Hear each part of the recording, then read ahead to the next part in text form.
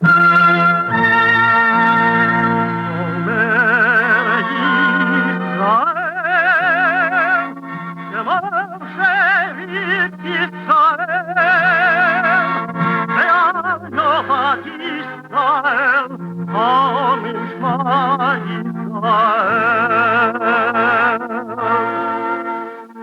the Lord spake unto Moses, saying, Command the children of Israel that they bring unto thee pure oil olive, beaten for the light, to cause the lamps to burn continually in the tabernacle of the congregation. And it shall be a statute forever in your generation.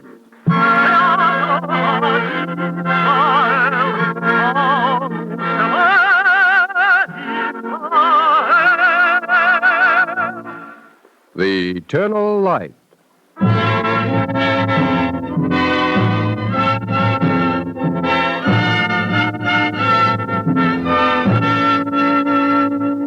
The National Broadcasting Company and its affiliated independent stations make free time available to present The Eternal Light, a program which comes to you under the auspices of the Jewish Theological Seminary of America. Today's program, The Rabbi Hillel, was adapted by Peter Lyon from an original story by Rabbi Eli Pilchik.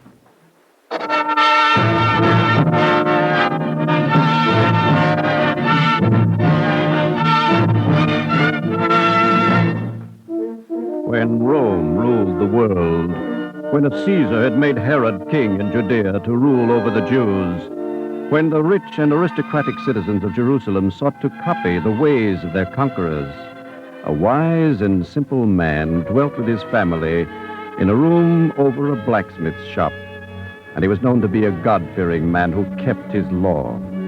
And it happened that one day there came two rich young men of the town on their way from the gymnasium.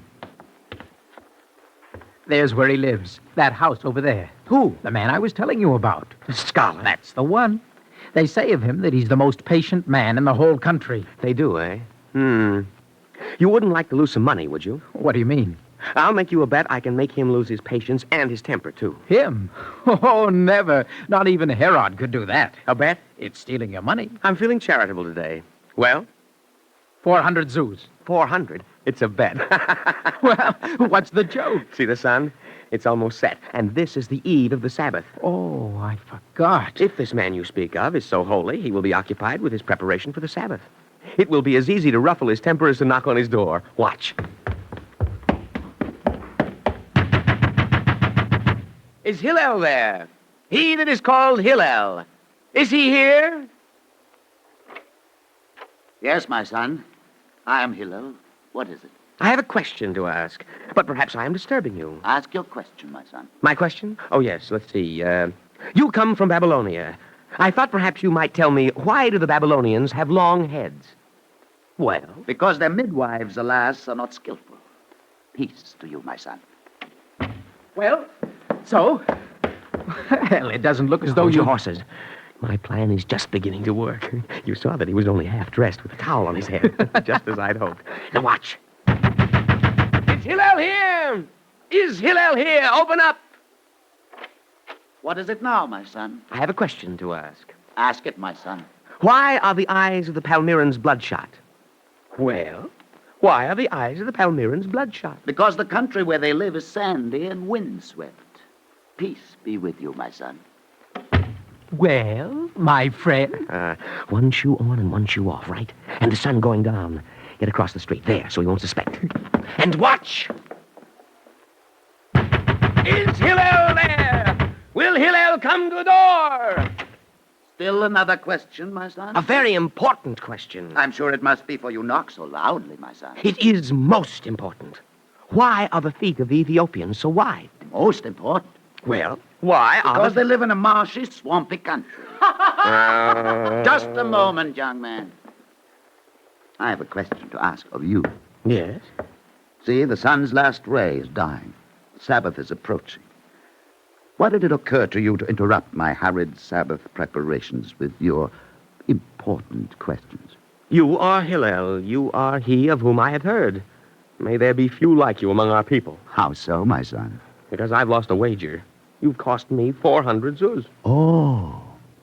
Well, Still, you are the richer, my son. For haven't you learned something of the meaning of patience? Yes, that's true enough. It is written, he that is slow to wrath is of great understanding. But he that is hasty of spirit exalts folly. A good Sabbath to you, Master Hillel. And great peace.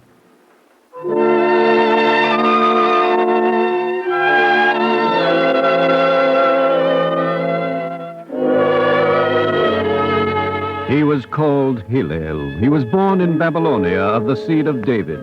With his family, he had traveled west back to Jerusalem to the Holy Mountain so that he might study the Torah with the two greatest teachers of their generation, Shammai and Absalom. For his bread, he worked in Barnapacha's smithy, and Barnapacha paid him 1 dinar, about 25 cents each day. Hillel, Yes? is this why you've brought me and our children to Jerusalem, so that you may work at the blacksmith's trade? We must eat, my dear. Yes, and you may become the best blacksmith in all Jerusalem, but was it for that we came here? Or was it so that you might learn Torah from Shammai and Absalom every day of the week? It is not so easy, Ruth. At the school where they teach, a man stands at the door, and from each student he takes each day 1/2 of a silver denarium. Oh, Which would leave from what Barnapacha pays me just the other half on which to live. yes. And it would be enough. It must be enough. But- Give the doorkeeper the money, Hillel. Go. Sit at the feet of your masters while God gives them breath. Go, study. We shall manage. We shall manage.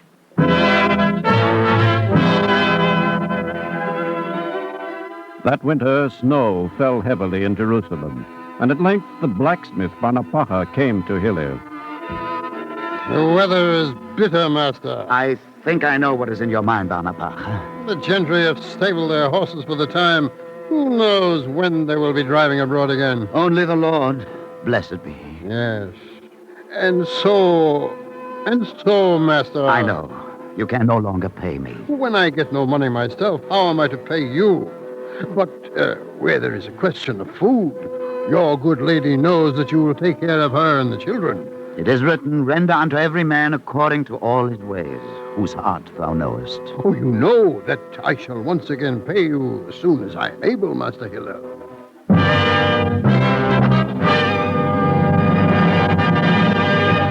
Why, he's fainted from cold and hunger. Here's oil. Here, rub his arm. His hands, his face. What is it? Oh, A fine thing, standing outside in the snow and with no heavy cape either. Italian.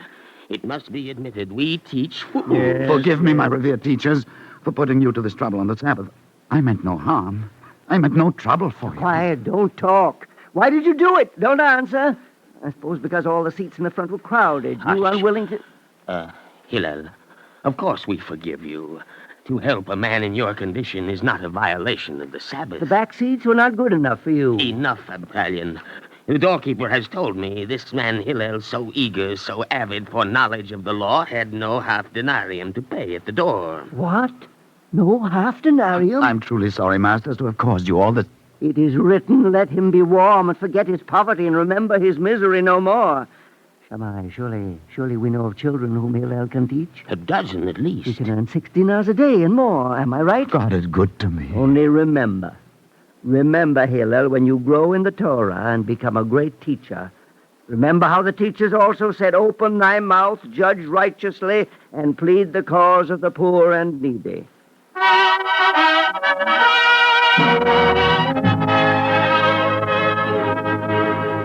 Hillel taught. He taught Israel to love with all 9 measures of her wisdom. And his fame spread abroad. The old and the young came to sit at his feet. There even came one day a Roman clad in a scarlet cloak richly embroidered, who leaned with studied grace against the door of Hillel's home and drummed his fingers and eyed the teacher reflectively. I am Octavius Flavius.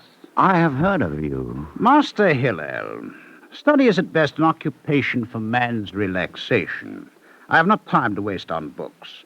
But I'm told you are wise and a teacher. So I am led to demand of you, teach me your whole Torah while I stand on one foot. You look like a bright-feathered heron, Octavius Flavius. Perhaps it is too windy, your Torah, too wordy, too complex, perhaps? It can be taught you, Octavius Flavius. Listen. That which is hateful to you, do not to your fellow man. That is the whole Torah, my friend. The rest is commentary.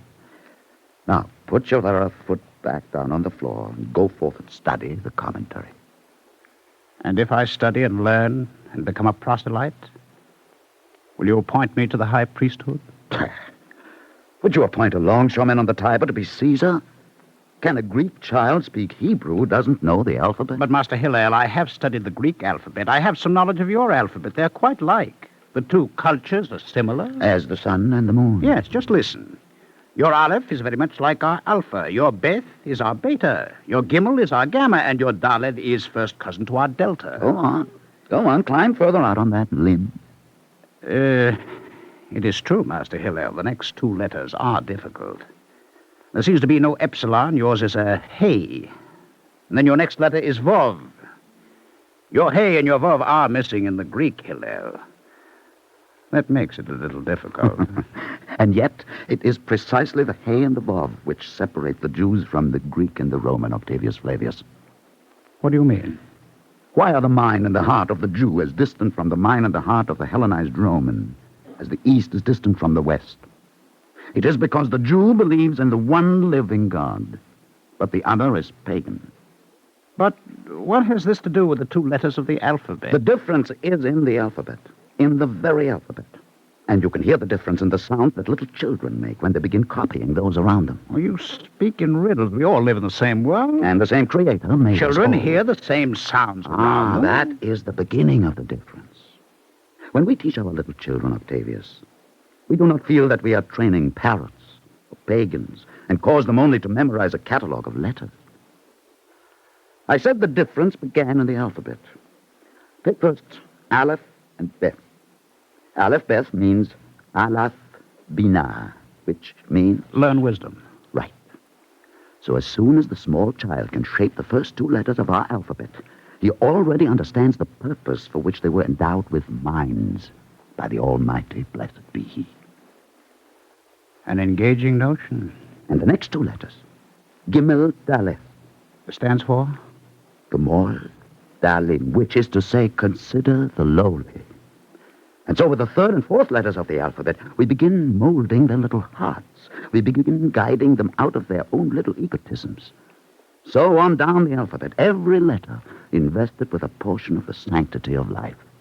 What about the hey and the vov, Hillel? You said that in those two letters was the difference between East and West. Ah, yes, there is the essence of the difference. But first, the first four must be mastered before these two can be understood.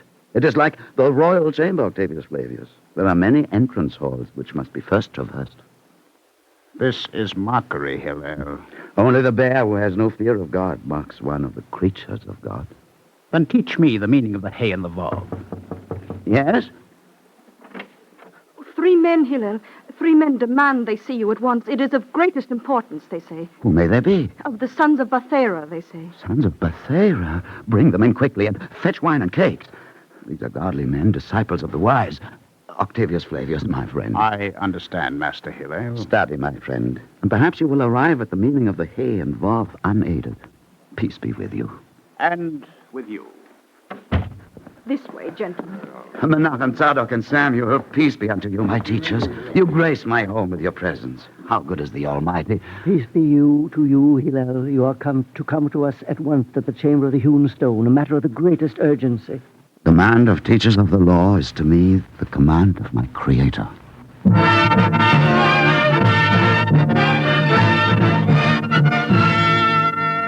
Quickly to the temple, up a flight of marble steps, and into the chamber of hewn stone, where sat 18 of Israel's seers, on benches ranged in a half-moon. This was the high court, the Sanhedrin. And Hillel stands in the middle as the sage Menachem speaks. Hillel, here are the sons of Bathera, the preservers and sustainers of the Torah. We have meditated day and night, and we have rendered decisions in accordance with the laws of Moses. Although we fear the Lord and serve him with all our hearts, his light is veiled from us at times, and we know not how to instruct Israel. We have called you hither to help us. My masters. The wisdom of your teaching is known to all of us, Hillel.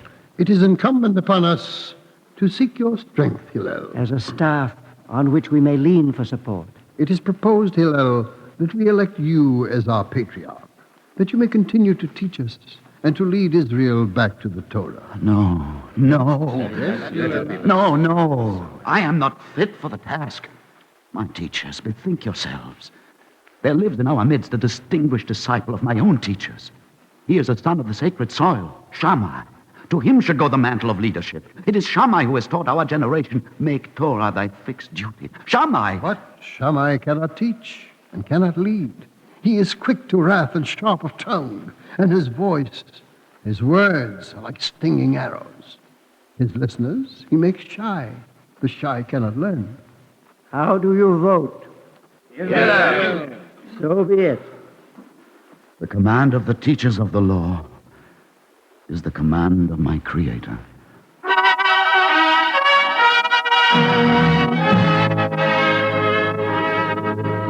And so Hillel became the president of the court, the patriarch of Israel.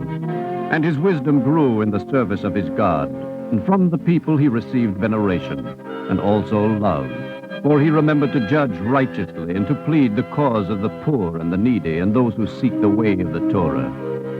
And one day, as he arose from his prayers, he was told he had a visitor.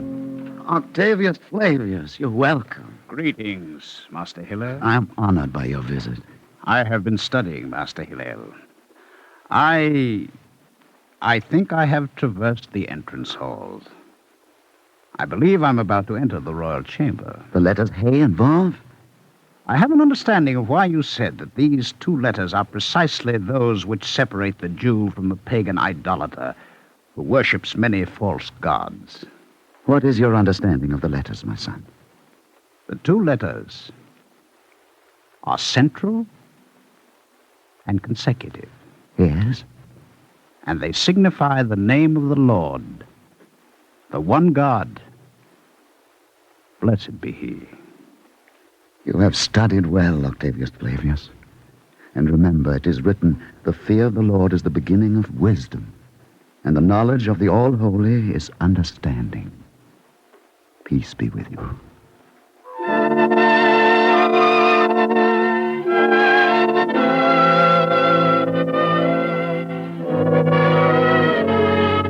And the prayer, peace be with you, was no empty wish, for the times were troubled, and King Herod held his throne by violence and blood.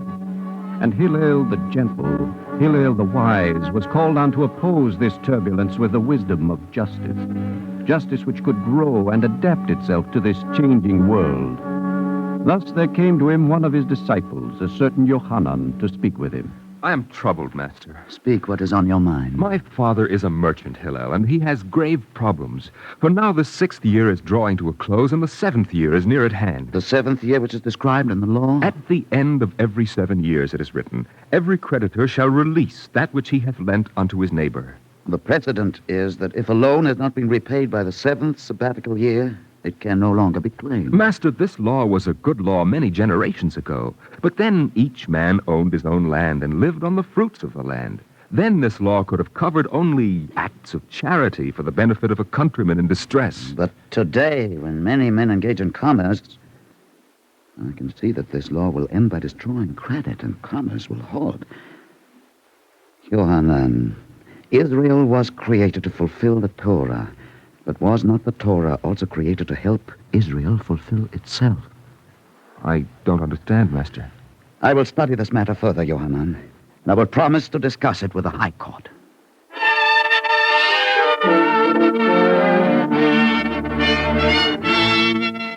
A teacher is wise when he will not be tyrannized by words, when he will seek and find the way to make of his difficulties a sure strength.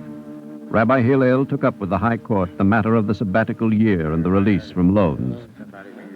The law is most clear and distinct, Hillel. And yet we recognize the need for redress. What redress can there be? The law is the law. It must be obeyed. Yet there is a way out of the difficulty. Tell us, Hillel. The law is explicit. At the end of every 7 years, every creditor shall release that which he hath lent unto his neighbor. How can there be redress? My ruling is this. If the creditor hands over to a court of law a document making the indebtedness over to the members of the court, then it will be his right to claim the debt through the court, even after the end of the 7th year. The intent is good, but it's an evasion of the letter of the law. But what of the basis of the letter of the law? It, too, must be maintained. Now, this discussion provides just one more example of the illogic with which you approach the law. Was the Torah not given to us for the good of man? My formula considers the needs of both sides. It will protect both the creditor against the loss of his property and the needy from being refused a loan. Now, hear me. You have gathered not learning, but arrogance. Were you not forced in the day of your disgrace to choose me, who came from alien Babylonia, to become patriarch over you rather than one of your number? And what was the cause of such a disgrace but your own indolence, your own refusal to serve as disciples the two greatest men of the generation, Shammai and Absalom? The day of your disgrace, when you helplessly turn to me, will not be... Hillel. What is it? It was you who finally settled the argument as to whether Passover overrode the Sabbath. Would you refresh my memory on one other particular? If a man forget his knife for the slaughter of the Paschal lamb, may he return to get it or not? I have forgotten this law. The court will rise now until tomorrow.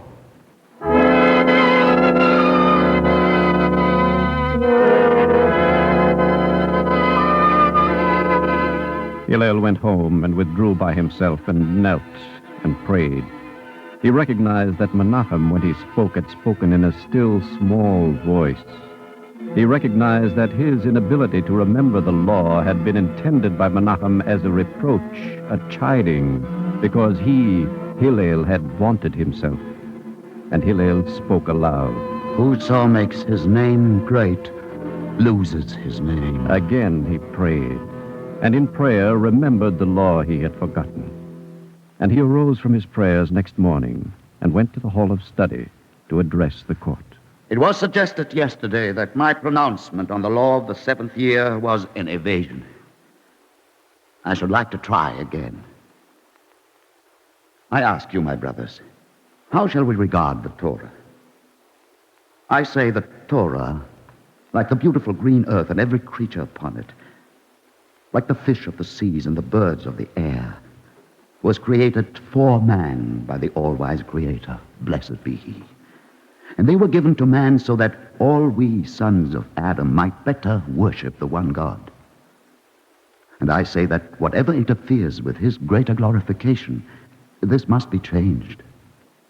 Would we have a Torah which is like a querulous old grandfather, dictating impossibilities to his household and thereby driving them to distraction and hatred?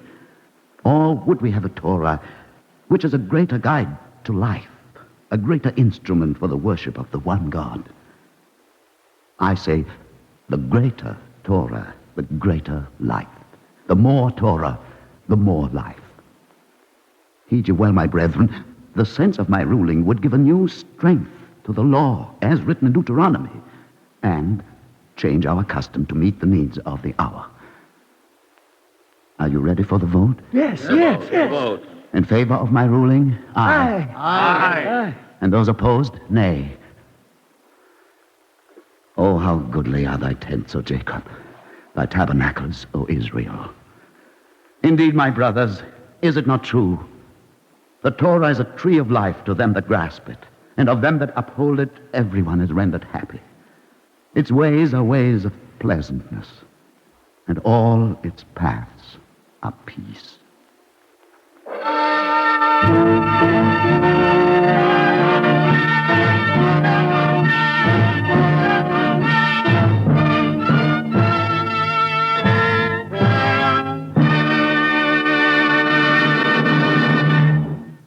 If you would like a copy of today's script, please send your name and address with 10 cents to cover the cost of postage and handling to the Jewish Theological Seminary of America, 3080 Broadway, New York 27, New York. And now we take great pleasure in presenting Rabbi Ira Eisenstein, leader of the Society for the Advancement of Judaism and Vice President of the Rabbinical Assembly of America, Rabbi Eisenstein.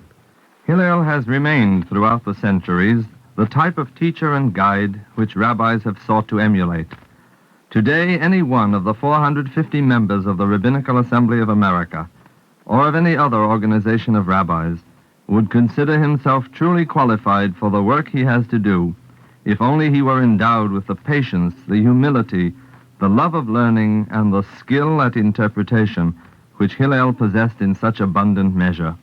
I mention the Rabbinical Assembly of America particularly because yesterday in hundreds of synagogues throughout the land, congregations observed National Rabbinical Assembly Jubilee Sabbath in recognition of the 50th anniversary of the establishment of this organization, composed mainly of the graduates of the Jewish Theological Seminary. This body of men is dedicated to the same ideals which moved Hillel 2,000 years ago. They, too, are dedicated to the sacred tradition of Torah, to that corpus of law and custom which has been the life of the Jewish people and the length of their days. And like Hillel, they believe that the tradition must develop and grow, ever adapting itself to the demands of life. For the Torah, they say, with Hillel, was made for man, and not man for the Torah. How to maintain the fine balance between tradition and progress, between the old and the new, between adherence to principle and adjustment to conditions, this has been the chief preoccupation of the Rabbinical Assembly of America. This organization, together with its sister organization, the United Synagogue of America, and the alma mater of most of its members, the Jewish Theological Seminary, together constitute what is known as the conservative movement. If we wish truly to resemble Hillel, we must be humble and admit that the movement after 50 years stands but at the threshold of its historic task. But again, like Hillel, we are prepared for a long and difficult path ahead, and we are patient. We religious leaders will need in the days to come all the humility, patience, and knowledge we can muster. And above all, we shall need to think together, plan together, work together. On this Jubilee, the Rabbinical Assembly pledges itself to cooperate with all religious groups which seek to reinstate brotherly love in this world of strife. Thank you, Rabbi Eisenstein.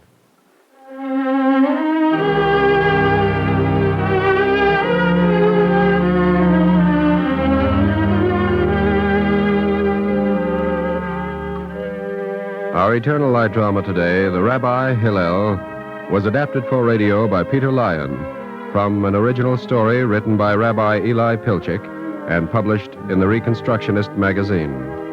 The music was composed and conducted by Morris Momorsky.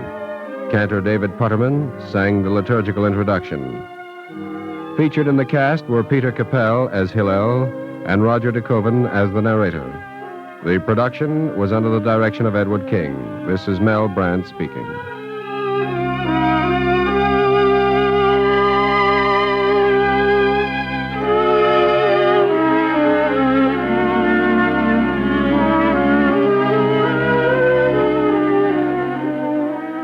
Free time to present the Eternal Light is made available by the National Broadcasting Company and its affiliated independent stations.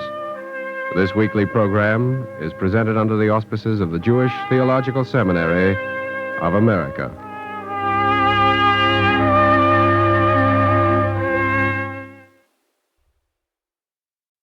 In the literature of the world, in words already written 2,000 years ago or yesterday, there are segments that stand like peaks in the plane of time, belonging as much to the present as to the past. This is the first in a series of programs drawn from the fullness of this timeless literature.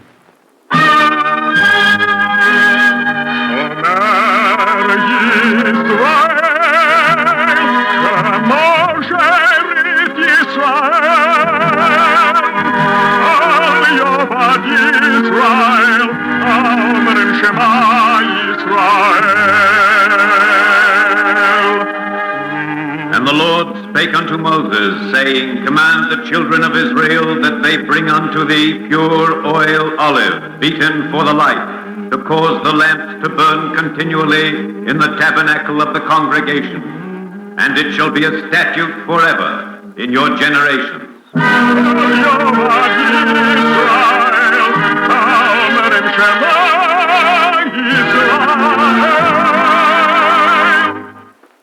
Eternal Light.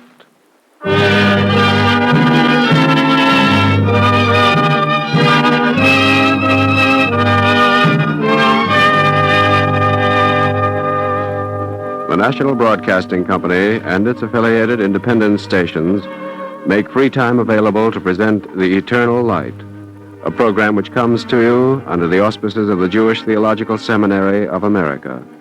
Today's program, Judith, is based upon an apocryphal book of the Bible and was written by Joseph Mindell. It is presented in observance of the Jewish Education Year.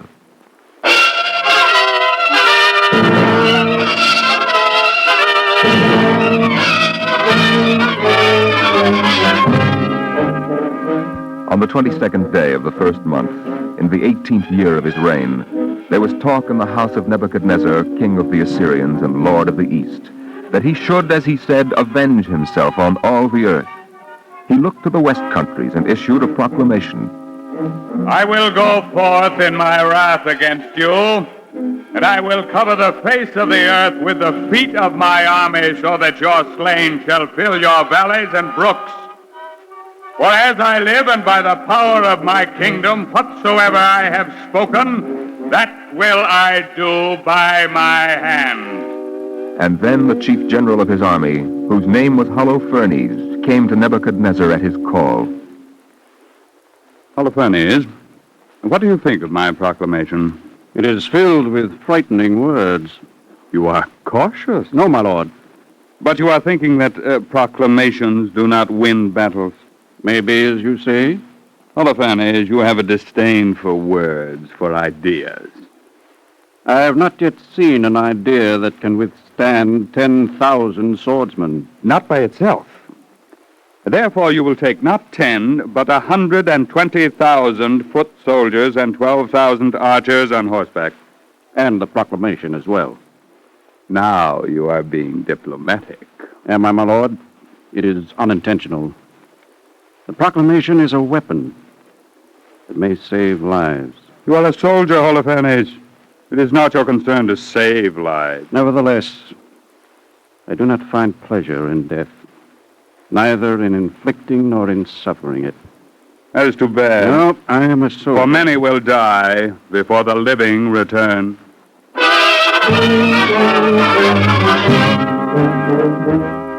Holofernes led his army forth out of Nineveh, and he went over Euphrates and through Mesopotamia.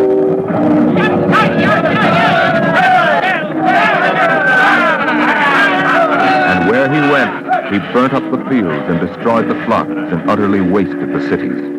And death went with him.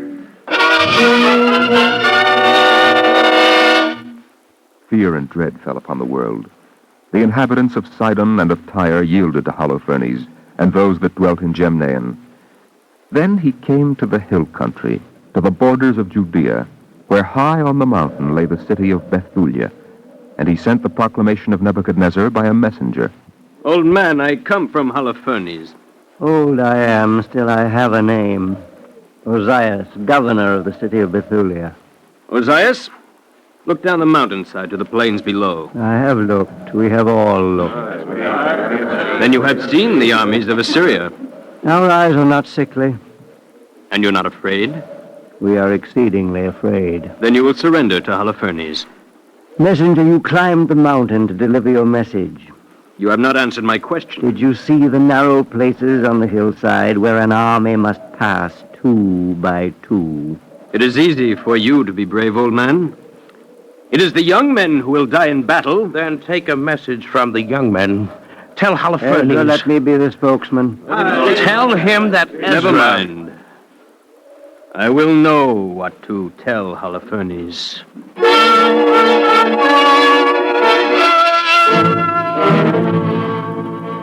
What kind of people are these, the children of Israel? They must be of simple minds or out of fools, Holofernes. Neither, Begoas. They're afraid, yet they do not yield. What does it matter? They will be devoured by your army. Still, I would like to understand. Captains of Moab and of Ammon, You have lived near these people. Can you tell me who is their king and why they have not come to surrender? No one? My lord. That is Achior, the Ammonite. Speak, Achior. Holofernes, let us march around Judea. It is a small country, barren and poor in spoils. I did not ask your advice. Tell me what you know. If I speak the truth, you will be angry. No, only if you lie. My lord, do not ask me. I do not. I command you. Then I must speak.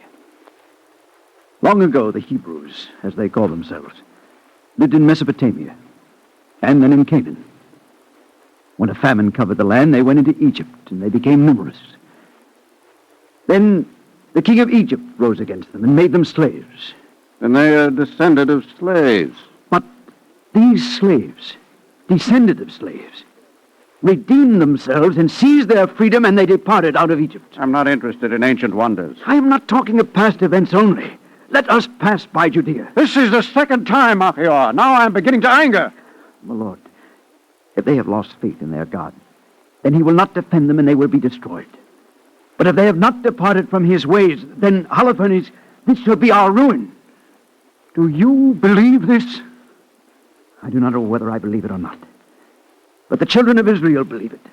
And that may be more important. Listen, Achior, and remember my words. Who is God but Nebuchadnezzar? And what is his power but the armies you see? I have acknowledged it. I carry Nebuchadnezzar's proclamation and his image, but when I go into battle, what is his proclamation but words? And his image but paint? There is strength in words and in images. Be still, there is no strength except in swords and in spears. Argoas. Yes, Holofernes. Make him a prisoner. You want him killed? I have told you the truth, Holofernes. Have you? Then it is so much the worse. Argoas, bind him and have him taken to Bethulia. Let the God of Israel protect him.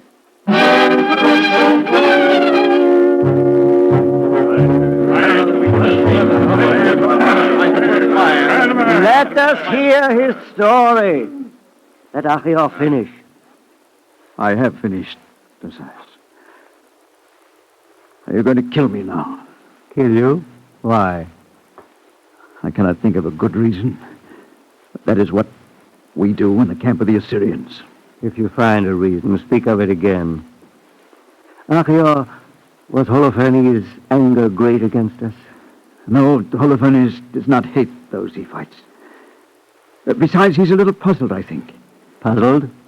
That you do not either run nor surrender.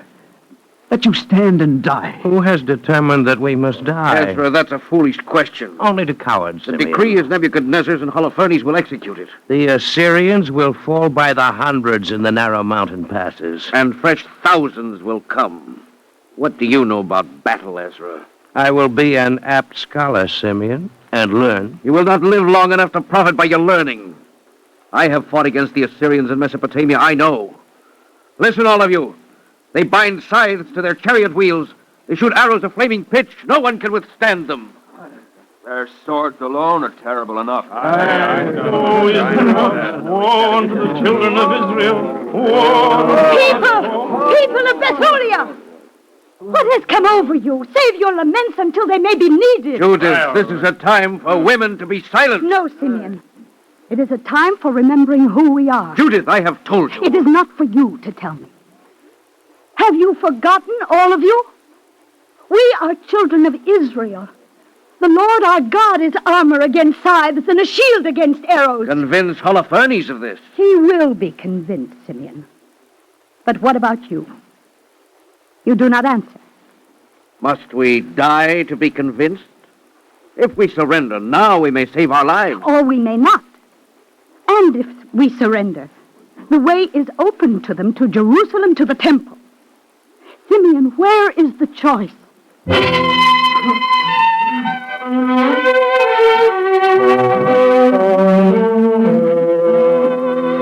Judith was a widow, a woman of goodly countenance and great in deeds. There was none to give her an ill word, for she loved God greatly and spoke with a good heart.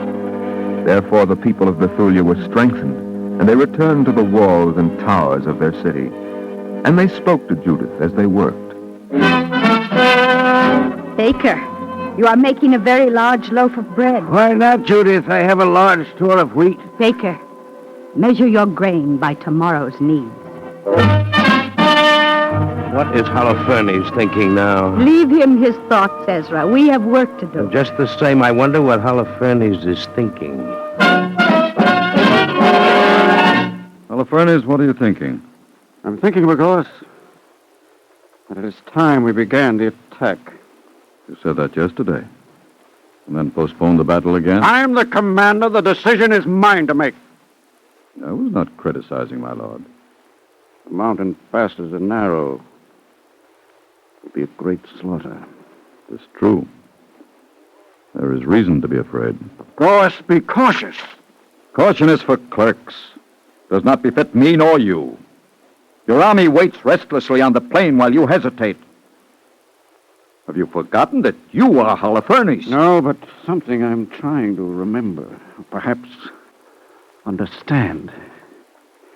Bagos, did they find Achior where you left him, near Bethulia?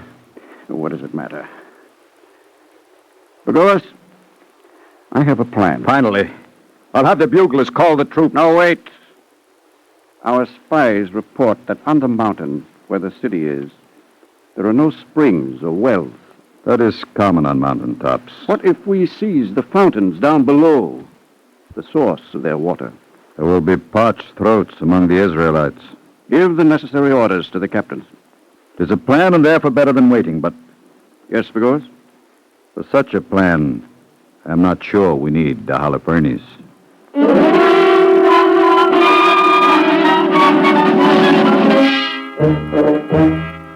So the army of the Assyrians took the fountains of the waters of the children of Israel, and Bethulia was compassed around about, and there was no way to escape.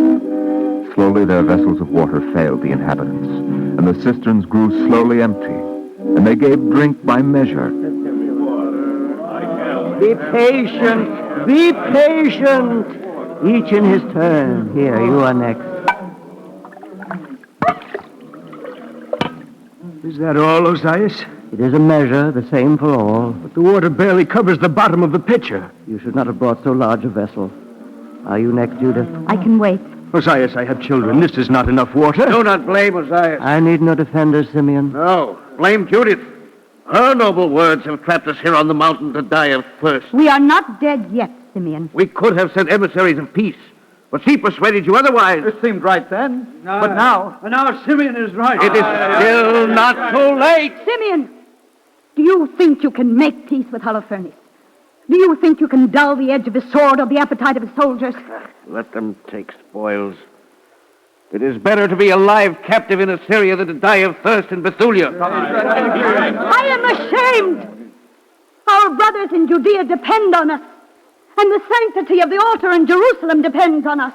And you die before you are dead. Close your ears. Do not listen to her. Have you forgotten what things the Lord our God did to Abraham, and how he tried Isaac, and what happened to Jacob? And if he is silent now, nevertheless he has not tried us in the fire as he did them. Why do you have so little faith? Children of Israel, why so little faith in God, in yourselves?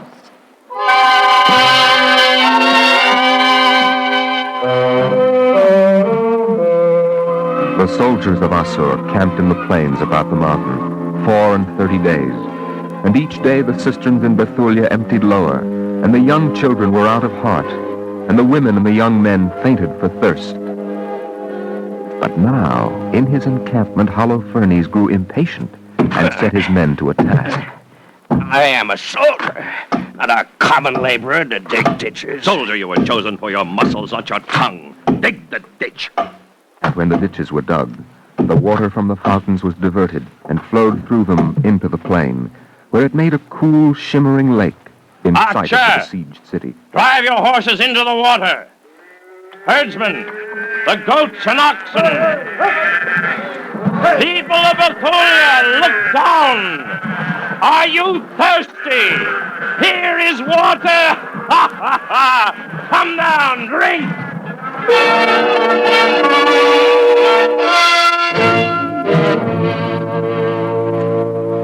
Did you see Ozias?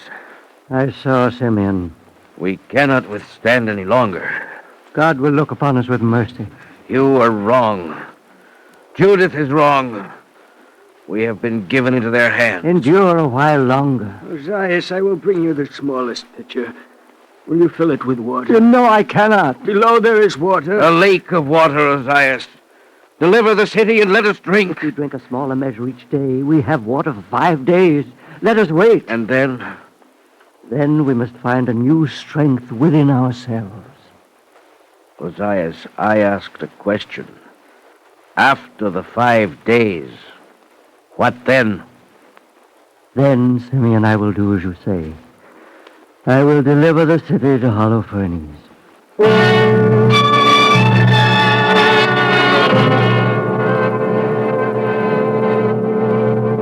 Ozias, what have you done? Why did you promise Simeon the surrender of the city? I was compelled, Judith. The people are desperate. You cannot even know what another man thinks. How can you know the purpose of God? But, Judith... If he will not help us in these 5 days, he has the power to defend us when he will, or to destroy us completely. Then perhaps we are 5 days before destruction. Ozias, God is not like man that he may be threatened. I was one against many. What could I do? Ozias, one and many are the same in his eyes.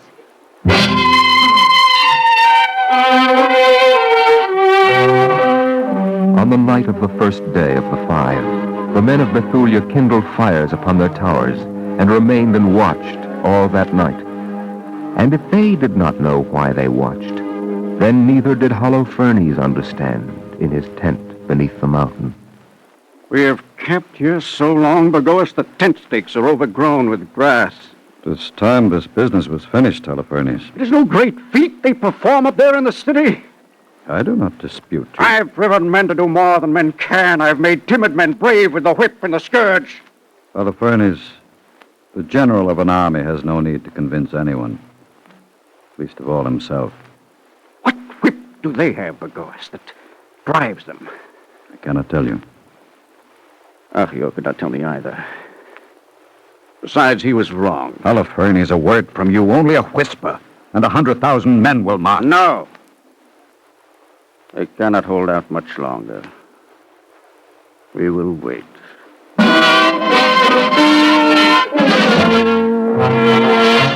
We cannot wait, Ozias. What else is there to do, Judith, but wait? Wait and pray. No. We pray in order to know where our strength is. Relief will come to us not only through our prayers, but from our deeds. There is nothing one can do. You are one against 100,000. I am one, and I know what I must do. Ozias, tonight I will go through the gates of the city. Judith, this is madness. I will go down into the plain. What will you do? Do not ask me. Whatever is necessary, I will do. They will torture you, kill you. That which happens to us is not the worst. We cannot help it. But that which we ourselves do out of our own decision may be more terrible. Ozias. Yes, Judith.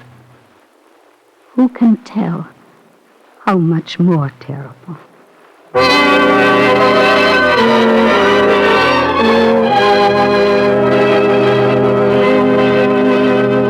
Holofernes, do you want a lamp in your tent? No. Darkness helps understanding. Bagoas, you said a whisper would be enough. At last. When do we attack? Tomorrow, as soon as it is light. Tonight, double the guards and the watchmen. There is no danger. There is, but they will not know it when it comes. Nevertheless, give the order. Bagoas. Yes? I had a dream. Even Holofernes' dream. There was a chariot and 2 horses, mad with fear and with death. And the driver? There was no driver. But there was a woman. A woman of the Hebrews. Let me leave the lamp. Yes, leave it. I will wait in my tent. What are you expecting, Holofernes? I'm expecting nothing. But perhaps understanding will come. Perhaps an end to questions. Whatever it is, I will wait.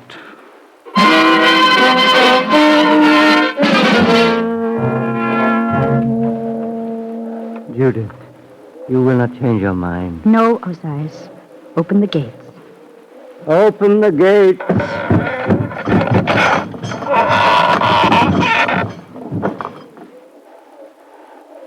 Hear me, O Lord, and give me strength.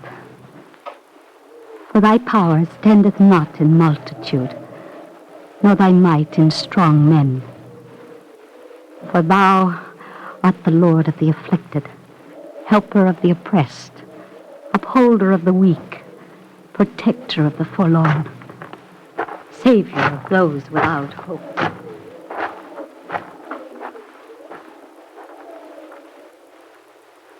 Osiris. Yes, Ezra. Strangely, my weariness has fallen away. I know. Even the thirst is less. Judith has gone through the gate, and therefore our throats are less parched. Let us go back to the towers and take up our weapons again. We have found a new strength. We have remembered. Come, Osiris. We have remembered the exodus out of Egypt. We have remembered that we are Hebrews.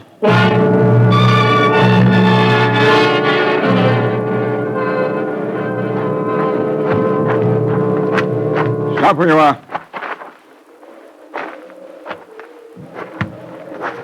A woman. Don't touch me. You startled me. Take me to your general. Not all who ask can go to him. Take me to Holofernes. What do you want with It him? is a matter I will reveal to him. What matters of such import? It concerns life, or perhaps death. Stop talking in riddles. Whose life, whose death? Maybe yours, or mine, or maybe Holofernes. Strange woman. Who are you? Take me to Holofernes. First, answer me. Who are you? I am a woman of the Hebrews.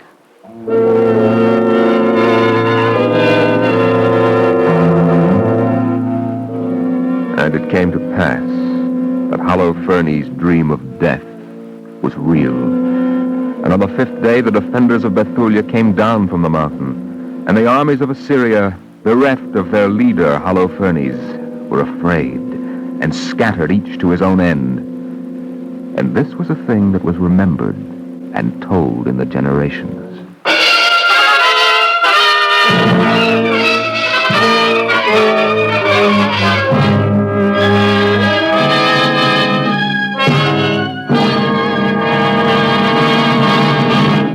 If you would like a copy of today's script, please send your name and address with 10 cents to cover the cost of postage and handling to the Jewish Theological Seminary of America, 3080 Broadway, New York 27, New York. And now we take great pleasure in presenting Mr. Michael A. Stavitsky, President of the American Association for Jewish Education and Vice Chairman of the Board of Overseers of the Jewish Theological Seminary. Mr. Stavitsky. A passage from the stirring dramatization of the apocryphal story of Judith is pertinent to my brief message on Jewish Education Year. I quote, "If they have lost faith in their God, then he will not defend them, and they will be destroyed." In these days of turmoil and confusion, some nations and people seem to be losing their faith in God. As a consequence, they are losing their trust in each other, instead of continuing together the age-old uphill struggle towards the biblical goal of a life of justice, truth, and peace for and among all mankind. We of the United States have not lost faith in God. From the earliest days, our founders and people looked to the Word of God for guidance and inspiration. Proclaim liberty throughout the land unto all the people thereof. These holy words from the Bible are inscribed on our Liberty Bell. To each American has been given the inalienable right and duty to maintain and foster religious and cultural differences as a means of strengthening the American way of life. It is in the spirit of this great American concept that 1950 was designated Jewish Education Year by the American Association for Jewish Education. We are bringing Jewish Education Year to a close this very weekend with a national conference on Jewish education. 32 national Jewish organizations cooperated with the American Association in planning the conference, and over 1,000 delegates from national organizations, synagogues, schools, centers, and central community organizations are now meeting in New York. It is our hope that as a result of this conference, a beginning will be made in working out a cooperative program of education, which will establish truly effective educative instruments in the Jewish community for transmitting and developing the heritage of Jewish culture and ideals to the generations, and will develop Jewish education as an effective reinforcement to our public school system in teaching principles and programs of democratic society as defined in the classics and traditions of Americanism. The American Association for Jewish Education, dedicated to these high purposes, ever strives to bring to our youth those elements of faith which will endow them with inner security to be able to face these critical times unafraid and constructively. Thank you, Mr. Stavitsky. Our Eternal Light drama today, Judith, is based upon an apocryphal book of the Bible and was written by Joseph Mindell. It was presented in observance of Jewish Education Year. The music was composed and conducted by Morris Momorsky. Cantor Robert Siegel sang the liturgical introduction. Featured in the cast were Charlotte Holland as Judith and Roger DeKoven as Holofernes. The production was under the direction of Edward King. This is Mel Brandt speaking.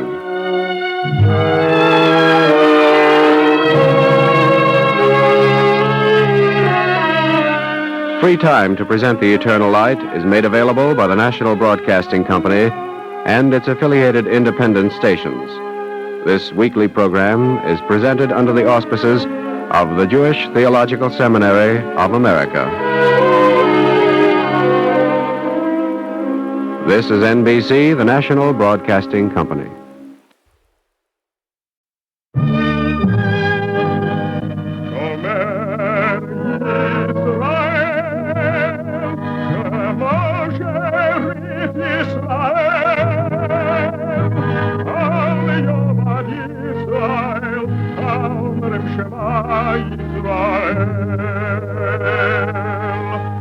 And the Lord spake unto Moses, saying, Command the children of Israel that they bring unto thee pure oil olive, beaten for the light, to cause the lamps to burn continually in the tabernacle of the congregation. And it shall be a statute forever in your generations.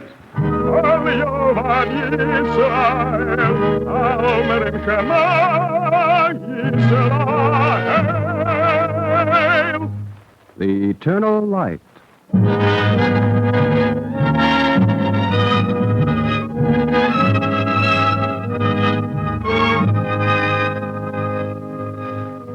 The National Broadcasting Company and its affiliated independent stations make free time available to present The Eternal Light, a program which comes to you under the auspices of the Jewish Theological Seminary of America. Today's program, The Camel and I, starring Sam Levine, was written by Morton Wishengrad and is presented in commemoration of the Golden Jubilee of the Jewish National Fund, which is currently being celebrated throughout the world, and the observance of Tu B'Shvat, the Jewish Arbor Day.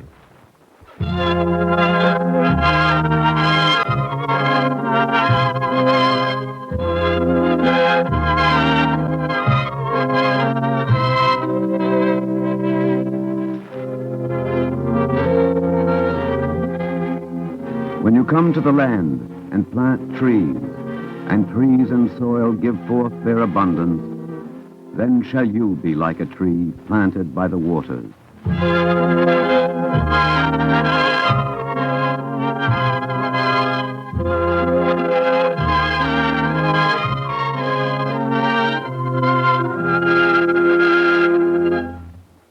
The name that he gave us was Reuben Aroni.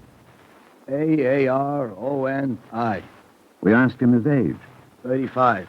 The place of his birth? Budapest. His last address? Cyprus.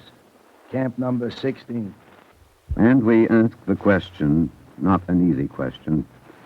No relatives. The answers were already written down on the card he had brought from Haifa, but asking them again was a way of opening the conversation. When the questions were done with, it was Gordon who spoke. Aroni, is there anything you'd like to ask us? No. Well, I'm sure you must have some curiosity about our settlement. No. When you arrived at Haifa, you asked to come here, didn't you? Yes. Why not a settlement in Emek Jezreel? Why not in the Negev? Why here? There's a place. Care for a cigarette? Thanks.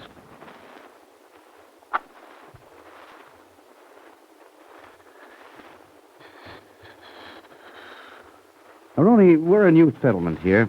As you probably noticed, we're on a shelf of sand between a swamp and a couple of hills of gravel. We've treated the swamp so that there's no danger of malaria, but that's about all. The land probably isn't much good, but it was bought for and paid for, and it's land. Who'd be crazy enough to buy it? The Jewish National Fund? Why, this land? Because it is this kind of land. They don't buy land, they redeem it. Anything else I can tell you? No. All right, Aroni, I'll show you to your place to sleep. Thanks. I guess you're pretty tired. Since 1939. You'll have a night's sleep. I don't sleep well. You'll sleep here. Israel is the end of the line for you. Take 2 blankets and a pillow. Aroni, when people come home, they don't have to be frightened anymore.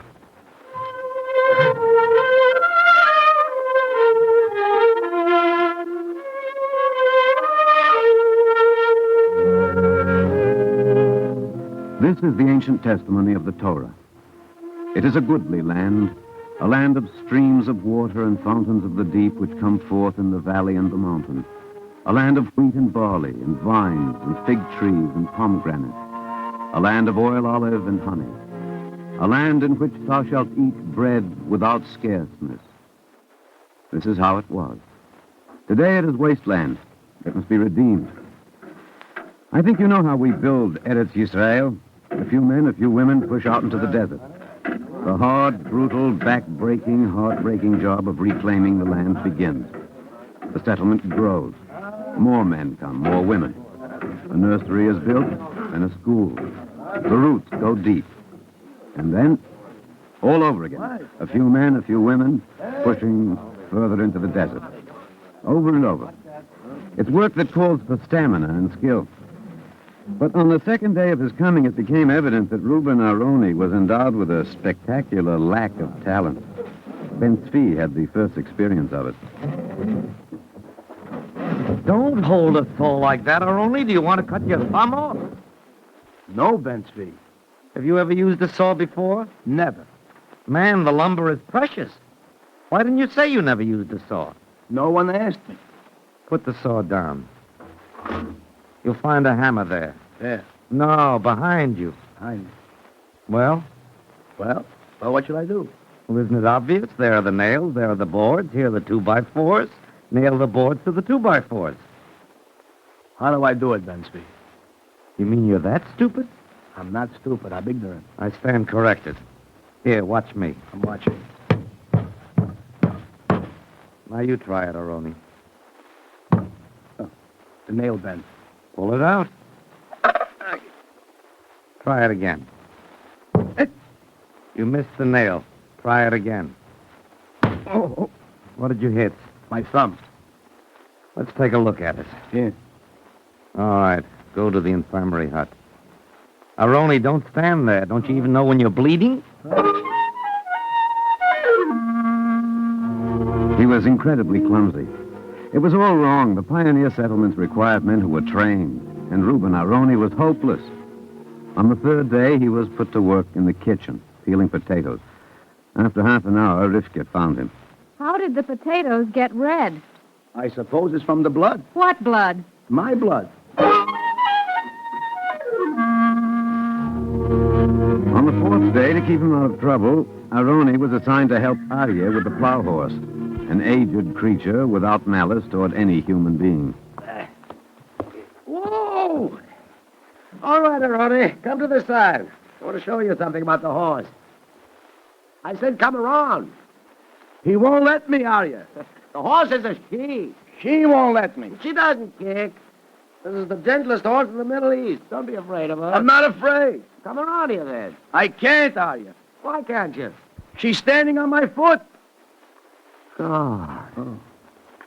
Get up! Whoa! How did that feel? Nothing seems to be broken.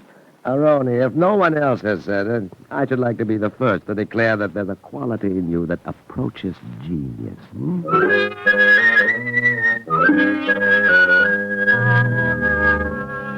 On the fifth day, a day when elsewhere in the world there was some discussion about permitting the establishment of a Jewish state in the land of Israel, some of our neighbors gathered to protest the current of events.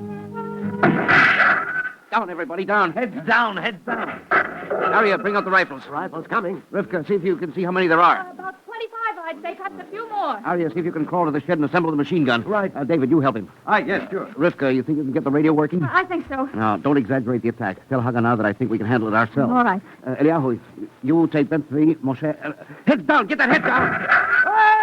Aroni. Oh, yeah, it's me. Man, haven't you even got the instinct of self-preservation? Rivka, sit him down and see to his wound. He can't sit down, Gordon. That's where he's been hit. The mistake was yours, Gordon. You only said heads down. Rifki, you stay here. I'll take care of Aroni. Crawl this way, pal.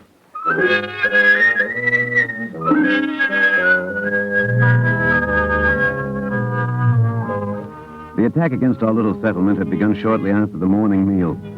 The firing continued until Arya and I managed to assemble the machine gun Gordon had prudently remembered to bring along. That brought an end to the little flurry. The attackers left in some haste.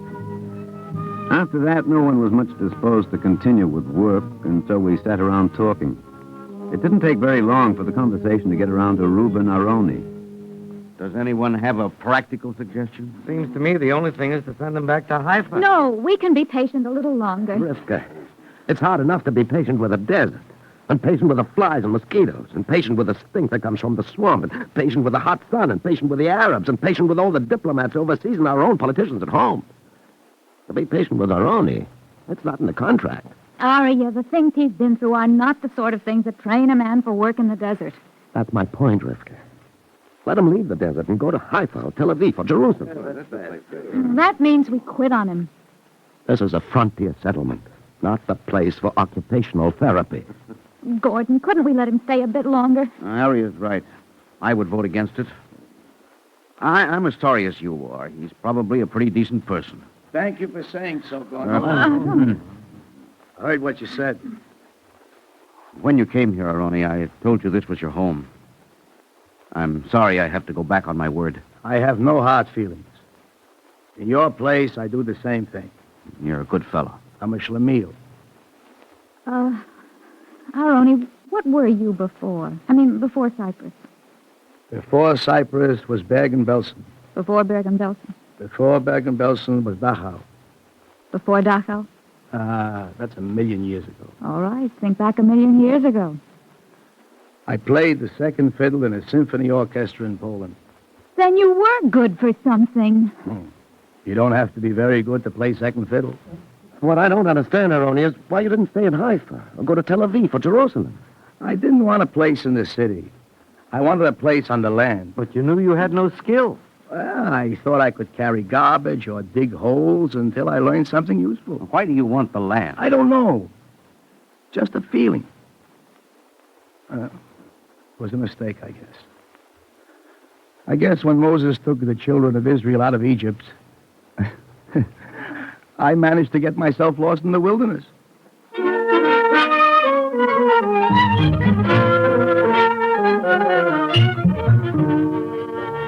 Early the next morning, Arya came to report that Aroni had disappeared. His things are gone. He must be trying to walk all the way back to Haifa. The lunatic, he'll be walking through hostile territory. They'll kill him. And so we went out to find him. Ben Tzvi found him on the other side of the swamp. Look! Look what I got! A camel! In the name of all the prophets, the rabbis, and the sages of the first Sanhedrin. That's an idea. We could call the camel Sanhedrin. Where did you get him? From the Arab. What Arab? One of the Arabs who shot at us. Why didn't he shoot at you? He had no bullets left. Then we talked sign language, and I traded with the Arab my satchel and all the clothes for the camel. Even the United Nations wouldn't believe that. I can't help it, Ben Zvi. It's the truth. Aroni, the whole thing is ridiculous. I've been here for years. I've never seen a camel. Here's a camel. What are you going to do with him? He can carry a half a ton of gravel on his back. So? So, the camel and I can carry gravel from the hill over there to the swamp over here. We can line the bottom of the swamp with gravel and then build walls on 4 sides so we can grow fish. It'll be a fish factory.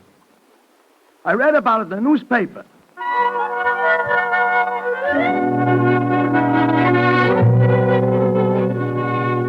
We had a meeting, and the timid consensus of opinion was that Aroni and the camel could stay. Mind you, it's only for a trial period of 2 weeks. Thanks. Come on, Sanhedrin, to the gravel heap, to the Of gravel all heap. beasts of burden, the camel is the most savage. He isn't tame, he's only stupid. But somehow Aroni managed to get him to work. I make up songs for him. It was Arya who overheard one of the songs. Say the words again. The words aren't much. Say them. Oh, my camel, you are my comrade as we work together with the gravel. How goodly are your tents, O Jacob, your dwelling places, O Israel. I don't want to seem critical, but the words don't go together. That makes no difference, just as long as they fit the music. Come on, Sanhedrin, there's lots of gravel, there's lots of work. Gamal, Gamali, Gamal, Gamali, Haveratali, Bezifzif. Gamal, Gamali, Gamal, Gamali, Haveratali, Bezifzif. I think that nowhere in the world have there ever been pioneers like ours. Elsewhere, those who have come to the land have found good soil and sweet water and tall trees growing. But we found a poor land, naked, neglected, eroded, without a tree, with hardly a blade of grass, parched for water, stony, tired.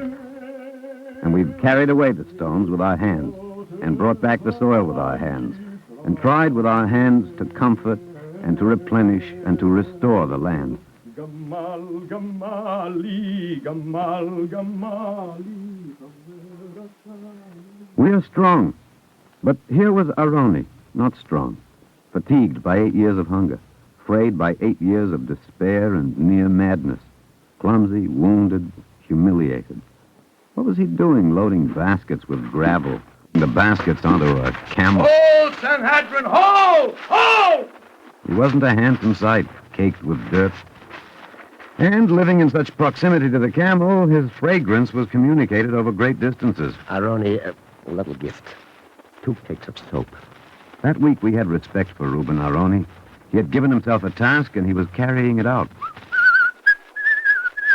Sanhedrin is a very musical camel. That's a pretty tune, Aroni. Yes, it's too bad you don't have a violin.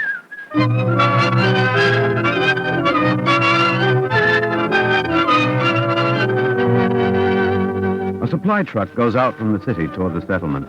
It carries cans of food, nails, a plow, medicine, sometimes a book, a pot to hold soup, or a flower. Sometimes a truck can even find space for a second-hand violin. Is it all right if... Sure. I haven't seen a violin for 9 years. I suppose this isn't much of an instrument. I thought I'd forgotten. Music. Doesn't sound bad. Aroni, we've been watching you. It's a good job you're doing. The camel and I. Here's the bow to the violin.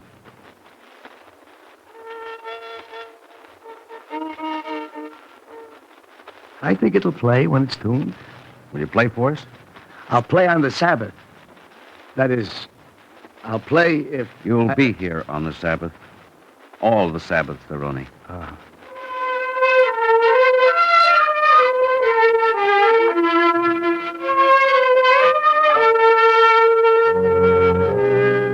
There's a terrible exhaustion that descends after the evening meal. Arms and legs are heavy. The head droops. Eyes are half-lidded.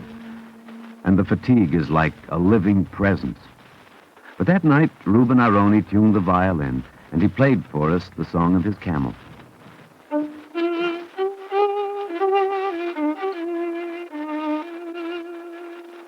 Gamal, Gamali, Gamal, Gamali, Chaver Atali, Bezefzef.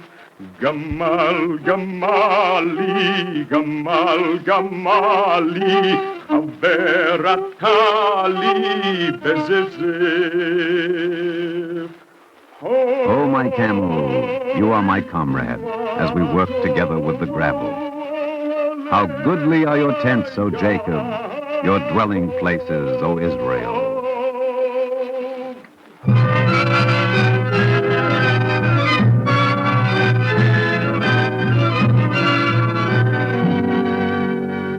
There in the desert, there was a gush of melody from Reuben Aroni, a man redeemed from the wilderness.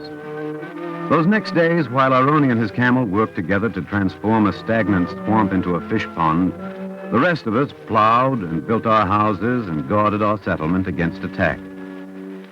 And slowly, our little settlement acquired a habit. Whenever Aroni and his camel passed a man in the field or a woman at work, there was always a greeting. Aroni, what's new? Just a fragment. Let's hear it.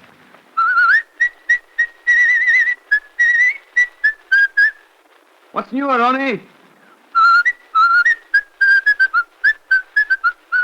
Melody seemed to come as easy to him as speech to another man. In the weeks and the months that followed, it seemed that even the smallest incident could produce a song. Ronnie, you look thirsty and hot. No more than always, Rivka. Oh, hold the cup. I'll pour. Thank you, Rivka. Bring your camel. I'll fill the bucket. Rivka. Yes? That's the same as Rebecca. Yes, Ronnie. How does it go in the Bible? I'm not sure. And it came to pass that the damsel was very fair to look upon. And the servant ran to meet her and said, "Give me to drink, I pray thee, a little water of thy pitcher." And Rebekah said, "Drink, my lord." And she gave him drink. And when she had done, she said, "I will draw for thy camels also, until they have done drinking." Oh, Ronnie, we laughed at you. Forgive us. No one laughed. Make the words into a song. I'll try, Rivka. Do it for me. Yes, Rivka. Thank you for the water. There is nothing so good for thirst as water.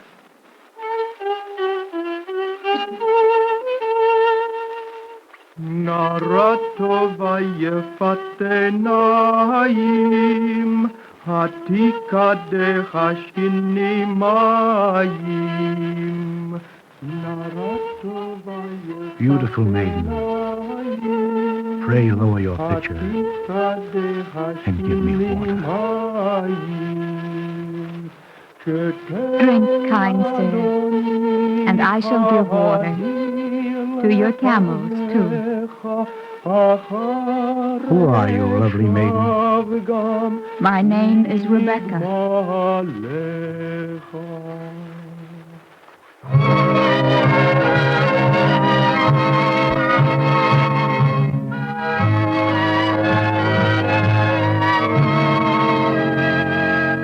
We are an outpost in the desert.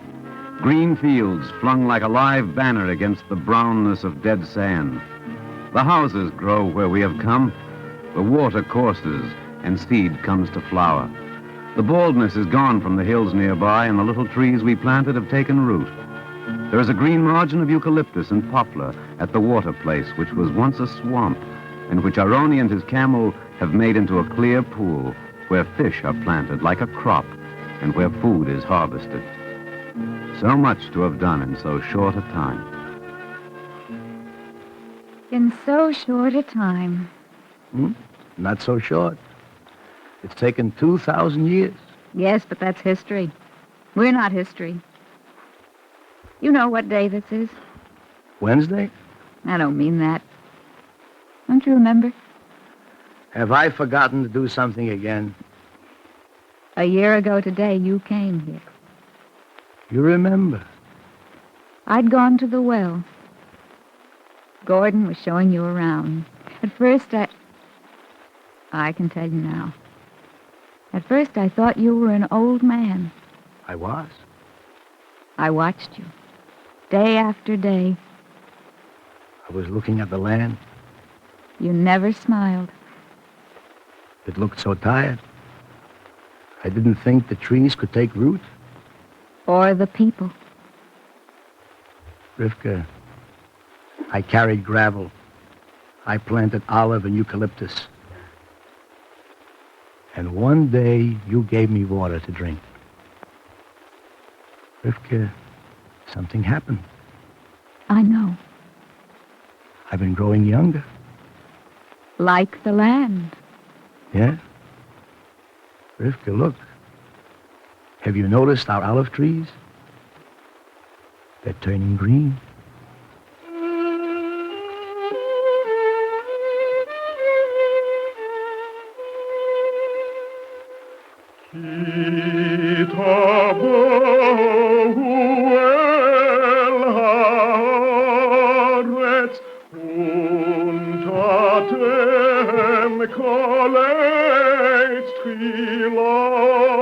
When you come to the land and plant trees, and trees and soil give forth their abundance, then shall you be like a tree planted by the waters.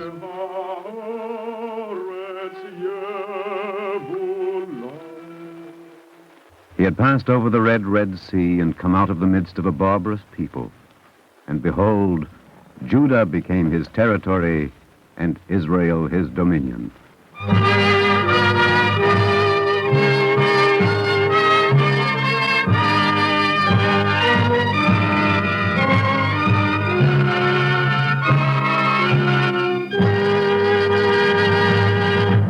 If you would like a copy of today's script, please send your name and address with 10 cents to cover the cost of postage and handling to the Jewish Theological Seminary of America, 3080 Broadway, New York 27, New York. And now we take great pleasure in presenting Rabbi Edward T. Sandro of Temple Bethel, Cedarhurst, Long Island. Rabbi Sandro. You have heard a deeply sensitive play depicting the love of a man for his soil and the release of creative faculties which the land gave him in return. With the rebirth of Israel, the newcomers from lands ravaged and robbed of their growth and beauty were themselves reborn. They restored the fertility of the country. They made barren ground and scorched hills bloom with rich foliage and shaded woods. In the process, they became younger. Their achievement, maturing out of idealistic yearning and self-sacrificing courage, their struggle to prove to nature and to a watchful world the productive capacities of a people, touches in its spirit an epic of the Bible. The Jew, no matter where he lives, has always had a deep regard for the trees and fruits which give man his daily nourishment. And just as we celebrate our Arbor Day in America, so centuries ago did members of the Jewish faith mark the New Year of the trees. The Talmud speaks of this New Year with the same reverence and respect as it does of the religious New Year or the historical New Year. The Jew was always aware of this mysterious interplay of forces which nature and man exercise upon one another. As long as such beauty and such resources are possible where men labor and cooperate, may we not hope for the time when every man will live under his vine and fig tree with none to make him afraid, when the marching feet of planters and sowers will replace the tramping of arms which burn the grass and flowers and bring disease and old age to the soil as well as to man. Let us pray for a return of men to a love of earth, not merely their own, but the earth of the Lord's and the fullness thereof, bringing growth and youth and peace and achievement to human beings everywhere. Thank you, Rabbi Sandro.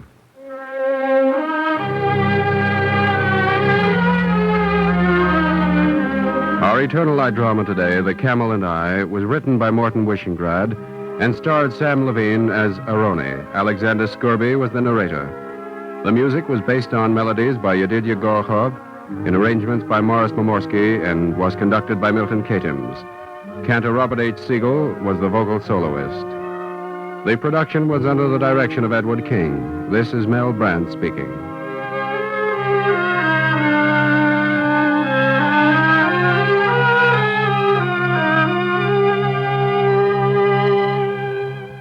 Free time to present The Eternal Light is made available by the National Broadcasting Company and its affiliated independent stations.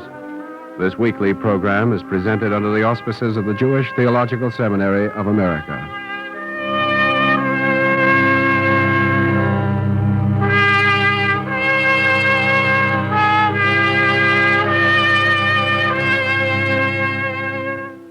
This is NBC, the National Broadcasting Company.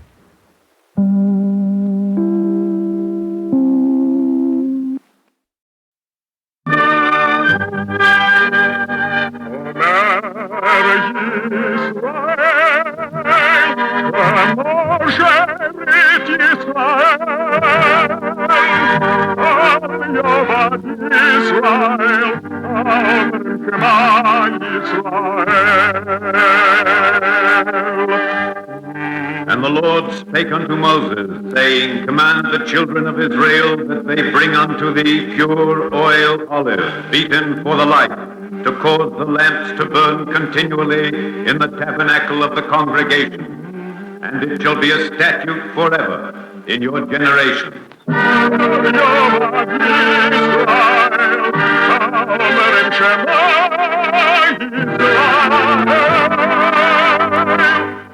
The Eternal Light.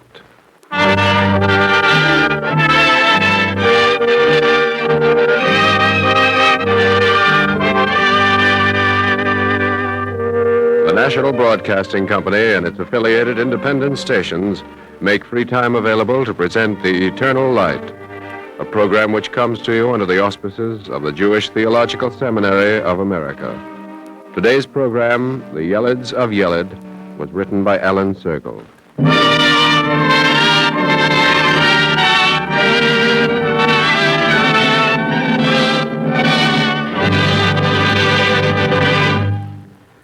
This is the story of the remarkable land of Yeled.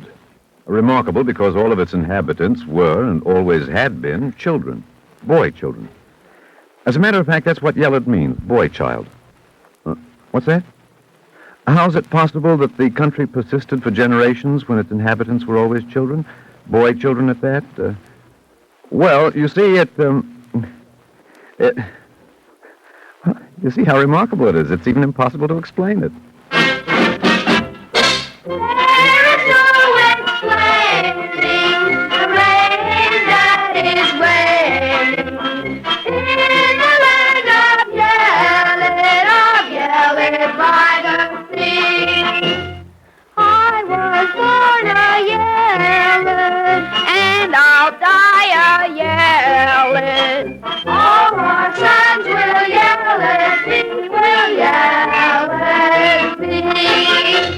That was their national anthem. They sang it on every possible occasion in their native pitch soprano, and they sang it especially loudly on their Independence Day.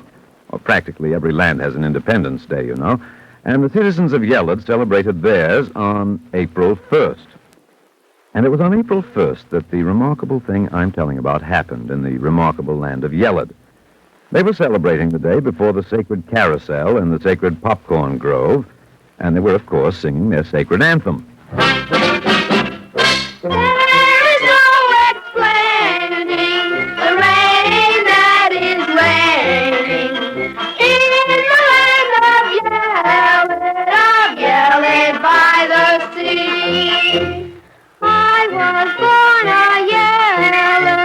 And I'll die a Yeled. Who was that? We'll try again. There is no explaining the rain that is raining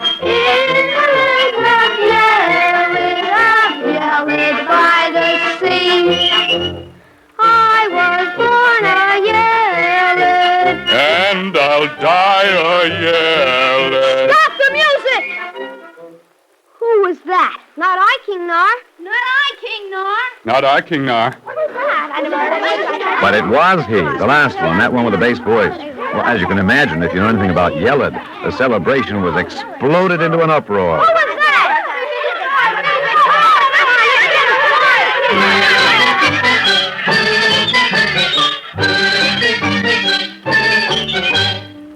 The festivities were canceled instantly. The celebration was adjourned, and the angry crowd dragged the culprit to trial in the royal nursery before King Nar himself, who presided for this special occasion on the golden high chair. And his gavel was the sovereign cereal spoon. Have the prisoner step forward, guard. Yes, King Nar. Prisoner, how do you call yourself? My name is Echad. And a very good name for you, too. Echad means one. You are certainly that. But why is it you don't have a good Yeled name like mine? Nar means youth, you know. It also means fool. Be careful, Echad. What do you have to say? I say long live King Nar and may Yeled prosper. Never mind the nonsense. What do you have to say for yourself? For myself, About your voice. my voice. Stop repeating my questions. How do you explain your deep bass voice among all of our sweet sopranos? I cannot answer for my voice, sire, but I can speak for my heart. And that shall always be at your service and at the service of Yeled. We're not interested in your heart. That's for your physician to worry about. It's your voice that concerns us. It's different from ours. Different only in timbre, sire, but similar, always the same in the glories it will utter to your name. Stop using those big words. Your voice is something new to us. You know the first line of our Bill of Rights? Yes, I do. Let each new thing be cursed. Yes, let each new thing be cursed. Let each new thing be cursed. The last thing and the first. The old is bad, the new is worse. Let each new thing be cursed. Quite right. And now, Echad, you also know our state motto? Unity in similarity. And a very good motto, too. I don't know exactly what it means, but a very good motto. Then your ruling is... What my ruling has to be. Your voice is different, so you are different. And if you are different, you are no son of Yeled. Yeled for the Yeled! Yeled for the Yeled! You hear that, Echad? Yeled for the Yeled. And for me? For you, Echad, the prison tower.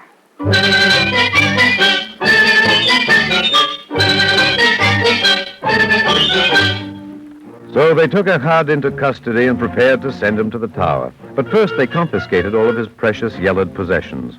A sad moment for Echad.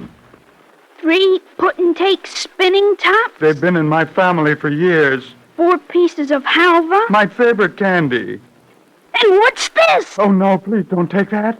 Not that.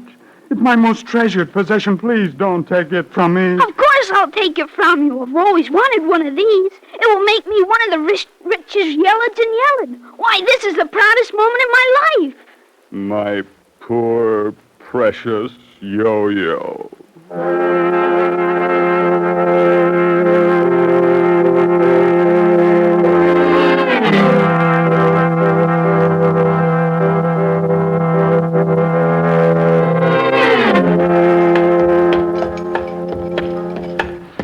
Well, Echad, this is your cell block. How do you like it? Not very well. Oh, golly, that first cell is frightful. Is that to be mine? Oh, no. You are guilty of having a deep voice. The Yeled in that cell is guilty of murdering his brother. Oh, thank goodness. I mean, thank goodness it's not my cell. Not thank goodness he murdered his brother. Gosh, this cell is even worse than the other. Is this to be mine? Oh, no. Your crime is your voice. That Yeled's crime was murdering his brother and 2 cousins. Oh. This is your cell. Oh, thank... But it's much, much worse than either of the other 2. Of course. But remember, their crime was only murder. Your crime is having a bass voice.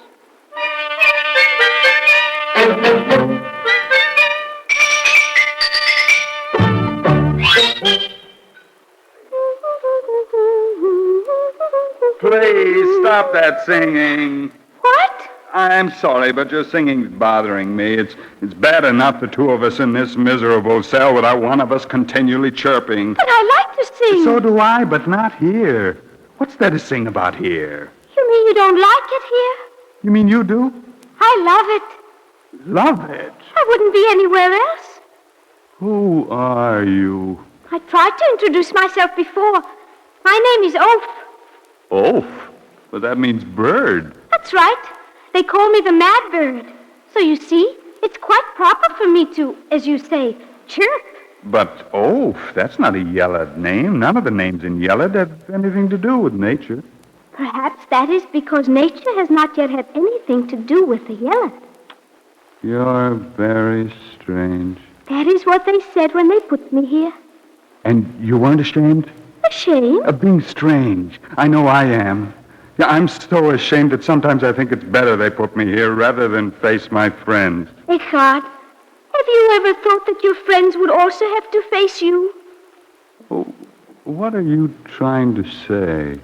I'm trying to say that your imprisonment can be a great blessing. Will it make my voice return to its old soprano? I can't promise that. Oh. But I can promise that you can be happier than you ever were with your old voice. You can? How? Tell me how. Please tell me. I can't tell you. You must find it out for yourself. It's a secret? Perhaps.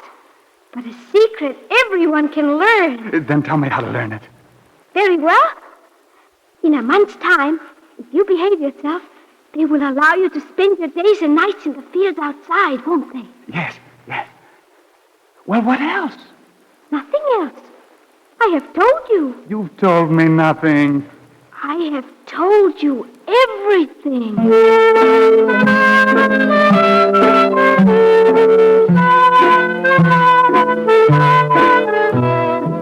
And true enough, after a month, Echad was allowed the freedom of the nearby fields. For 6 days, he sought madly in nature for the secret Oaf was talking about, but he discovered nothing. Nothing that made him happy. And on the eve of the 7th day, as the stars were beginning to appear, he looked toward heaven with despair, and then... Oh, I have discovered something. Oh, where are you? Here beneath this tree. What is it? Oh, I've been looking all over for you. I have discovered something. Oh, I have discovered the stars. What about the stars, Echad? I've discovered that they're like us, like you and me. That they are different? Yes, every one of them. I thought they were all the same, but they're not. They are all different. Different sizes. They shine with different lights. Oaf, is that the secret? That is part of it, Echad. Only part of it? There is more.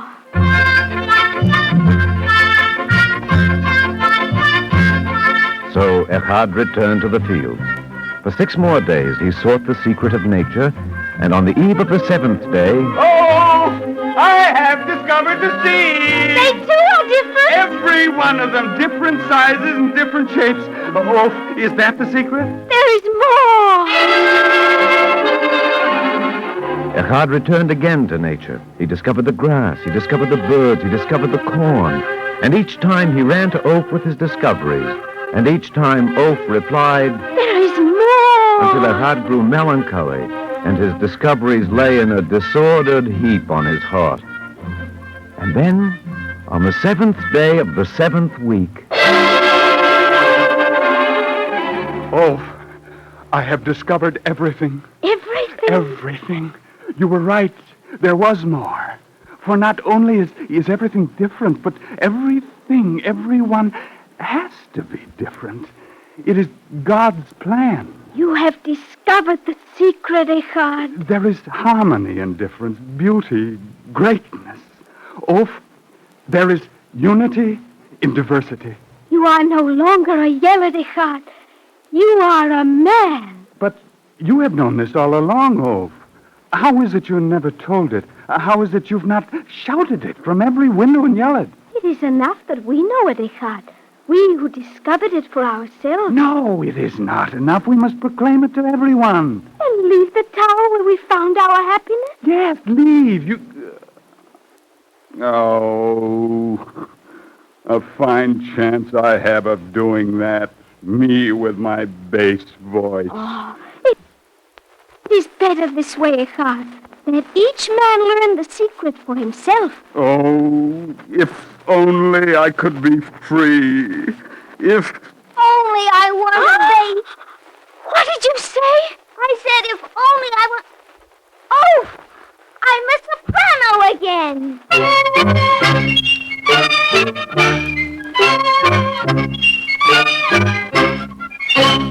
Well, what do you think, King Nar? Please don't rush me, God. After all, you must admit this is very unusual. It was unusual, Your Majesty, but now it has become quite usual again. Echad is a soprano once more. He at least deserves a hearing from you.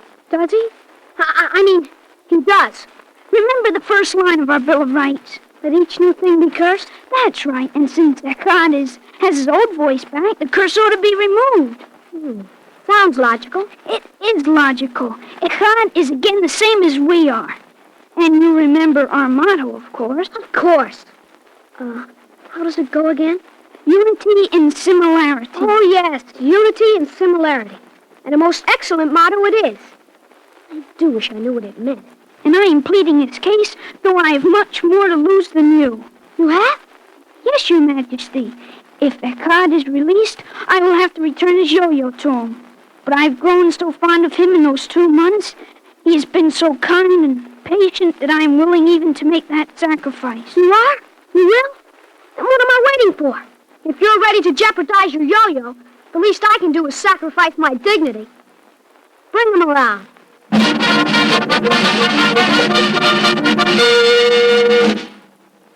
So your good old Yeled voice has returned, eh, Echad? Yes, Your Majesty. And I want to thank you for granting me this audience. Tut, tut, son. It is no more than you deserve. You are one of us again, no longer different. Can't tolerate differences in Yeled, you know. And, how does it feel to be out of the tower? It feels wonderful, Your Majesty. I know what you mean. Well, I can see no reason for holding you anymore, so I now pronounce you a... Echad, what is it, Your Majesty? Those things on your face. What things? Those little golden specks. What are they? I have no golden specks.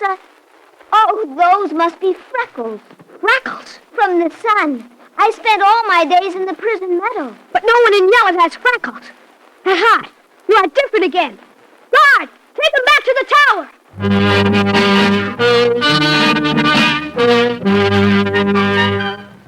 So Echad went back to the tower, and for 7 more weeks he prayed and planned, and again on the 7th day of the 7th week, his freckles disappeared.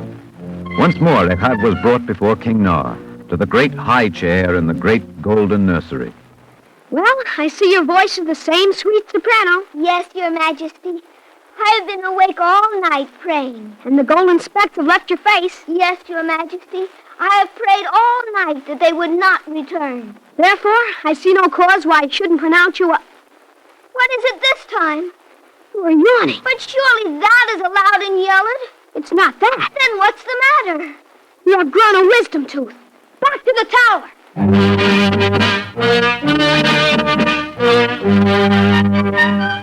So back to the tower it was. Again Echad prayed, again his deformity disappeared, and again he appeared before King Nar. This time the king could find nothing wrong. The royal Yeled tone specialist listened to Echad's voice and said, "Perfect Yeled tone." The royal Yeled goldsmith examined him and said, "The gold has completely disappeared from his face." And the royal Yeled wise man said, "The wisdom is entirely gone from his teeth." So, since there was nothing to interfere with Echad's freedom now, King Nar rose, drew himself up to his full 4 feet, and proclaimed, "I now pronounce you a free man." What did you say? I said I now pronounce you a... Oh, my goodness, my voice has changed. Yes, poor King Nar's voice had changed. So, of course, there was nothing to do but throw him into the tower for being different, which they did. And so the Yeleds of Yeled set about to seek a new king. The vice premier in charge of the next eldest brother immediately called up his charge. "Hello, Gardol. This is your guardian. Something dreadful has happened to your brother. Will you be our new king?" Why, of course, I'd be delighted to... Oh, my gosh, my voice. So instead of being given the throne, Gardol was given the tower.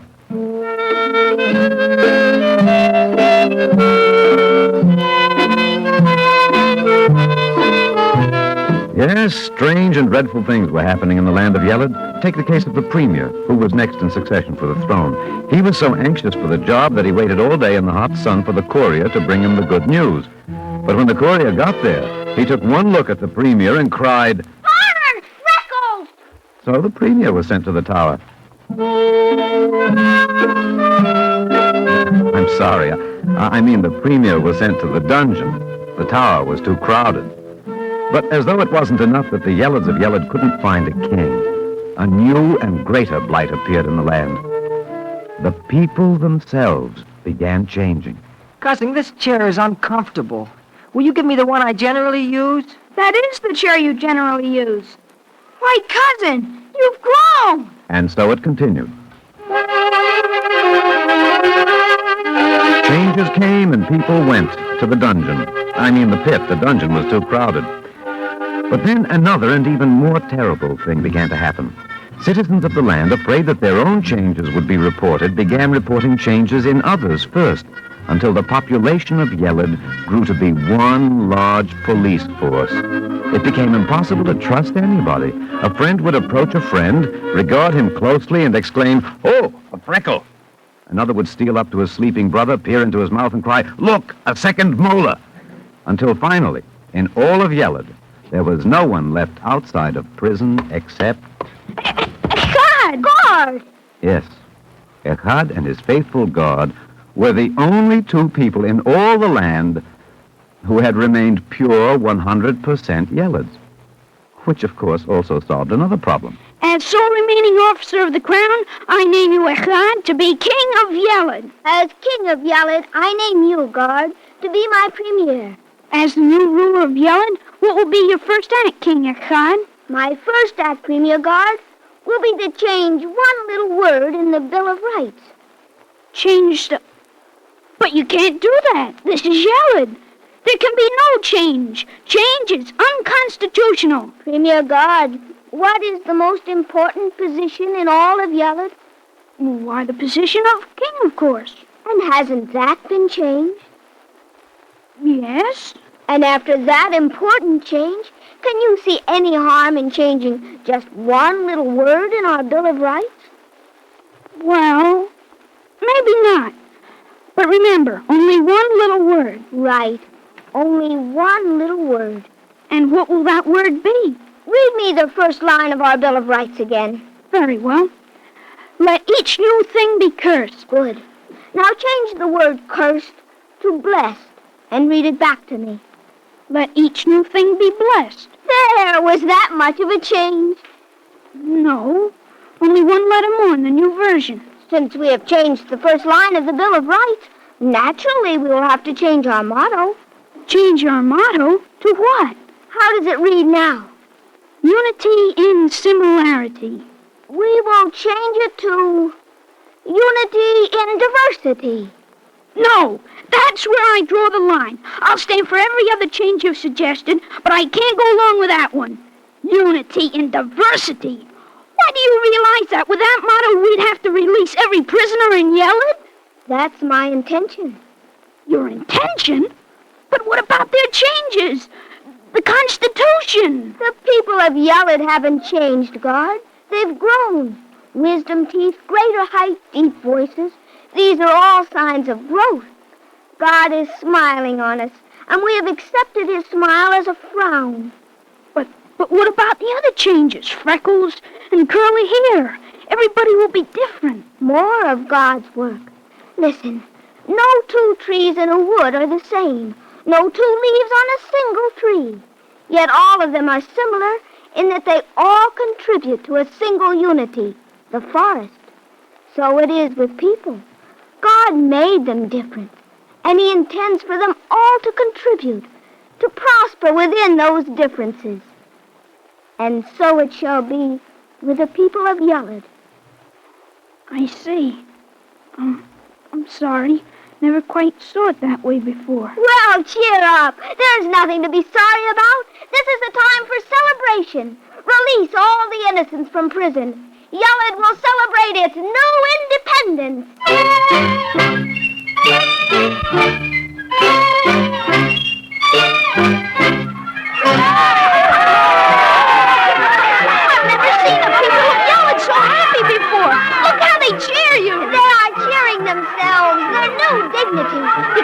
about to sing.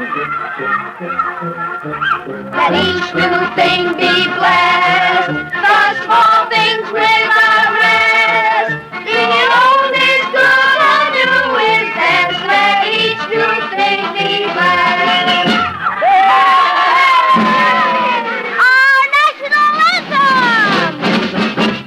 Very much explaining the rain that is raining in the land of Yeled by the sea.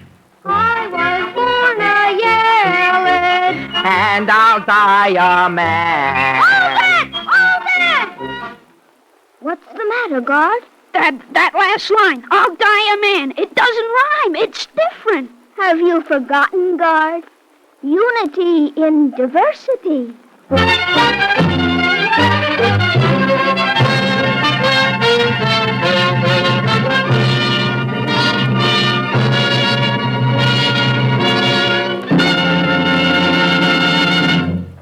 If you would like a copy of today's script, please send your name and address with 10 cents to cover the cost of postage and handling to the Jewish Theological Seminary of America, 3080 Broadway, New York 27, New York.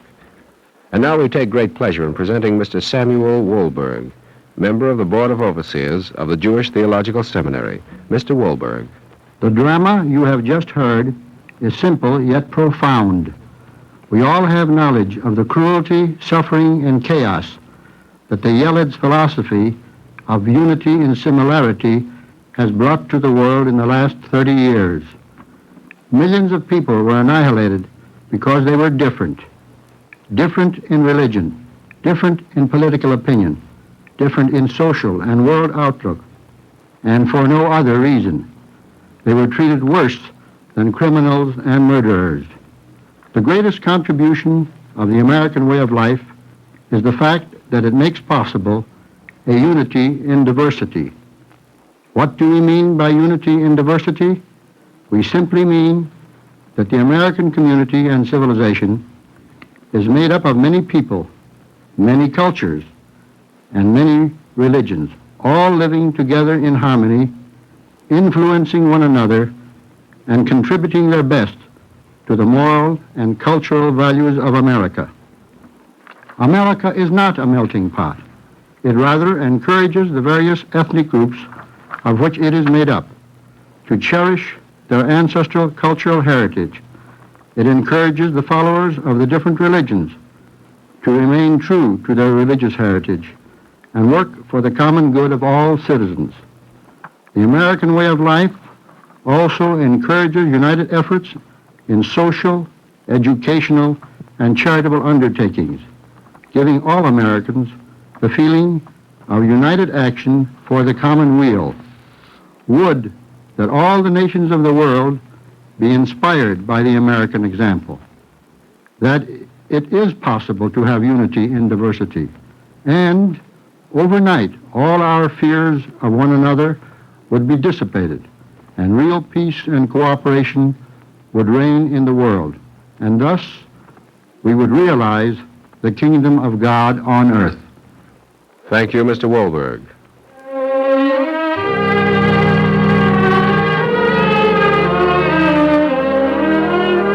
Our Eternal Light drama today, The Yeleds of Yeled, was written by Alan Sergel. The music was composed by Morris Momorsky and conducted by Milton Katims. Cantor Robert Siegel sang the liturgical introduction.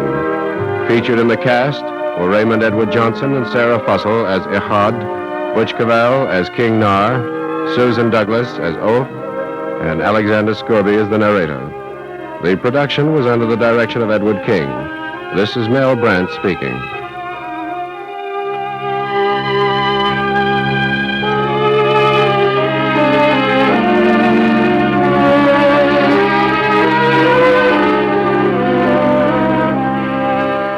Free time to present the Eternal Light is made available by the National Broadcasting Company and its affiliated independent stations. This weekly program is presented under the auspices of the Jewish Theological Seminary of America.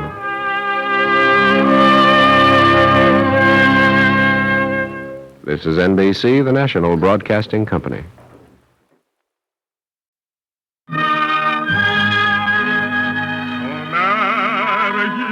ישראל, כמו שארית ישראל, על יאבד ישראל, אומרים שמע ישראל. And the Lord spake unto Moses, saying, Command the children of Israel that they bring unto thee pure oil olive, beaten for the light, to cause the lamps to burn continually in the tabernacle of the congregation. And it shall be a statute forever in your generations.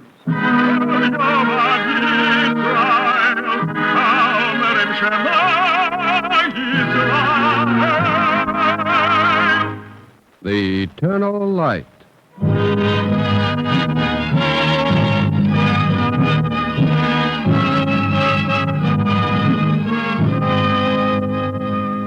The National Broadcasting Company and its affiliated independent stations make free time available to present The Eternal Light, a program which comes to you under the auspices of the Jewish Theological Seminary of America. Today's program, The Lincoln Highway, is based upon the complete poems of Carl Sandburg and was arranged for radio by Peter Lyon. It is presented as part of the national observance of Lincoln's birthday.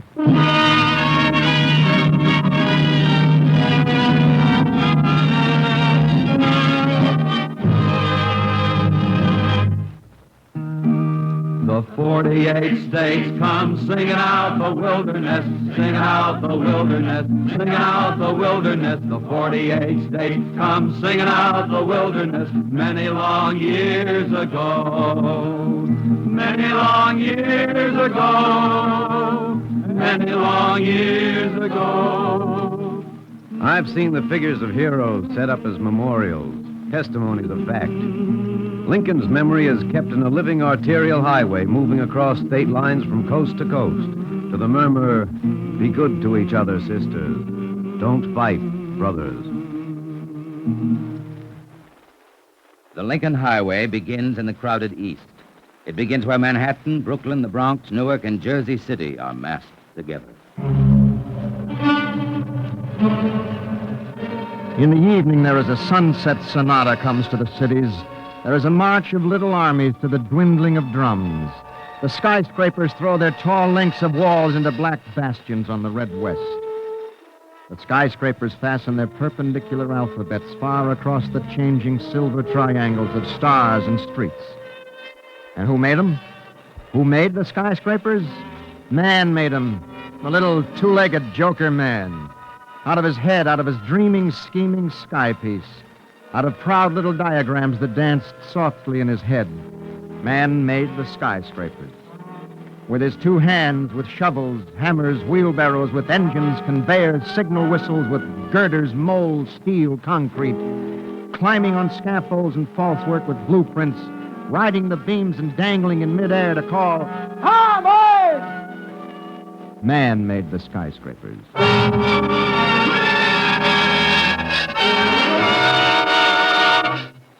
And in a back alley, just off the Lincoln Highway. Ah, nuts. Go pell your papers. Geez, you see this skirt? You clown that mom. Who was telling you we was brothers? How come you getting this side of the street? Go home and tell your mother she wants you. Chase a shadow around the corner. You come to me with a lot of argument like I'm being a bee for you, yeah. How come you get on this side of the street? Go get your umbrella wise. And get your face lifted. This corner is mine. See, this corner is mine. Come on, you think you're gonna get this from me for nothing? Nobody gets nothing for nothing. Go on, monkey face, pell your papers.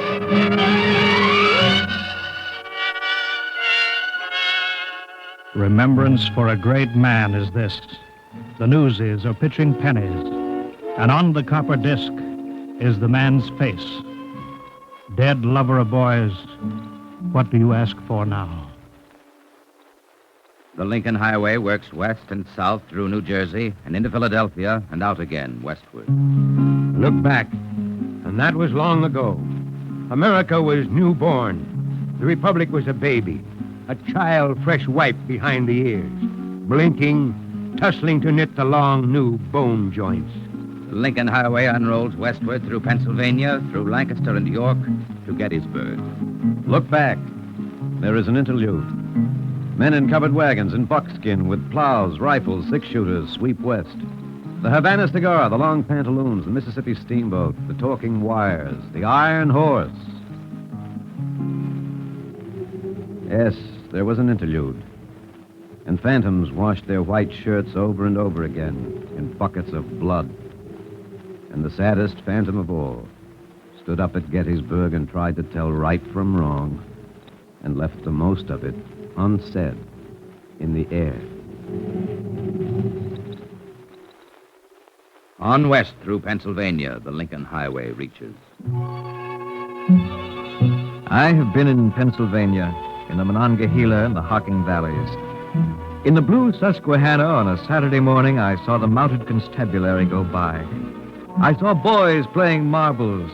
Spring in the hills laughed. And in places along the Appalachian chain, I saw steel arms handling coal and iron. And I saw the white cauliflower faces of miners' wives waiting for the men to come home from a day's work. My sweetheart's the mule in the mine. I derive her without any lines. On a buckboard I sit, I chew and I spit on my sweetheart, the mule in the mines. By day, tireless smokestacks. Hungry, smoky shanties hanging to the slopes, crooning, "We get by, that's all." By night, all lit up. Fire gold bars, fire gold flues, and the shanties shaking in clumsy shadows. Almost the hills shaking. All crooning, "By God, we're going to find out, or know why." West and into Pittsburgh goes the Lincoln Highway. Smoke of a city's sunset skyline. Smoke of a country dusk horizon. They cross on the sky and count our years. A bar of steel, it's only smoke at the heart of it. Smoke in the blood of a man. Pittsburgh, Youngstown, Gary, they make their steel with men. 5 men swim in a pot of red steel. Their bones are kneaded into the bread of steel. Their bones are knocked into coils and anvils in the sucking plungers of sea-fighting turbines. Look for them in the woven frames of a wireless station. So ghosts hide in steel like heavy armed men in mirrors.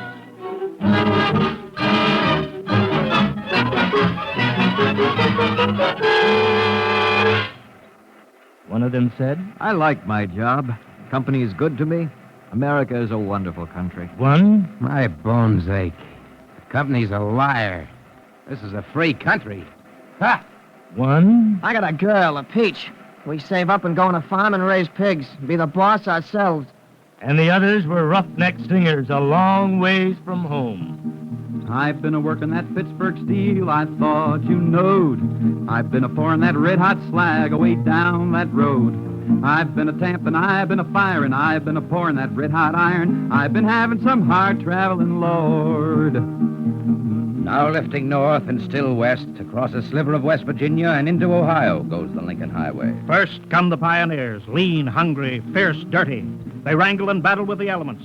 They gamble on crops, chills, ague, rheumatism. They fight wars and put a nation on the map.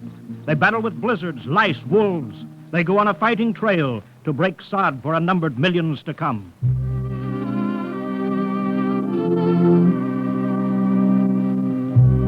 Nancy Hanks dreams by the fire, dreams and the logs sputter and the yellow tongues climb. Red lines lick their way in flickers. Oh, sputter logs, oh, dream, Nancy. Time now for a beautiful child. Time now for a man to come.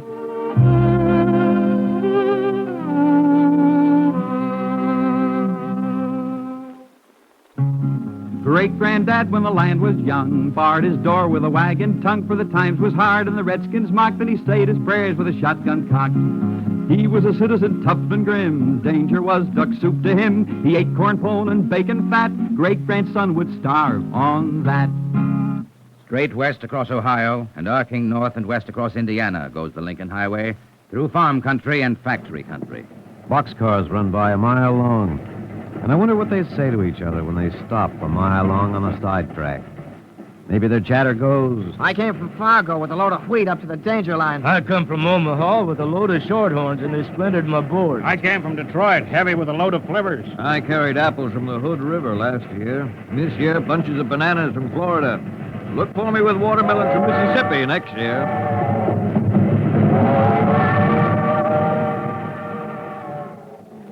In the night of the dark stars, when the curve of the sky is a work gang handle, in the night on the mile-long side tracks, in the night where the hammers and shovels sleep in corners, the night watchmen stuff their pipes with dreams. And sometimes they doze and don't care for nothing. And sometimes they search their heads for meanings, stories, stars. The stuff of it runs like this. A long way we come, a long way to go. Long rest and long, deep sniffs for our lungs on the way. I'm going down the track with the tears in my eyes, trying to read a letter from my home. Train I ride 16 coaches long, and I'm 900 miles from my home. Can't you hear that lonesome whistle blow?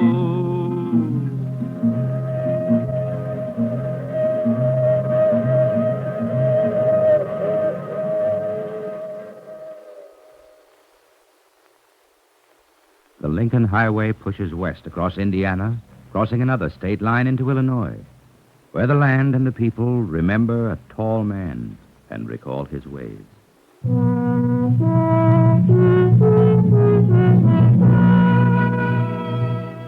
The mouth of this man is a gaunt, strong mouth. The head of this man is a gaunt, strong head. The jaws of this man are bone of the Rocky Mountains, the Appalachians. The eyes of this man are chlorine of two sobbing oceans. Foam, salt, green, wind, the changing unknown. The neck of this man is pith of buffalo prairie. Old longing and new beckoning of corn belt or cotton belt.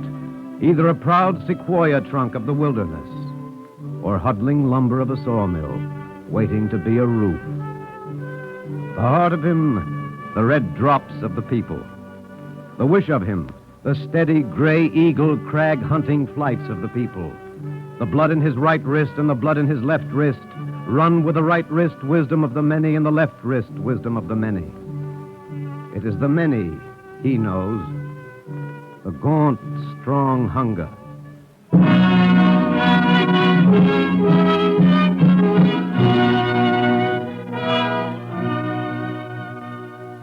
Westward out of Illinois goes the Lincoln Highway.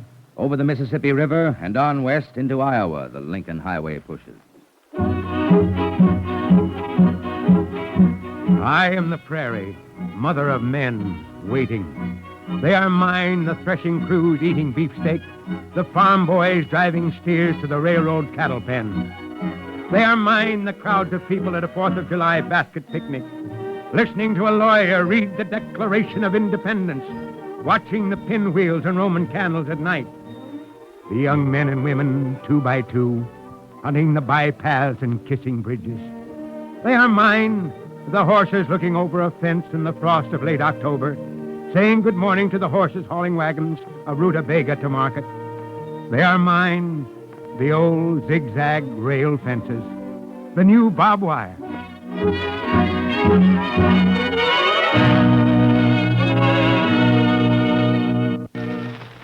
Cedar Rapids, Marshalltown, Boone, and dipping south goes the Lincoln Highway, dipping into the Missouri Valley.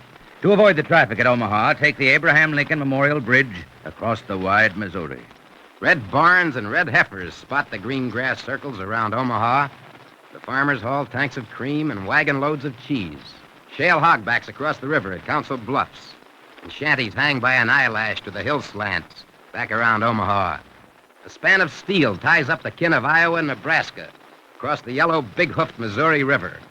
Omaha, the roughneck, feeds armies, eats and swears from a dirty face. Omaha works to get the world a breakfast. Through Nebraska, the Lincoln Highway follows the curving course of the Platte River, past Columbus, Grand Isle, and Ogallala.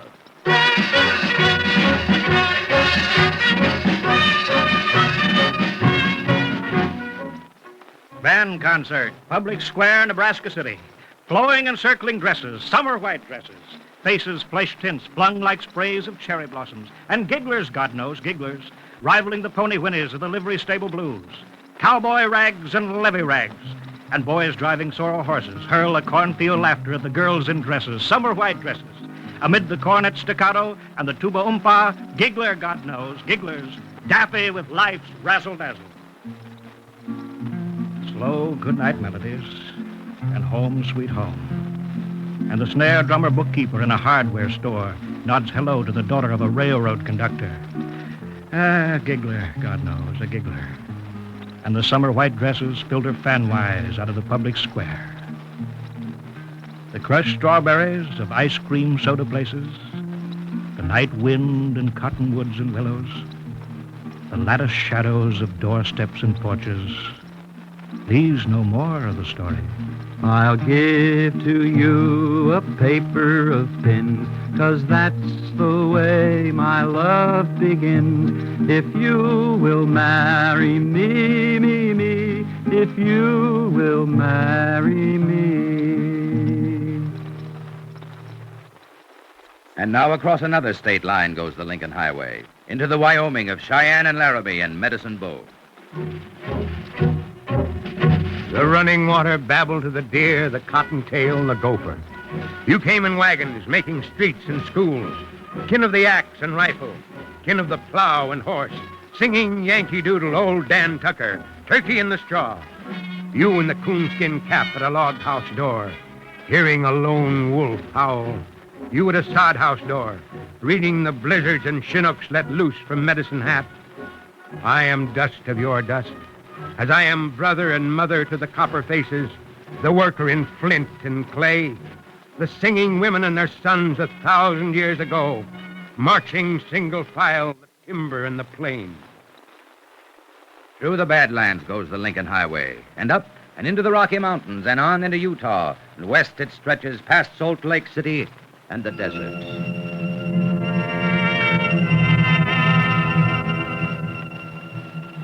Across Nevada and Utah, look for the march of the hungry mountains.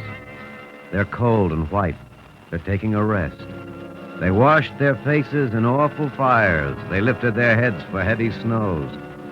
They're thinking over something. They're wondering, what next? They're thankful, thinking it over, waiting, sleeping, drying their faces from awful fires, lifting their heads into higher snow, white in the early morning wind. Come and listen to us, said the marching, hungry mountains. You will hear nothing at all, and you will learn only a little, and yet listening, your ears may grow longer and softer. You may yet have long, clear, listening ears. Come and listen, said the mocking, hungry mountains. It's ho, boys, ho to California. There's plenty of gold, so I've been told, on the banks of the Sacramento. From Nevada west across one more state line into California goes the Lincoln Highway to the murmur. Be good to each other, sisters. Don't fight, brothers. A few miles more and the living arterial highway will span the country from coast to coast. The Lincoln Highway, uniting the people geographically, and uniting them, too, in memories fresh as a field of spring flowers. Memories of a man, these ways.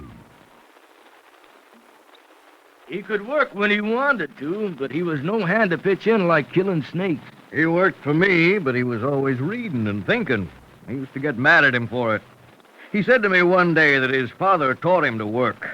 They never taught him to love it. He could outrun, outlift, outwrestle, and throw down any man in Sangamon County. Johnson boys was raised in the ashes, didn't know how to court a maid, run away and hide their faces. Sight of a pretty girl makes them afraid. Sight of a pretty girl makes them afraid. Sight of a pretty girl. He would come out to our house and drink milk, eat mush, cornbread and butter, and bring the children candy and rock the cradle while I got him something to eat. I foxed his pants and made his shirts. He would tell stories, joke people, girls and boys at parties. He would nurse babies, do anything to accommodate anybody. He told me he was so overcome by mental depression that he never dared carry a knife in his pocket. Johnson boys went a courting the Coons Creek girl so pretty and sweet. Couldn't make no conversation. They didn't know where to put their feet. Didn't know where to put their feet. He used to come to our house with his feet in a pair of loose slippers, wearing an old faded pair of trousers fastened with one suspender. Our rooms were low, and one day he said, "Jim, you'll have to lift your loft a little higher. I can't straighten out under it very well."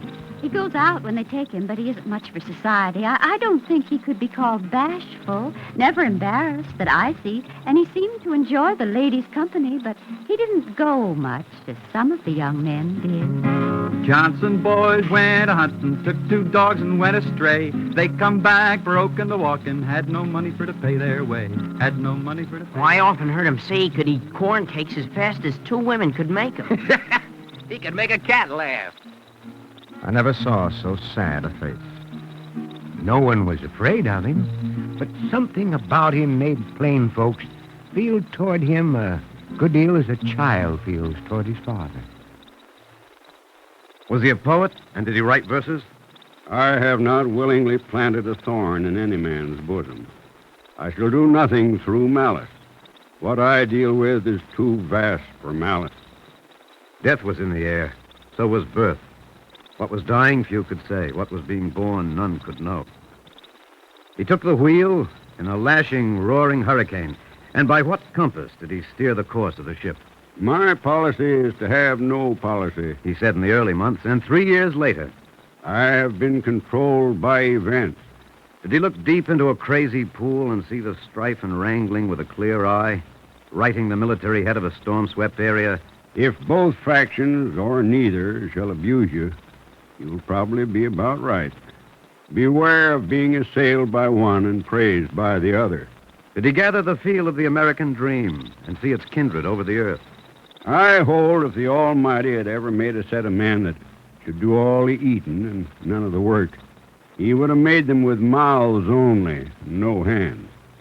If he'd ever made another class that he had intended should do all the work and none of the eating, he would have made them without mouths and all hands.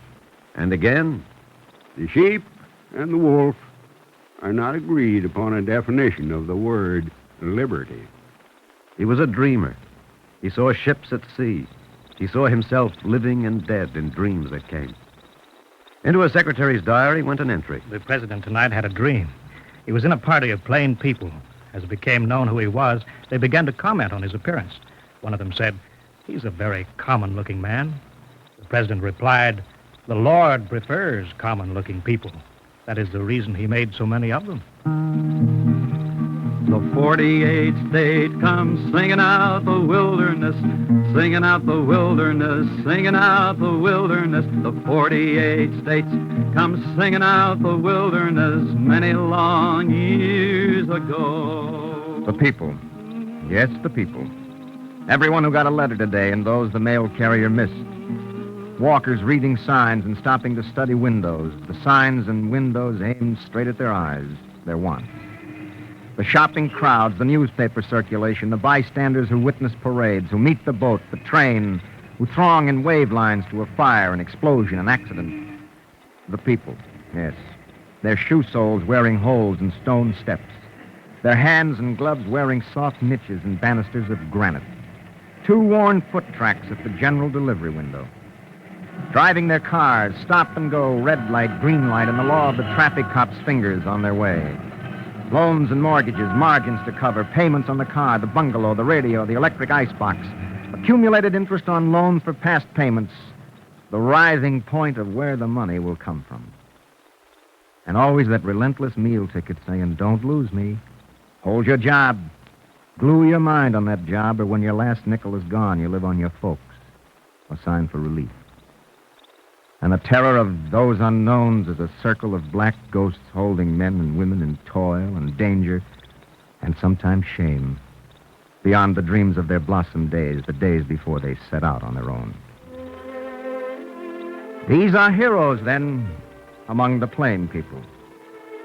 Heroes, did you say? And why not? They give all they've got and ask no questions and take what comes, and what more do you want? On the street, you can see them anytime. Some with jobs, some doing nothing. Here a down and out. There a game fighter who will die fighting.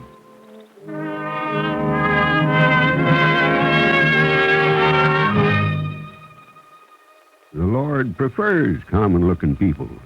That's the reason he makes so many of them.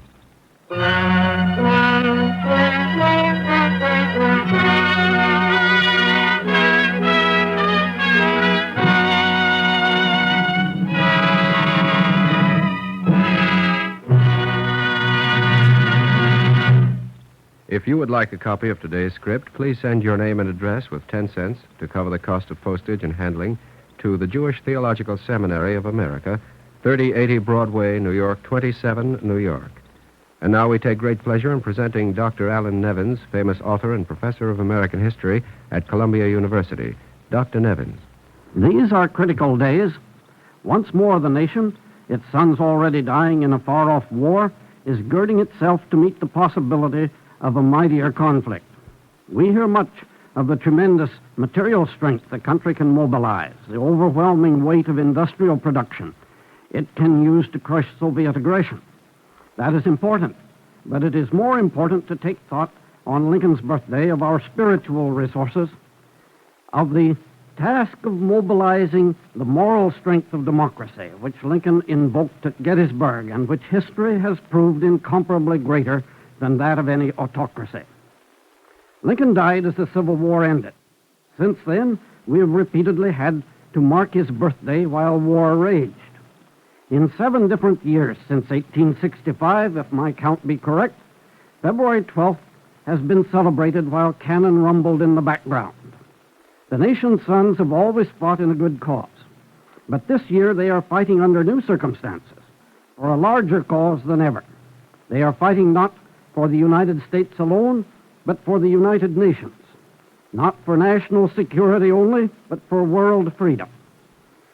In his famous Conkling letter, just after Gettysburg and Vicksburg, Lincoln expressed in one sentence the grandeur of the object for which the Civil War soldiers had died.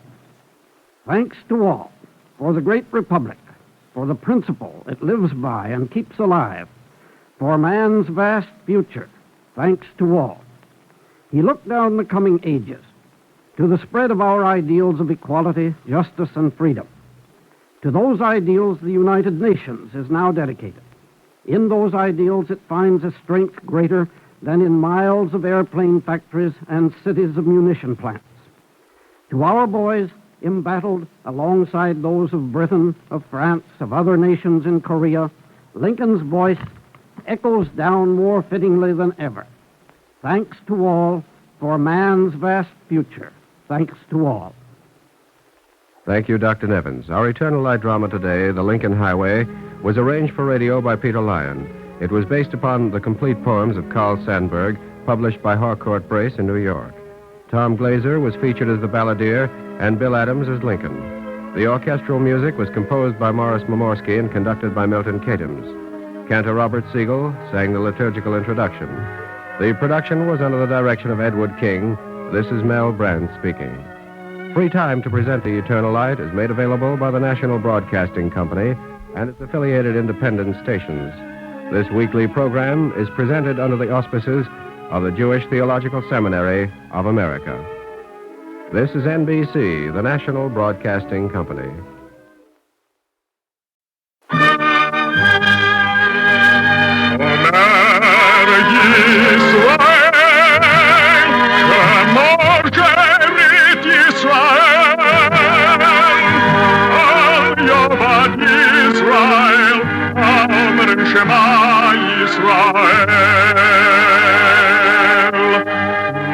And the Lord spake unto Moses, saying, Command the children of Israel that they bring unto thee pure oil olive, beaten for the light, to cause the lamps to burn continually in the tabernacle of the congregation.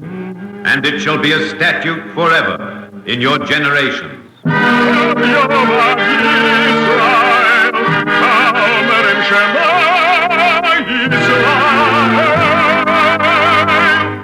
The Eternal Light.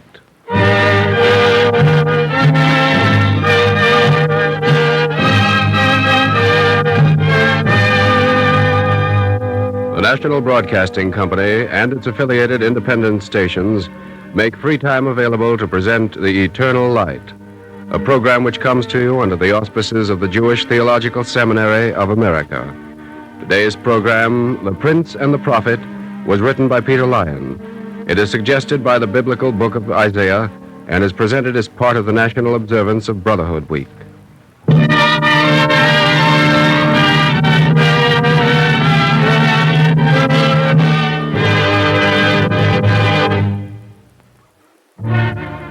Keep silence before me, O islands, and let the peoples renew their strength.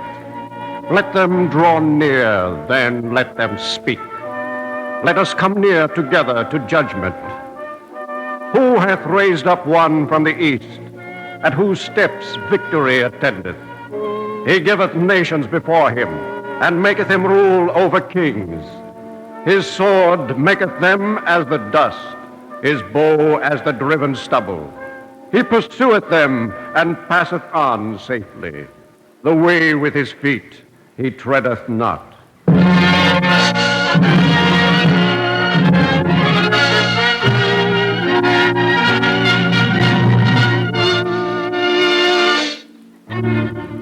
Reach back 2,500 years, over the graves of 75 generations.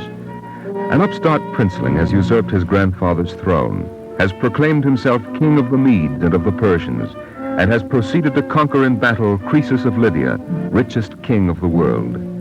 This is Cyrus, who now pauses before turning to conquer more lands, pauses to consolidate his triumphs.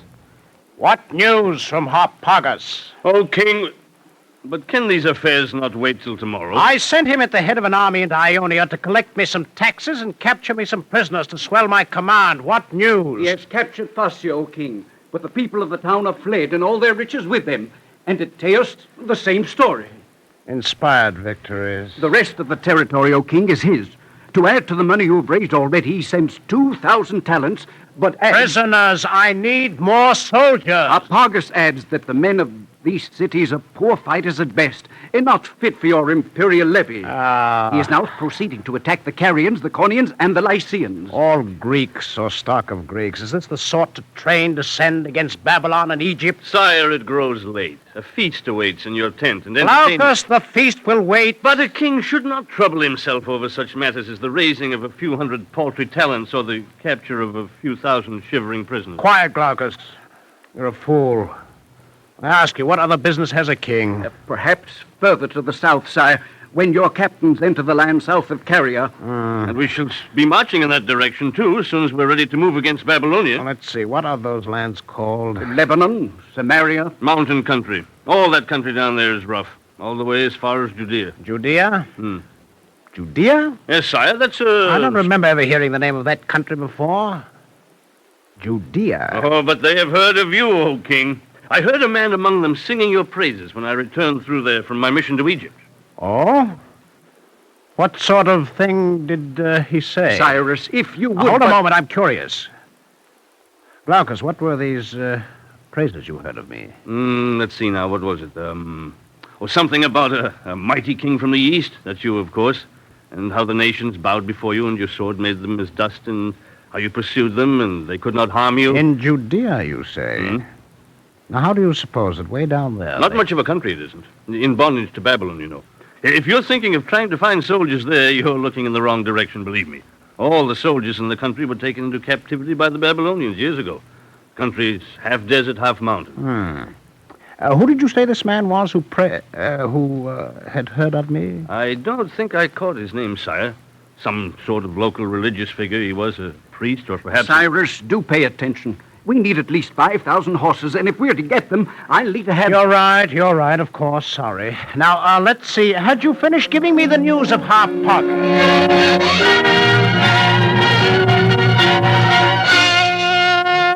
I have roused up one from the north, and he is come. From the rising of the sun, one that calleth upon my name. And he shall come upon rulers as upon mortar, and as the potter treadeth clay.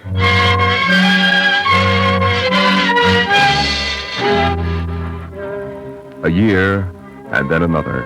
And Cyrus the upstart has become Cyrus the Great, and rules Babylon as he rules the rest of Asia Minor. And he has discovered that besides soldier, he must be administrator, too. O king, live forever. Come in, Glaucus. Come in. What is it? The same problem, sire. Too little corn for too many people. They thoroughly deserve to have been defeated, these Babylonians. They're really very stupid people, Glaucus. Yes, sire. You agree? Why do you think they're stupid? For the same reason as you do, sire. Because they dared to oppose their feeble forces against yours. Their forces were not feeble. They dared do no less. There is no stupidity in these things, Glaucus. No, the Babylonians are stupid because they held so many prisoners here in their capital. Prisoners need guards. To maintain guards is to strip the fields of farmers, but prisoners need food, so do guards.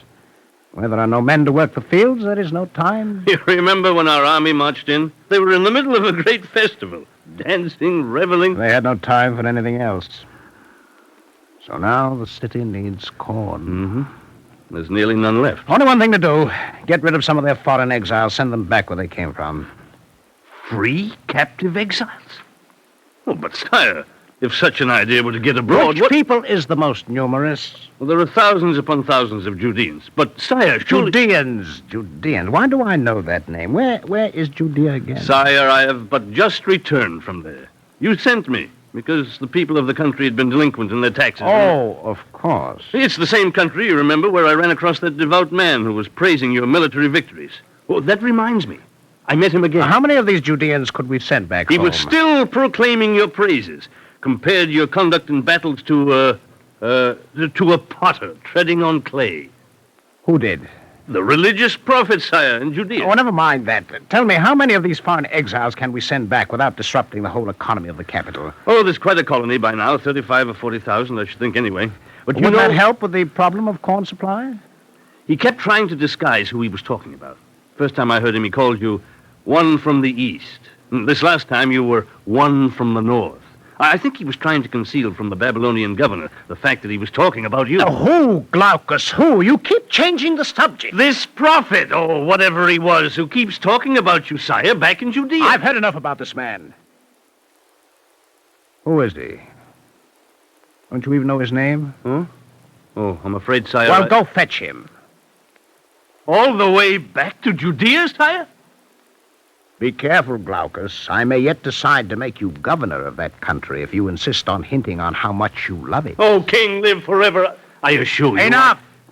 You kept talking to me about this Judean. Bring him here. I would see this man who keeps talking about me and who has obviously made such an impression on you. But, sire, I've only just returned from... Return to, and quick. Begone!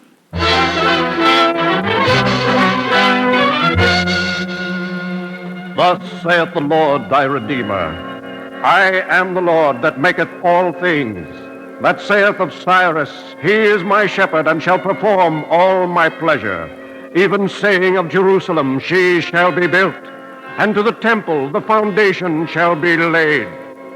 Thus saith the Lord to his anointed, to Cyrus, whose right hand I have holden, to subdue nations before him, and to loose the loins of kings.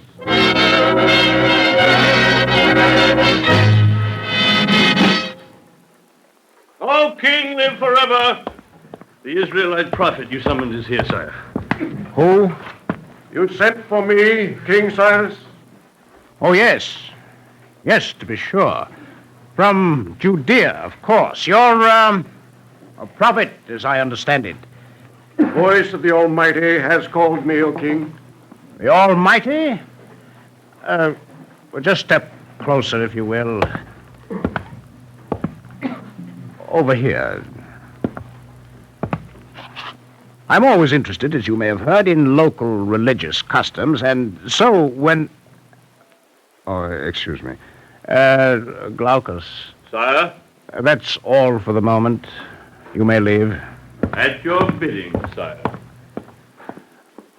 I thought I'd spare his feelings. Truth is, Glaucus is infernally respectable. Can't bear hearing about any gods except those of his fathers. Mm-hmm. Now then, I hear you've been invoking the blessings of your God on my campaigns. It's very good of you. The will of the Lord be done. The Lord is one God.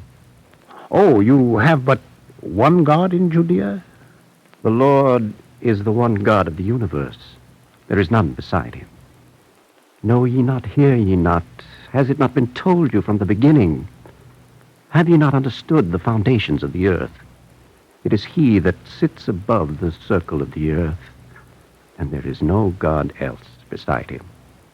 Well, as you say, but what I was wondering was, how did you happen to see fit to invoke the Lord's blessings on my wars? After all, it's not as though I called on your God. The Lord has roused you up in victory and smoothed your path. You call on the Lord, if not with your words, at least with your acts. You shall rebuild the Lord's city and let his exiles go free. Oh-ho. That's it. That's the price, is it? Not for price nor reward. Rebuild the city and free the exiles. Let's see now. What city is that again? Jerusalem. You have been called by the Lord so that Jerusalem shall be built and shall be inhabited. Well, now, as it happens, I've already issued instructions that some several thousands of your countrymen are to be freed. But as to this city, who is to be responsible for its rebuilding? O King, hear me. Jerusalem must be rebuilt by its people, that Israel may be free, and Israel must be free, that the word of the one God may be brought to all the peoples of the world. All the peoples of the world? Indeed. It's a very large order of business. The Lord my God holds my right hand, Osiris, and says unto me, fear not, I will help you. Frankly, man, I think you aim too high. How can your people, most of them exiled, the rest impoverished, how can they reach all the world with the news of your God? After the temple has Because, been... look, you must admit it, your people compared, say, to the Persians or the Egyptians, even the Greeks. Why, you're insignificant. Nothing. A worm. The worm of Jacob, the worm of Israel. What? King Cyrus, you're wrong to belittle the worm. The worm, even the lowly worm, as every man who tills the ground well knows, the worm is worth much fine gold. For if a field is without worms, that field is without crops. A world without worms, O king, is a world without food. The worm of Jacob, the worm of Israel, will tunnel slowly, but forever, into the mountain of idolatry, and that mountain at last shall crumble and be scattered away by the whirlwind. Be sure my people is as a worm. And be sure as well that this worm will bring the world the richest food, which is faith and knowledge of the one God. Well, I'm a fool to think I can ever master the instructions of every local religion. Enough. Let's get down to the practical matters. Those, at least, I can manage. Permit the exiles to return to Israel. Done. We may have to keep some of the leaders hostages, you know, and, of course, some of them may prefer to stay here, but we'll send as many back as we can. Next. Permit the rebuilding of our city, Jerusalem. Why not? The people I send back will have to live somewhere. Next. Grant freedom to my country. Freedom? Freedom is just a word, my friend. What if I guarantee you your own governor and your own self-government? But remember, in order to maintain peace in the empire, I need money, taxes, and in order to... Peace? You have brought peace? Think you I have not? Know you of my conquests from India west to the Isles of the Sea? Conquest has brought peace. Conquest and peace have brought your countrymen freedom. Take what you've been granted, my friend, and be thankful.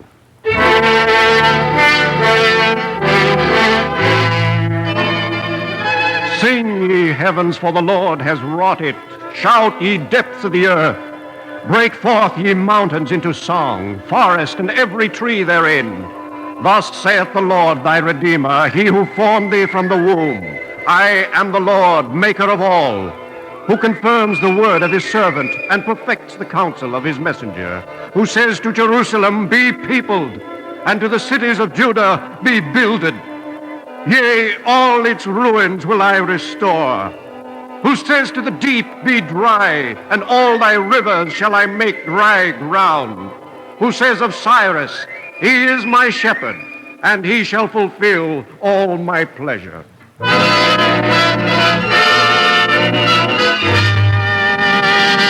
But it was promised, it was sworn to me. What are you talking about? The king himself promised Look, it. I don't know what he told you. All I know is what I'm supposed to do. I have my orders. That's that. He said he would free the exiles. He said he had already freed them. He didn't say he'd bring them across the desert on his own shoulders, did he? The city was to be rebuilt, the temple to be restored. We were to be free to govern ourselves. I know nothing of all this. Don't you hear? I'm telling you what he said. I hear. I've heard too much as it is. If it hadn't been for you, I don't believe Cyrus would ever have made me overseer in this forsaken land. What? Now listen. I have my orders, and here they are. You can read, can't you? Now, does it say anything about self-government there? Does it say anything about the exiles? All it says is, concerning the house of God at Jerusalem, let the house be builded, the place where they offer sacrifices. I know, I have... And let the foundations thereof be strongly laid, the height thereof 80 cubits with 3 rows of great stones. Well, why are not men at work building it now? Shh. And a row of new timber, and also let the gold and silver... What? Why is the building not underway? Does it say anything here about Persians building it? Can Israelites build it if they're in Babylon? They'll be here. They'll get here. Don't worry. The king's promises. Yes. Kings make promises. I leave it to men like me to break them.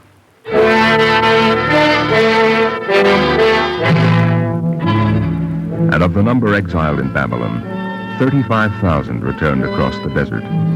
But when they came to their homeland, they were weary and dispirited and loath to listen, and they murmured among themselves and complained. The fact is, sir, these returnees aren't anxious to do much of anything except rebuild their own homes. Well, no law against that. Good idea. But this, what's his name? The prophet, you know. Yeah. He's always after them to get to work on the temple. That's quite all right. I know all about that. But he's bothering them, stirring up trouble. What? Oh, he is he? Well... Of course, we can't have any of that. Right, sir. Thank you, sir. I'll attend to him.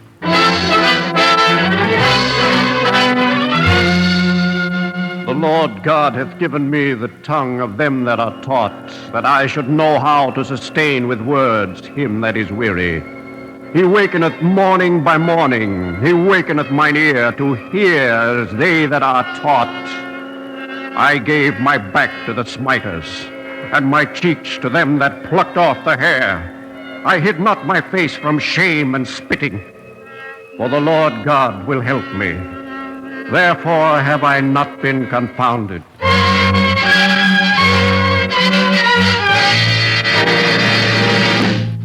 Yes, what now? Well, sir, it's what's his name again, the prophet fellow. I thought you said you'd take care of him. It's worse now, sir. He's got the people on his side now. They agree about the temple.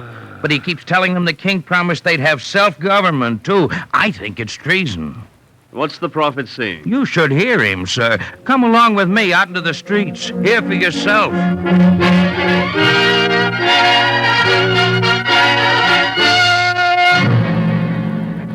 Hearken unto me, ye that know righteousness. Fear ye not the taunt of men, neither be ye dismayed at their reviling. See what I mean, Glaucus? Awake! Let me listen. Awake!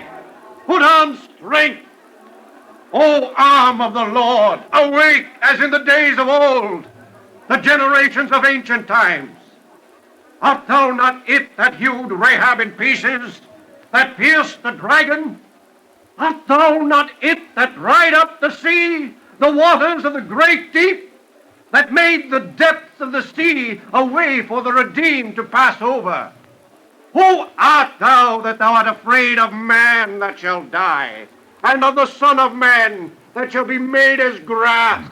See what I mean, Glaucus? Is that treason or isn't it? Mm-hmm. Listen. Because of the fury of the oppressor. Talking about oppressors now. He means Cyrus, doesn't he? All right, that's enough. Bring him in. I'll see him at once.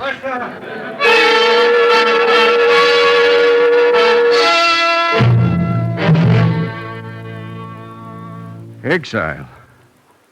I am to be exiled because a king's petty official will not carry out the promises of the king? You're lucky, my friend. I'm sending you to Cyrus' capital city. Oh, come, man. Look at it my way. I can't have you killed, although that's what you deserve, the kind of things you've been spouting in the public places.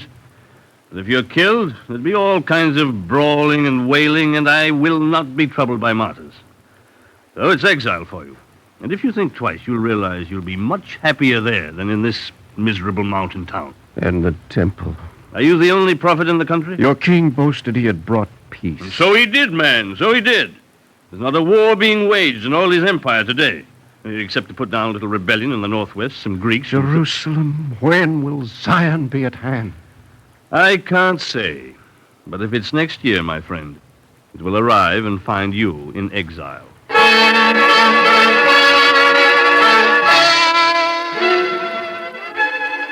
Thy heavens shall vanish away like smoke, and the earth shall wax old like a garment. Its people must likewise perish. But my salvation abideth forever. My triumph shall not be abolished.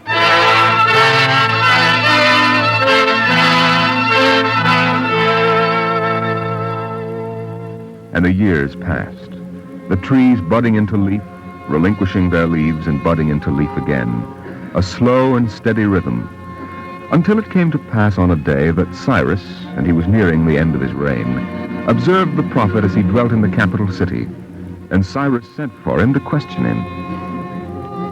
Tell me, who was this that sent you into exile? The governor, no, the man you appointed to sit above the governor, the man who could break the promises made by you. Was this a certain Glaucus of Medea? His name was Glaucus. A fool. But I can have no satisfaction of him. He is dead these 5 years. And your crime? He would have it that I spoke treason. Ah? And he was right. Oh, well. In that case, peace be with his bones. And if I had known then what I know now, I would have spoken far more sharply. Huh? What wisdom is this? You told me once how you brought peace through war, through conquest, through aggression. Yes? Just as Cain might have said when he killed Abel, now justice has been done and all can live at peace. I never heard of these people you mentioned, but I understand what you mean. And your peace. What became of it? Men's ambition leads them to think they can usurp my power, overthrow me. They must be taught. Again and again and again. Yes, and again, if necessary. There is only one way to teach them. Besides the sword? Instead of the sword. Teach me that way, my friend, and you become my premier advisor. No, for you're not ready to learn. You're a king.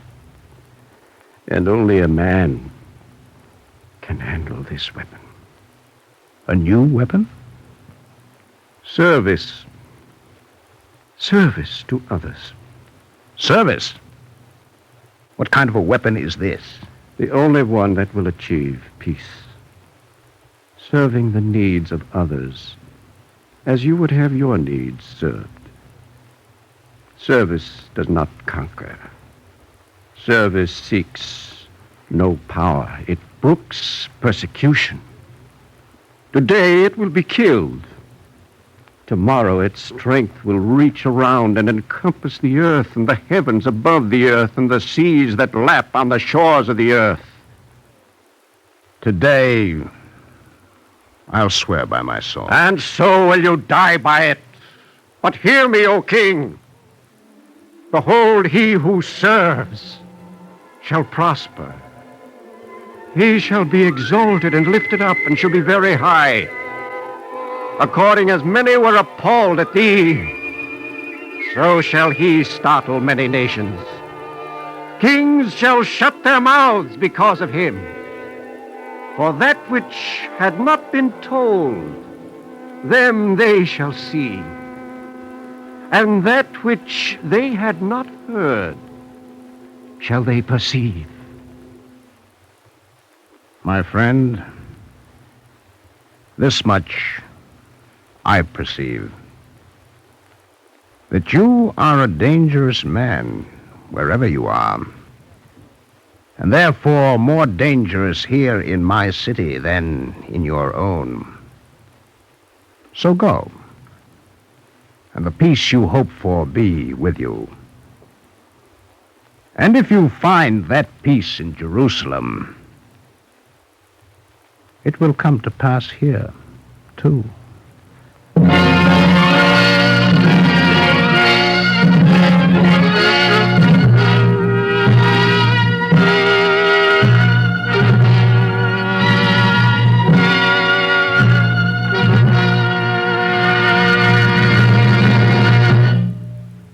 If you would like a copy of today's script, please send your name and address with 10 cents to cover the cost of postage and handling to the Jewish Theological Seminary of America, 3080 Broadway, New York 27, New York.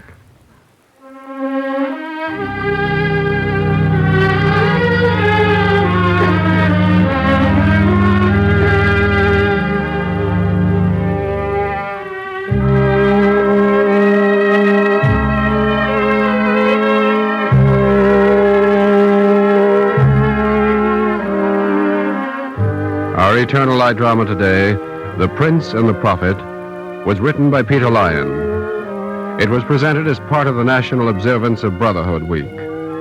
Roger de Koven was featured as the prophet, Isaiah, Ralph Bell as Cyrus, and Philip Burnoff as Glaucus. The music was composed by Morris Momorsky and conducted by Milton Katims.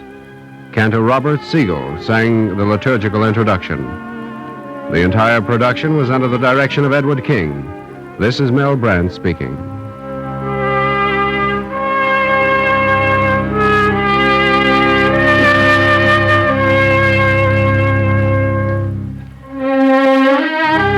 Free time to present the Eternal Light is made available by the National Broadcasting Company and its affiliated independent stations. This weekly program is presented under the auspices of the Jewish Theological Seminary of America. This is NBC, the National Broadcasting Company.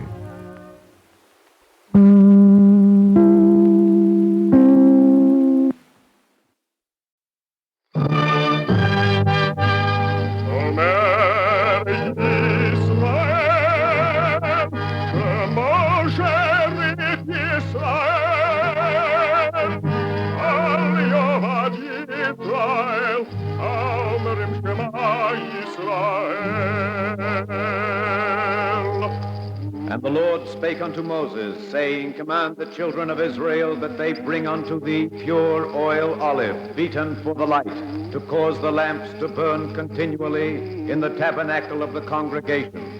And it shall be a statute forever in your generations.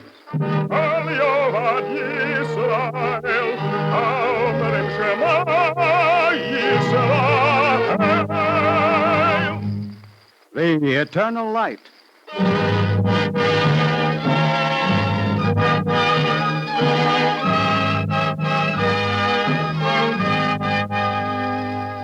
The National Broadcasting Company and its affiliated independent stations make free time available to present The Eternal Light, a program which comes to you under the auspices of the Jewish Theological Seminary of America. Today's program, David and Absalom, was written by Irv Tunick.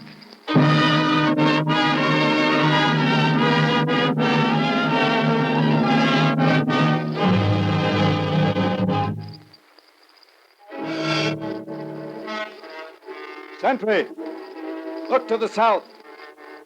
Is there any sign? No, my lord king. There is no sign.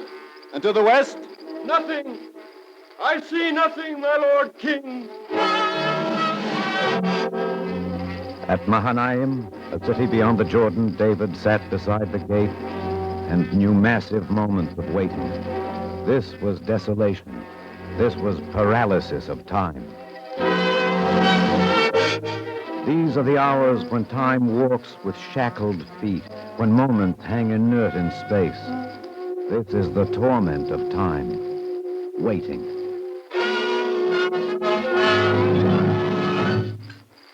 David had heard it first from Joab. That had been some months before, a good 6 months before. Absalom is stealing from David the hearts of the men of Israel. Why should my son steal that which he already owns? Oh, come, Joab. You're an old soldier, and I'm an old king. And we've aged together, the two of us, taken on our years with decent grace. Suspicion and intolerance of youth are symptoms of senility. Beware of them. I will mark your warning, sire. But in turn, I beg you to mark mine. Beware of Absalom. This is an unpleasant conversation. It is unpleasant, but I will must... hear no more of it. Never, Joab. Never again will you speak to me in such a way of Absalom. The Prince Absalom, my son.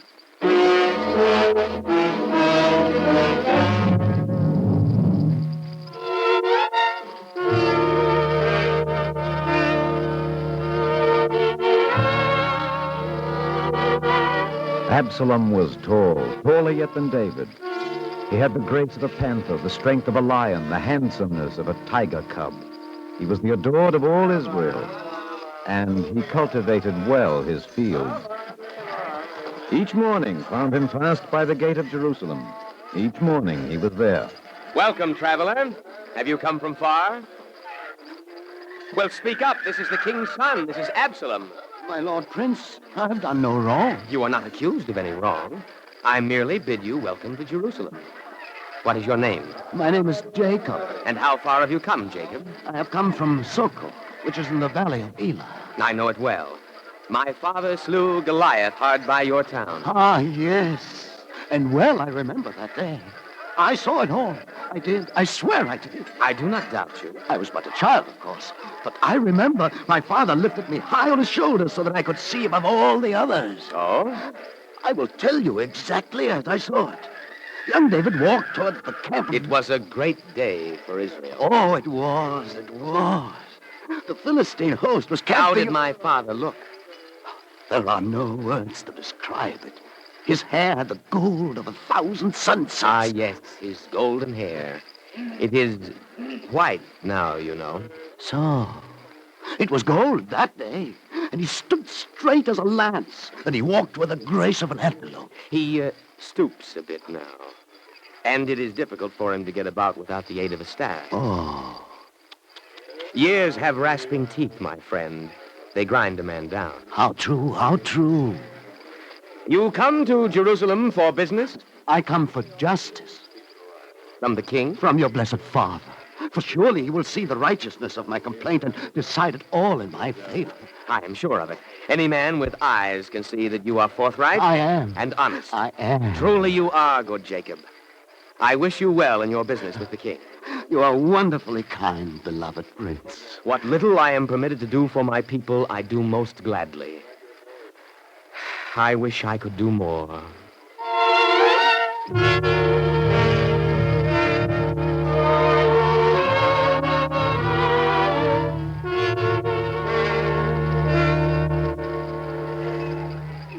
Stand where you are.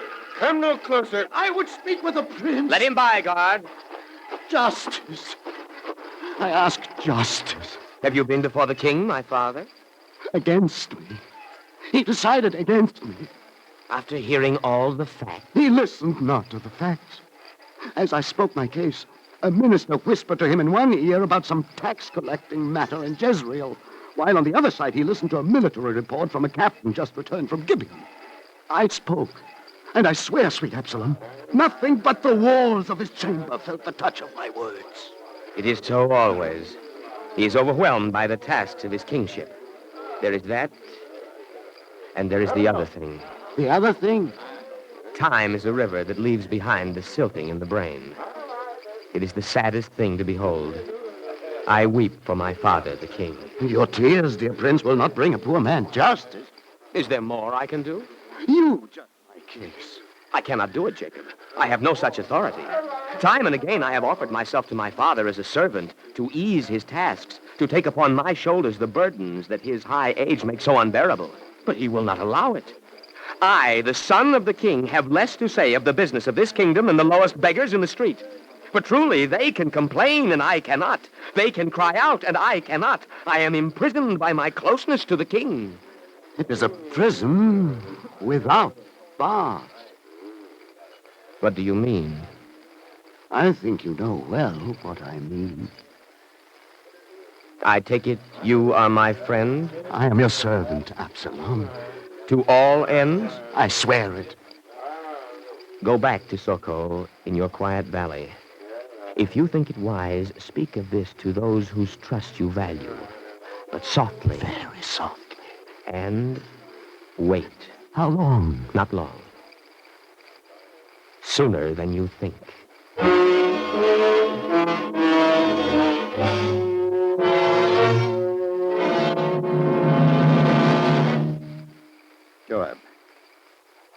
Joab. My Lord King. I'm worn to weariness by my work. Sit beside me. What shall we talk about? What I wish most to talk about, I'm commanded not to say. Oh, come, Joab. You are long past the sulking age. Does not become you. Perhaps. Let us have a feast of old-time talk. I'm in the mood for it.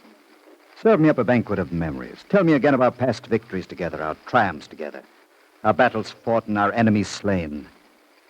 Give me an accounting of our friendship, Joab. The other day, for no reason, I thought again on Hillel. Hillel. Remember that day, Joab? Remember how the host of Hadadezer marched out to battle? Chariots, horsemen, 40,000 on foot. 50,000 at least. We stood together on a rising and saw them all. The valley below, a sea of Syrians. Now, from far off, the trumpets. The attack. The chariots, the sweeping on the flank. Abishai will hold fast. The horses on the charge. Toward the center. There stand the Gibborim. The charge has turned back. They flee. After them, Joab. Not one shall escape. Not one. The enemies of the Lord and all that rise up against his people, so shall they be smitten. And so it was. How wonderful is the construction of man. For though we seem puny as against the elevation of mountains and the broad sweep of plains, yet within us is a material upon which can be sculptured every incident of a lifetime. The whole pageant of a million marvelous moments. All life is the hoarding of recollection. My Lord King. Yes, what is it? The young man Absalom asked for audience with the king. We will see our son. I ask permission to depart. Stay. What business Absalom has with me is not of an urgent privacy. His fortnightly allowance has been overspent, or perhaps his heart is set upon some fancy armor that I must order from Damascus. Which you will do. Most probably. He is my eldest son. My eldest son. The king's son, Absalom. Do I interrupt a conference of state? Not at all. I come to ask permission of my father to leave Jerusalem for a short journey to Hebron. Hebron? What business takes you to Hebron, Absalom?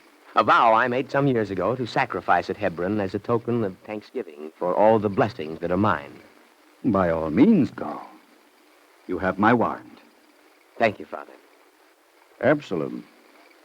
Joab? How do you travel on this journey? Alone?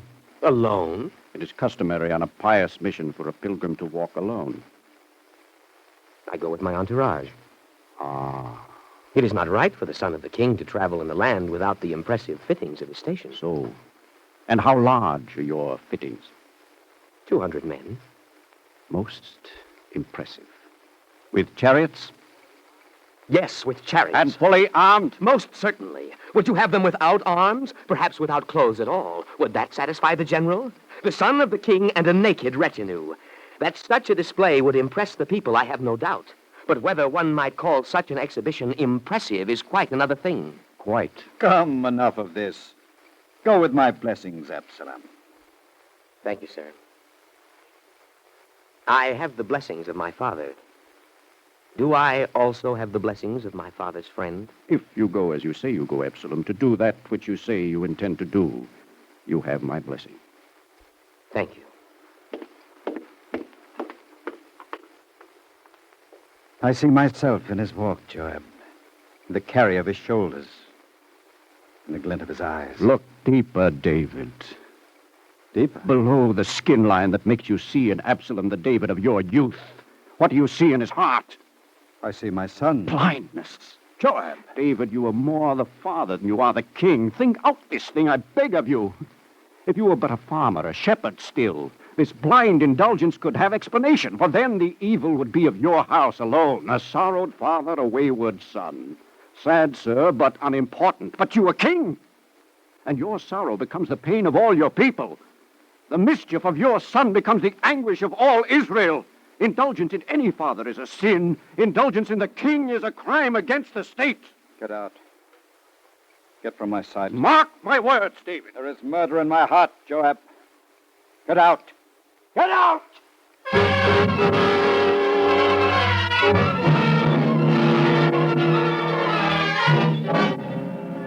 Not dawn yet, hardly more than midnight. The sky, a jet-black bowl of marble scratched here and there by a star, and the land inundated with silence. Then far off, a bare hint of movement. Hoofbeats churning through the blackness, the panting of a horse, the scream of sound tearing loose the silence. Alarm! Alarm! Open the gates! Open the gates! What is the news? Take word to the king! Let it be known to David that Absalom is king in Hebron!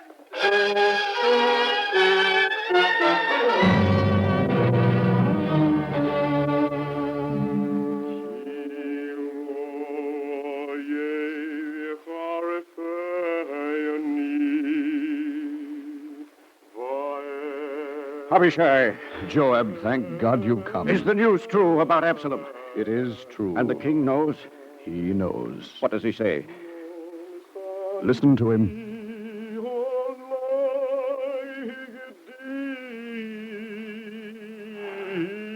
Ever since the messenger brought the first tidings from Hebron, he has refused admittance to everyone, even his closest counselors. He is alone. Tell me of Absalom. It is a short tale to tell, but one thick with treachery. True enough, he went to Hebron, but few knew his real intentions. He had with him 200 of his friends.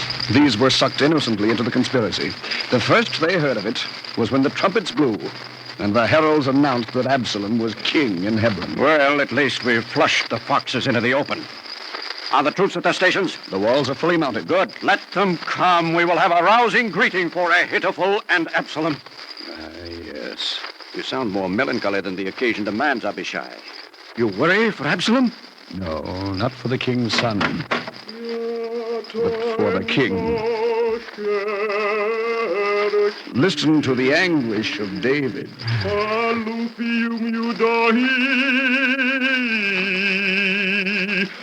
It was not an open enemy that reproached me. Then I could have borne it. Neither was it he that hated me, that did magnify himself against me. Then I would have hid myself from him. But it was thou, a man mine equal, my companion and my familiar friend. We took sweet counsel together and walked in the house of God with the throng.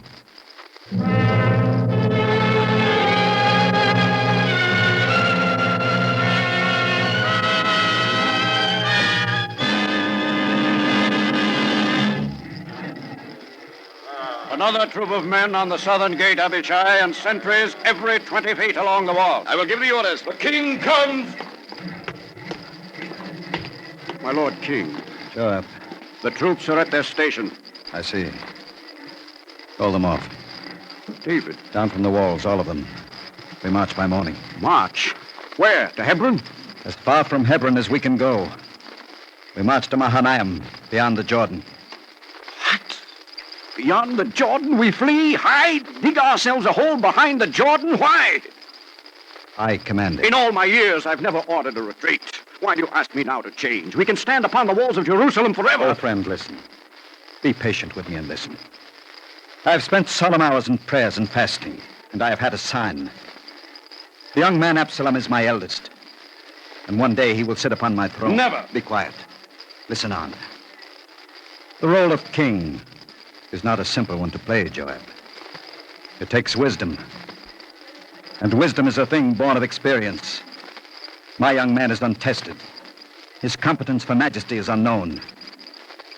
This is, I think, an examination of his talents for rule. I'm curious to know how he will respond.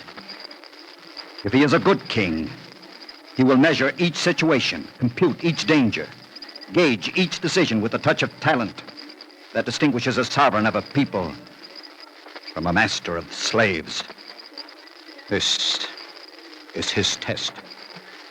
I would test him here, from these walls, with arrows and steel. I'm afraid the keenness of your generalship has been dulled, good Joab. Here in the city would be the worst place to stand. For here we would shut out Absalom less than we would shut ourselves in. Beyond the Jordan we will watch, have time for friends to gather by our sides, call in our allies. That is the way a king resolves a problem. I will give the orders. Good. I am most eager, Joab, to see how the young man Absalom, who seeks to be king, will survive the test of kingship.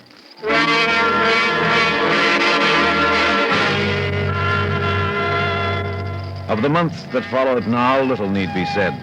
At Mahanaim, a city beyond the Jordan, an old king and an old soldier watched a young king cavort. My lord king, a messenger has just arrived from Jerusalem. How goes my son? As a peacock goes, with a fine strut and fancy tail, he comes marching. Has he left Jerusalem? He and that abundance of beggars he calls an army. How many men? 100,000. And we have? 20,000. Fair enough odds. I could ask no better. We will wait until his horde seek a crossing of the Jordan. Then we strike. I think not. You will permit him passage of the river? By all means, he must cross the river. This strategy is beyond me. I want no inconclusive battle.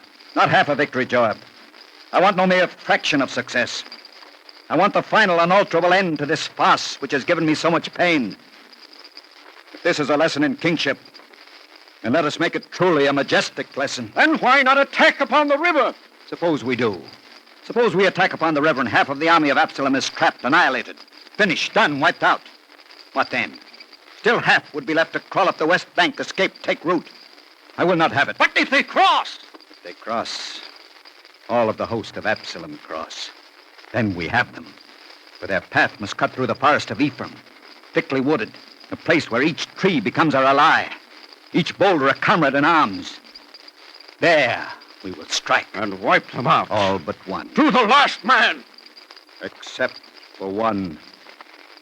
Joab, this is the last order of the king. Deal gently for my sake with the young man. Even with Absalom, who is my son. They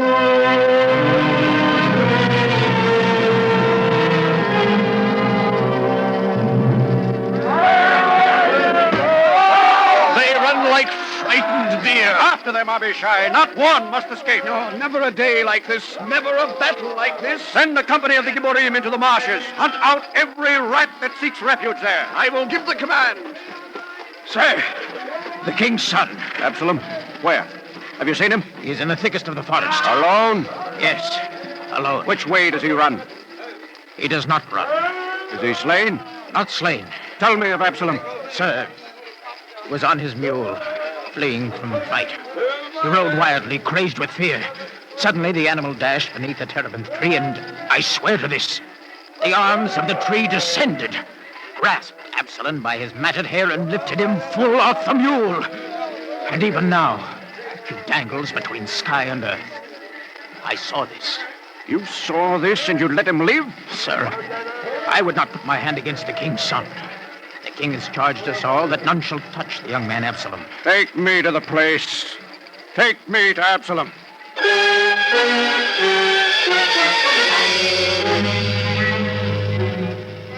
There. Give me a dart. Sir. Give me a dart. The king's orders. I have no memory for such an order.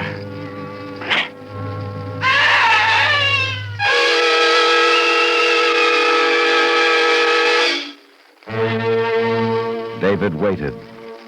Beside the gate of Mahanaim, David waited. My lord king, runner from the south. From Ephraim. Aye, my lord, from Ephraim. Now the last few drippings of time, the longest of seconds, the hanging moments. When he was a child, we would play great games together. He upon my lap would be a warrior, and how his eyes would flash, his laughter ring. What imaginary armies moved at his command. He was in the van of each sortie. He led each charge. He single-handed speared the victory. Oh, Absalom, you are yet a child. Absalom, you are yet my child. The runner is at the gate! My Lord King! What is the news? All is well. The Lord has avenged thee this day of all them that rose up against thee. Sound the trumpet! Give the order for the trumpet! Send word through all the countryside! Rejoice! David is king again in Jerusalem! A feast tonight, a feast of thanksgiving! There has never been a triumph such as this! But wait! See the king! He sits like a statue. Tell me, is it well with the young man Absalom? Answer me. Is it well with the young man Absalom? The enemies of my lord the king, and all that rise up against thee to do thee hurt, be as that young man is. Oh, my son Absalom.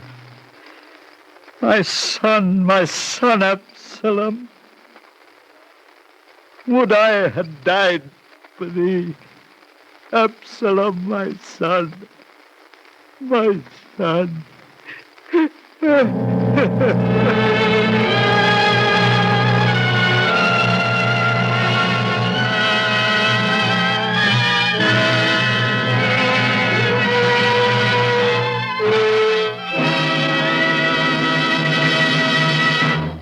If you would like a copy of today's script, please send your name and address with 10 cents to cover the cost of postage and handling to the Jewish Theological Seminary of America, 3080 Broadway, New York 27, New York.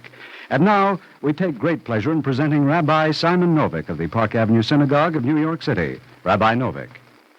The drama we have just heard is a vivid portrayal of a tragic chapter in the life of the most picturesque figure in ancient Israel. David the king, after a long life full of achievements, discovers that his oldest son, Absalom, has revolted against him. What reaction should we expect from the old king?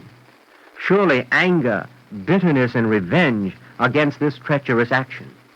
But David somehow seems incapable of vindictiveness against a personal enemy. His only concern throughout this great rebellion is for the welfare of his son. Deal gently with the young man, he orders Joab, even with Absalom, who is my son.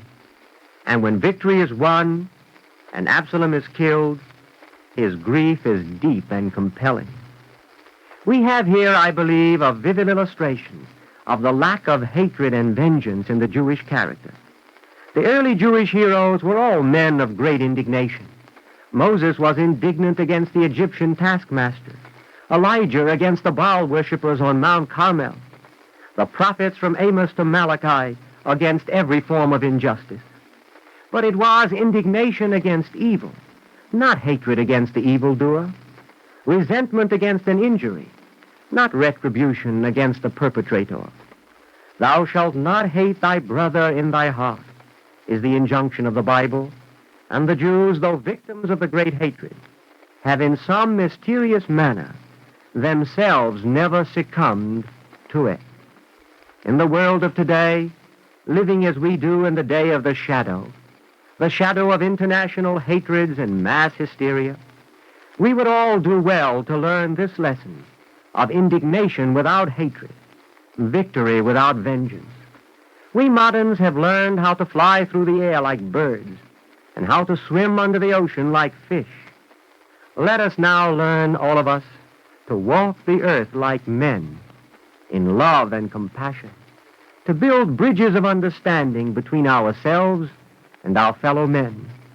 Let us remember that if this world is out of joint, then, to use Hemingway's fine phrase, We are all a piece of the whole, a part of the main. Let us join the human race, for on its survival depends our future. Thank you, Rabbi Novik.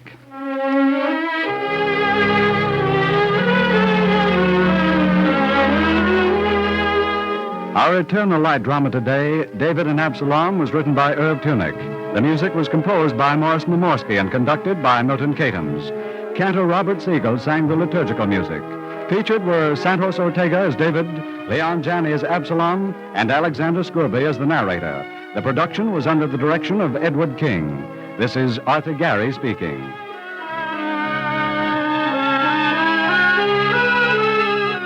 Free time to present the Eternal Light is made available by the National Broadcasting Company and its affiliated independent stations.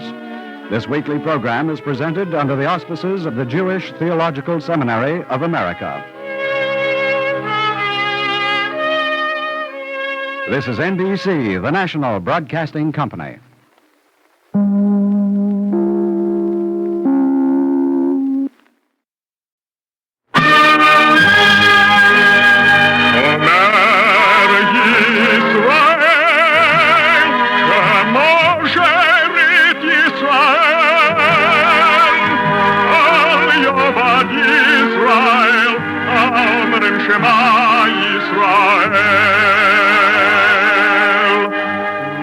And the Lord spake unto Moses, saying, Command the children of Israel that they bring unto thee pure oil olive, beaten for the light, to cause the lamps to burn continually in the tabernacle of the congregation. And it shall be a statute forever in your generations.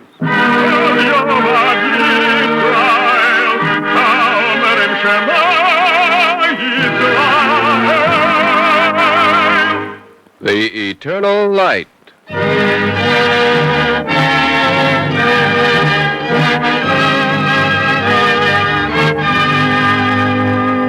The National Broadcasting Company and its affiliated independent stations make free time available to present The Eternal Light, a program which comes to you under the auspices of the Jewish Theological Seminary of America.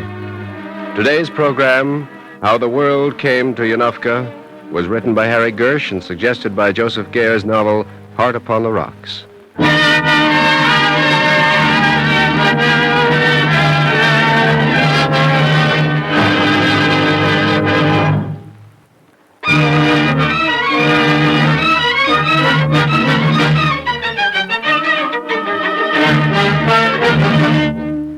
When I think back, I know the world came to Yanovka before we ever heard of Moisey and Polsky. But we didn't notice it. We lived as we had for hundreds of years before. We were very poor. Of course, everyone says their town was poor. But in Yanovka, if someone heard coins clinking in your pocket, they called you Mister. We lived our lives hard, but we took great joy in the Torah. So we sang. The student sang over the Talmud. The tailor sang over the trousers. The cobbler over his shoes. And I'm the rabbi, I sang for the great privilege of explaining God in the Torah.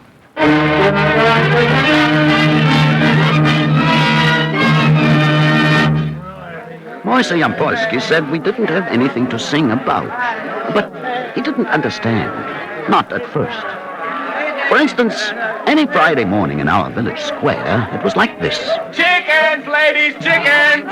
As white as your souls, as fat as your daughters. Chickens, ladies, chickens! Charity, learned masters, charity saves from death. Please, please. Today I do not want to bargain. Take the whole package, $150. Do you take me for a bribe? $75. I am a merchandist and not a charity. It cost me $125. Take it for that. You are not a charity, and I am not a goose to be plucked. Not one kopeck more. Who has time to argue? I can hear Alec the crier now. I'll take one here. To the bathhouse, friends, to the bathhouse. It is the forenoon Charity, good news, charity. Stay right here, Sword. Mind that none of those out-of-town beggars steals our spot. Mind the chickens, Ruchel, and remember the prices.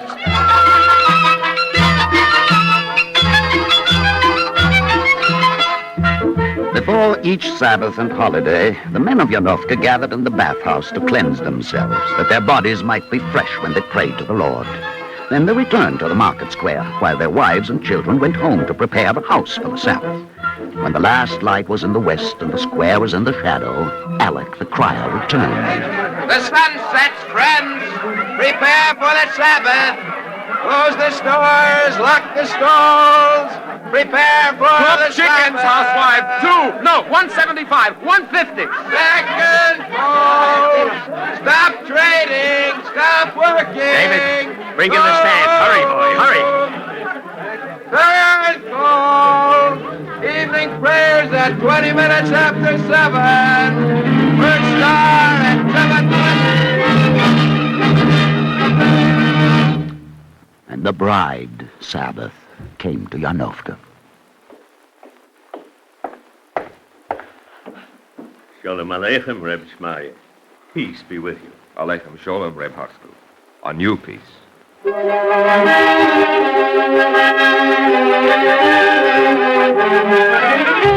This was our true life. And as the men of Yanovka gather in the synagogue to greet the Sabbath, the mothers of Yanovka place the brass candlesticks on the table, one for each soul of the household. Daniel, Gitela, Elka, Zelig, Sonia, Nathan, Hannah. The candles were lit, and each mother raised her hands before her face. Thy words are as a light before my feet, and may my children walk in the light of the Lord. Blessed art thou, O Lord our God, King of the universe, who has hallowed us by thy commandments, and commanded us to kindle the Sabbath light.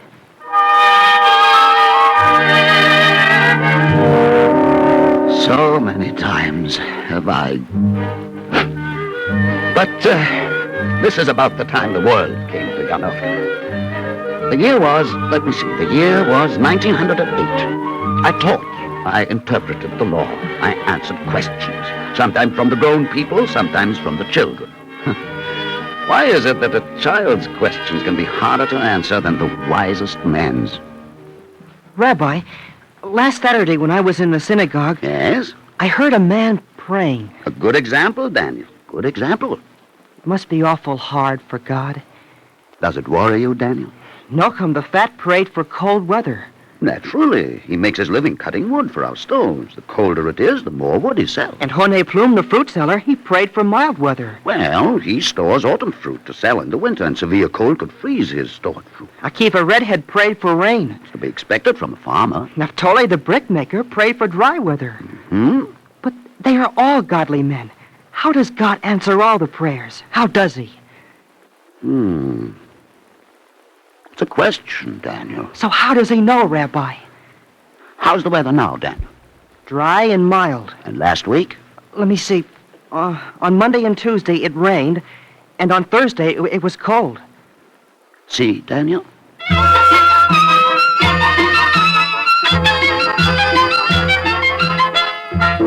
That was Yanovka, and that was our world. Oh, we knew that there was a larger world outside, that there were things like science and culture. But we believed that a bit of spiritual nobility was more important than physics, that meditating upon the Psalms filled a man with more compassion than a study of Roman history. Let's put it another way. We believed that the existence of the world did not depend only on museums and libraries, but rather on houses of worship and study.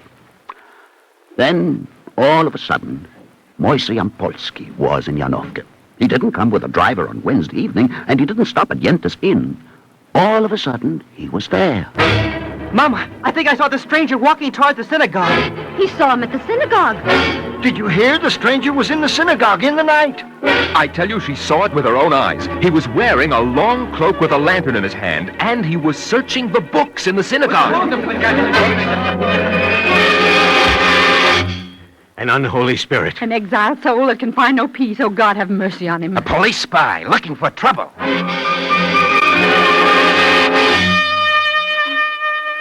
So I went to see this Moise, partly to bring the people to their senses. A stranger is always a frightening thing. And partly, I must admit, to satisfy my own curiosity. So I scared them. Well, I understand these villages without calendars, but I'll teach them. So, Rampolsky, you're a teacher also. Yes, a teacher. I'll teach them about the world outside of this village, about modern science and geography, even about more important things. Yes? There are some things even more important than science and geography? Of course. In Odessa, I met a girl who comes from Yanovka, Elka Ludmila. Elka Ludmila? Oh, yes, Elka Hanna's. Yes, and she told me that her sister Gittela was soon to be married, probably to a man she'd never seen. It's barbarous. Barbarous, huh? And how would you do it? Why, let her choose her own husband. And if she chose her own husband, would you guarantee a happy marriage? No, but...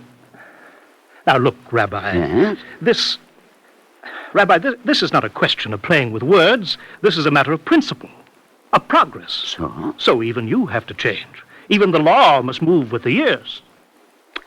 Let me tell you a story, Moise. A great rabbi once started to study a volume of the Talmud. A day later, his disciples saw that he was still on the first page. A number of days passed, and he was still studying that first page. So? Finally, one of the disciples gathered his courage and asked the rabbi why he didn't proceed to the second page. Do you know what he answered, Moise? What? What did he say? He answered, I feel so good here. Why should I go elsewhere?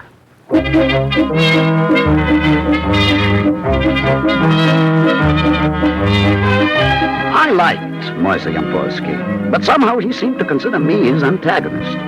Still, I convinced the people of Yanovka that he was neither a lost soul nor a spy. And soon he was teaching his languages and his sciences to some of the men, and to one boy, Daniel, Elka's brother. Here, Daniel, do you know what this is? No. What is it, Moise? What do you think it is? It's round. It turns on this axle. It's colored red and green and blue. That's right. And here is written Russia. So what is it? I know. An instrument from the post office. Oh, no, Daniel. It's a picture of the world. It's called a globe. A picture of the world? How can it be? The world is flat. No, Daniel, the world is round. The water is the sea, and it's part of the world. But what does the round world rest on? On nothing. It floats in the air. Huh? What keeps it from falling down? The world is so big and heavy it couldn't float. Where would it fall to? And look, Daniel, if the world is really, as you say, flat, what keeps the water from spilling over? It can't. I don't know. What does keep it? This is the world.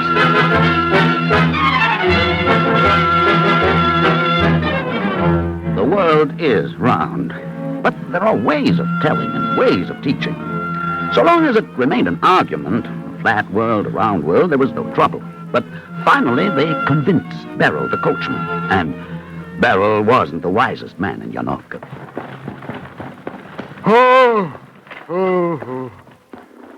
Beryl, you thief, you loafer, you crazy man, you...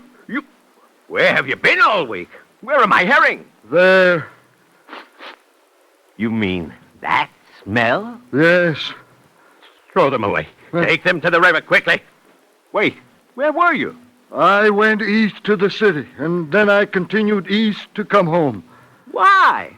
You fool, you. You know that you have to travel west from the city to Yanovka. But you were there yourself. You heard Moise Yampolsky. It's his fault. A round world, huh? I'll teach him about the world around.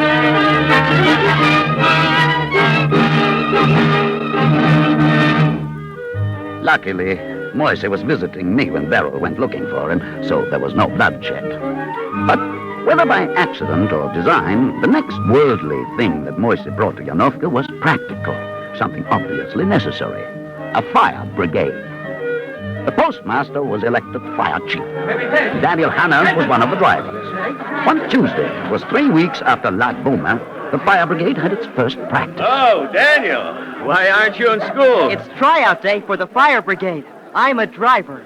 Shmaya, do you hear? What? Are you in this silly business also? Silly business? The fire brigade is a silly business? Wait, you'll change your mind. This town has been blessed by the Holy One of Stephanus, and since that time there hasn't been a fire in Yanovka. If Lipkova wants a fire brigade, that's different, but in Yanovka, to what purpose? To what purpose, Reb Hutsko? Would you rather see all Yanovka burned to the ground than have a real fire brigade to protect us? Yes, Reb Haskell. What do you know about these things? Bolton burned down to the last house, and they had the rabbi's blessing. But they sinned in Balkan. It could happen even with... The fire bell! The fire bell! Blow your whistles! All right. Where are the firemen? Daniel, where are the boys? And the horses? Where is everything? Is it a real house they're burning? Oh, do you think we're crazy? They built a shed out of packing boxes. Look, they're bringing out the water carts. Where are the horses? Did anyone go for the horses? Pharaoh went for the horses. Naftali, who emptied the water barrel? I don't know. Why ask me? But without water, we can't... Shh! Don't make a fuss. The postmaster's wife used it for washing. This water wasn't to be used for anything. What would we have done if there'd been a real fire? Now, here comes the postmaster. Ask him. What are you all standing around? Where are the horses? The stableman says that all the horses were hired out. He doesn't have any left. Run back. Tell him to give you the male horses. Here they come anyway. There they are! The Yanovka Fire Brigade! Hey, Alec, what are you doing here? You were to stay by the fire until the brigade came. What was the use? The fire burned out. I came to see what happened to the brigade. Well, look, and you'll see. There they go, down the street. Oh, Daniel, look where you're going. Oh! Why are they turning that way? Oh. That's somebody's house. Oh, I can't look.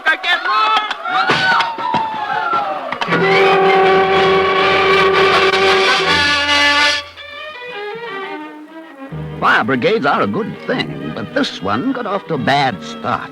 It seems that the carts, in their hurry to get to the fire, ran through Moshe Mendel's yard and trampled the whole week's wash. The postmaster had to pay for 2 sheets, a pillowcase, a tablecloth, and 3 pairs of long underwear. So he disbanded the fire brigade.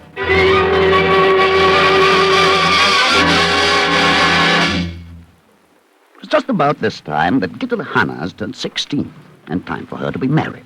But Gittela was Daniel's sister. I tell you, Mother, I will not marry any of those you mentioned. God protect us, Gidla. What's gotten into you? You have to get married, don't you? Oh, I suppose so. And I've been soft-hearted enough to try to find out which boys pleased you. But we've already named every eligible boy in Yanovka. No, you haven't. Oh, so that's it. You mean there's someone else? Gitala, you haven't spoken to anyone yourself. Oh, children. Well, let's see who we've missed. It's Huck, Moshe, Shmuel, Beryl, Grania. I can't think of anyone else. Who can it be? It's Huck, Moshe, Beryl, Shmuel. I know. Naphtali. Naphtali, huh? Uh-huh. All right, I'll speak to the matchmaker.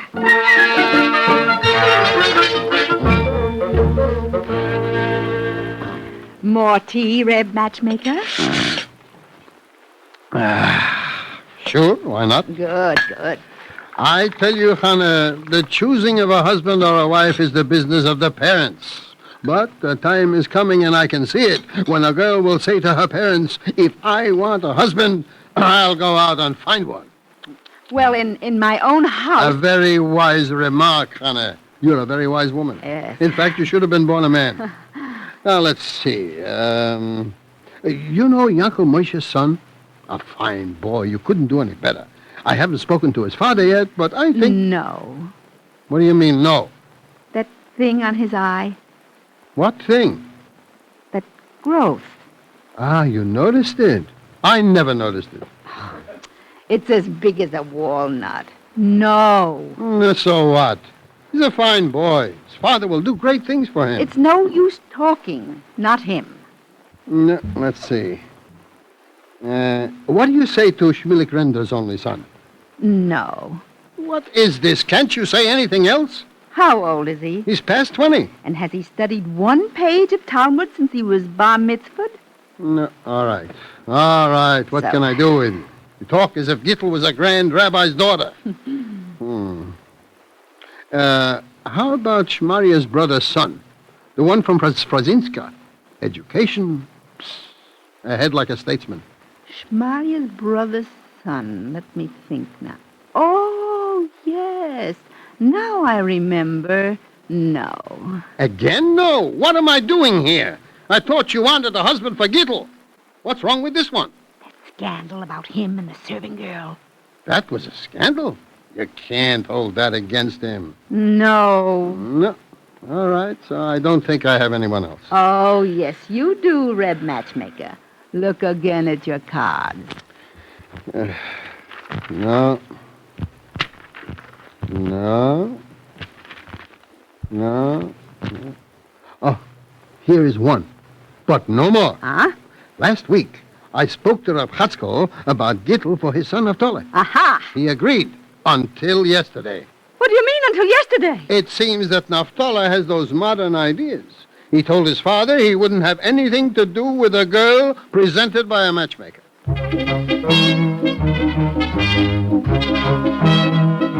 The little matter of Naphtali and Gittel might have been straightened out in a day, but there's one thing about matchmakers. They can't keep from talking. Soon the whole town knew about it, and the whole town took sides. It became a question of principle. I tell you, the old days are gone. We must progress. A young man must have the right to choose his own wife. I tell you, we are lost without tradition and law. A father must choose his son's wife.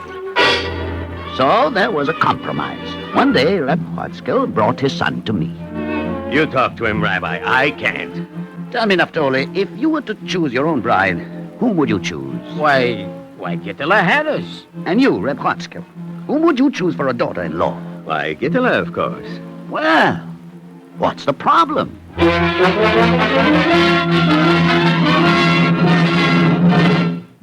When the wedding day came, it was just as it always had been. First came the gypsy musicians.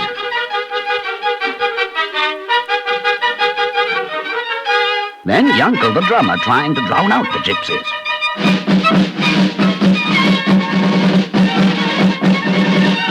Then the groom, followed by the male guests.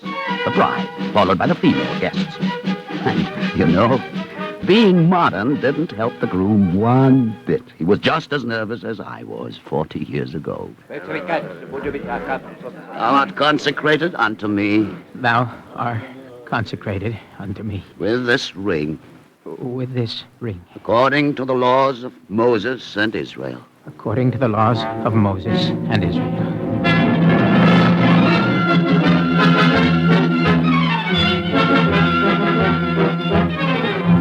After that, there were more innovations.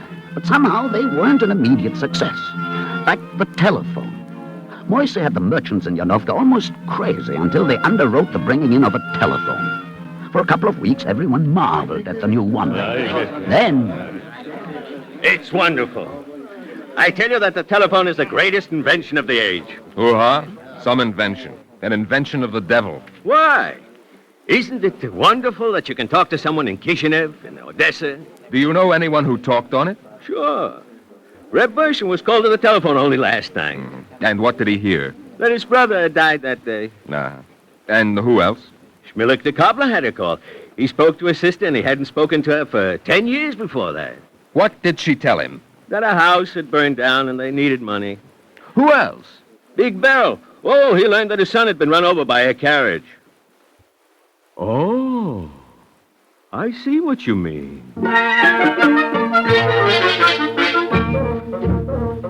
After that, the people of Yanovka boycotted the telephone. It brought only bad news. And in a way, they blamed Moise Yampolsky. One day, Moise came to see me. You win, Rabbi. I came to say goodbye. I wagered nothing, Moise. And I have won nothing. But all the new things I wanted to teach the Yanovka, all the things I tried to bring to them, the whole world outside. Didn't you fight against it? No, I didn't fight against it. I, too, welcome the new inventions, the new ideas. But they in themselves are not the world. I don't... Moise, do not leave Yanovka. You are a good teacher, and we need good teachers. We have to learn about the world and its new ways, its new tongues. Teach us that. But remember, it is not necessary to forget the old laws in order to learn the new. Don't leave yet. And don't decide now. Tomorrow is the Sabbath. Will you come to the synagogue? Well... Come. All right.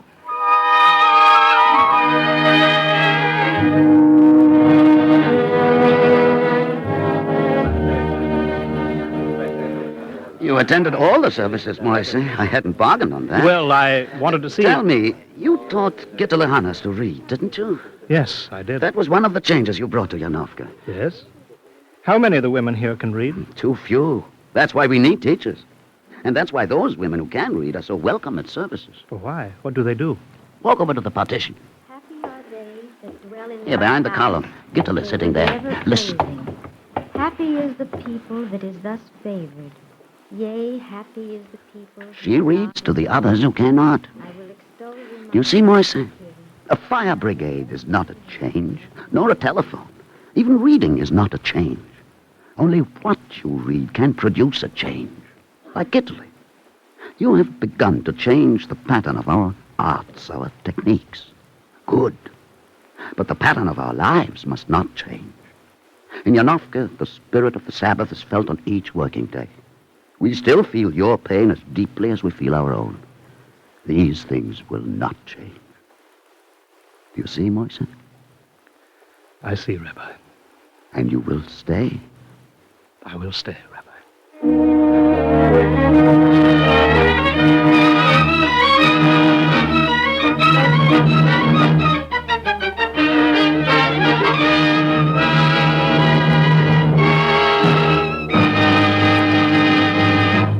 If you would like a copy of today's script, please send your name and address with 10 cents to cover the cost of postage and handling to the Jewish Theological Seminary of America, 3080 Broadway, New York 27, New York. And now we take great pleasure in presenting Mr. Joel Schenker, member of the Board of Overseers of the Jewish Theological Seminary. Mr. Schenker.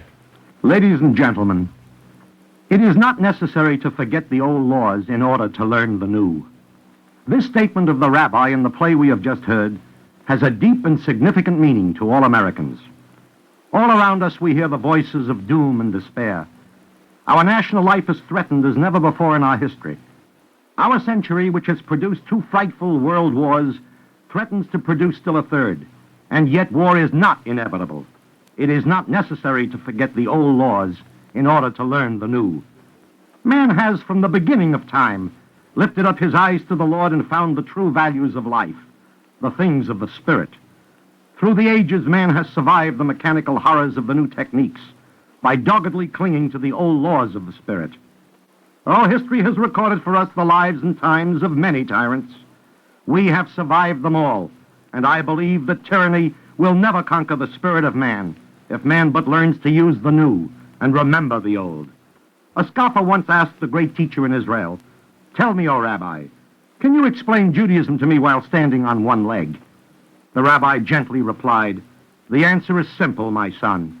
Love thy neighbor as thyself." This message of love and brotherhood of man, which has been Judaism's great contribution to mankind, is sufficient to save the world from the avalanche which threatens to devour it.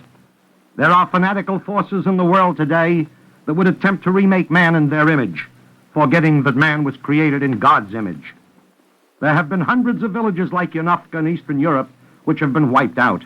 Millions of men and women have been tortured and killed, and their teachers, rabbis, and priests have been erased. But the law of the Lord and Judaism's message of universal brotherhood still shines brightly, a lighthouse of hope, a beacon of salvation. Let us cherish this ideal of world brotherhood. Let us make it a part of our private lives and a part of our daily actions in public, so that we may say, as did the prophet Isaiah of old, "May the time not be too distant, when nation shall not make war on nation, nor shall they study war any more." Thank you.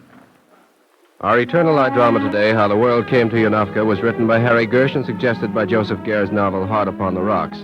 Music was composed by Morris Momorsky and conducted by Milton Katims. Cantor Robert Siegel sang the liturgical introduction. Peter Capell, Adelaide Klein, and Wendell Holmes were featured in the cast. The production was under the direction of Edward King. This is Red Cross Month. By giving generously, you will help mobilize for the defense of your family, your community, and your nation. This is NBC, the National Broadcasting Company.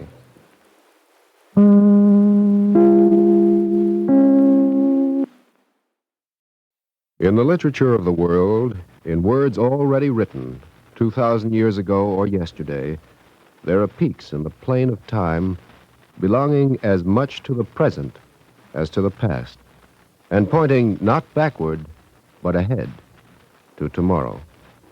This is the third in a series of programs drawn from the fullness of the literature of the Jewish people.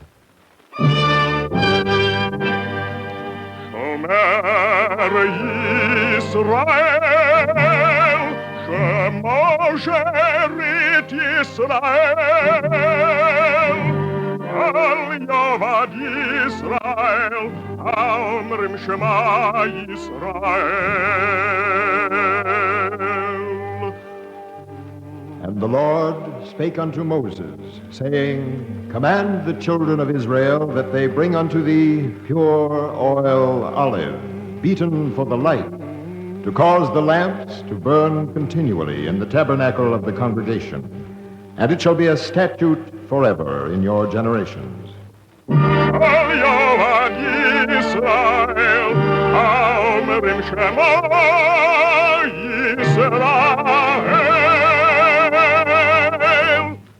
The eternal light.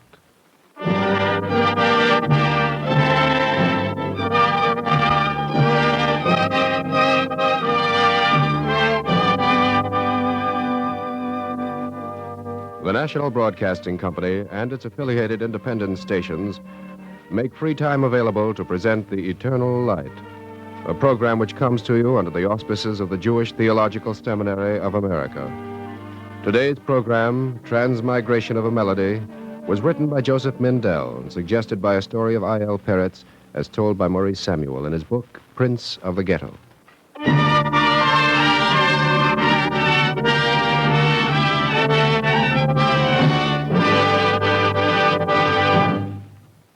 A dozen miles or so beyond Berdichev, just where the forest ends, there used to be a little town in which there lived a man whose name was David. He was a good musician, but there were no doubt many better. His distinction was of another kind. Now, when most people have a thought, it is cloaked in words. But David's thoughts were in melodies. And when a thought came to him, he stopped to play it, no matter where he was, even if he happened to be outside the open window of Reuben the scholar.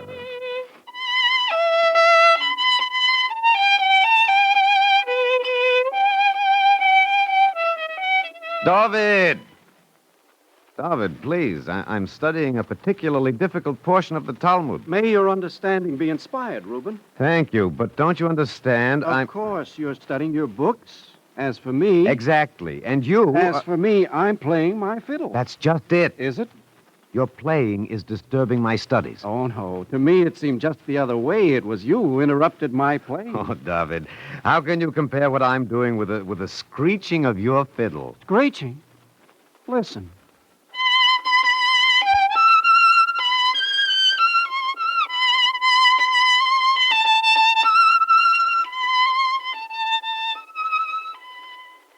You call that screeching? All right. I admit that I can't tell one tone from another. Oh, I'm sorry for you. It's an affliction. Then let me bear my affliction in peace. Play somewhere else. Reuben, when I look at you and me and the other people in the village, and I think of the Cossacks and the tax collectors and all the other troubles that afflict us, and then when I remember that even so we manage sometimes to be a little happy, then I play a melody.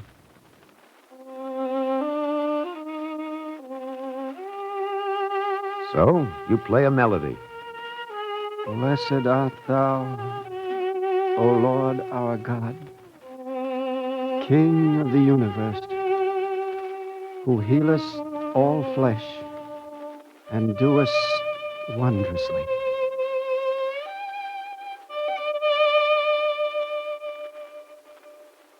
Amen. David, what have you got to be happy about? What a question. Didn't you hear that the rich widow Hannah is marrying off her daughter? Well, what has that to do with you? If I play at the wedding, it'll be at least 10 rubles. I've been thinking of melodies all day. Listen. No. Don't waste them on me. Play them for the widow Hannah.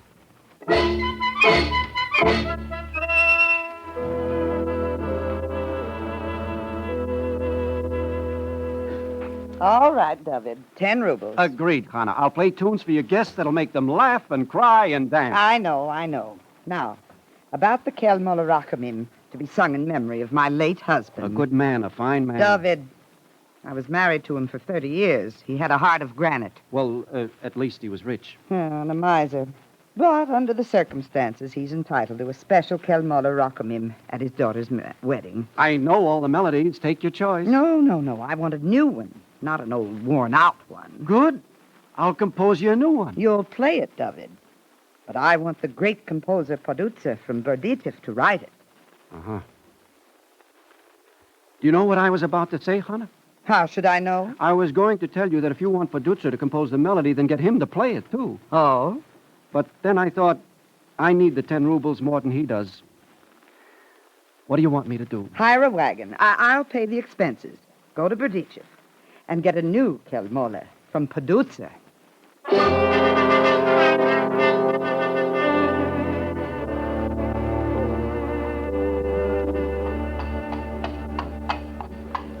Podutzer? He's not home. Well, I must find him. Where is he? He went to Kiev. No. What do you mean, no? He said he was going. He got on the train. He went. But the Camel Rachamim. Excuse me. If you'll take your foot out of the door. I come to Berdichev. He goes to Kiev. No Camel Rachamim. A poor man's luck. What did you say? I said goodbye to 10 rubles. Are you talking to me? Not particularly. Then watch where you look when you talk to yourself. Wait a minute. Why is there music in the street? It's a custom of ours. They're collecting a dowry for a poor bride. See? They're throwing coins on the silver tray.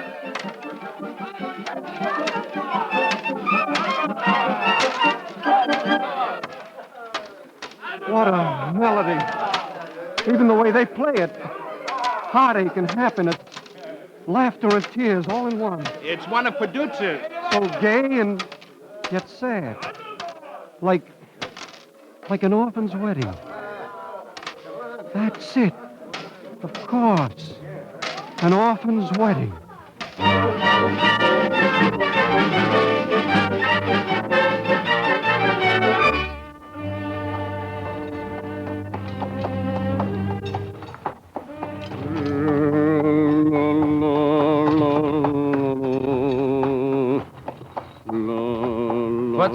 What's that? A melody driver. I can hear. What kind? A Camel Rachamim. It's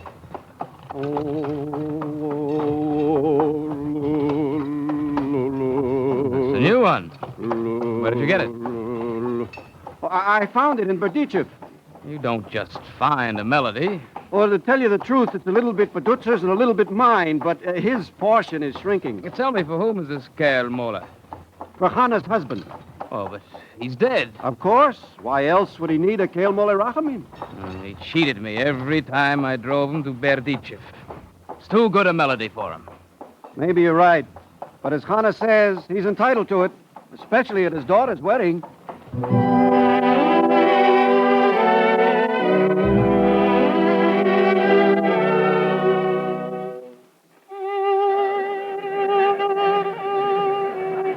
Faster, David! Play faster!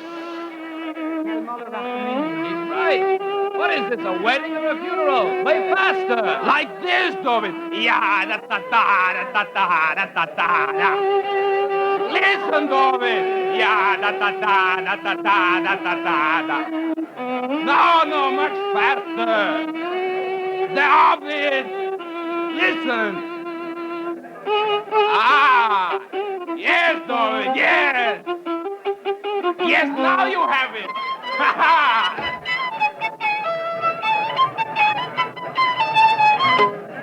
Now are you satisfied? More, David! Bravo, bravo! Keep your applause. It's your melody, not mine. You destroyed my melody.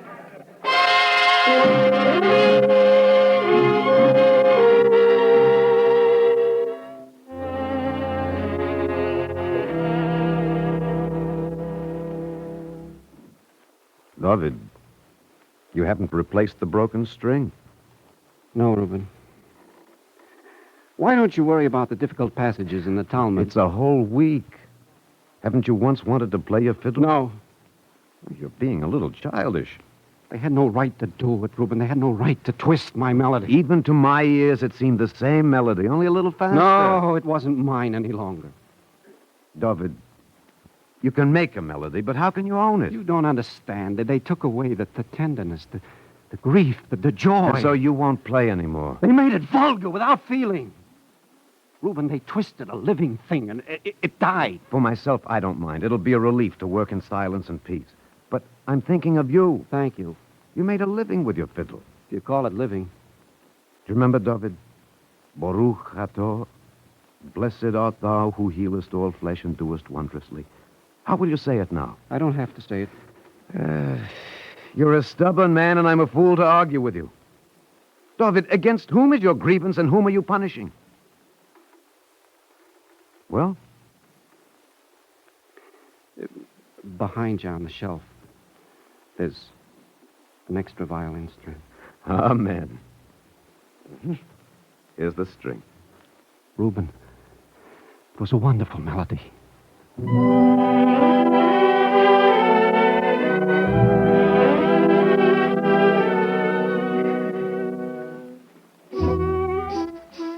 One day, many weeks later, there came to the town a troupe of traveling acrobats. 2 men in tights and a thin girl with a young, painted face. They spread a shabby rug in a courtyard, and the inhabitants gathered round to watch the performance. Ladies and gentlemen, straight from the most exclusive theaters in Kiev, we bring you feats of strength, skill, and balance. Under which bridge did you sleep in Kiev? Michael, place the ladder on my shoulder. Laura, are you ready? I'm ready. Ladies and gentlemen, a double somersault from the top of the ladder. An instant's hesitation, a false step, and Dvora comes crashing down to disaster. Ready? Up! Michael, music! Come, David, it's enough. No, wait, Reuben. There's nothing to see. I want to listen. Get ready! Come!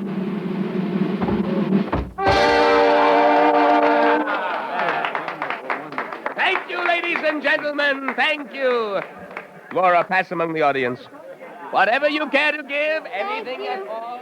Yes, thank you. Thank you. What for? I didn't give you any money. Wait a minute, don't go. Your name is Dvora? Yes, How old are you? 14? I'm 18. Reuben. Wait a minute, David. Dvora, you're too young for such a life. Oh, no. When you get older, your bones become brittle. Reuben, I want to ask her a question. Dvora, that melody on the hand organ, where did it come from? In Kiev, they play it in all the theaters. On the hand organ, it doesn't sound so good. It sounds monstrous. Oh, it's a sweet melody, full of feeling. No, it has no feeling, only a pretense of feeling. There's no need to get excited, David. The melody was dead, Reuben. Why couldn't they leave it alone? Your melody again? Don't you recognize it? Listen.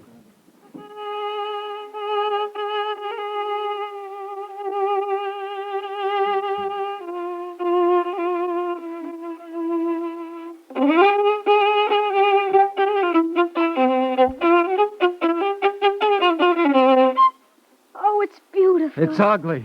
Play it again, please. It's enough. Why should you be without an affliction, David? Play it for the girl. If I had such music, what tricks I could do, what jumps. Look, I'll show you. Michael, hold the ladder for me, please. Keep on playing. Just a little longer. Oh, now see, on the very top of the ladder, I can... Oh! Dvora! Dvora! My legs, they hurt so much. It was my fault, that cursed melody. Oh, no, don't say that. It was a wonderful melody.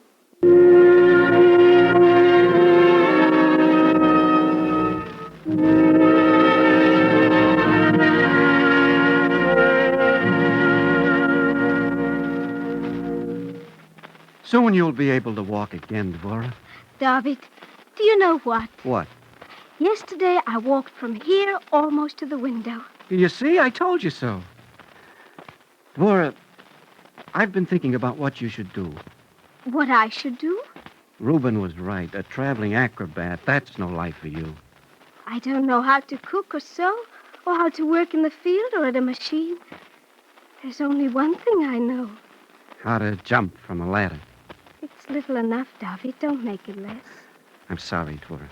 When I hold out my hand to the spectators, it's so close to begging. Don't talk about it.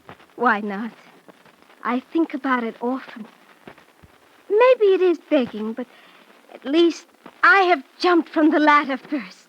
Torah, your legs. You can't jump anymore.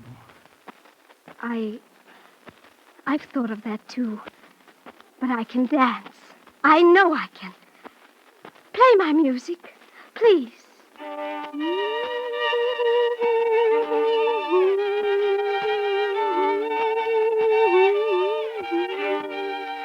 Do you know what you're singing? It's the melody you played the day I fell from the ladder. Can't you hear the difference? It's the same. No, the other was false. This is beginning to be true. That just means the feeling is different.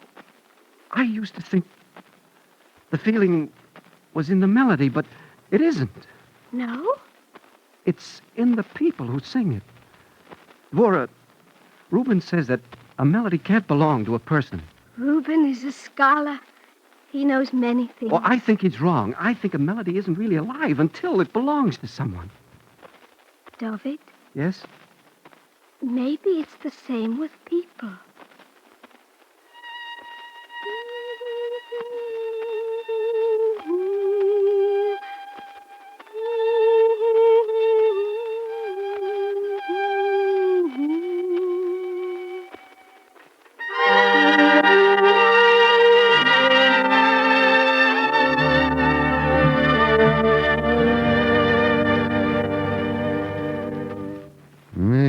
Mosai Corine Shema Boravin. Mosai Corine Shema Boravin. When does one begin the recitation of the Shema in the evening? Devorah! Devorah, must you sing that melody outside my window? I wanted you to look out. Why? So you could see my new shoes. All right, I see them. Don't you like them? Of course I do. You didn't say so. I like your new shoes. They're very pretty. The widow Hannah gave them to me. I danced and sang for her party. Stop it, Dvorah. What's the matter, Reuben? I don't know. Dvorah, I can't concentrate on a book. I can't even recite the prayers. Reuben, maybe you have a fever. It's the melody. I can't get it out of my head. It haunts my days and wakes me at night. Dvorah, I'm possessed by a melody.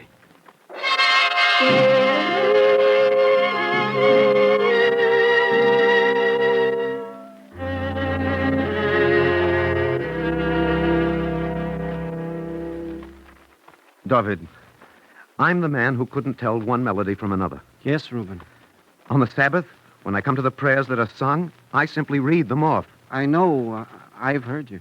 Then why should a melody pick on me? It's not a simple matter, but neither is it uncommon. Well, it's happened before? It happens to me quite often. What do you do about it? I let the melody out. I sing, and I feel better. In fact, I feel good. That's all very well for you. You're a musician. Well, you don't have to sing well. Yes, but you know I can't sing. Well, you've never tried. You don't understand, David. It's not that I'm unwilling or that I don't know how.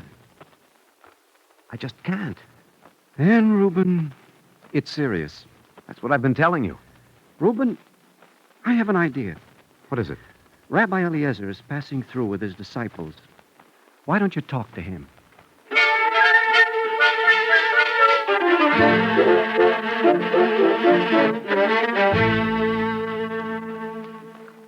Welcome, Reuben. Rabbi Eliezer, I want to talk to you. We are sitting down to our midday meal. Sit with us. Well, I'm not hungry. Then just sit with us. But Reuben, if Rabbi Eliezer says sit, you'll sit. He won't force me if I don't want to. You don't understand. If he says sit, you'll want to sit. There, you see? I'm sitting. Now what? Now join us. Join you in what? You're not doing anything. We're studying. Without books?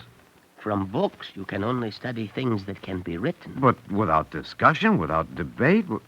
What is there to argue about? Well, how long will you sit like this, studying, as you call it? Until the joy mounts in our hearts and we will get up and sing. That's just why I came. I must speak to the rabbi. Reuben, now you will sing for us. No, I came to talk, Rabbi Eliezer, not to sing. I want to ask your advice. I will tell you how once I, too, came to talk and not to sing. It was at Tolney, where I gave a long discourse. What a discourse it was. Brilliant with truth and rich with piety. I remember it well. Please, don't be like the matchmaker's assistant. There was an old man sitting in the front, listening eagerly, but understanding not one word. Not even a syllable. At the end of the sermon, I went to him and said, "Old man, I'll explain to you what I was saying." Then I sang a little melody. The old man looked at me, and his eyes lit up, and he said, "Ah, I see what you mean. Reuben, sing for us." Rabbi, I can't. Why are you afraid? I've spent my life alone with books. It's time to leave your books. Sing. I can't, I tell you. Reuben, if Rabbi Eliezer says sing, then you can sing. But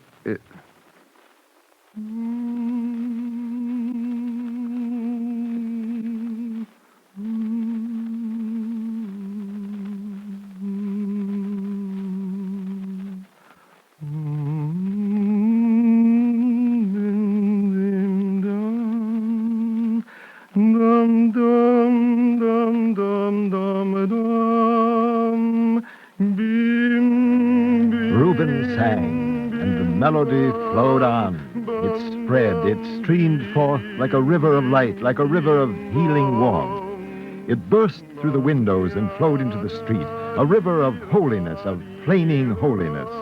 And the people who were gathered about the house cried out in wonder, "David's melody, it's David's melody."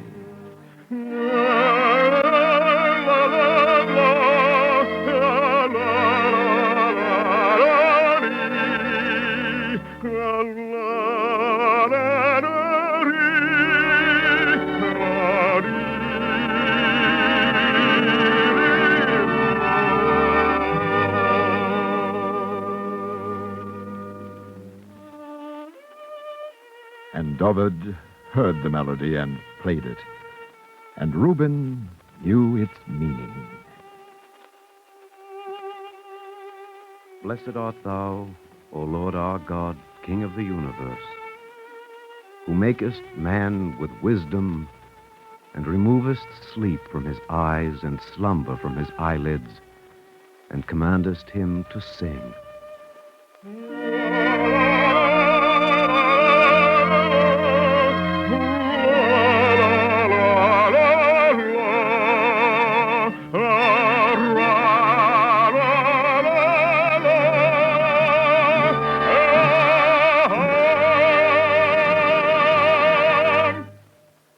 If you would like a copy of today's script, please send your name and address with 10 cents to cover the cost of postage and handling to the Jewish Theological Seminary of America, 3080 Broadway, New York, 27, New York. And now we take great pleasure in presenting Rabbi Halpern of the Congregation Tree of Life, Pittsburgh, Pennsylvania. Rabbi Halpern. And so, dear friends, the melody lives on. Melodies always live on if they have a reason for living. Why did the melody of Podotsur migrate from Berdichev to Yanovka, from Yanovka to the theater, from the theater to Radziwill? Whence do we know when melody and song are inspired? The test is a very personal one. Does the song inspire me? If it inspires us, it is itself inspired. If a melody fills me with zest for life, if it gives me a new vitality, a new soul, then the melody is suffused with a spirit of holiness. Today's presentation clearly indicates that no spot on earth and no moment in time and no particular social class has a monopoly on creating and interpreting melody. It is not the theater which condemns the melody. Our concern is what is played in the theater. It is not the synagogue and the church in themselves which stamp the melody as holy. The question is, what is being sung in the church and synagogue? Even a traveling wagon over hill and dale, with passengers of every class, with a musician here and a singer there, may help to settle the contest between the moral violin and the brazen, independent whistling of an individual. Music has a place in the soul of any people. What are the emotions that are embodied in the melodies of America today? Oh, for a song that could rally all the citizens of our beloved country to realize fully the blessings of the democratic way of life. Oh, for a melody that could drown out the discords in the present world's international symphony and replace the false notes that have helped lay low the spirit of man. The ancient sages of Israel made the statement, the throne of God did not become firmly established in the world until the children of Israel sang their song of praise on the shores of the Red Sea. And so, friends, in our day and in our idiom, we must hope and pray earnestly for the establishment of the kingdom of God through a universal hymn of glory in which all nations and all races will unite their voices. Thank you, Rabbi Halpern.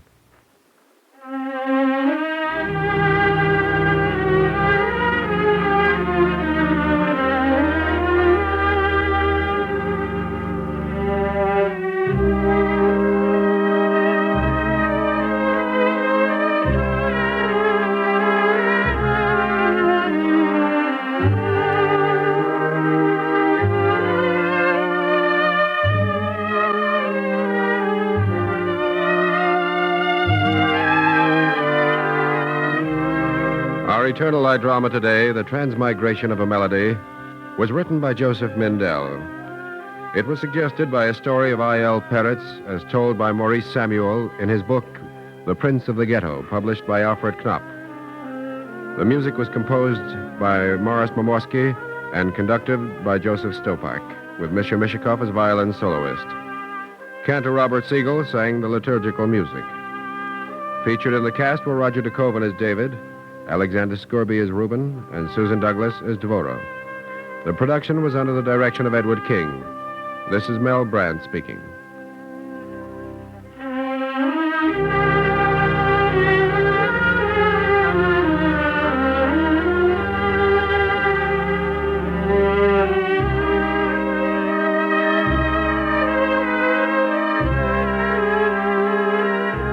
Free time to present the Eternal Light is made available by the National Broadcasting Company and its affiliated independent stations. This weekly program is presented under the auspices of the Jewish Theological Seminary of America.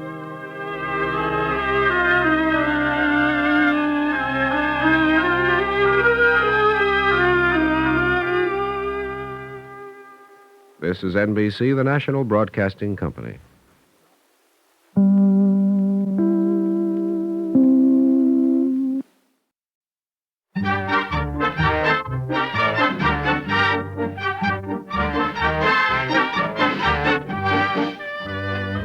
Once upon a time, well, come to think of it, it wasn't as long ago as that. It was only 87 or 104 years ago. There was a little boy living in the town of Pripyatchik. Now, this little boy's name was... Karpo. Karpo. Am I in the right story? I was telling about a boy called Little Purim. Karpo. Oh, yes, his name was Karpel, but everyone in Prefecture called him Little Purim. Why? I'll tell you in a minute. This little boy lived with his mother in the hut at the edge of town. They were very poor. Come, Karpel. We'll have our supper. Sure, Mama. Oh, Karpel, it's only bread again. No butter, not even any milk. Oh, I like bread. And I think I'm getting a little too old for milk. Anyway, tomorrow is Purim.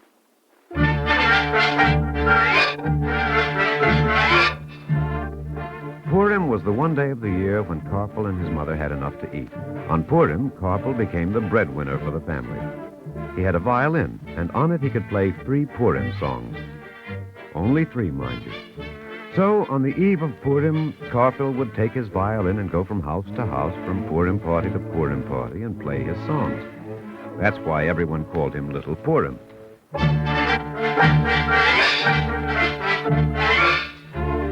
This year, the one I'm telling about, Purim came late. Little Purim and his mother hadn't had a decent meal in months. It was the eve of Purim, and they had just sat down to supper when... What? Who could be calling on us? Go see, Karpel. Sure. I have walked all day and I'm hungry. Can you give me some food? Why, will you wait a moment, please? Mama? Yes? It's a stranger with a long white beard, and he wants some food. Karpel, we haven't enough for ourselves, and we don't know who he might be. But he must be very hungry, and tomorrow is Purim. All right, tell him to come in. Welcome, friend stranger. Won't you come in? Thank you. It is sad to be so far from home on Purim. Please sit down, sir. We have only some dry crusts of bread, but you are welcome. Thank you. Where are you from? Huh? I'm from so far away that you cannot get there by walking, nor even by riding. Not by walking and not by riding? Now, Karpel, our guest is hungry. Save your questions for after supper. Oh, I'm sorry. Will you say the prayer for the breaking of bread? Thank you for the honor. Amotzir lechem min haaretz. Blessed art thou, Lord our God, King of the universe, who bringest forth bread from the earth.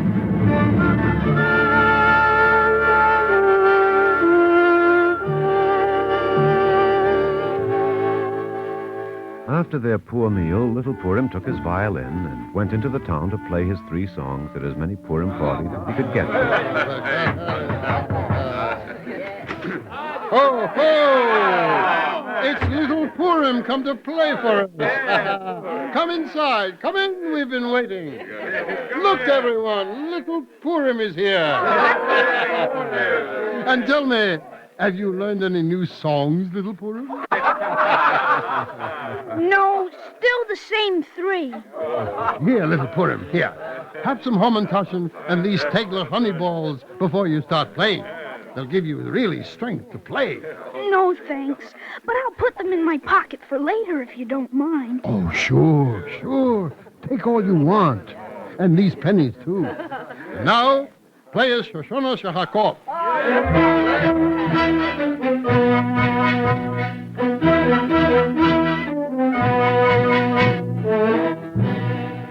After Little Purim played his 3 songs, he went to the next house.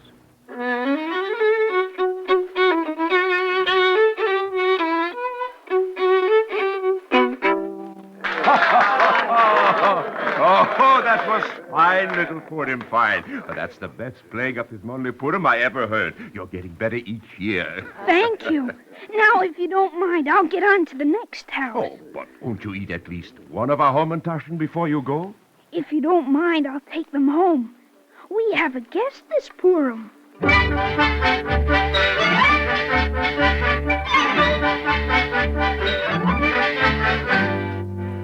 At the next house, Little Purim ended with his 3rd song, Hop meine Hamantaschen.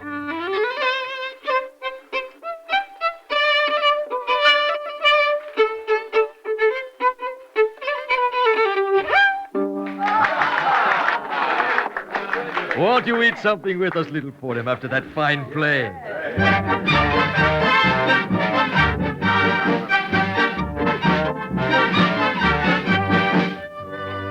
Little Purim went to another house, playing his 3 songs, taking his pay in pennies, and in Homentaschen and Teglach and cookies and honey cake, saving it all for the party with his mother and the stranger. Then it was late. There were no more parties to play for. So little Purim started for home. Now, while he'd been playing, the snow had started to fall and the wind had risen. And little Purim, who hadn't had anything to eat all day, just some dry crusts of bread, was getting faint with hunger. Oh, it's so far to home. And I'm so hungry and so tired. I'll rest here a moment. Little Purim huddled down in an alleyway between 2 buildings and closed his eyes. No sooner had he closed his eyes than he heard the most beautiful music.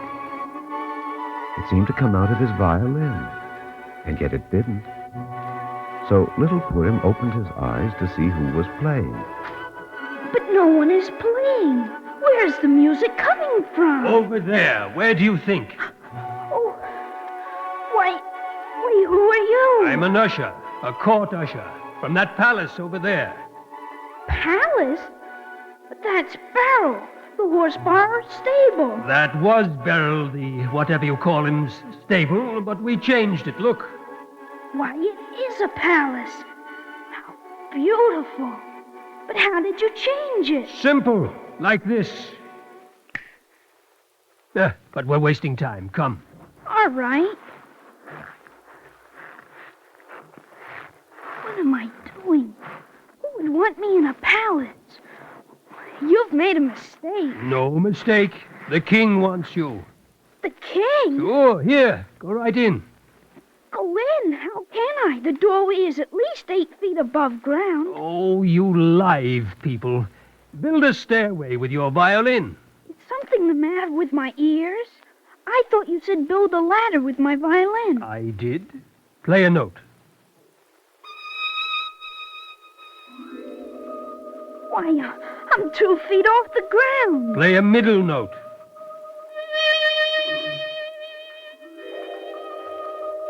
Five feet up. Now a low note.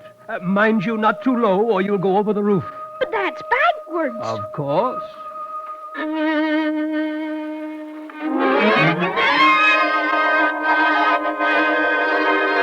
The usher led little Purim inside the palace, into a grand ballroom filled with people dressed in silk and brocades that rustled and whispered. At the far end of the ballroom were 3 people. Come, stop dragging your feet.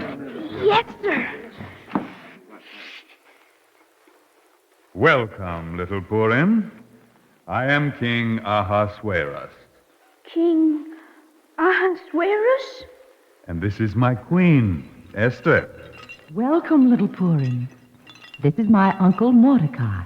Hello. Here, you're something of a fiddle player. Why, you're the stranger. Stranger? Why, I've never been a stranger in my life. Oh, forgive me, Reb Mordecai, but you look just like the stranger who came to our house this evening. The same eyes, the long beard, and the hair. Well, it couldn't have been Mordecai. He's been here all night, haven't you, Mordecai? Sure I have. Yes, he's been here all evening, little Purim.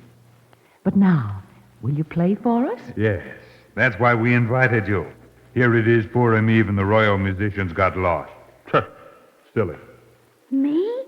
Play for Queen Esther and King Ahasuerus? Oh, I couldn't. Of course you could. We heard that you play beautifully and that you specialize in Purim songs. Won't you? Please. All right. Usher, announce the dance. The lords and ladies, little Purim will play for the Purim dance. Take your places.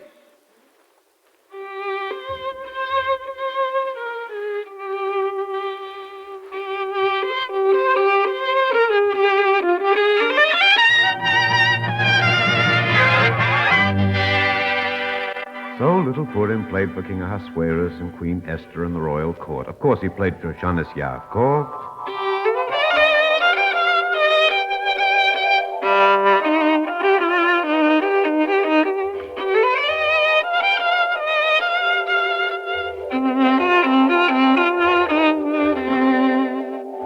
And he played Pismon le Purim.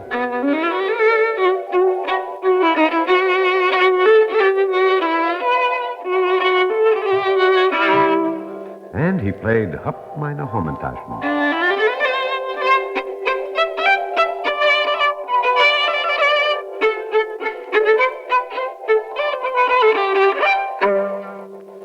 Then he was through. Now, normally, little Purim would have tucked his violin under his arm at this point and left for the next party.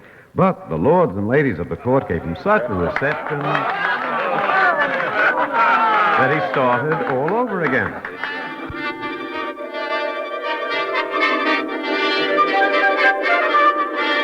He played them backwards and forwards and sideways. Then he tried it with all the songs together. Then he stopped. Very fine, little Purim. My own musicians couldn't have done near as well. But tell me, the songs you played at the end sounded very much like the songs you played at the beginning. And very much like the ones in the middle, too. But they were all beautiful and beautifully played. Yes, Your Majesties, they did sound alike. They were. I know only 3 songs. Quiet! Quiet! That's 3 songs more than we would have had if little Purim hadn't come to play for us. Why do you play only 3 songs, little Purim? I can't seem to learn any more. I've tried to learn other Purim songs, and songs for Pesach, and Hanukkah, and Sukkot. I just can't. But surely, if you really try... No, it just doesn't work. What do you think, Mordecai? You're a wise man. Might be the violin. Yeah. Play a high note, little Purim. As high as you can. Come on, higher. Higher. It won't go. Well, we'll have to fix that. Esther, my queen, take little Purim's violin and laugh into the sound box.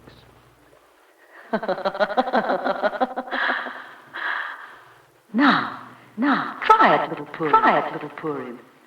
Yes, Queen Esther.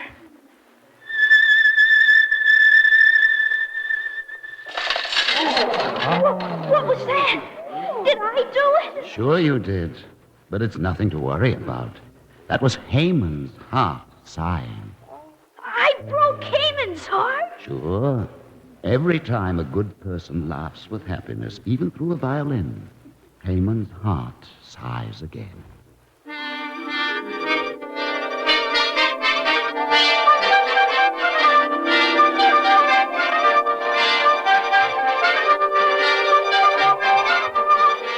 After that, little Purim played again, and the king and Queen Esther and the people of the court danced.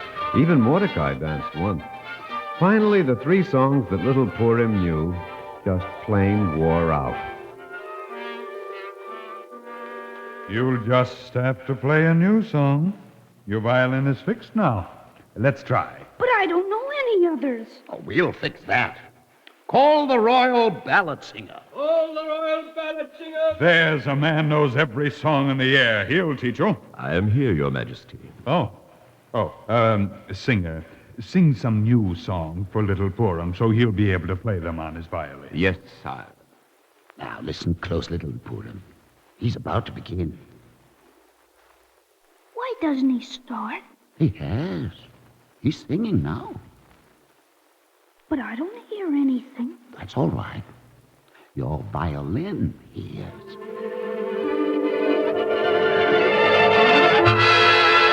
After that, little Purim played one more song. As it ended, Mordecai looked up and saw the windows turning gray. The night was almost over. Your Majesty, it is almost morning. We must leave. Yes, but before we go, we must reward little Purim for the finest Purim party we have ever had.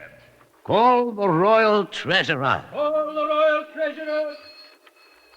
There he is. Why does he have bells sewed to his clothes? How else would you dress a treasurer? Have you brought your treasures, treasurer? Yes, sire. Fill little Purim's left pocket with gold. And fill his right pocket with rubies and diamonds. Gold from the king, jewels from the queen. What will you give, Mordecai? My gift has no weight, and it can't be seen. Yet it will last longer than gold, and will bring more happiness than jewels. Has no weight and can't see it, but it's better than gold or jewels? Huh. I don't believe there is such a thing. Well, I've given it to little Purim. We'll have to ask him next Purim. Suddenly, everything went dark, and little Purim felt as if he were flying through the air.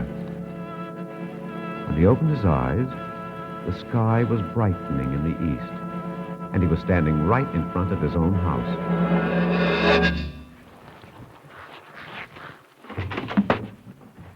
Mama, I'm home. You should have seen where I've been. Oh, my little Carpel, I've been so worried. Where have you been all night? Didn't have to worry about me. We'll never have to worry about anything ever again. What? Oh, no more worries? Oh, hello, friend stranger. Have you been here all night? Yes, your mother was kind enough to let me bed down here in the kitchen when the storm started. Are you sure you've been here all night? Carpel, what's the matter with you?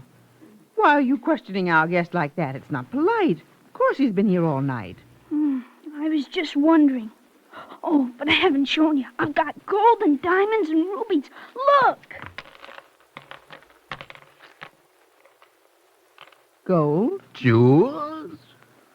Why, they're just pennies and Hamantaschen and Tegel and cookies.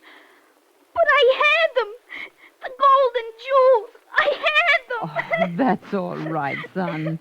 You brought home some wonderful things. We'll have a real party. No, I really had them. You don't believe me. They must be here. It was all a dream. A dream. It must have been a dream, Carpel. Where could you get gold and jewels in Pripyat, even if it was Purim? But it wasn't a dream. It couldn't have been. It was too real. Oh, now, don't, Carpel, don't, dear. I know. I'll make some tea, and we'll have a party, and then you can tell us the whole story.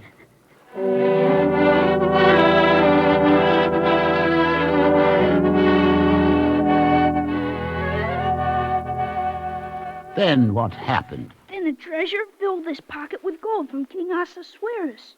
That one? Yes, this one right here. And? Then he filled this pocket with jewels from Queen Esther. Wait. Does the pocket have any holes? Oh, no. I sewed them myself last night. What did Mordecai give you? Mordecai? Say, are you sure you stayed here all last night? Carpel, you're being impolite again. I'm sorry. Mordecai didn't give me anything. Nothing? Oh, just some silly riddle. How did it go? Something about it has no weight and you can't see it, but it lasts longer than gold and brings more happiness than jewels. It has no weight and you can't see it. It brings more happiness than gold or jewels. Well, one part of the riddle has worked out. What? Which part? Whatever it is that Mordecai gave you, it certainly lasted longer than the gold and jewels you got.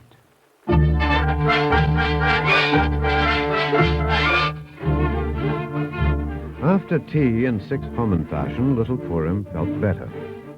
After 10 Hamantaschen and 2 handfuls of teglach, he felt much better. After 14 Hamantaschen and 4 handfuls of teglach and 5 cookies, he suddenly found that he wasn't hungry. Carpel, you haven't played for our guest.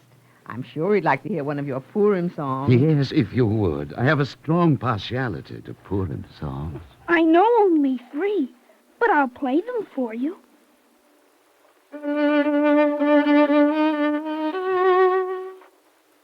What's that? That's not one of your songs. No, it isn't. I don't even know this song. I'll try again.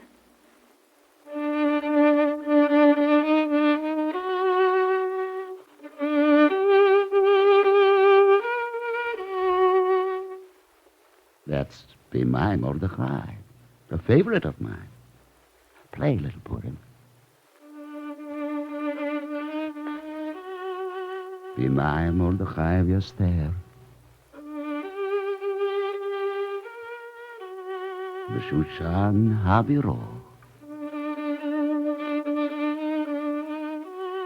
Kesiomad Alechem Chomon Chorosho.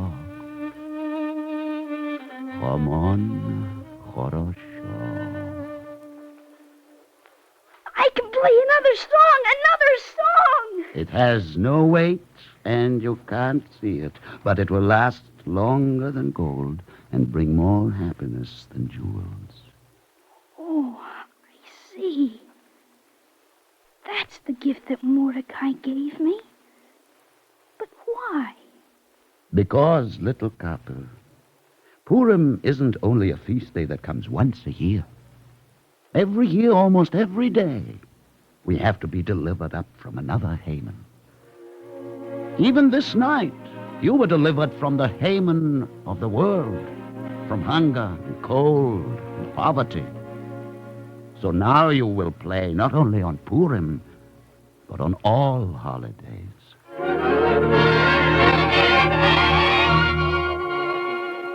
And little Purim did. When Pesach came, he played Chad Gadyo. For Lag Bomer, he played Bar Yochai. For Shavuot, he played Akdamot, and he played for Sukkot, Simchat Torah, and Hanukkah. He played for each day of happiness and each day of sorrow, for each day of remembrance and each day of deliverance. And every time little Purim played, everyone who heard him remembered that Purim has to happen every day.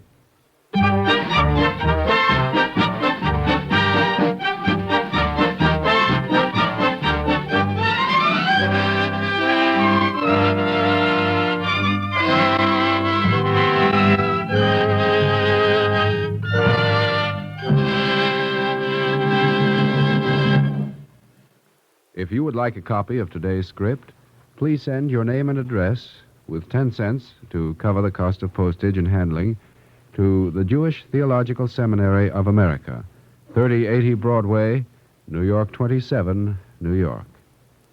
And now we take great pleasure in presenting Rabbi Sidney Guthman of the Congregation of Agudas Achim, San Antonio, Texas. Rabbi Guthman. We are still under the spell of the Purim story we have just heard. Still ringing in our ears are the words of the stranger. Every year, almost every day, we have to be delivered from another Haman. In this mood, do we observe the Purim festival and reread in the biblical book of Esther the story of the first original Haman.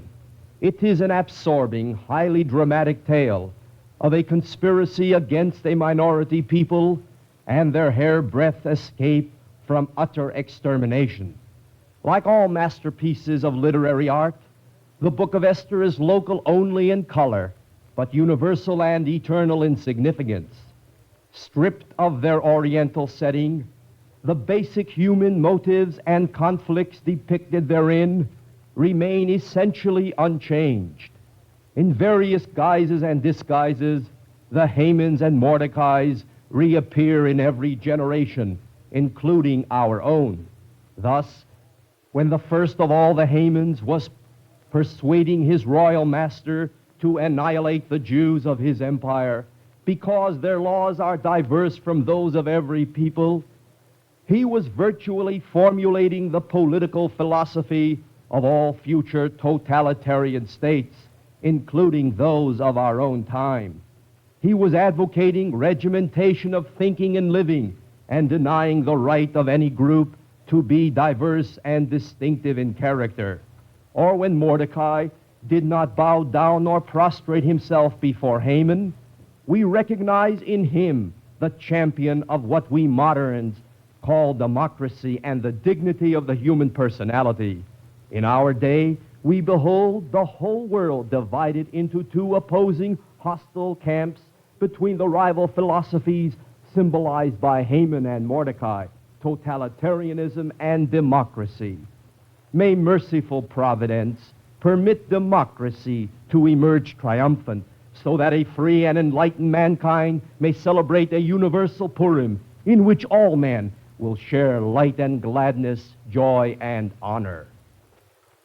Thank you, Rabbi Guthman.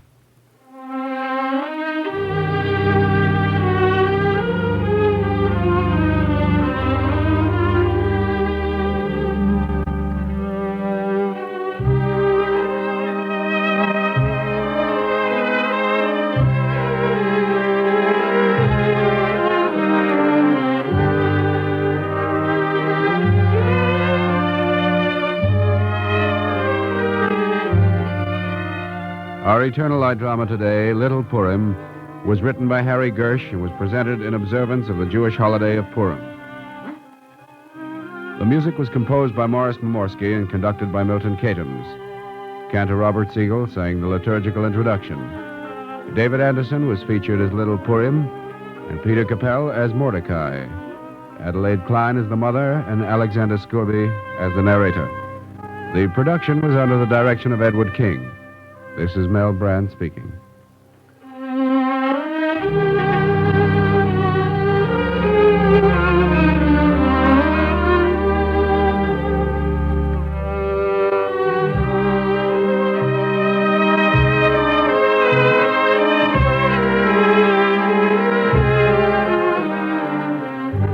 Free time to present the Eternal Light is made available by the National Broadcasting Company and its affiliated independent stations.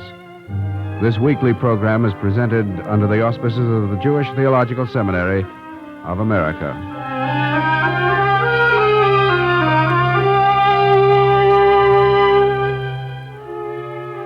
This is NBC, the National Broadcasting Company.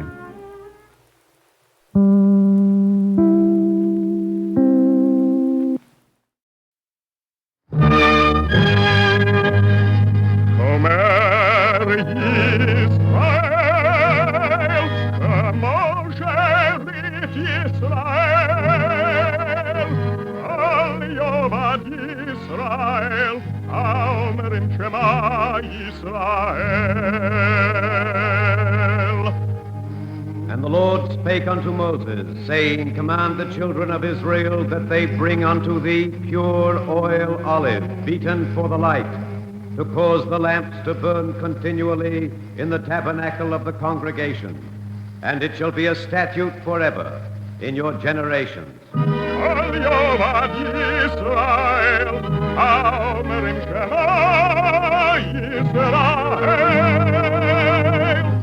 The Eternal Light.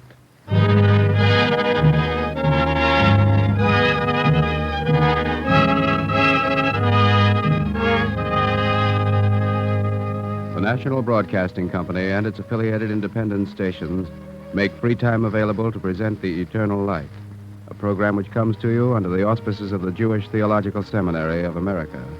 Today's program, The Alphabet of Life, was written by Peter Lyon. It is presented as part of the national observance of Hebrew Month.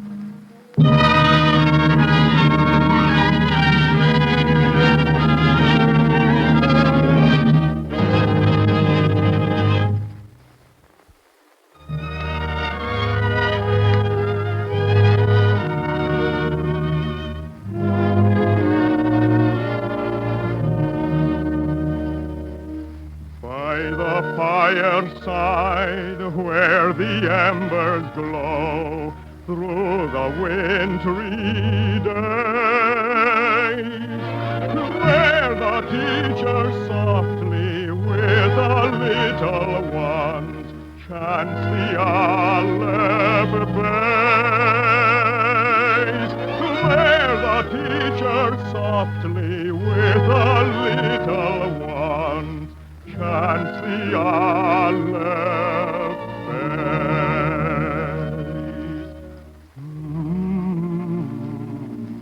To tell our story today, we must ask you first to imagine you're listening to a conversation that took place many centuries ago, nearly 40 centuries ago.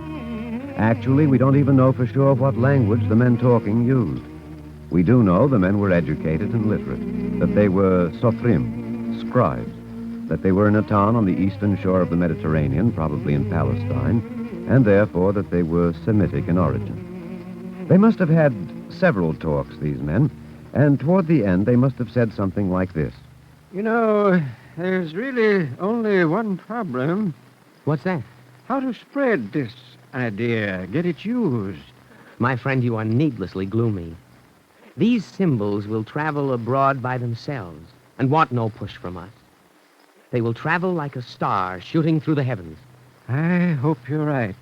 I know I am right. Why? Because thanks to these symbols, these little fish hooks, all will be able to read and to write. Mm-hmm. Not simply the kings and the priests and the members of the nobility, but everyone, even the children. And when all can read, when all can write, when each man can transmit an idea to each other, at that point, my friend, man will have taken a gigantic stride towards understanding. And where there is understanding, there can be peace. And where there is peace, there will be brotherhood. A big dream. Yes. And these scratches, these fish hooks, they will live. Maybe not exactly as we have set them down. Others may change the symbols to fit their own particular needs. But in one form or another, they will live. Because they make it possible for everyone to share in one big dream. And because they make it possible for the dream to be a reality. I pray you're right. Then we are agreed on these symbols? And agreed to start their use at once? For my part, yes. Read them out to me. I want to make a table of them to send to our friends in Byblos. The first is Aleph. These men were at the final stage of one of the world's greatest inventions, the alphabet. Their first alphabet would be germinal for every alphabet the world has ever known. Every other alphabet, living and dead, was to stem from this one first system. Eastward into India and as far as the Pacific, westward via Phoenicia and Greece and Rome to Europe and the whole Western world, south to Arabia and the Muslim world, their invention was to spread, changing to fit the needs of each man's tongue, bringing light to the world.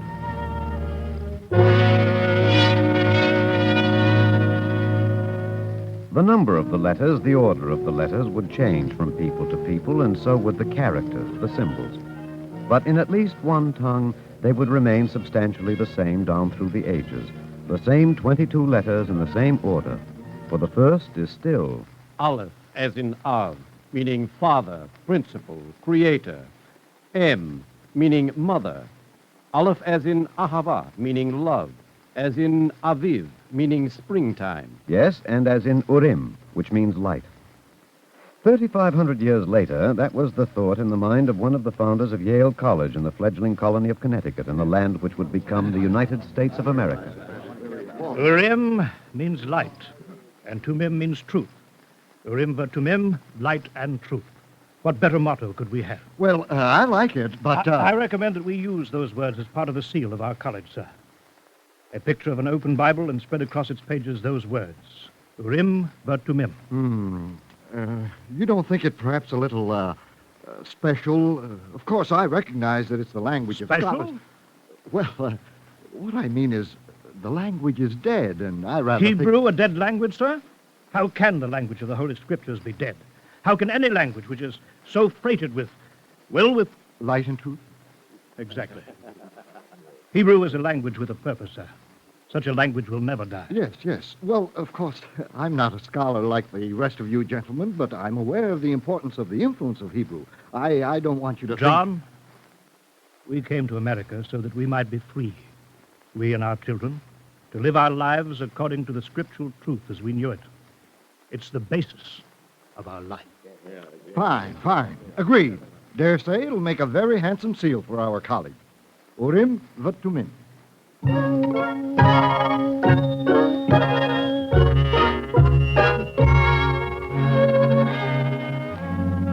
And an early president of the same college wrote in his diary, Of 39 freshmen, 22 have asked for instruction in Hebrew. This glorious language which throws more light on the scriptures than all the commentators. More light and more truth.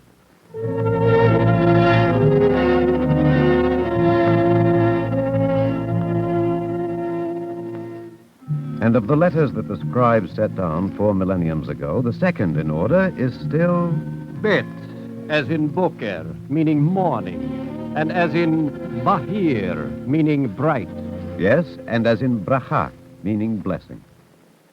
It is told in the legend that before God created the world, the letters of the alphabet came to him as petitioners, each pressing the claim that the Lord should create the world through him. One after another, the letters eagerly demanded the honor, only the letter Bet hanging back, until at last the Lord asked that Bet, too, speak up. Then said Bet, O Lord, may it be thy will to create the world through me, seeing that all the dwellers of the world will give praise daily unto thee through me. As it is said, Baruch, blessed be the Lord forever. And the Holy One, blessed be he, granted Bet's petition and created the world through Bet, in evidence whereof it is written, Bereshit bara Elohim, which is to say, in the beginning God created the heaven and the earth.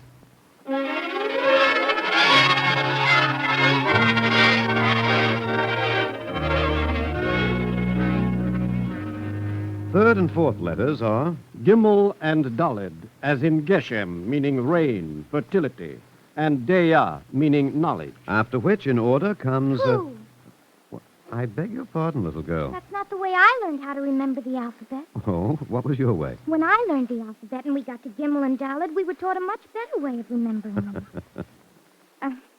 Shall I? Go ahead. Gimel and Dalet, as in the two words Gemol Dalim. Which mean? Be benevolent to the poor.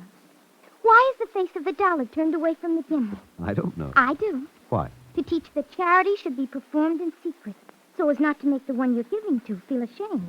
Very true. Thank you very much. And don't go away. Maybe you'll be able to be of help to us again.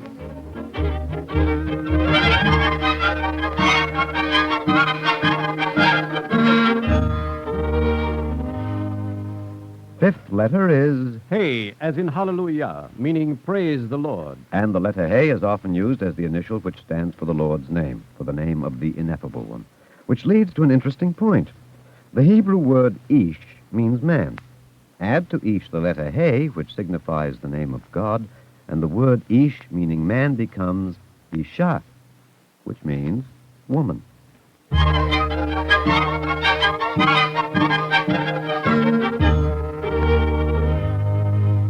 The next letter is Vav. Oh, yes. Now, Vav is a remarkable letter with a remarkable set of functions. This one letter transforms the future into the present. It is the servant of the alphabet, assisting all the other letters to perform their duties.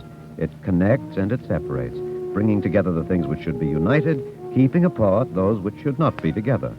The one letter which endows the other letters with new meaning.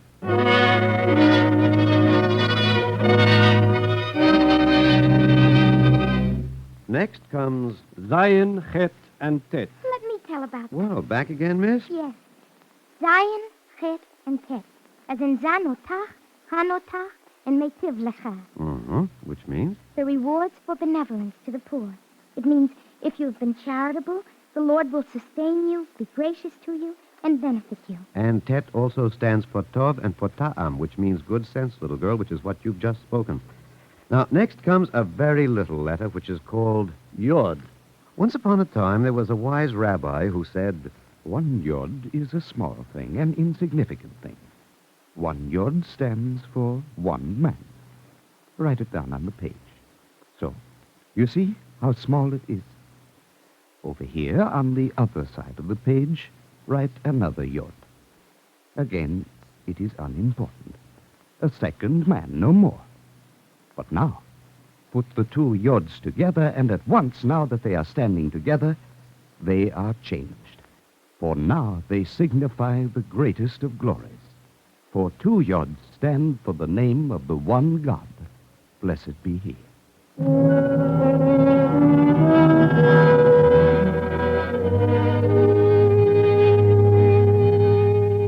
11th letter is Kaf, as in kavod, meaning honor, and kisharon, meaning talent. And 12th letter is Lamed, as in lamdan, meaning scholar.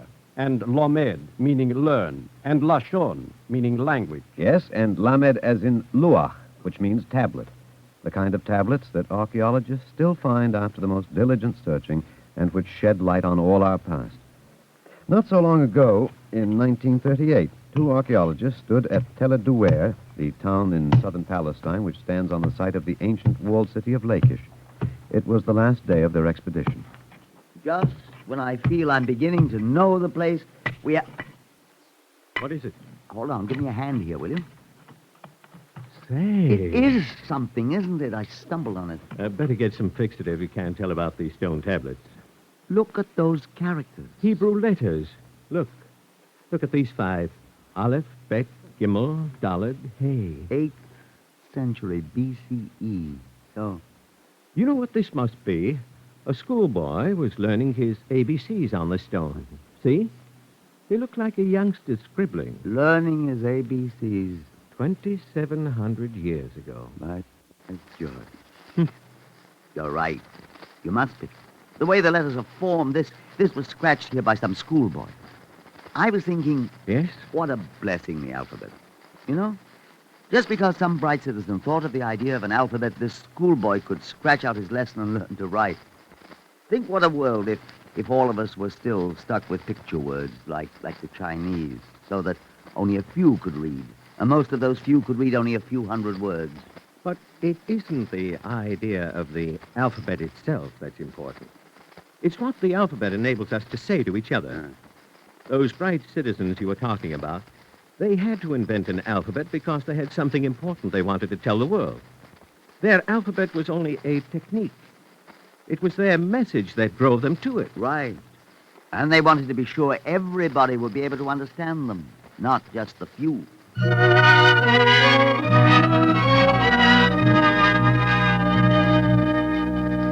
In the ancient alphabet, after Lamed comes Mem, as in menorah, the 7-stick candelabra, and as in mitzvah, which means the precept, the right thing, that which is commanded.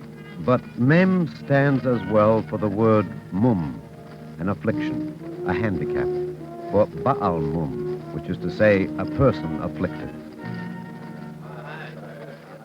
There is a great American woman who is afflicted. From the day she was born, she has been deaf, dumb, and blind. But her great heart and mind have enabled her to vault over these handicaps. It came to pass not so long ago that this woman visited with Jewish friends on a holiday. She came with her companion, her interpreter. And at length, when the time approached for the evening meal, her interpreter tapped a message with her fingertips. Our host is taking his place at the head of the table. In just a moment, he will pronounce the blessing. All right. Would you wait just a moment, please? Certainly. Now it is the deaf and dumb woman whose fingertips are drumming out a message. She wishes to know, would you mind if she touched your throat with her fingers as you say the blessing? It is her way of listening. Why, no, of course not. I shouldn't mind at all. On the contrary.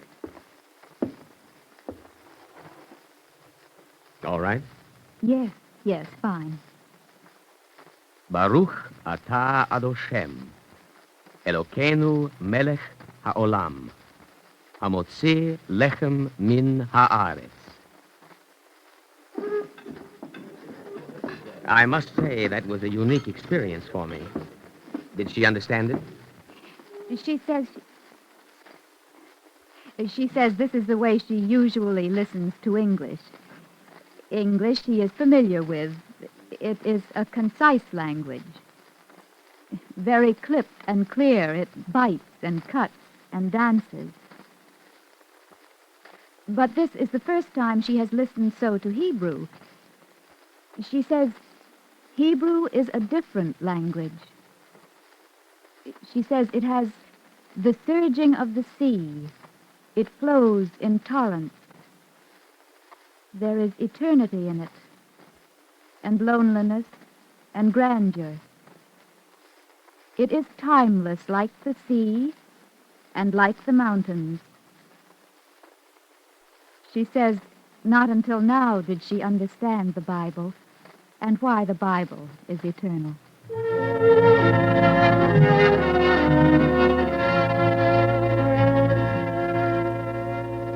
after Mem comes Nun, as in Netzach, which means eternity, and as in Navi, meaning prophet. Yes, and if you will forgive the personal note, Nun as in Ner Tamid, which is to say, the eternal light.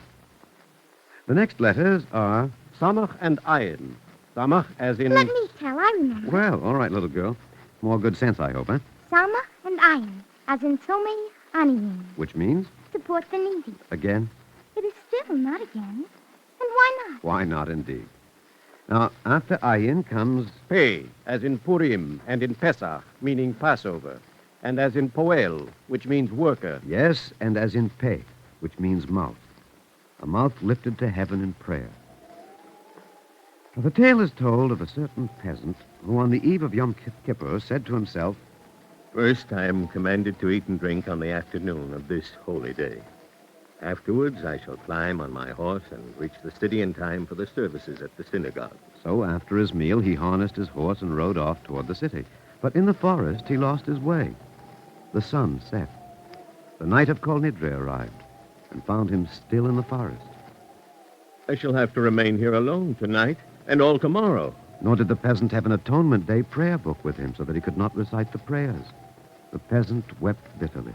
Oh, Lord, blessed be thy name. What shall I do? He was a devout man and sorely distressed at his plight. There in the forest darkness of the night, he thought. And he remembered a line from one of the Psalms. The words of the Lord can be combined. The words of the Lord can... Why not? I shall recite the alphabet. And you, O Master of the universe, must combine the letters into syllables and words. Aleph, Beis, Gimel, Dalet, Hey, Vav.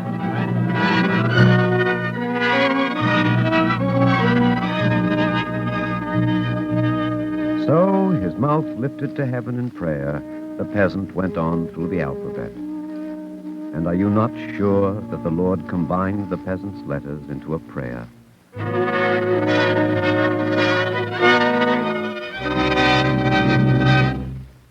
The next letter is Tzadi, as in Tzedek, meaning righteousness, and as in Tzadik, a saintly man. There was once an old rabbi, a saintly man, a tzaddik, for whom the suffering of others was a constant concern. And he was asked, Rabbi, have you not enough problems? Why do you insist on sharing the suffering of others? the tzaddik replying, Share the suffering of others? I do not share. It's my own. How can I help but suffer?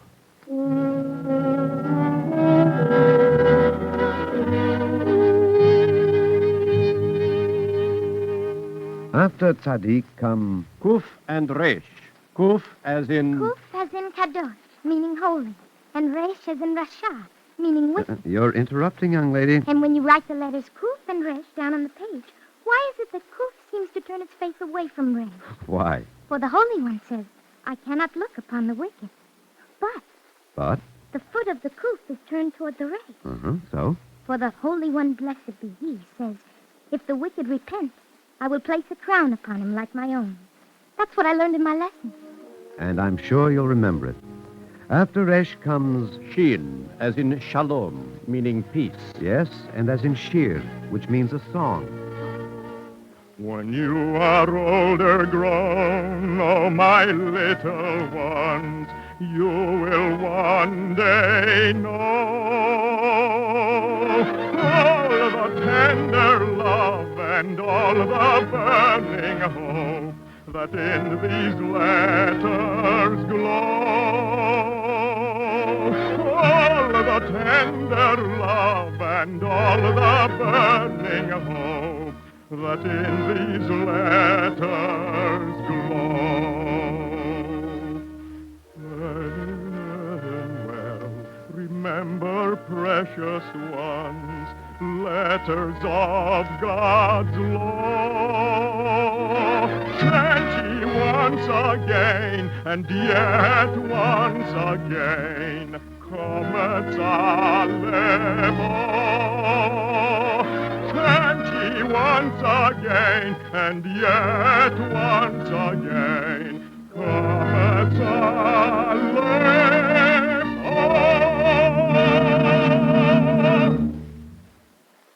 The last letter of this germinal alphabet is Taf, as in Torah, the written law, and as in Talmud, the oral law. And, little girl, I'm sure you know something more about the letter Tav, huh? The first letter of the alphabet, Aleph, the middle letter, Mem, and the last letter, Tav. Together they spell Emet. Which means? Emet means truth, and truth has a firm foundation in the beginning, middle, and the end of the alphabet. You speak truth, little girl. For this alphabet, this Hebrew alphabet, is the bones of the language in which mankind was first taught an absolute truth. The truth of service to one's fellow man.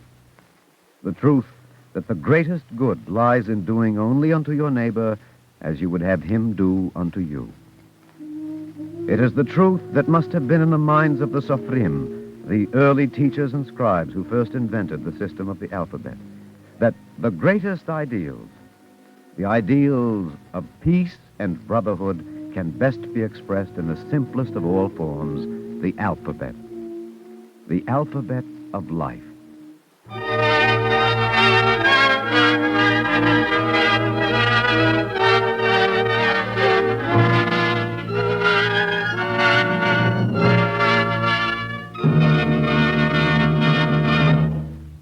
If you would like a copy of today's script, please send your name and address with 10 cents to cover the costs of postage and handling to the Jewish Theological Seminary of America, 3080 Broadway, New York 27, New York. And now we take great pleasure in presenting Mr. Samuel T. Borofsky, National President of the Histadrut Ivrit, the Hebrew Language and Culture Association. The alphabet of life, the theme of the program to which you have just listened, is timely and appropriate during the season of Hebrew month observance. The originality and ingenuity which the people of Israel summoned to the creation of a primitive alphabet, germinal for every alphabetic writing the world has known, the same ingenuity and resourcefulness was applied to the development of a Hebrew language into a rich and classical tongue. In Hebrew, our early fathers and ancient prophets revealed their most intimate experiences and visioned the hopes of humanity to the end of days. The universal truths uttered by them in Hebrew bear the stamp of eternity. They are valid for all peoples everywhere and are translatable into any alphabet or tongue. A spiritual and cultural legacy cast in Hebrew was bequeathed to many religions and civilizations and influenced them profoundly. This legacy is an inseparable part of the matrix of the Anglo-Saxon world and of our own country. It gave inspiration to early colonial pioneers and fashioned the form and content of the American way of life today. Hebrew molded the character of the Jewish people and its destiny. It enriched Jewish life and helped preserve Jewish identity throughout the ages. Its dramatic renaissance in recent times has been a potent factor in the emergence of the State of Israel. Today, Hebrew is unifying the divergent elements streaming into Israel from all corners of the earth into one cohesive, creative entity. Under the impact of the dynamics of modern Israel, Hebrew is becoming invigorated and expanded with the transfusion of new vocabulary and new forms of expression. The language of the Bible will once again give voice to the new cultural and spiritual adventures of Israel reborn to benefit Jewry and the world at large.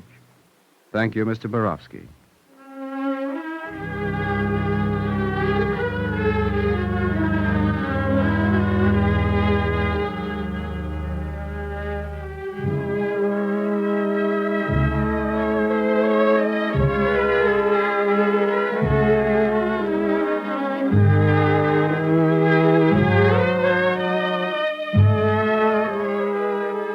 Our Eternal Light drama today, The Alphabet of Life, was written by Peter Lyon and was presented as part of the national observance of Hebrew Month.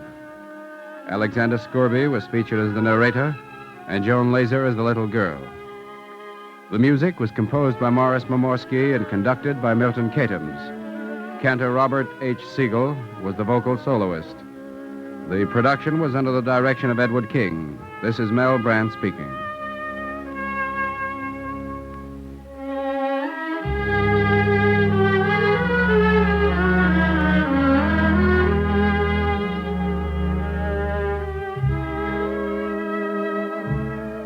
Free time to present the eternal light is made available by the National Broadcasting Company and its affiliated independent stations.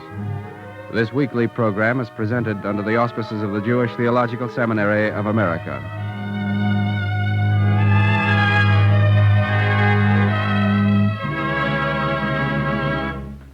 This is NBC, the National Broadcasting Company.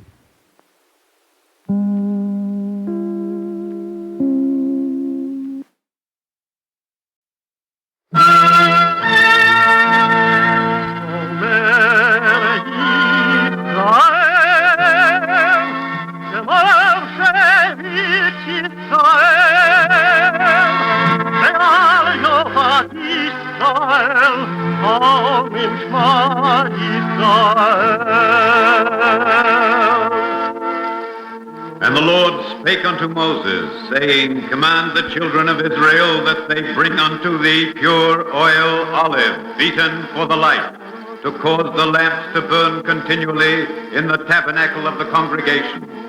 And it shall be a statute forever in your generations.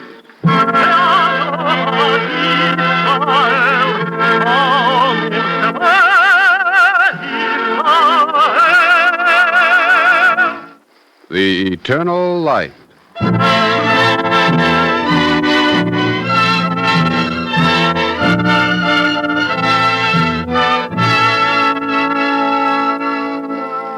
The National Broadcasting Company and its affiliated independent stations make free time available to present The Eternal Light, a program which comes to you under the auspices of the Jewish Theological Seminary of America. Today's program, The Image of Man, was written by Joseph Mindell.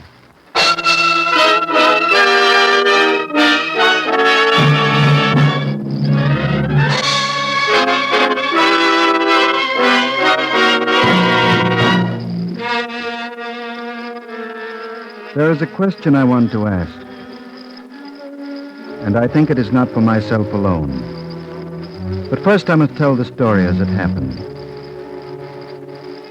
That morning, almost a year ago, most of the inhabitants were at the gate of the city, waiting.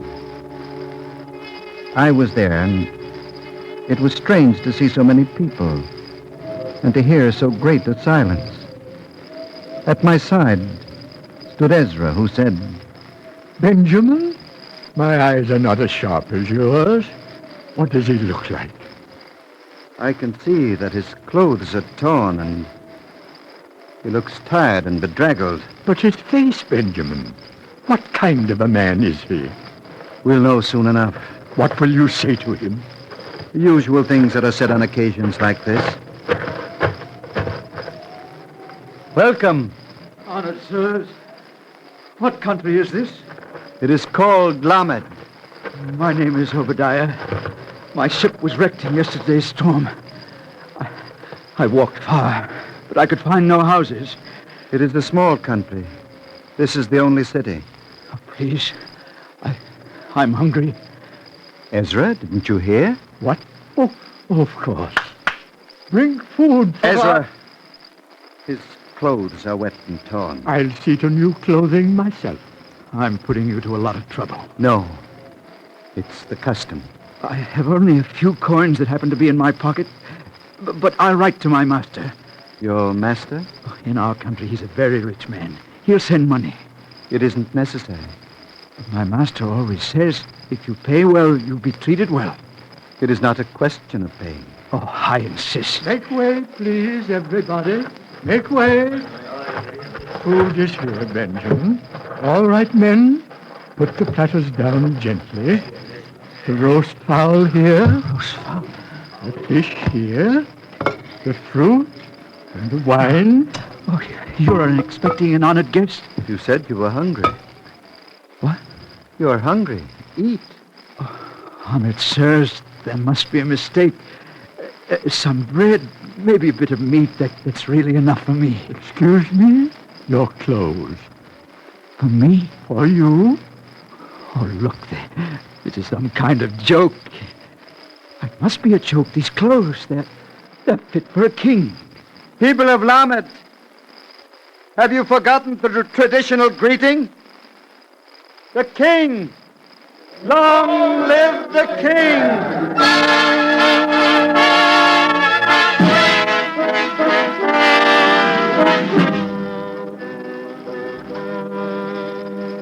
Your Majesty, the keys to the treasury. Your Majesty. Please, Benjamin. The keys to the treasury. How long will this pretense continue? It is not pretense, sire. Your Majesty. Sire. Benjamin, I'm Obadiah, a servant, a shipwrecked traveler. It takes a little time to become accustomed to a new station. The keys. I don't want them. You must take them. It is the law. What law? The keys to the treasury must be in the possession of the king. Well, then give them to the king. You make it difficult for me to do my duty. All right. Give them to me. But remember, Benjamin, it's only for your sake. Thank you. And now, Your Majesty... My name is Obadiah. As you wish, sire. Now they're waiting for you in the council room. Who's waiting, Benjamin? Officials of the kingdom. The Minister of State, the General of the Armies, the Judge Advocate. All right, let them wait.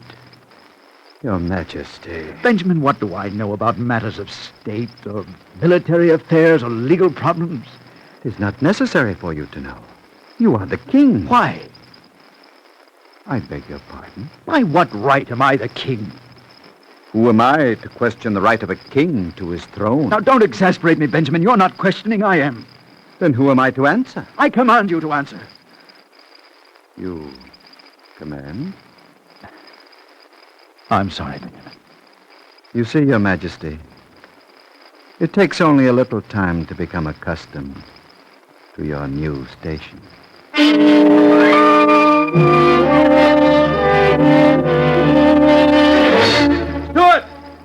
Stuart, come here at once.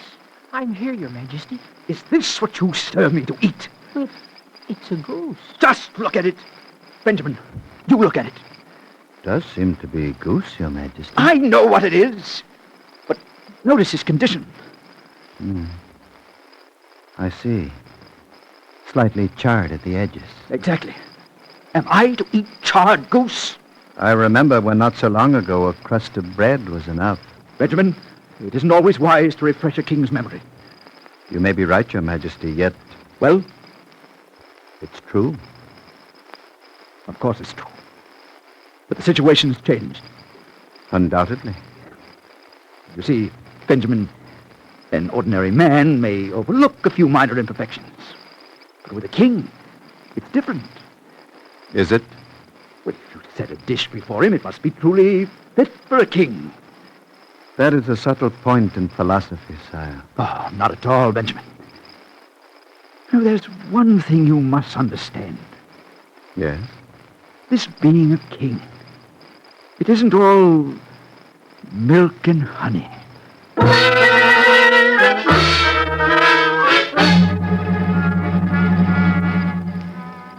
Thus Obadiah learned to be a king. And no one should be surprised if the learning was an easy task. He reviewed parades, visited the courts, attended the festivals, and signed the papers that were placed before him. Oh, my wrist aches, Benjamin. Are there any more documents that need my signature? This is the last. There. Benjamin, with all modesty, I would say I make a pretty good king. Yes, Your Majesty. You show a distinct lack of enthusiasm. I am not sure what measure applies to the quality of kings. Oh, come now, it's not such a difficult matter. Take taxes, for example. They've risen only moderately. That shows restraint on my part, doesn't it? It does. Then as for the popular discontent, why, in the last month there have been only 6 imprisonments. The trials, I remember, were rather brief. Surely you can judge the people's feeling from the acclaim whenever I appear in the city. It may be that they are acclaiming the royal robe. Oh, you are a skeptic.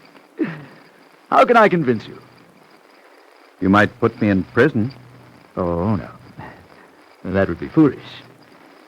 No, I have a better idea. We'll leave the royal robes in the palace and go out. Out where? To prove what kind of king I am. Benjamin, we'll go out into the city. Tonight.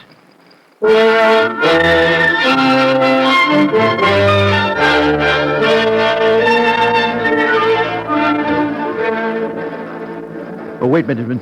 Before you knock on the door, let me look at you. You put on your old clothes. It's good. The oldest I could find, Your Majesty. No. Have I done something wrong, Your Majesty? Tonight, call me Obadiah. I give you leave. I am honored. And stop being a courtier. Your hands and face are too clean. Dirty them up a bit. Yes, Obadiah. That's better. We're ready now, Benjamin. Knock at the door.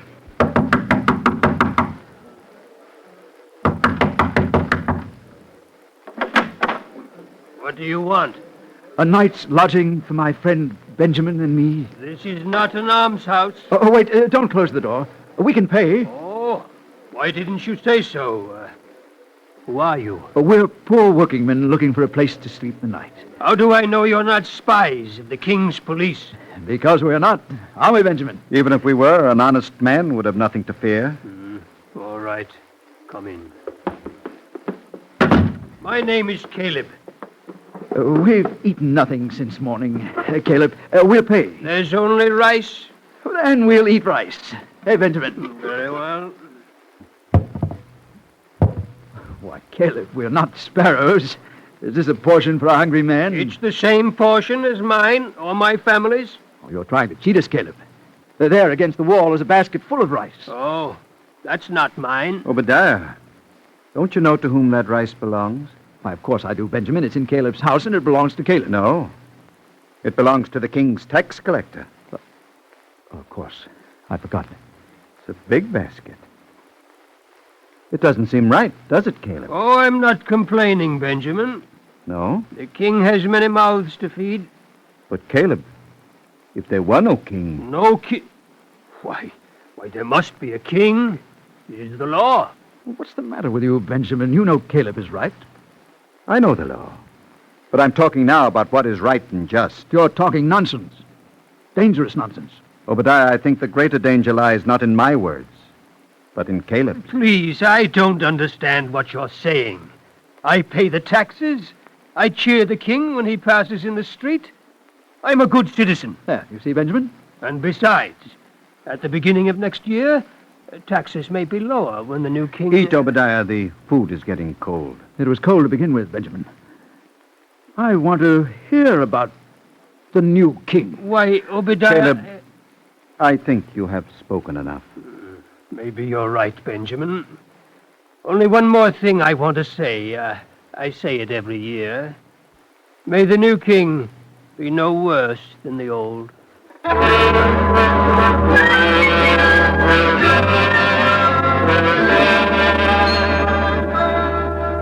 Benjamin, what Caleb said last night. I want to ask a foolish question. That is a royal prerogative. No, Benjamin, I think you'll end your years in prison. I disagree with you, Your Majesty. Do you? Why? You might have begun by putting me in prison. But since you did not, I don't think you will end by doing it. I'm tempted to prove you wrong. But first, my question. Caleb spoke of the new king and the old one. Benjamin, which one am I? Oh, it sounds foolish even as I ask it. It's not important, you understand. It's just that it sticks in my mind. I understand. Answer me, Benjamin. I am forbidden to answer. Oh, don't be a fool. There's no one to forbid when I command. For your own good, you should not insist on an answer. Now you are mysterious. Answer my question. As you wish, Your Majesty. Once you asked me how, for what reason you were chosen to be king. I remember. This is how. On a certain day each year, the citizens of Lamed gather at the gates of the city and wait. On that day, according to the law, the first stranger who enters the gates is chosen king. No matter who he is? No matter. That's hardly flattering. It is the law. Well, then, as a matter of fact, I'm not really king at all. You live in the royal palace and sign all decrees. That's true. You hold the keys to the treasury. That's also true. Then you are the king. Benjamin, I find your logic increasingly irritating. You know as well as I that a real king enjoys uninterrupted tenure of office. So do you, Your Majesty. For 1 year.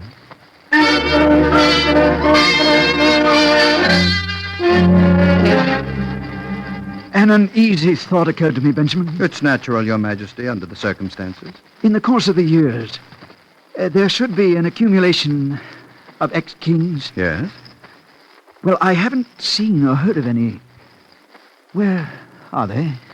Are you sure you want to know? I'm not a child, Benjamin. I asked a question. At the end of the year, each king is taken to a distant island and left there. Each to his own island. Without the royal robes? With nothing except what he brought. Aren't you afraid you might run out of islands? I have never been to the islands. But it is said there are enough, taking into account the normal depopulation. I begin to understand you better. Benjamin, you've installed many kings upon the throne. A fairly large number, Your Majesty. How many have threatened you with prison? Nearly all. I see. Yet here you are, and there... Where are they? I do my duty. Yes, your duty. What that duty is not quite clear to me. To serve as advisor to the king. And to watch, to listen to every thought, to question. No. These things I do not as an official, but as a man. Then tell me what you're after, as a man. Someday I will. But it is not yet time. Very well. Then I'll tell you my plans. First, Benjamin, I'll show the citizens of Lamed what it means to live like a king. That is not an original idea, for kings, I mean. Perhaps not, but this is. I have no intention of spending the rest of my life on a barren island, scratching food from the rocks. At the end of the year, you must go to the island. Oh, I'll go. But first, I'll send men to cultivate the soil, to build houses, raise cattle. When I come there, it'll be a paradise, not a desert. There. What do you think of my plan? Your Majesty. Don't stop the pretense of royalty, Benjamin. You are still the king, and I must remind you of Caleb and his taxes. Well, unfortunately for him, the royal expenses are about to increase greatly. And the men in prison, what about them? They'll remain in prison. After all, Benjamin, I must safeguard my successor's reign. Well, I asked you before, what do you think of my plan? How do you want me to answer? As royal advisor, or as a man? In your official capacity, by all means. Then I suggest that you send strangers, not citizens of Lamed, to build up your island. That's good advice. You know, if you serve me well, I'll take you with me. No, Your Majesty. I cannot accept. You refused as if you had the offer on other occasions. Did I? I simply meant that I must remain here when the year ends.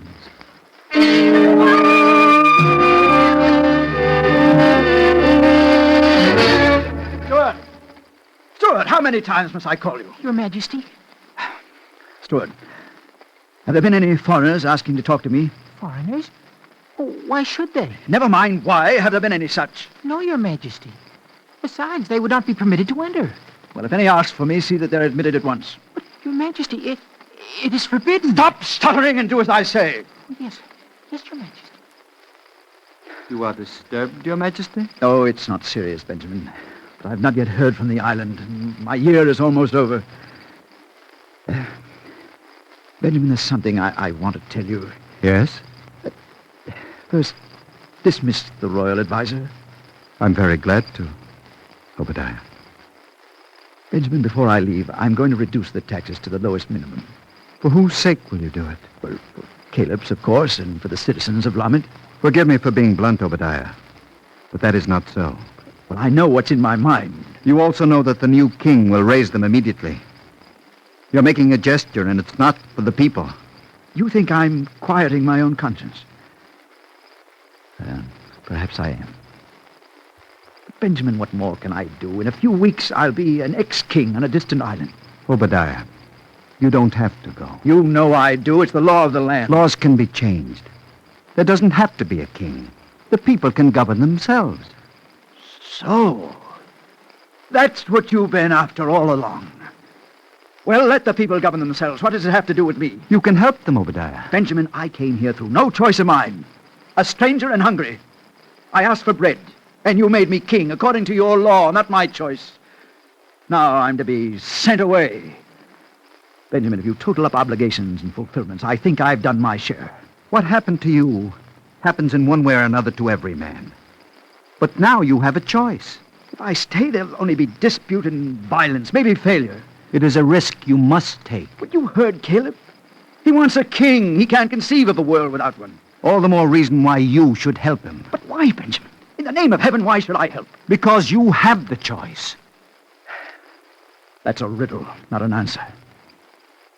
If I can choose, then I must think of myself. You'll go to your island. Oh, Benjamin, I'm an ordinary man, not a hero. I don't want much. Just to live my own life in some comfort and in safety. Yes, I'll go to my island. Obadiah, you're a lucky man. Am I, Benjamin? You're lucky to have found a refuge you think is safe.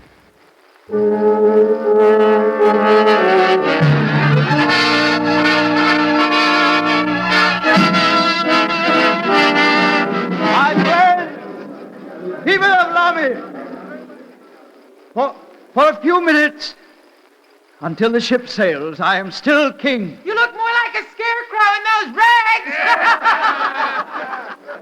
I see you have already deposed me. You have preserved my old clothes well. I go as I came. Except the taxes are higher. Oh, you're wrong. An hour ago, I reduced them. Long live the king! But save your cheers for the new king. Benjamin, has word come from the island? There has been no message, Obadiah. They must be too busy to send word. That must be it. I don't know. But it can't be anything else. Oh, Benjamin, I've disappointed you. I'm sorry. I'm sorry, too, Obadiah. But I've been disappointed before. Still, you'll try again. I must. Well, then, I wish you better luck with the next king.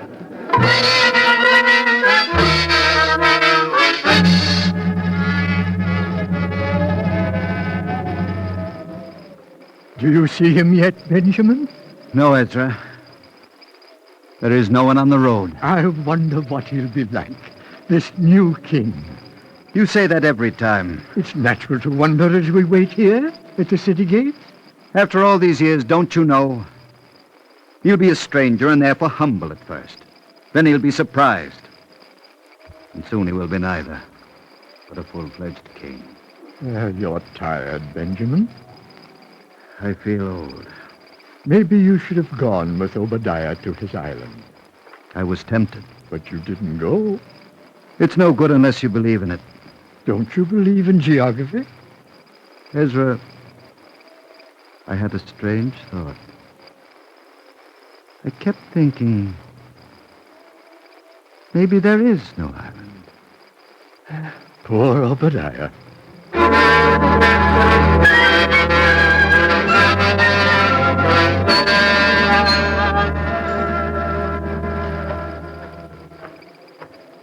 He's coming, Benjamin. How still everyone is. What is there to say? We're asking ourselves, who is he? What will he be like? He will be a king. This I know. But there is another question. Will he choose to be a man? Long live the king!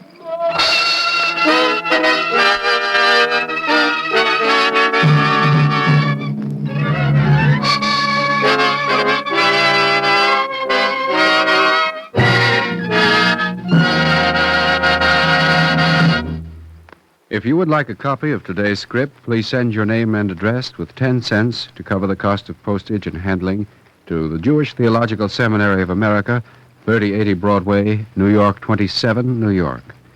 And now we take great pleasure in presenting Mrs. Emanuel Siner, President, National Women's League of the United Synagogue of America.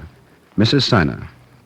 The story we have just heard poses a question for us. Was Obadiah the victim of circumstances over which he had no control, or was it within his power to shape his own destiny? What happened to Obadiah happens in one way or another to every man. Each has his choice. Here was a man who brought nothing to this world in which he found himself, and the exalted position which became his, through no merit of his own, changed him from a humble man to an arrogant one. Yet we should not judge him too harshly, for the biblical injunction reminds us that in righteousness shalt thou judge thy neighbor. We should consider all the facts, weighing carefully those that speak for him and those that speak against him. Only then can we come to conclusions, always being careful to incline the balance in his favor. Did he have a purpose in life, and did he aim to achieve that purpose? Did he make any attempt to utilize his gifts? Did he try to leave a noble heritage for those who were to follow him? Emerson said, "To live the greatest number of good hours is wisdom." Man has the opportunity to achieve that wisdom by living the good life, by making his contribution to society, by crying out against injustice and intolerance and wrongdoing, by lending a helping hand to the weak and the distressed. The pure desire to promote the welfare of humanity everywhere should guide us in our labors. It is a desire motivated by religious and ethical concepts that have stood the test of centuries. These are days when all of us are troubled by problems beyond our control. At times they seem to be beyond human understanding. We draw upon our reserves of faith and fortitude so that we shall have the will to go on, and we learn that happiness comes to us through the performance of good deeds. Each of us, like Obadiah, has the opportunity to make his contribution to the world. We should avail ourselves of our gifts so that it will be a better world, a world in which each man can preserve his own individuality, practice his own faith, a world in which all men can be united by common aspirations and ideals dedicated to the preservation of human dignity, human freedom, and social justice. Thank you, Mrs. Siner.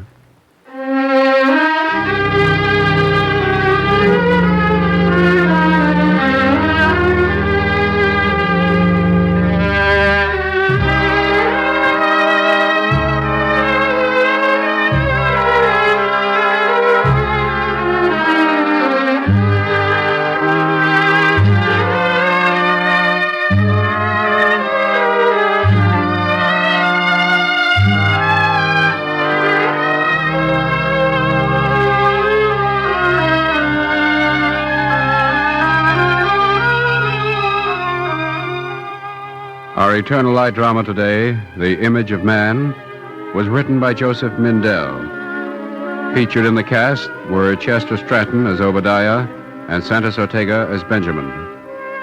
The music was composed by Morris Momorsky and conducted by Milton Katims. Cantor David Putterman sang the liturgical introduction. The production was under the direction of Edward King. This is Mel Brandt speaking.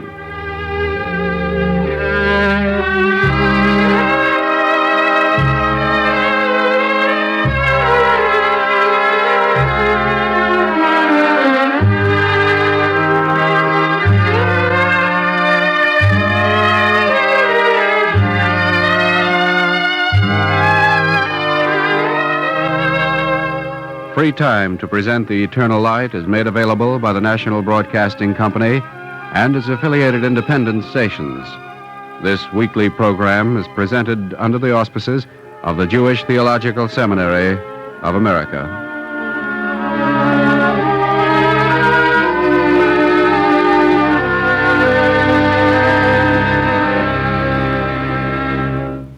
This is NBC, the National Broadcasting Company.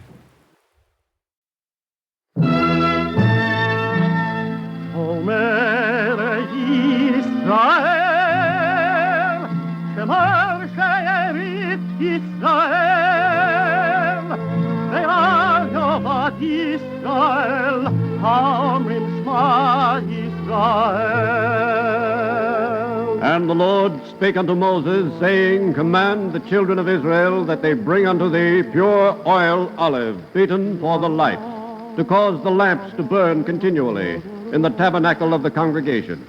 And it shall be a statute forever in your generations. Ve'ayovad Yisrael, Hamrim Shema Yisrael.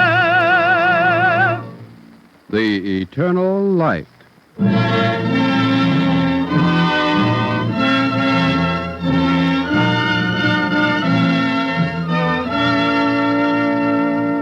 The National Broadcasting Company and its affiliated independent stations make free time available to present The Eternal Light, a program which comes to you under the auspices of the Jewish Theological Seminary of America. Today's program, The Call to the Torah, was written by Irv Tunick and is presented in observance of the 70th anniversary of the New York Board of Rabbis.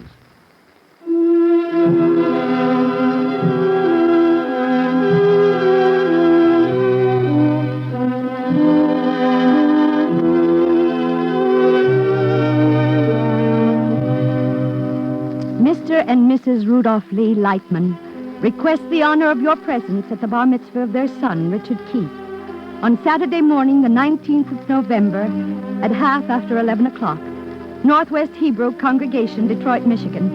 Dinner at 6 o'clock, the Mayfair Room, 13305 Dexter at Waverly Avenue. RSVP.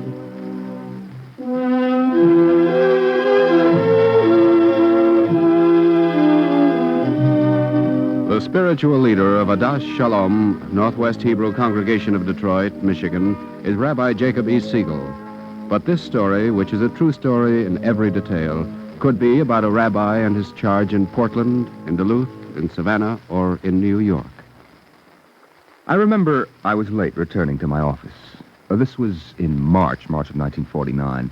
And when I came in, my secretary told me that a Mrs. Lightman was waiting to see me, waiting in my office. I went in, made my apologies for being delayed. That's quite all right, Rabbi. I should have called for an appointment anyway. No, not at all. But the letter just came in the mail this morning. The letter from Richard, my son. The phone rang then. I remember it was a call from Reverend Robert Burt, the pastor of the Mayflower Congregational Church, our good neighbor of Curtis Street. As I spoke with him, I watched Mrs. Lightman. She was nervous, terribly nervous. She had a letter in her hand, and she kept turning it, twisting it. Once she opened it and read it as she must have read it a dozen times before. I'm sorry, Mrs. Lightman. Please don't put through any calls for the next few minutes. Now, how can I help you, Mrs. Lightman? It's a letter from Richard. Will you read it, Rabbi? Of course. The letter was typed, very crudely typed. Letters and words X'd out, or one letter typed on top of another. This is what it said. Dear Mom and Dad, I think you will be glad to know that I walked from the door of my room down to the end of the gym for the first time today. Will you send me a box of candy? Tell Bruce to write me often. What does he think of the chances of the Tigers this year? I think if Trucks and Newhouser can win 20 games each, we have a good chance for the pennant. Mom, on November 16th, I will be 13. Every Jewish boy of 13 is born bar mitzvah, and I am no different. Enclosed is a list of 85 people to invite. Invite more if you want to. Lots of love. Rich.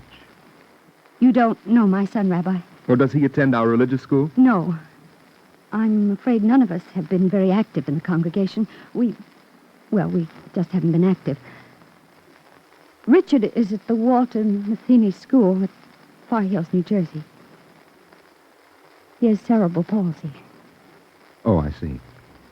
He's a wonderfully brave child. Yes, that comes out in his letter. But he never said anything about this before. About what, Mrs. Lightman? A bar mitzvah. He's planning on it.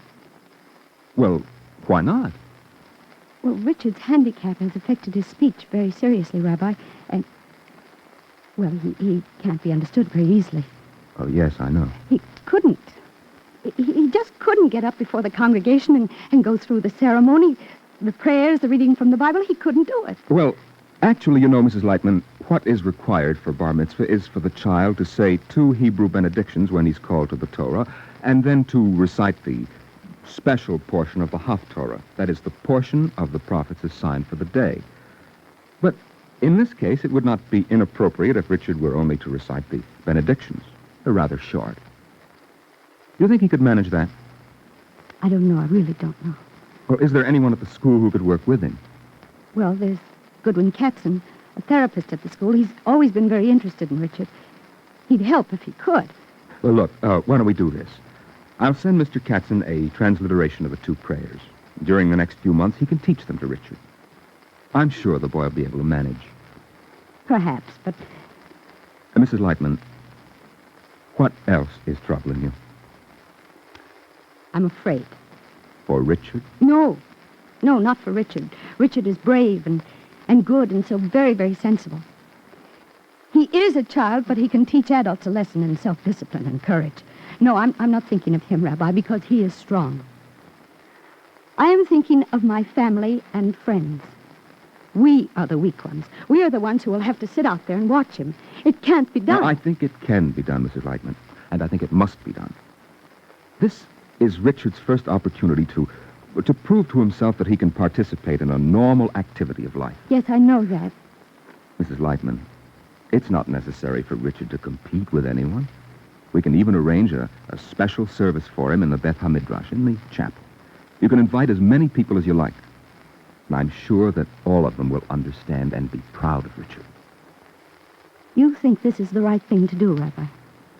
I think it is the only thing to do. All right. I'll write to Richard. I'll tell him everything has been arranged.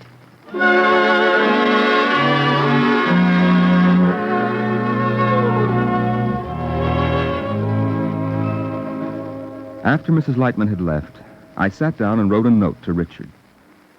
Dear Richard, I've just had a very nice talk with your mother concerning your coming bar mitzvah celebration. I'm very happy to tell you that all arrangements are being made for your bar mitzvah ceremony to be held on Saturday morning, November 19th.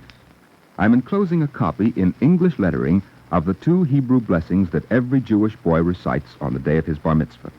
I know that with the assistance of your good friend and teacher, Mr. Goodwin Katzen, you will be able to learn these blessings in plenty of time. Please drop me a line when you have the chance. With best regards, sincerely yours.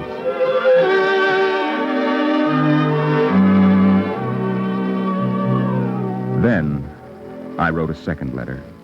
This one to Mr. Goodwin Katzen, Walter Matheny School, Far Hills, New Jersey.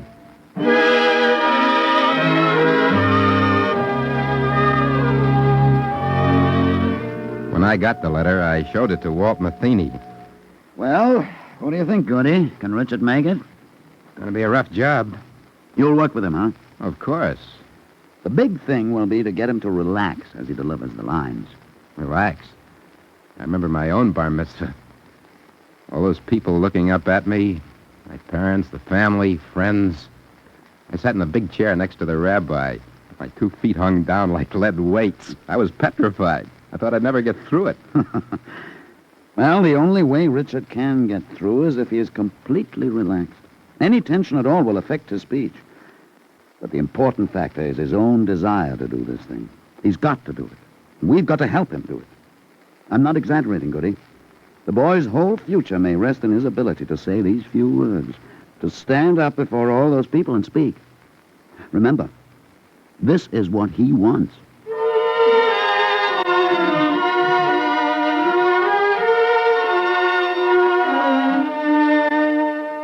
Richard came home from school in the middle of July. We could sense that he was terribly anxious to make his bar mitzvah a real success. He had studied hard, very hard. And one day we asked the rabbi to come to the house, meet Richard, and see what progress he was making. I remember that day very well. When I came in, Richard was up in his room listening to the broadcast of a baseball game. He's very eager to see you, Rabbi. I'm anxious to meet him. How's he doing? I'm afraid not too well. Oh. My husband and I listened to him last night. We wanted so much to know that he'd be all right. Not perfect, of course, but at least understandable. He didn't do so well. No. Well, we still have a few months before the bar mitzvah. Mrs. Lightman, I'm sure that in time he'll improve. Can I see him now? Yes, he's waiting for Well, you. look, you're busy here. I'll go up and introduce myself. As if we need introduction. We've had so many letters between us that by now we're old friends.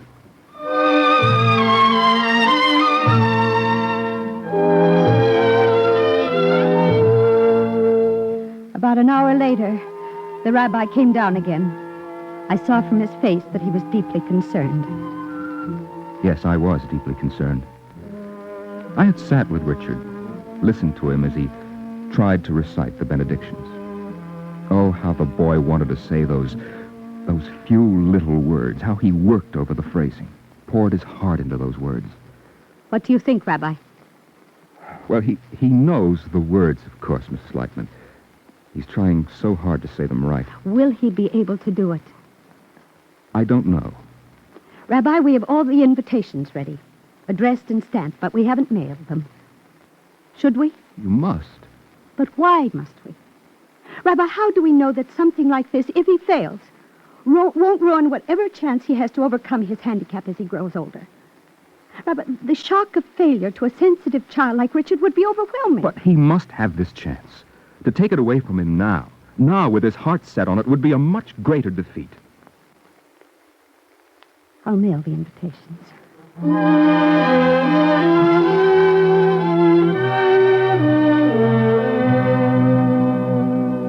As Richard's father, I had been pleased with his decision. A decision he made alone to be bar mitzvah, not to deprive himself of assuming the responsibilities of his faith. I knew that it involved a trial. Yet strangely, in the beginning, I never quite realized who was on trial.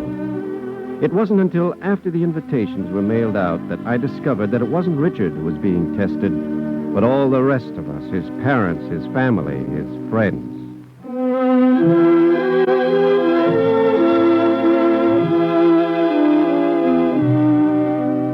When the invitation came to us in the mail, we couldn't believe that Richard's parents seriously intended to have the ceremony. Rudolph Lightman is my brother, so I felt I had a right to go to Rudy, find out what was in back of this seemingly wild idea. It's Richard's idea, Lou. But you've agreed to it. Yes. I don't think you should go through with it, Rudy. It's the boy's wish. How can I say no? Richard is intelligent enough to understand the situation. You could have talked to him, explained how impossible it all is. What should I have said to him? Should I have said, Richard, you're incapable of doing this thing? Could you have done that, Lou? Well, no, I wouldn't have said that. What would you have said? I'd have told him that there was nothing to be gained. That he was only letting himself in for a great deal of unnecessary unhappiness. I would have told him that his friends, his relatives, all those who love him dearly, have no wish to see him upset and trying to do more than he can do. But honestly, could you have done that, Lou? No, I couldn't. And I couldn't. You know, Lou, I've suddenly come to realize something. We're not being honest. Why not? We're trying to believe that it's Richard we're afraid of, but we're the ones who are afraid. That's what my wife and I and the rabbi have understood from the very beginning. It's not a question as to whether Richard can get up before all his guests and talk. The big question, the real question, is whether we are strong enough to sit and watch him do it. Even if Richard fails, his faith has been proved. This is really our trial. It always hurts to see someone you love struggling. That's right. But more important than our pain is his faith. His faith in himself. Did you send invitations to all the family? Everyone. The California bunch? Yes. I'll put in a call to them tonight. I'll tell them they must all try to come. Thank you. Do that for Richard.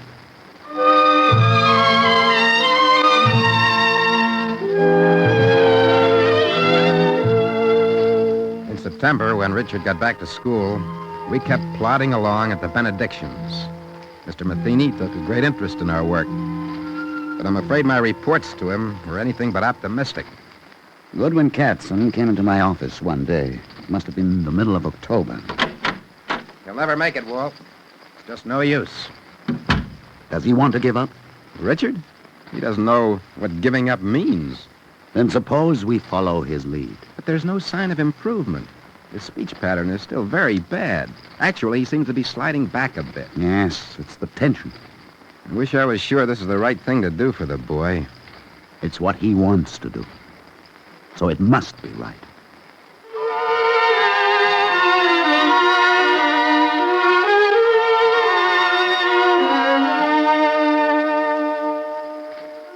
My husband brought Richard back to Detroit on the 10th of November. We flew in from New York, the two of us, my boy and myself. I tried to talk to him of everything but the coming bar mitzvah. But I could see in his eyes that nothing else was important. I had to describe all the details, who was coming to the ceremony, who couldn't come, what the dinner menu consisted of, the seating arrangements, everything. That night, after Richard and our other two youngsters were asleep, my wife and I sat up very late. We talked. Rudy, Hmm? what are we going to give Richard for his bar mitzvah? What? I think I've hit on something he's going to like very much. What's that? A project. A project? Yes. Start a cerebral palsy clinic here in Detroit. I've spoken to some other parents. They're all interested. It's going to take money, of course, so in Richard's name, I'm sending in a check to start the ball rolling.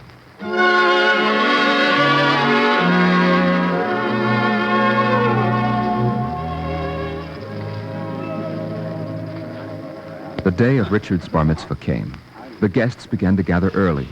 Mrs. Lightman was greeting people at the door. They had come from all over, California, Virginia, from all of the many places families managed to disperse to. As they came in, they looked at me, and I looked back. When the service was about to begin, I sat down next to Mrs. Lightman. Bruce, age 9, sat by my side. Cynthia, age 6, sat next to her mother. Richard was seated near the altar. Richard was a beautiful baby. Now he's a handsome boy. He's blond and fair, with wide blue eyes. He sat so quietly, so calmly, that for a moment we all seemed to forget. Richard was called up to the Torah by the cantor in the regular festive manner.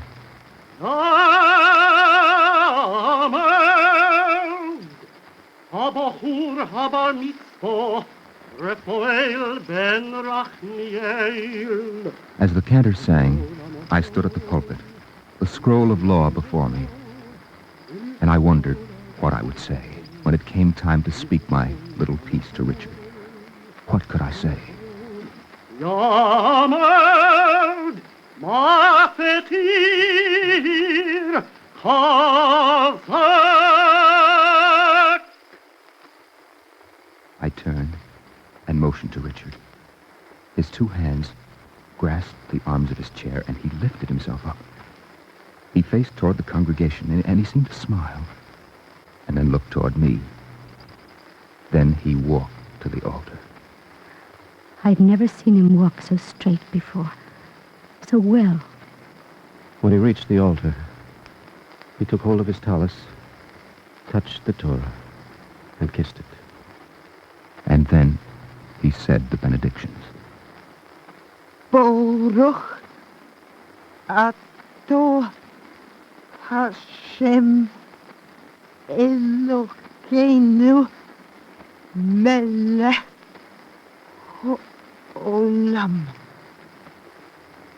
Asher Dosan Lanu Toras Emes. Blessed art thou, Yea. O Lord our God, Olam King of the universe, Nota who hast given us the law of truth Besokeinu. and hast planted everlasting life in our midst. Blessed art thou, O Lord, who Hashem givest the law. Nosen HaTorah. And now I turned to Richard, and I spoke to him, and I had no trouble finding the words.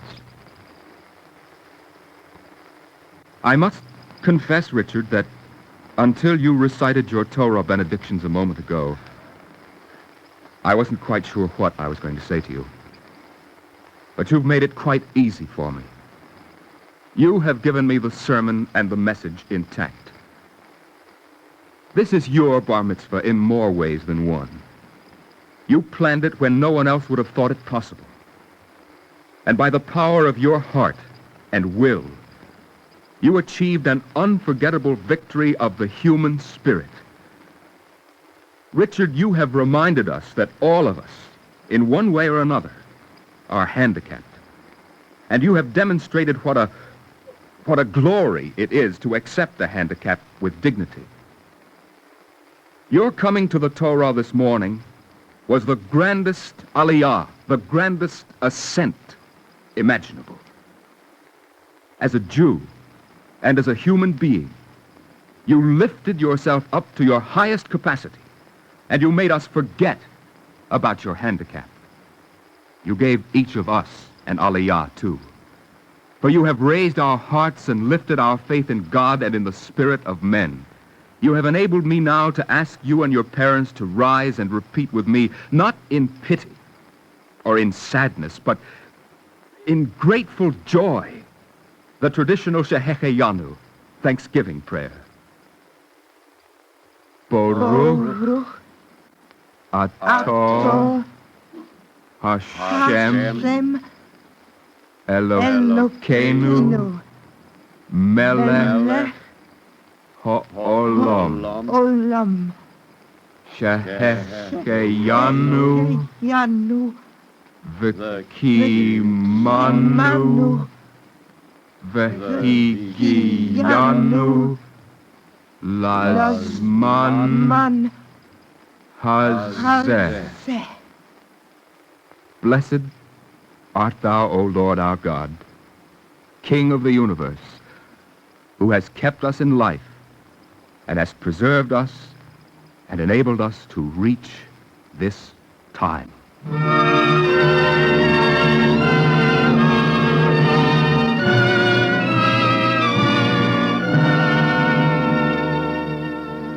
That evening at 6 o'clock, all of our guests gathered at the Mayfair room, and you could feel the change. Suddenly, somehow, the tension was gone, the anxieties, the fears. They were all gone. Everyone was having a grand time. You were right, Rudy. You were absolutely right. It was the greatest thing to do. What do I remember best of the evening? Oh, so many things. The whole day had been like a dream. I never believed I would see Richard walk so well, talk so well. Out of this day came hope for me. I was so grateful to everyone, especially to the rabbi. That night, I couldn't take my eyes off Richard. I saw him get up and slowly make his way from table to table, thanking everyone for coming to his bar mitzvah. And the people made little jokes with him as he went along, slowly from table to table. It was a waltz, and Richard and his mother, alone on the floor, danced together. The two together. They danced the waltz.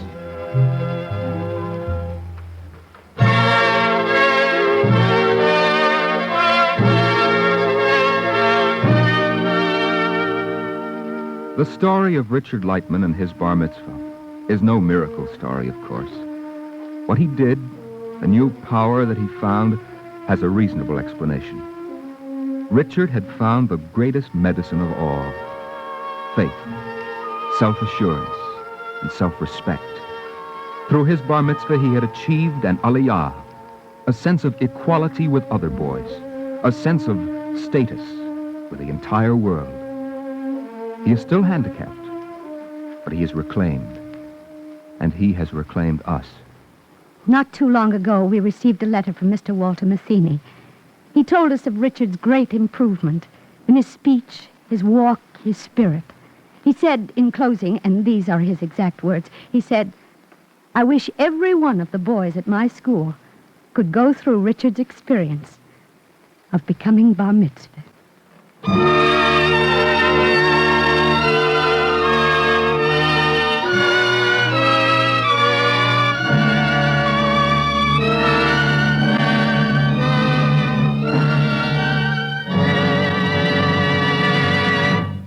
If you would like a copy of today's script, please send your name and address with 10 cents to cover the cost of postage and handling to the Jewish Theological Seminary of America, 3080 Broadway, New York, 27, New York.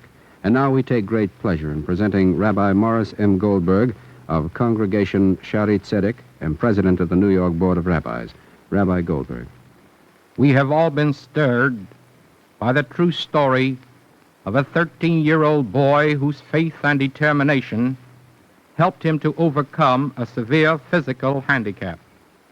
We cannot overlook the fact, however, that this great triumph could not have occurred without the insight, encouragement, and unique understanding of the rabbi working in cooperation with the medical men. One of the major functions of all rabbis, which is not too often understood, is that of counseling, of advising, of encouraging, and above all, of understanding. We rabbis firmly believe that there are no known limits to what dynamic persons can do through faith and hope, expectation and heroic adventure. We feel, therefore, that it is of more than local significance that this year the New York Board of Rabbis, the oldest rabbinical organization in the United States, marks its 70th anniversary of service. We of the board number more than 500 members of the Reform, Orthodox, and Conservative rabbis of Greater New York who see our community responsibility as the widening of our function even beyond the pulpit. It is for that reason that the New York Board Chaplaincy Service makes available 65 rabbis to minister as chaplains to 110 city, county, and state institutions. We are particularly proud of the significant strides we have made in utilizing the latest findings in the psychological sciences for religious ministration. Through our Institute in Pastoral Psychiatry, the rabbis are reviving a function of religion which speaks of God as the one who healeth the broken heart. Who of us is not aware that this is a period of mental depression? Like Richard's friends, there are many who are resigned to a state of hopelessness. But like Richard's rabbi, there are ministers everywhere who believe that those who are without hope are half defeated. To restore confidence in a better future and to impart hope to people for the triumph of good over evil remains the sacred duty of the New York Board of Rabbis. Thank you, Rabbi Goldberg. Our Eternal Light drama today, The Call to the Torah, was written by Irv Tunick and was based upon the personal files of Rabbi Jacob E. Siegel. Featured in the cast were Charlotte Holland as Mrs. Lightman and Norman Rose as Rabbi Siegel. The music was composed by Morris Momorsky and conducted by Milton Katams.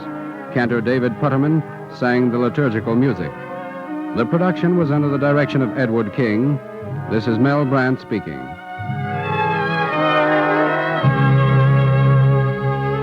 Free time to present the Eternal Light is made available by the National Broadcasting Company and its affiliated independent stations.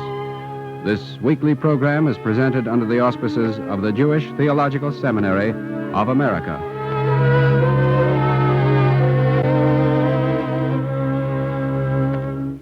This is NBC, the National Broadcasting Company.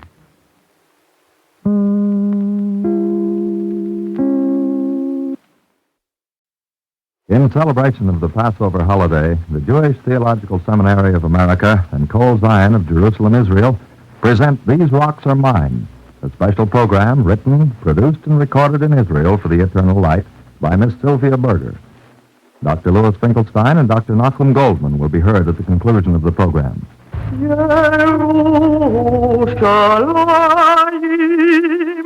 Yerushalayim,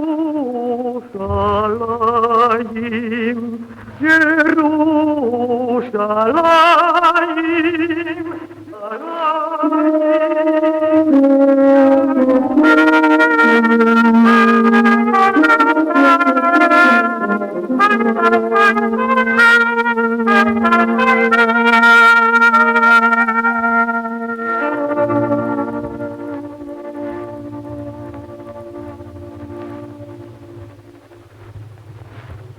You recognized Mordecai Olim the moment you saw him, wandering on his aimless feet, staring with his homeless eyes, misery making the hair stand wild on his head.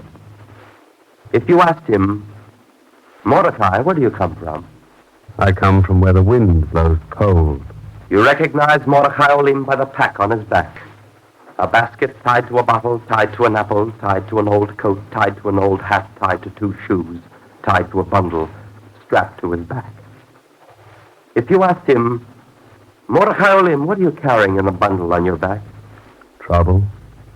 Every Sunday, every Monday, Tuesday, Wednesday, Thursday, every Friday, every Saturday, every Sunday, you saw him, Mordecai Olim, wandering on his aimless feet, seeking with his homeless eyes misery, standing in his hair like little spears of glass. If you asked him, Mordecai Olim, what are you looking for? I'm looking for a wall where there is no wall. I'm looking for a bench where there is no bench. I'm looking for one small, certain corner of the earth. And if you found them, the wall where there is no wall, the bench where there is no bench, the one small, certain corner of the earth, then I would rest my back against the wall and sit on the bench and say, this little corner is mine.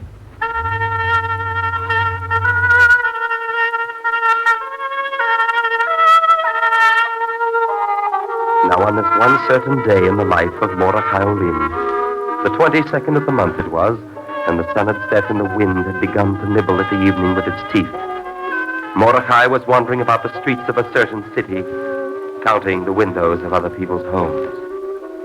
Now this was a very crowded city, you understand, and Mordecai knew there couldn't very well be room for him.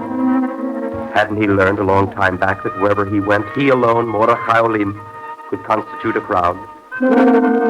Well, he was wandering about this certain day, this 22nd of the month, on his aimless feet with his staring eyes, counting the windows of other people's homes, when he stumbled into another excess human being, Zalman, the concertina player. And Zalman was running, his concertina banging in back of him, his homeless eyes staring in front of him. Zalman ran. Zalman! What's happened, Zalman? Are they chasing you, Zalman? Who's chasing you? Maybe I'd better run there, too? They need me. They want me. Who wants you? Where? They're holding a ship for me. At the water's edge. They've sent word. Who sent word? Watch yourself, Zalman. It's a trap. Why should anybody want you? Because I'm a Jew. Listen to me, Zalman. I know how it is. I know. Many a time I, too, thought I'd let myself go crazy. You go crazy, you don't know what's happening to you. It's easier. But you can't give in to it, Zalman. The thing to do when it becomes unbearable, Zalman, is to hang on. Keep saying, it will pass. It'll pass. And before you know it, you'll be playing your concertina again. The flag in the ship is blue and white. They'll be dropping a coin your way. With a star in the middle. Blue and white? With a star in the middle. You saw it, Zalman. The Star of David.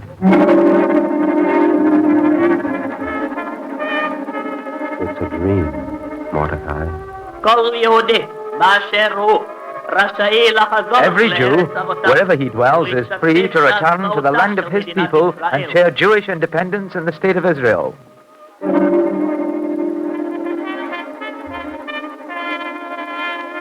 Mordecai, it's a dream. The gates of our land are open to every Jew, wherever he may be, who wishes to return to his homeland. Where are you running, Mordecai? It's a dream. You'll wake up counting the windows in other people's homes. Can't you recognize it? It's an old dream. J'étais à Tunis quand j'ai connu qu'il y avait l'État d'Israël. I was in Tunis when I found out that there was the State of Israel. And I was very happy. So happy that I gave away all my French books to my cousin.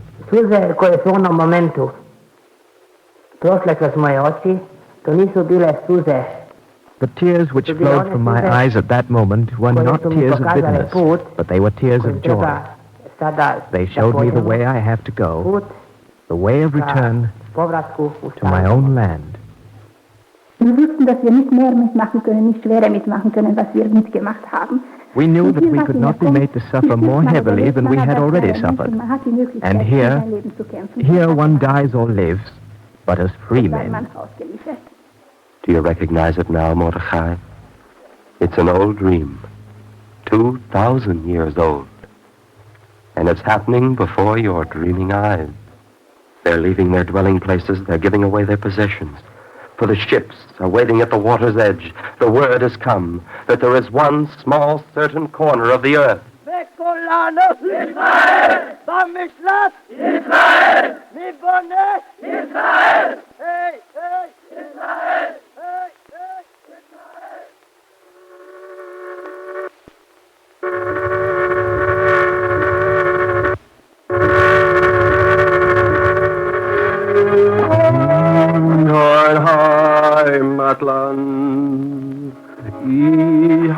What do you think, Salmon? Will they have flowers? What do you think? No flowers.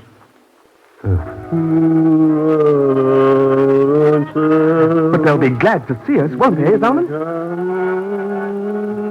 I wonder what's the first thing they say to you when you step on shore. Shalom. Shalom, Mordecai. Shalom. And then? And then? Excuse me for interrupting, but I happen to know your friend is wrong. Is wrong? You're wrong, Zalman.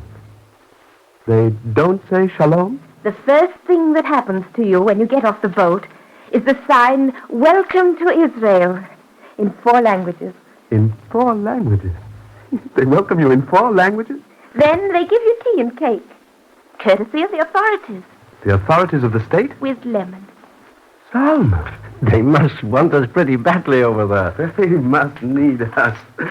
And the overall housing situation.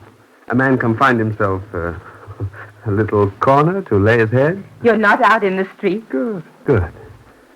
I'll tell you the truth, my friend here and I, we're thinking of starting a little business when we get to Jerusalem.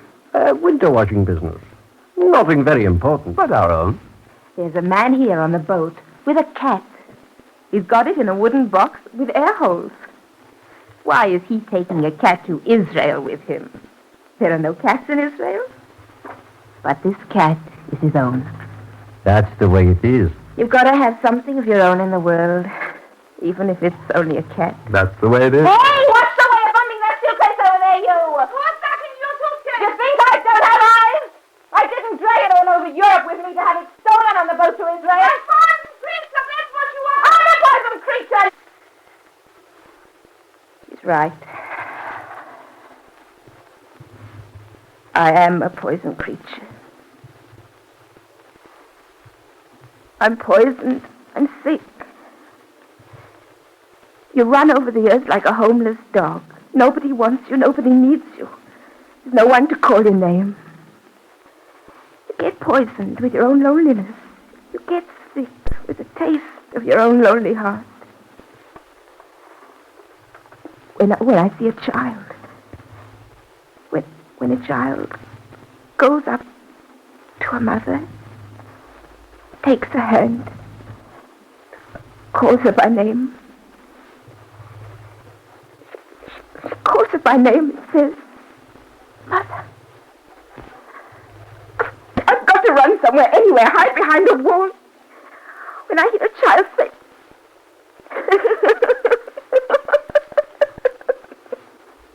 Welcome home, Zalman. In 4 languages.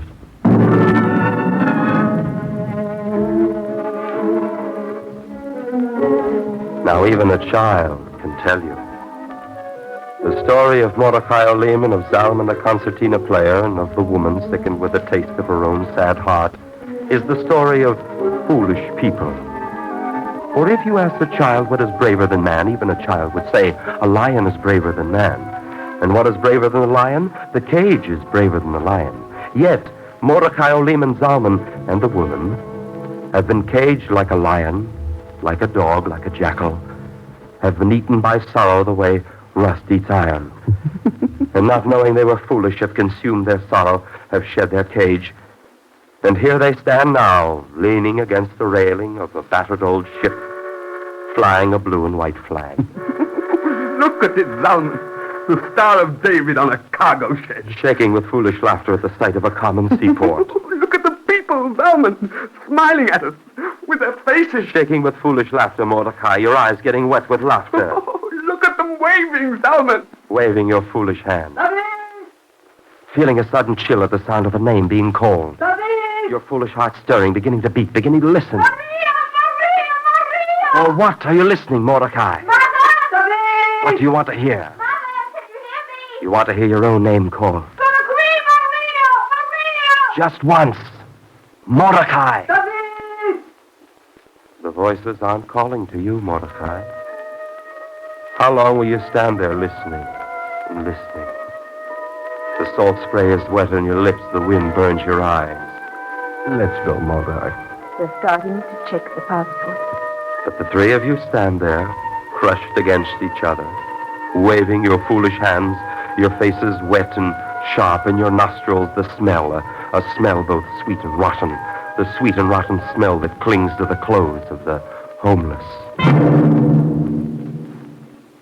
Heads of families will report to tent number 3 where you will be registered and given food cards. You'll get your bedding and blankets in tent 12. There's hot food waiting for you in tent 21. A large red arrow points the way. Roshem mishpachot lifnot leohel mispar shalot. V'yirashem lekabel kartisei madon. They call them the Machonot Olim Hadashim, the camps of the newcomers, and they're the fastest growing flower in Israel. A ship comes into the harbor, a bus goes rolling down a highway, a truck comes roaring in from an airport carrying bundles, and people sitting on the bundles. And overnight, a new row of cement huts is climbing a rocky hill in Galilee, is nestled in the Amek, is strung out along the frontier, is concentrated like a hard, clenched fist in the desert. And the ships keep coming, the buses keep lumbering down the hairpin highways, the trucks keep roaring in with the bundles, and the people out of Koblenz and Breslau and Marseille. And there are no more cement huts, and they take rocks in the field and they smash them, and they put up rock huts, and the people with the bundles keep coming. And they put up tin huts, and the people with the bundles keep coming out of Hong Kong and Cairo and Aden and Zagreb, and they put up tents, and the people with the bundles keep coming. Les chefs de famille se rendront à la tombe numéro 3, où vous serez enregistrés.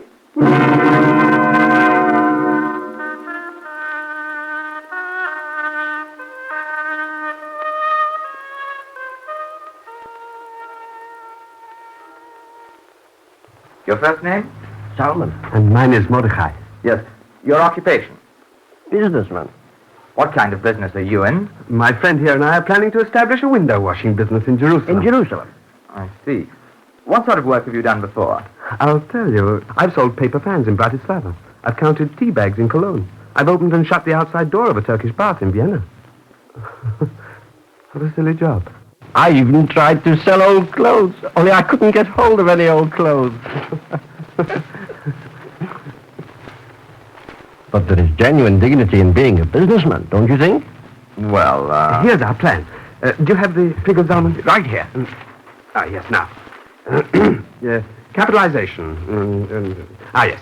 Now, if we can float a small loan with the government, well, if you just look at column 1 here. I'm afraid that wouldn't be necessary. Not necessary. I'm afraid we couldn't encourage the establishment of a window washing business in Jerusalem just now. But Jerusalem has many windows. Quite true. But at this time, I'm afraid we must urge our newcomers to turn their energies to more essential occupations. Besides, there's no room in Jerusalem. No room? But for 2 businessmen. We have many businessmen. Right now in Israel, we need food. We need them in the fields, in the forests, on the roads. And in other words, in the cities, there is no room. You can live in the camp, meanwhile. Yes, I see. Thank you. I see.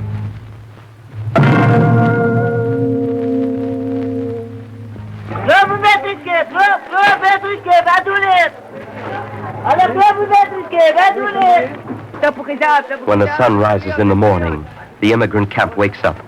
The thousands of tents spill open with people in pajamas, women sweeping, children playing in the dirt, men carrying water pails. And the sun gets hotter. The flies begin to gather. The sand begins to burn. And the tent flaps close, the wooden stands open, and the immigrant market is in business.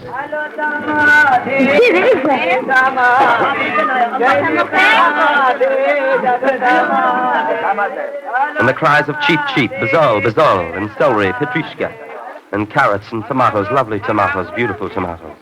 And the sun gets hotter, the flies sting, and the sand grinds underfoot. And the next tailor from Benghazi, now selling cabbages, suddenly resents the remarks of the next teacher from Warsaw, now selling carrots. The quarrel starts, the anger spills over, the pain, the fatigue. While the blind beggar from Damascus plays his flute, staring at the sun with his milk-white eyes.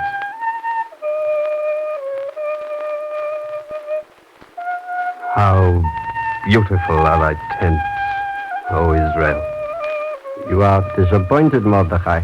Disappointed? A child is disappointed, Salmon. And besides, what right do I have to be disappointed? Who am I, after all? What have I known that's better? You shouldn't say things like that, Mordecai. If I shouldn't, then I haven't. Maybe it isn't exactly as we imagined. On the contrary, Zalman. On the contrary, it's much more. Much more. You never used to talk like this, Mordecai. Even when things were very bad. You're right. I never did. I never did. But now I want to talk. There's something inside of me, Zalman, that's black and tight. And I can't talk it out.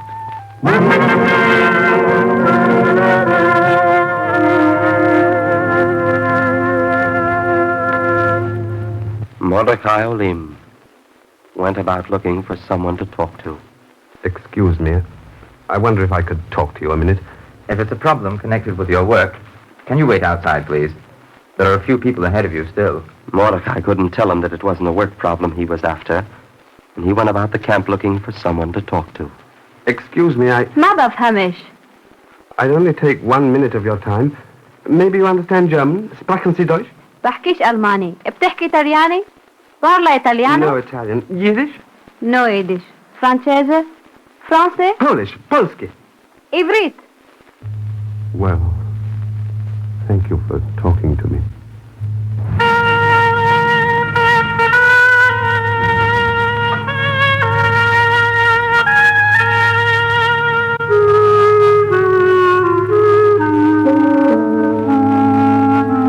Mordecai went out from the camp of the immigrants. He went out into the stony hills of Judea. And he talked to the hills. You see how it is with me. When I was a child, I heard my father tell how there would come a certain day in the world when Elijah the prophet would rise up in the hills of Israel and blow his horn and unfurl his banner. And the banner would be seen and the horn would be heard all over the earth, down to the last hidden corner, where the last hidden homeless Jew was waiting for redemption. And the last homeless Jew would hear it and come home. We've seen the banner, and we've heard the horn. Elijah the prophet! Let me see you in the hills of Israel! Rise up, Elijah, and tell me I've come home!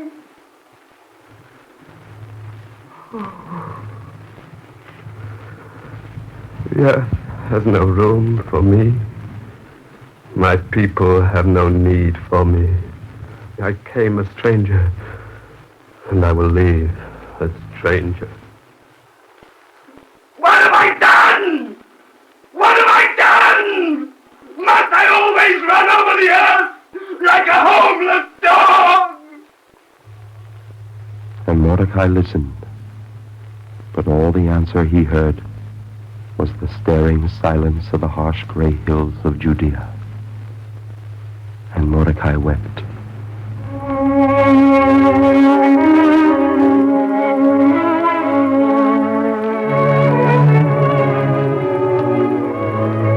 And Mordecai Olim came down from the hills, and the eyes in his head were homeless eyes. And his feet carried him aimlessly, and his loneliness made the hair stand wild on his head.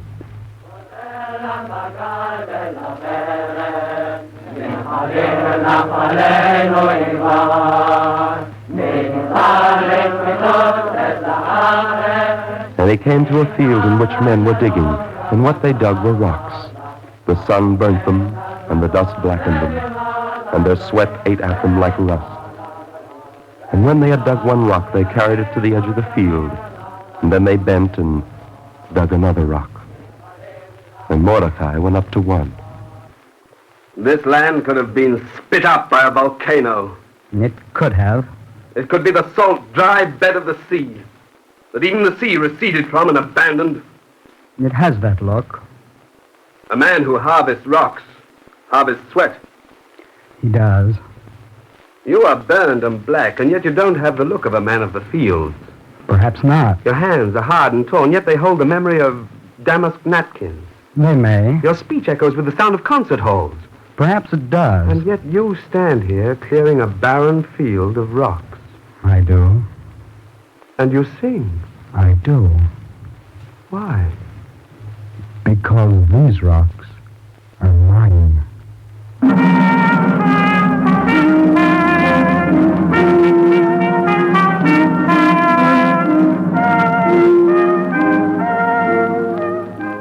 The sun had set and the wind had begun to nibble at evening when Mordecai Olim came back into the camp of the immigrants. And he saw the same tents and the flies and the children playing and the women sweeping with their brooms. And they were the same, and yet they looked different. And he asked Zalman, the concertina player, "Why is this night different from all other nights? Is this night different?" But Mordecai knew that it was, for he heard the singing in the tents. There is singing in the tents. The singing is always there.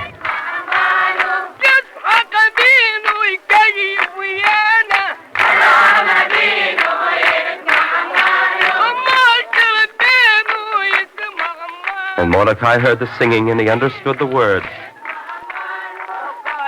Abraham, our father, will rejoice with us. Isaac, our father, will rejoice with us. Jacob, our father, will rejoice with us. All Israel in exile will rejoice with us.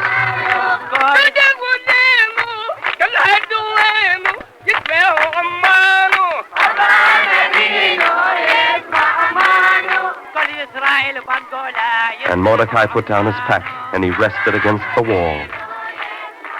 He was home.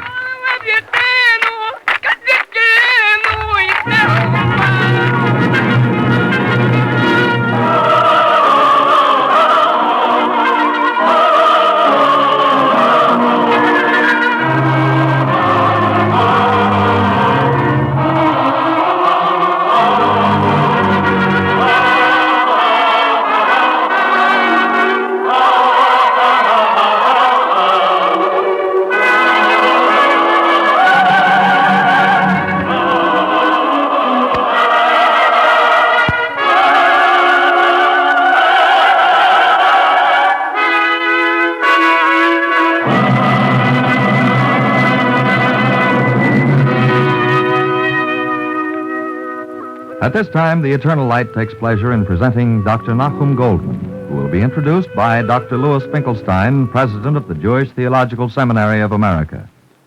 Dr. Finkelstein. We are participating today in an historic event, the forging of a new link between the United States and the State of Israel. Many centuries ago, the prophet Jeremiah pictured Rachel weeping in her grave near Ramah because her descendants were being led into what seemed hopeless exile. Today, the tears on Rachel's cheeks are dry, and she smiles as she ponders the miracle of Israel reestablished on the holy soil and the manner in which Jews everywhere have transformed the calamity of dispersion into creative service to God and mankind. Perhaps a smile of particular happiness comes to her as she thinks of the event in which we are participating.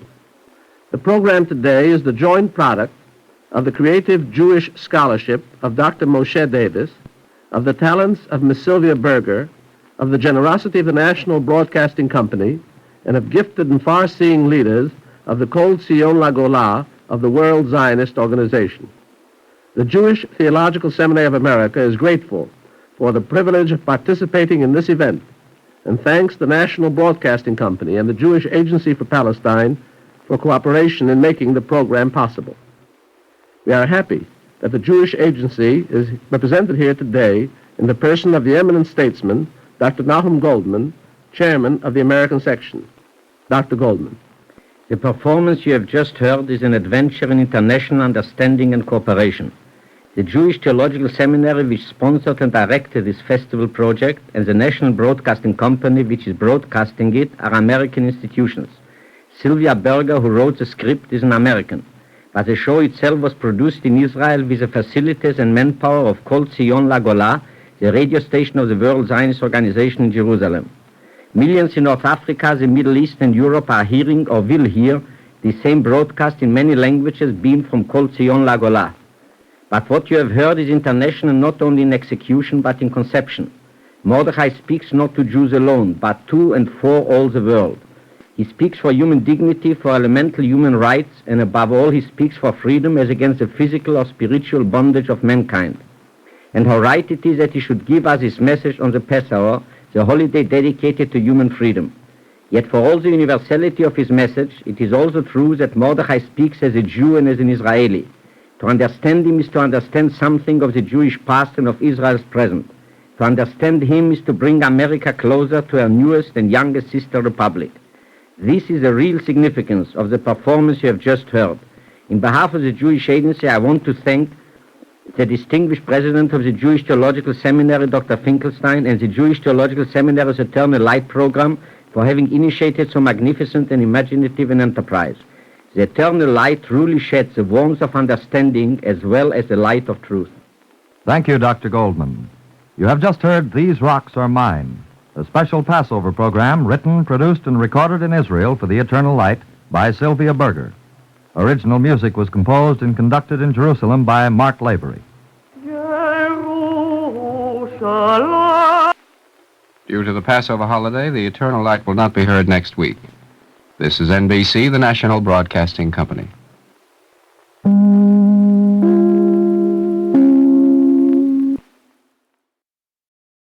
The literature of the world in words already written, 2,000 years ago or yesterday, there are peaks in the plane of time belonging as much to the present as to the past, and pointing not backward but ahead to tomorrow.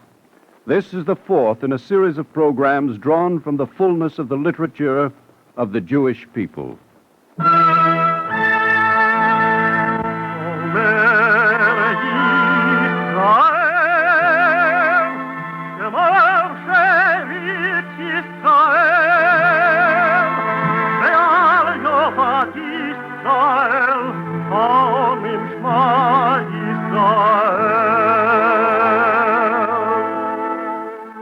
And the Lord spake unto Moses, saying, Command the children of Israel that they bring unto thee pure oil olive, beaten for the light, to cause the lamps to burn continually in the tabernacle of the congregation.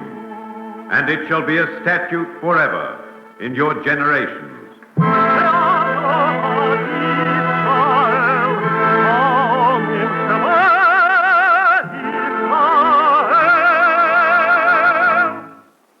The Eternal Light.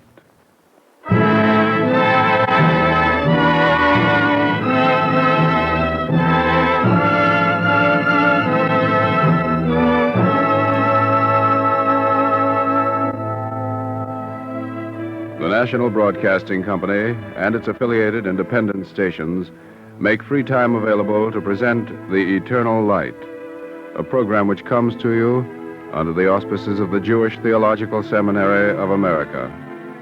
Today's program, Man is Not Alone, was written by Joseph Mindell and was suggested by Dr. Abraham Joshua Heschel's book, Man is Not Alone.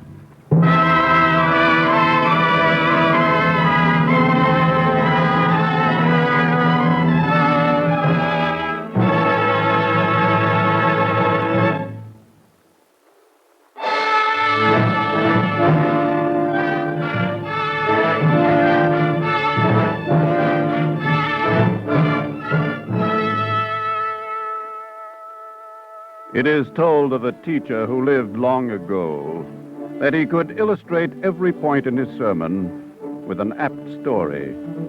This, his students said, was remarkable. Not at all remarkable, he replied. I will tell you a story to explain what I mean. And he told of a nobleman who went out to practice shooting at a target. First, we must paint the target. On this tree, my lord. Tree? That's hardly a bush. No, use that big oak to the right. Very good, my lord. And don't forget to paint the bullseye red. Red draws the bullet, they say. Paint it just a shade larger. You know what I mean? The center is already 6 inches across. Never mind that. I didn't ask you to measure it. Just paint it. Confounded insolence I've ever seen in my life. As you say, my lord. The target is ready. Oh, good, good. Now, what are you doing behind the tree there? Nothing. Just standing. Well, you make me nervous. Come out and stand beside it. But beside it, my lord? That's what I said. Well, that's better now. Now. Missed, my lord. You mean my shot missed the bullseye? No, my lord. It missed the target. Oh. Oh, well, I'll try again.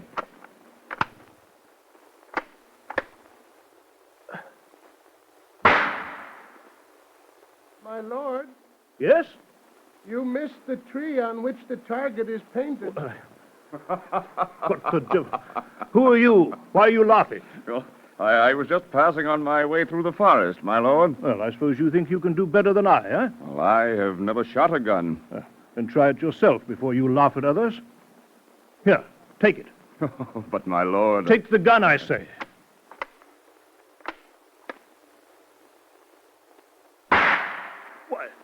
To the nobleman's amazement, the traveler's every shot was in the center of the target. You've never shot a gun before? No, my lord. Well, then tell me. How do you do it? It's very simple. Is it? You first paint a target on a tree, and then you shoot at it. Well, of course. I, on the other hand, first shoot the gun, and then I paint the target round my shot. And with this, the teacher smiled.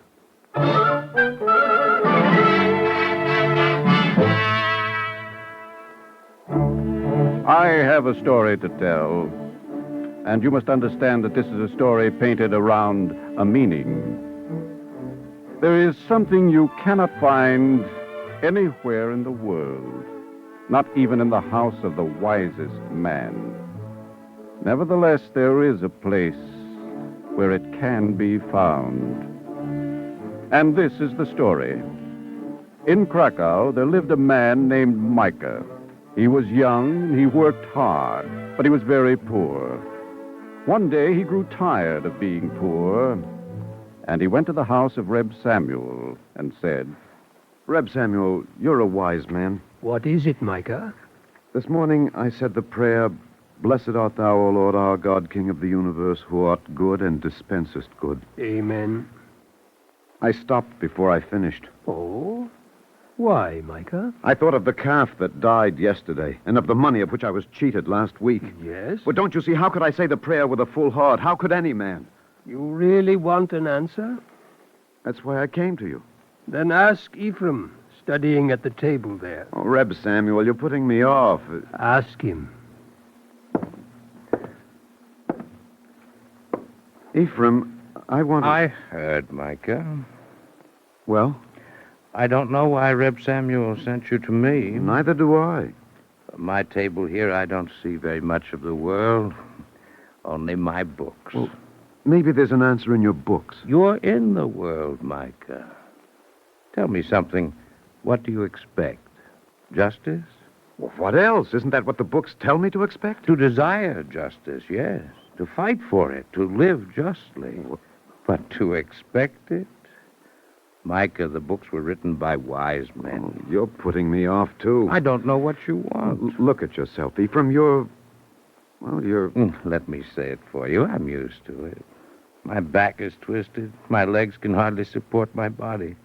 I'm poor. I live on the charity of others. And something you may not have noticed. Well, isn't it enough? My eyes are rather weak as well. Ephraim, I asked Reb Samuel a question. Now I ask it of you. I'm afraid I can't help you. You see, Micah, in all my life, God has dispensed only good to me.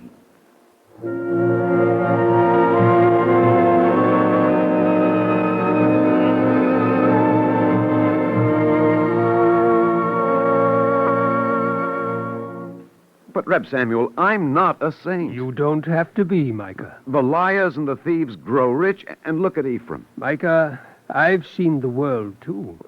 Then teach me how not to be bitter. Oh, that cannot be taught. That must be learned. Well, I'm willing to learn. You will?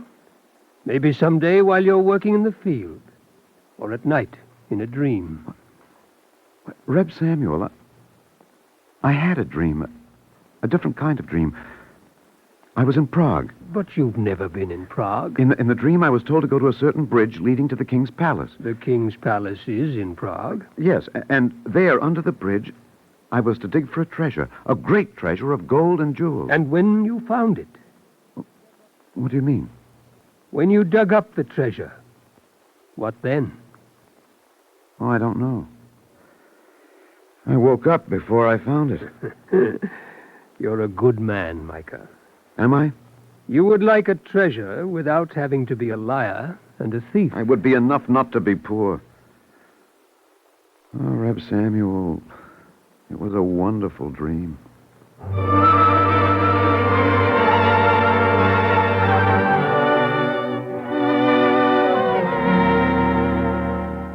Reb Samuel, under the bridge, there's a little park. What bridge? Well, I told you, the bridge in Prague. And in the park is a statue of the king. Ah, so you've been to Prague again. I've had the same dream 3 times now. I can count the blades of grass on the spot where I must dig. Micah, wake up. What? Oh, don't misunderstand, Reb Samuel. I'm not a child to confuse a dream with the world. Oh, still you're going to Prague, aren't you? Yes. Suppose you find the treasure, Micah. I don't know if there is a treasure. I always wake up just as I start to dig. But suppose you find it. Will that make the world better? Or you a saint? I'm not a fool either, Reb Samuel, but 3 times. Surely it must mean something. A dream always means something. But do you have to travel so far to find out what it means? I think I know why I must go to Prague. Tell me. To find out how the dream ends. So Micah said goodbye and packed some food and set out for Prague. At first he was impatient, but soon, for a reason he did not know, perhaps because he was following a dream, the meaning seemed to lie not only in Prague, but along the way as well. Late one afternoon, on the day his food gave out, he came to a lonely house on the road.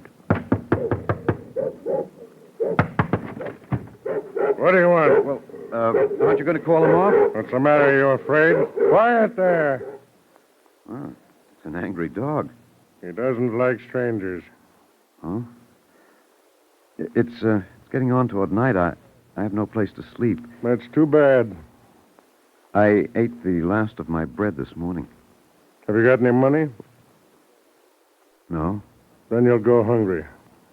I'll chop wood for you. I'll feed the cattle. The wood is chopped and the cattle are fed. Well, there must be some work I can do in return for a place to sleep and some bread. I have no bread for strangers. Thanks for your concern. I make no pretense. I have no concern for you. What are you shaking your head for? I thought of something in a book. Love thy neighbor as thyself. You don't have to quote scriptures to me. I'm not. I was thinking out loud. I follow the commandments as well as the next man. Yes. Yes, I believe you do. What do you mean? I think you love yourself no better than you love your neighbor. I'm sorry for you.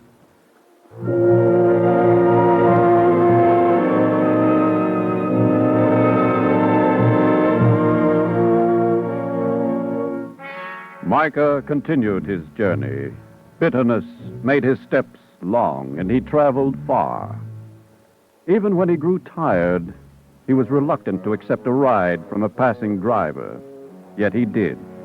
And perhaps it was not only weariness that made him accept again. There isn't much to eat, but it'll be enough for two. I need only a little. That's very wise. What is? I can see you're not rich. It doesn't take much insight. It's wise for those who have little to need little. A poor man should get used to being hungry. Even if I could, I don't want to. Of course not. You're young. It has nothing to do with age. Are you used to poverty and evil? Me? I didn't say that I was wise. Oh, you say one thing and mean another. Like most people. Only I'm easier to see through than most people. But let's forget philosophy. So you're going to Prague to seek your fortune. How did you know? Did I guess a secret? Well... Never mind. It was obvious, wasn't it? You're young, you're going to the city. What other reason could you have? The reason is my own. I won't pry. But when you find your fortune, I hope you'll remember that I gave you food and a ride. Is that why you gave it? In the hope of a reward? Yes, and also because you were hungry and tired. My motive isn't pure enough, is it? Well, you're taking a chance. I may not find a treasure. It's a risk. But there's a look about you. You'll come back with something.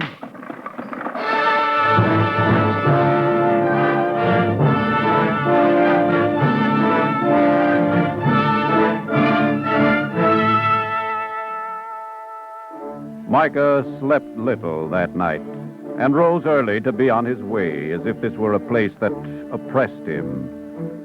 In the evening, he came to the house of a widow and her daughter, whose name was Ruth. They gave him food, and Micah talked with Ruth. You still have a long way to go, Micah. Yes, Ruth, but it doesn't matter. Suppose you never get to Prague. Oh, why should that happen? I didn't say it would. But it might. You don't understand. I must get to Prague. Why must you? It's on account of a dream I had. But I can't tell you what the dream was. Oh, I didn't ask you. Why can't you tell me? Ruth, you're a sweet girl, but you ask too many questions. Do I, Micah? You do. All right, I won't ask any more. I've heard that Prague is a beautiful city. I don't know. For all I care, it might be ugly. Still, you want to go. I told you that. Because of a dream. Well, Ruth. I'm not asking, I'm telling. Micah, maybe it's the other way around. What do you mean? Maybe you're not going because of your dream. Maybe you dreamed because there was something you wanted. You know something, Ruth? Reb Samuel, who's a very wise man, said something very much like that. But whichever way it is, it doesn't make any difference. Oh, of course not. You must still go to Prague. Mm-hmm. I'm glad you understand. Ruth, will you go with me? Yes. I'll go with you. But, Micah, it's not because of your dream.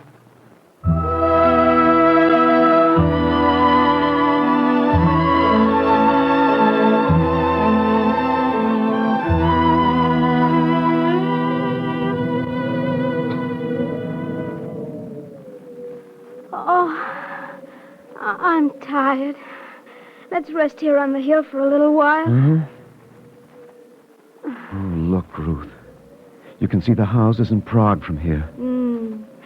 Micah, I wonder what we'll find there. The treasure, of course. And you shall have diamonds and rubies. Thank you. Micah, suppose there is no treasure. You won't believe in my dream, will you? It's the treasure I'm not sure about. No, even if there isn't any. I'm glad I set out for Prague. I'm glad to. Ruth, Sometimes I can't remember the dream clearly, and, well, sometimes I forget what made me leave to follow it. Do you want to go back? What? No. No, I can't because it's hard to explain. You don't have to have a reason. Well, I do, so that you'll understand it. So that I can understand it myself. Even if the dream is not real, I have to know. Don't I? I'm not arguing with you, Micah. And if it wasn't the dream, then why did I want to go? What was I looking for? Oh, you might say that you were looking for me. What? Oh, it wouldn't be true, Ruth. It would be nice to hear. You want me to say what I don't know. You're here, and that's good. It's good for now, but a woman has to know about tomorrow as well. Micah, I don't want diamonds and rubies. Ruth, let's go into the city. All right, Micah. Let's find out how the dream ends.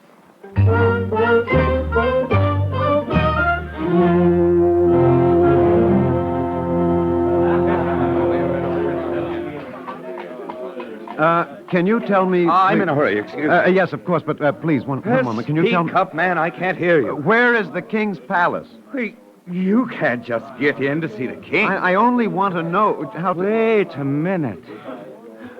Do you have an audience with him? What? Listen, if you can help me get just 1 minute, at least with his chamberlain... Well, I simply want to know how to get to the palace. Oh, you're seeing the sights. Well, not exactly. Follow the river until you get to the bridge. You'll see the palace then. You can't miss it.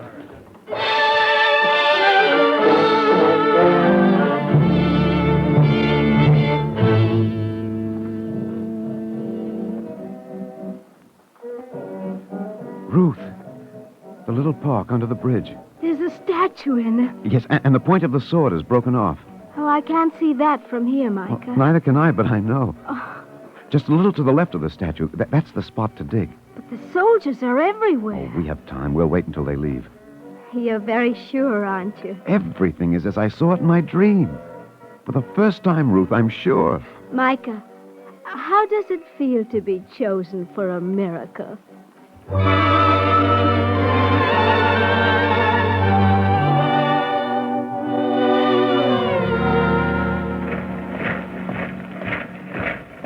It's getting dark. Well, the soldiers can't stay much longer. Listen.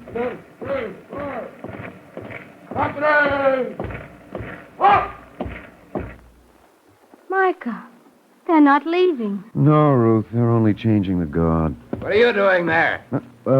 Nothing, Sergeant. Just waiting. Well, you're too close. You better move a bit further off. Tell me, why are there so many soldiers here? You can see we're on guard duty. Oh, all day? All day, all night. Well, what are you guarding? Wherever we happen to be stationed, that's where we're guarding. Palace, the river, the bridge. You don't really know? All I know is what the captain orders. Remember now, keep your distance. Come, Micah. No. We'll wait. It's time to go home. It was such a long journey. The soldiers never leave. It's hopeless. There must be a reason. Why was I sent? You weren't sent, Micah. But I'm here. And I still don't know how the dream ends. Micah, maybe this is how it ends.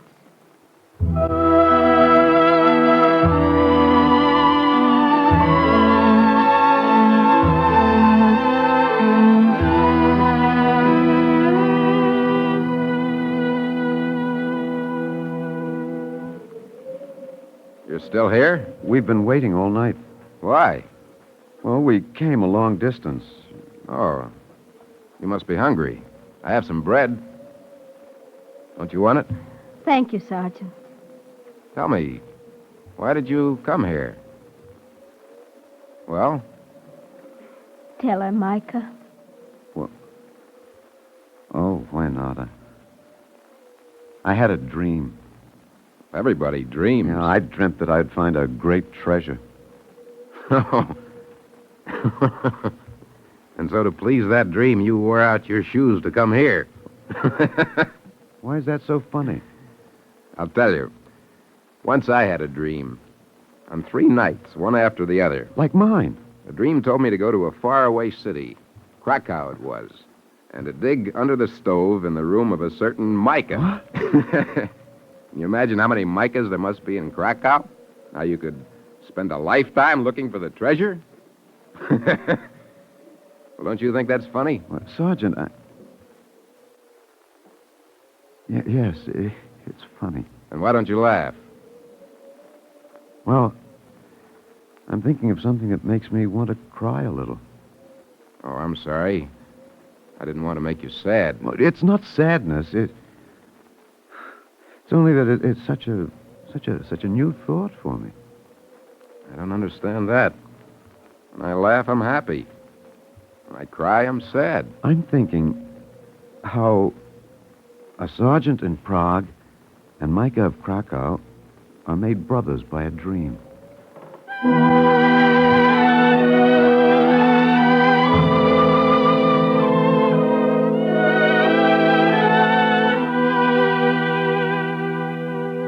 You're so quiet, Micah. We're going home now, to Krakow. You're disappointed. I am, and I'm not. At least you know how the dream ends. I don't know how or why, Ruth, but now I have the feeling that I knew all along. Yes, maybe you did. But I had to go to Prague. You see that, don't you? I see it. Ruth, I'm glad I'm going home.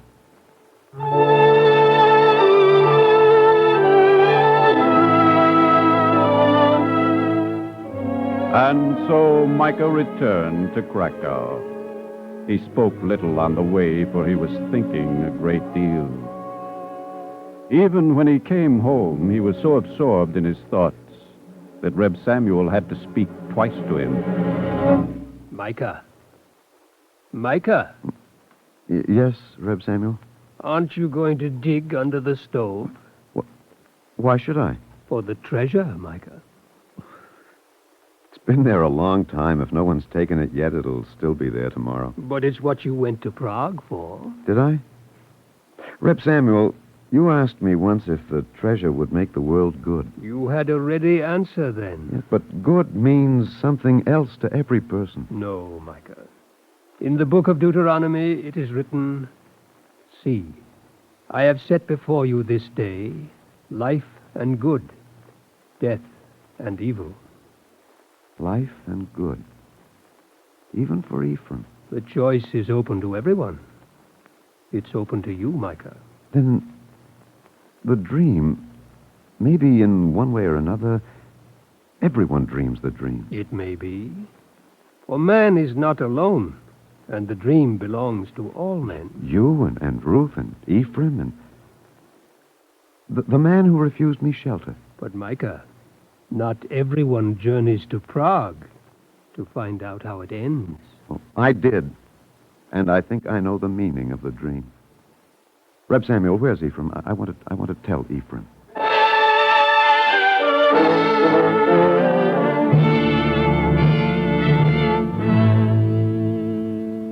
Ephraim, you had no need to make a journey. How could I, Micah, with my crippled legs? Yet you knew the meaning and the end of the dream. Yes, I think I knew. How? Who taught you? It's not such a difficult thing to learn that life is good. Forgive me for asking it, Ephraim, but I must. Is life good, even for you?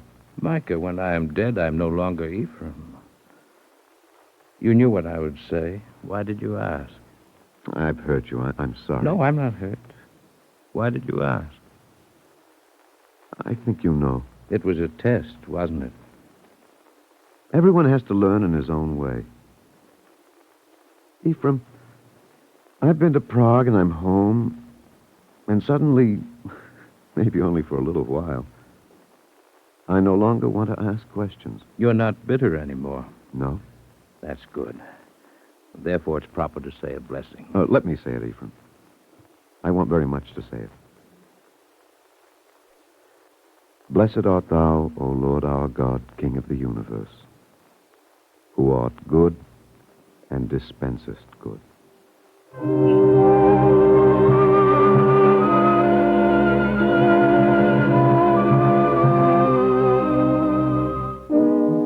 Thus Micah returned from his journey, and he was still poor, and now he was tired, yet he was refreshed.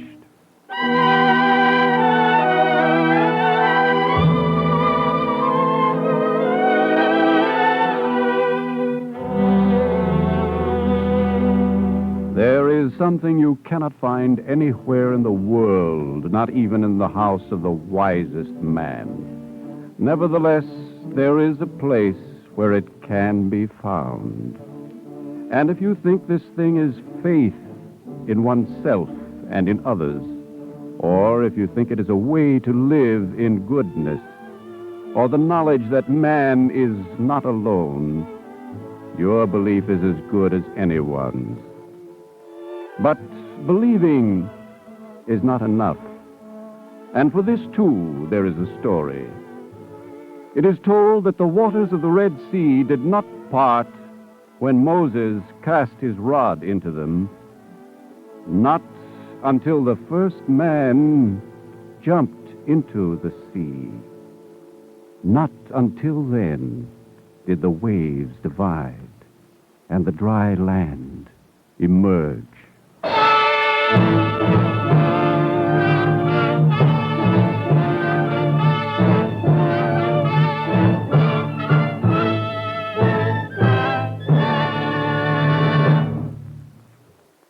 Free time to present The Eternal Light is made available by the National Broadcasting Company and its affiliated independent stations.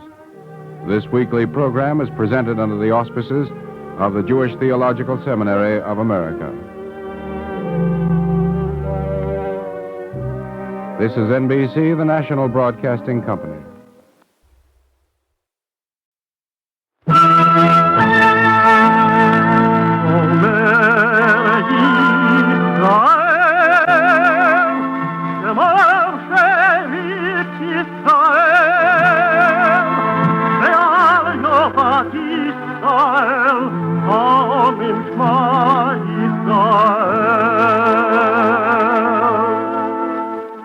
And the Lord spake unto Moses, saying, Command the children of Israel that they bring unto thee pure oil olive, beaten for the light, to cause the lamps to burn continually in the tabernacle of the congregation. And it shall be a statute forever in your generations.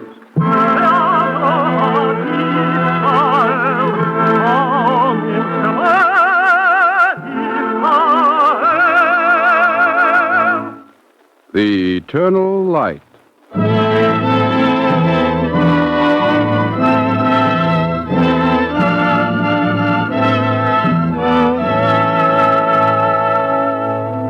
The National Broadcasting Company and its affiliated independent stations make free time available to present The Eternal Light, a program which comes to you under the auspices of the Jewish Theological Seminary of America. Today's program, The Fourth Crown, was written by Peter Lyon and is presented in observance of the 250th anniversary of the Baal Shem Tov, the founder of the Hasidic movement.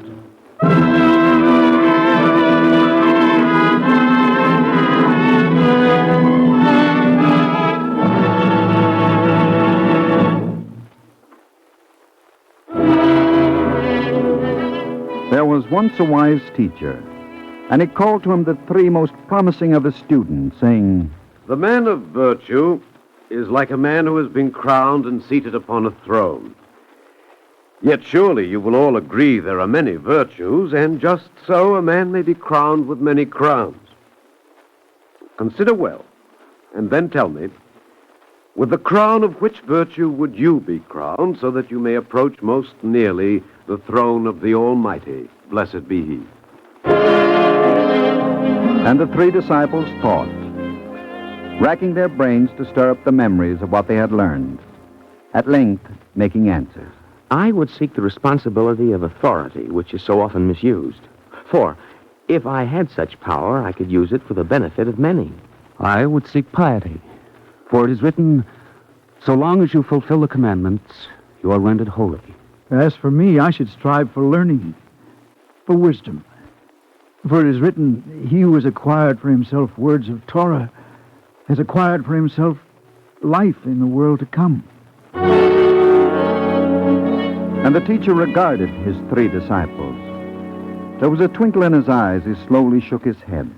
You have chosen well, said the teacher. But none of you has chosen well enough. Let me try to show you what I have in mind, and then you will judge whether or no you might not have chosen more wisely. Come with me in your imagination to a small town called Makom Echad. Like every other small town, in all respects, save one.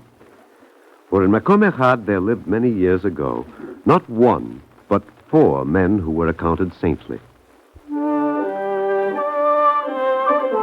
These 4, when they were boys, together they studied Torah. Together they went on to the Beth HaMidrash, the house of study. And the eyes of the town's rabbi shone as he watched them at their work.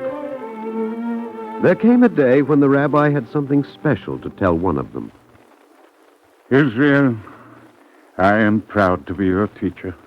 If I deserve what you say, Rabbi. You do, you do. You know, Israel, no man lives forever. So gloomy a thought for my studies to inspire. Well, such a thought is not necessarily gloomy. Death is not gloomy to a man who has lived a good life. Well, that had not occurred to me. But my thought was inspired by your studies, Israel. I have been thinking, after me, who is to be the town's rabbi? And I have been thinking, why not you? Well, what's the matter? The idea frightens you? It makes me unhappy. Oh, why should it? The office of rabbi, why should it make you unhappy? The honor...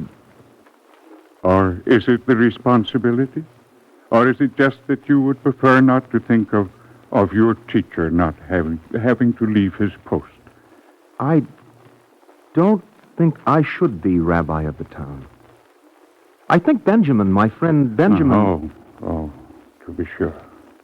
Benjamin is also advanced in his studies.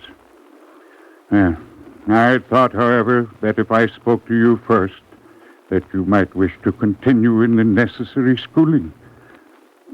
I don't understand your attitude, Israel. Well, I will speak to Benjamin.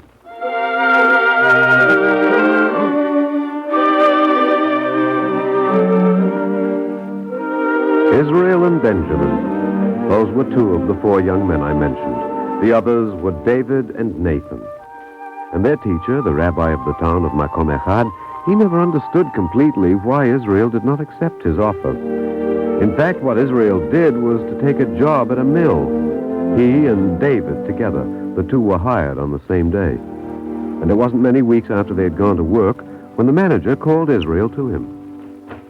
Come in, young man, come in. Well, sit down. Thank you, sir. Well, like your work, don't you? You know, I can tell. Yes, you and your friend David, too. Fact is, I don't think we've had 2 such bright young men working here since I don't know when. Well, compliments embarrass you? Well, they shouldn't. They're deserved. Well, then I won't be embarrassed, sir. Good, good.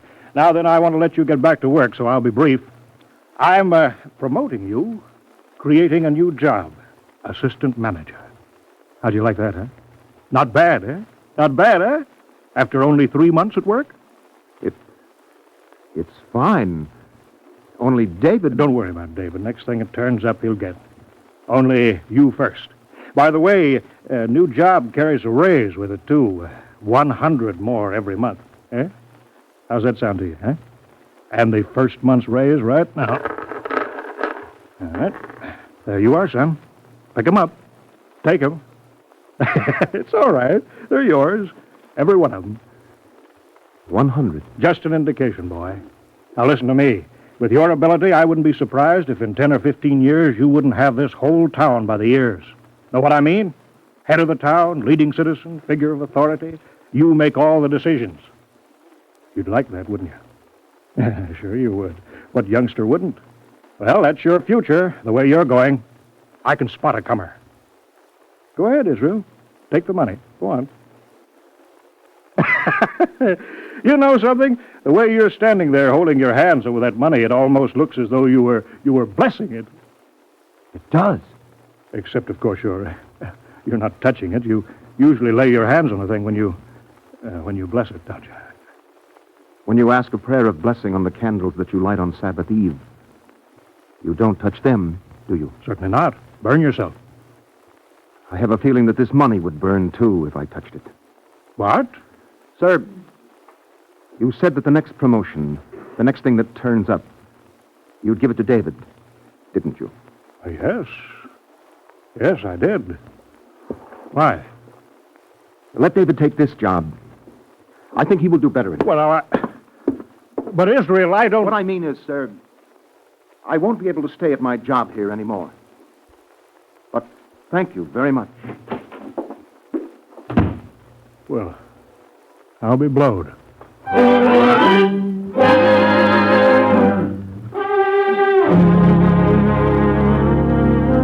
First Israel and Benjamin, then Israel and David. And the fourth young man, Nathan, was troubled when he sought out their rabbi. Rabbi, I've been talking to Israel. He has quit his job at the mill. Yes. I have heard. He says he's going to leave town. He has a little shack out in the woods to the east of town. He's planning to live there, Rabbi, and earn what he needs to live by cutting wood. So? But you haven't heard the worst. He's leaving the house of study, too. You will still be here, Nathan. You and I will study together. Rabbi, what is troubling Israel? Well, I've talked to him. I talked to him months ago about something else. I talked to him again recently, and I told him that if he were diligent, if he persevered, he would become a sage among our people. But he chose not to. Why? You are studying, aren't you, Nathan? You will persevere. With all my heart and mind, Rabbi. Then our town will still one day boast a sage. Come, we have work.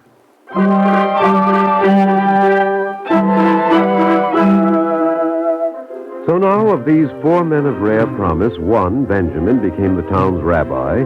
The second, David, was well launched on a career which would bring him authority. The third, Nathan, was humbly mastering wisdom. And the fourth, that was Israel. And he was in the forest east of the town, chopping trees. So Israel had chosen not to be the town's rabbi. Yet a group of elders of the congregation still hoped. It is agreed. We'll ask him right after service.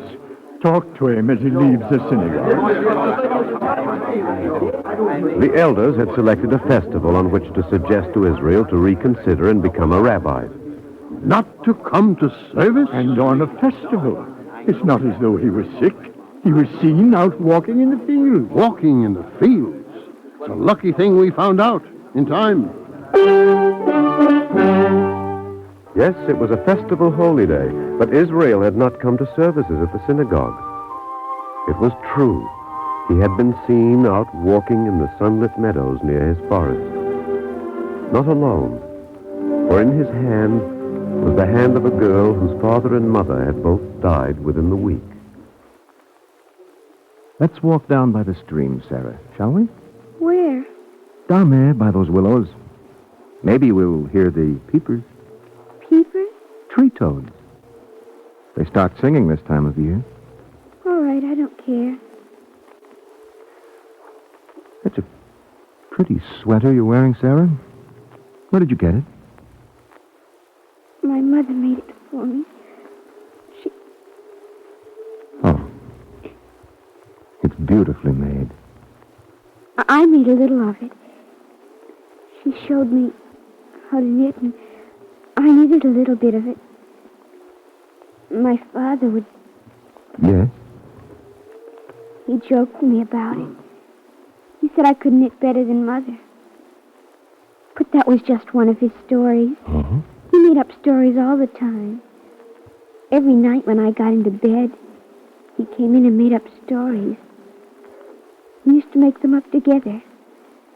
First he'd tell a little, then I'd think of part to tell. Then he... Well, that's a fine idea, isn't it? To tell your bedtime stories together. What was the last one about? I forget right now. But you could remember? I suppose so. Was the story finished? The one you were making up together? They were really all one story. They all had the same people in them and the same animals and the same... Well, you'll always be able to keep telling the story then, won't you? Oh, look out. What? Right where you were going to walk, a meadowlark's nest there. See? By that clump of weeds? Yes. I remember when I was just a little girl, my mother used to take me for walks out in the country. She knew all the birds. Some she knew just by hearing them sing. And she taught you how to recognize them, too? I guess so. No more. They left me alone. But they haven't left you. They're still with you, Sarah. In your heart. And in the heart of everyone who knew them.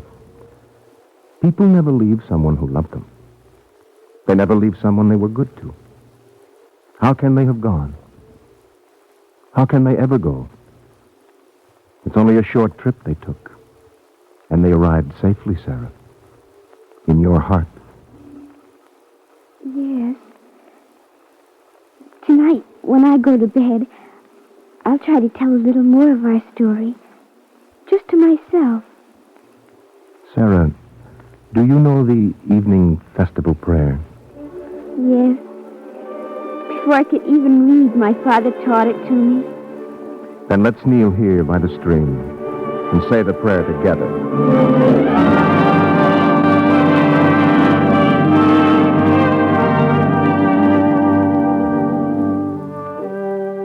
In time, the committee of elders learned why Israel had walked in the meadow on the holy day, and they asked themselves if his impiety was not more pious than their own piety, and they honored his name.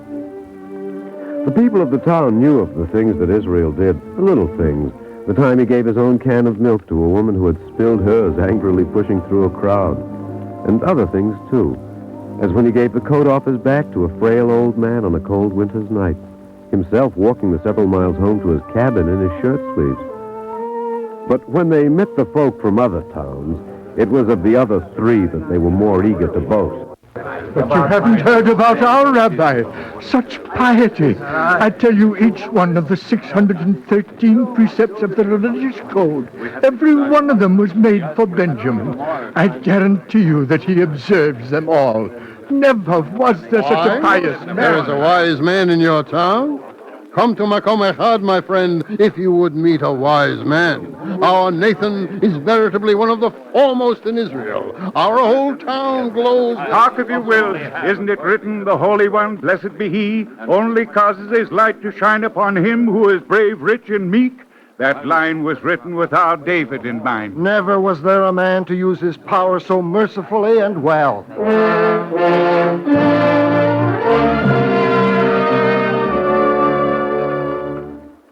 Shall I tell you how pious Rabbi Benjamin was?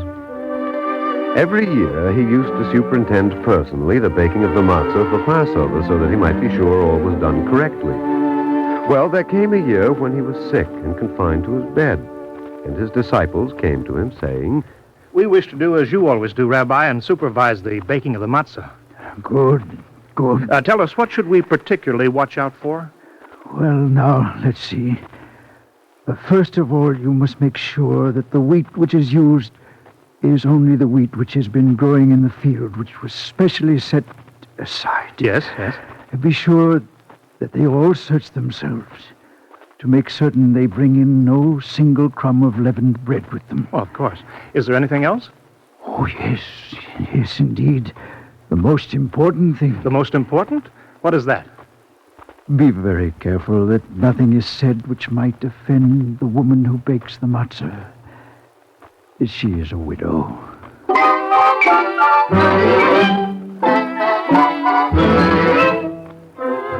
Is it any wonder now that the people of Makom Echad honored their rabbi for his piety? Or listen to the story of David, the leader of the town, and of how thoughtfully he used his power. He learned that the daughter of a certain neighbor was in love, but that there was just one thing which stood in the way of her marriage. Her father had not the money to give as her marriage portion. And so David went to her father, asking him, You'll be going to the big city before long, won't you? The big city? Me? Why, no, I'd planned no such trip. Well, that's funny. I thought you'd be going, maybe. Why should I be going to the city? What business would take me there? It was just that I had a favor to ask of you when next you went. A favor? You see, it's this way. I owe a man who lives in the city a certain sum of money, 200 gold pieces. I wanted you to pay him for me. Here's the money. But listen to me. I may not be going to the city for months. It's 2 years since I was there last. Well, my friend will wait. Take your time. It will keep. Whenever you manage to get there will be time enough.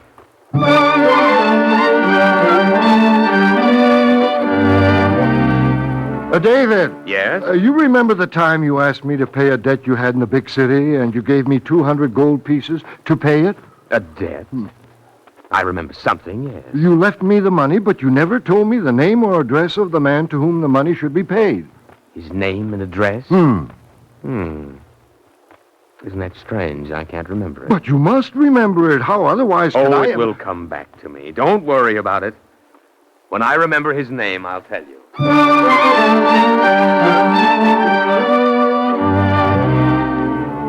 But David never would remember the name. On which rung of the golden ladder of charity did he stand then?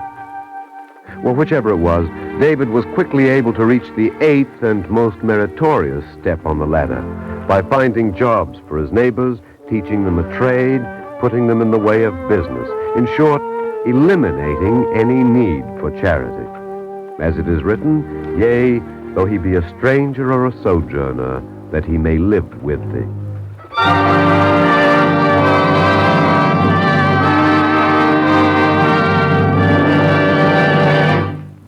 Four saintly men. That was the boast of Makom Echad. The most pious man in the world, their rabbi. The wisest man in the world, their sage. The man who had sought power and authority in order to use it well. And the fourth, Israel, the wood chopper. And they were gathered to God on the same day. And their 4 souls together arrived at the heavenly gates. It would not have been fitting had any one of them been required to delay his entrance into heaven by so much as a day after the others. Here they are, at the gates, and they are met by the recording angel to bid you welcome. We are to be received. We are expected. We are welcome. We are not unworthy. It is inscribed in my record that you, David, are crowned with authority. You, Benjamin, with piety. You, Nathan, with wisdom. And Israel? I am here. I have your good name recorded here, too. And yours is the honor of entering first through the gates to your reward. But David, Nathan... You. Surely Benjamin, my rabbi, whose piety... You.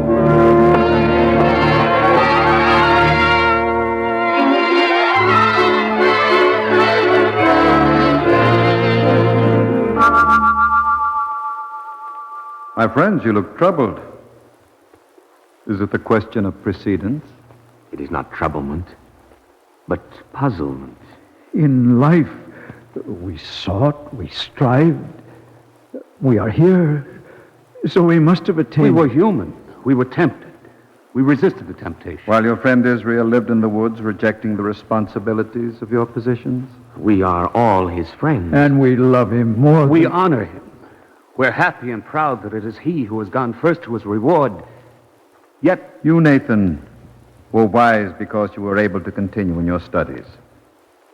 You were able to continue in your studies because your father supported you.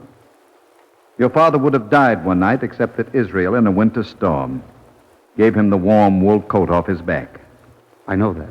You, David, at the point in your career when you were unable to assume authority and power, became the head of the town. It was years ago, because a banker gave me credit. Time to pay the mortgage on my mill. Did you expect him to grant you the time? I was astonished when he did. He was happy that morning because he had gotten good news unexpectedly. His wife called to tell him that his son, who had been very sick, had taken a turn for the better.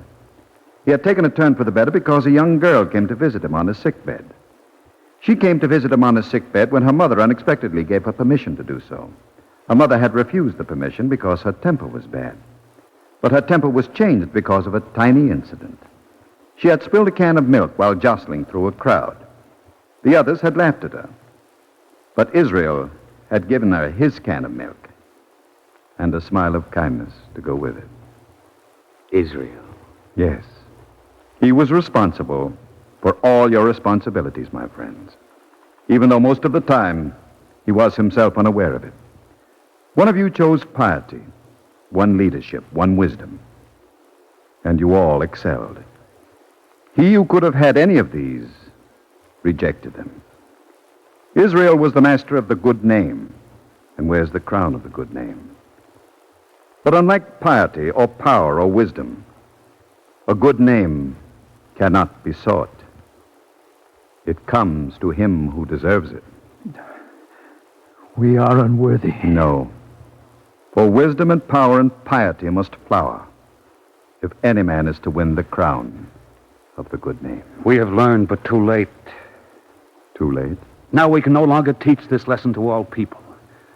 Think of our town with all of us gone together. Gone? Have we not? Could I leave my strength of leadership behind? Could Nathan leave his wisdom? Could Benjamin deed his piety to his son? Could... Yes? Israel's good name and his good deeds. Exactly. They live? Yes. Israel can sing with the psalmist, I shall not die, but live to recite thy glory. For the effect of a simple good act never dies. Come, my friends. The gates are opening for you to enter together. But our townspeople, will they know? It is written in my book, Benjamin, that 1 year from today, when in your town the people gather together to lift their voices in praise of your memory, the most pious man in the town, Who will have taken my place? and the town's leading citizen, Who will have taken mine? and the town's wisest man, Who will have taken mine? these three men will speak to the others assembled. And they will agree that they must severally and collectively resolve to live up to the fourth crown, the good name. And so will they all have taken his place.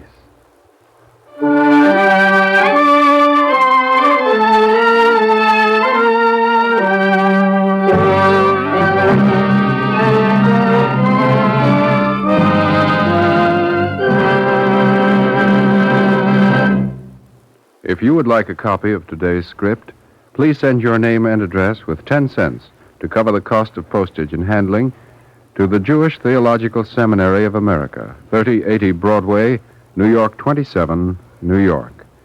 And now we take great pleasure in presenting Dr. Jacob Marcus, the Adolph S. Ox Professor of Jewish History at Hebrew Union College, Cincinnati, Ohio. Dr. Marcus. The master of the good name struggled to leave this world better than he found it. Jewish tradition is to fight evil, no matter where it is met, no matter what the odds. The Jew has only rarely had the capacity to offer actual physical resistance. He has another powerful weapon, and that is, at no time in his history, during all the centuries of disability, has he ever admired or respected his oppressors. He was conditioned by his teaching and training to pity them if they were misled. He refused to degrade himself with corroding hate, for he knew that hate destroyed those who carried it in their hearts. The Jew of the past has always had a mighty tradition of hope, which he never surrendered. He was convinced that justice would ultimately prevail. He knows that a strange complex of historical forces has made him the measuring rod of true democracy in the contemporary state, for he has become the prototype of the hosts of the oppressed and the peacemakers.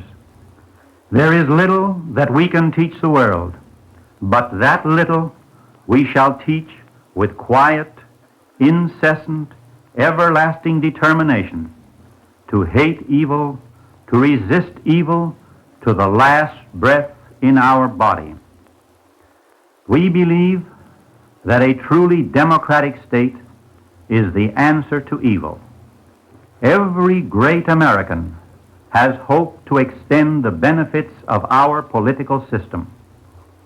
The job of the Jew in this land, as I see it, is to attempt to influence the larger America to accept the implications of the doctrine that all men are created in the image of God. Let us dare to dream of this ideal. With God's help, we cannot fail. Thank you, Dr. Marcus.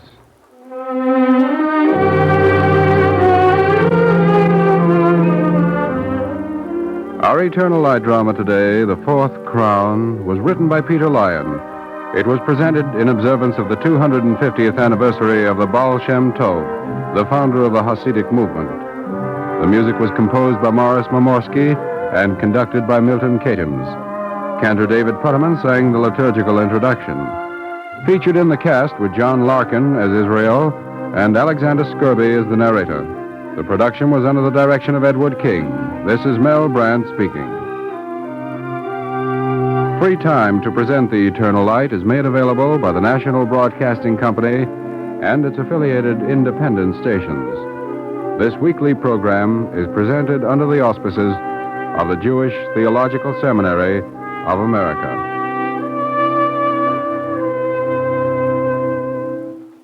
This is NBC, the National Broadcasting Company.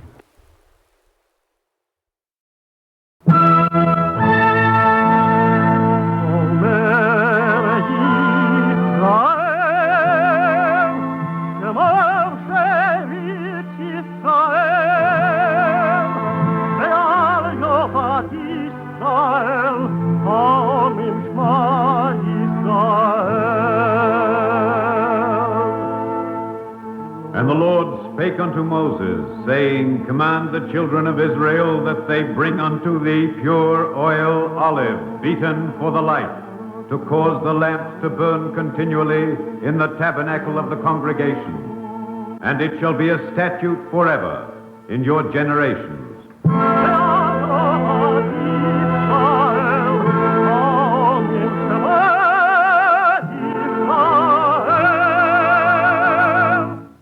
The Eternal Light.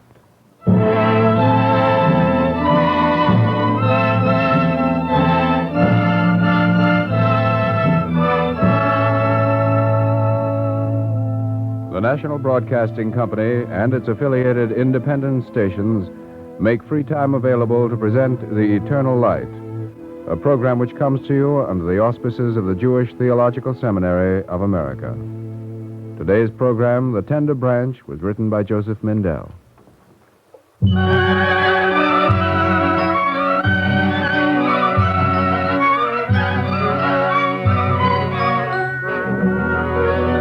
This is the story of a boy, and therefore it begins with running and laughter.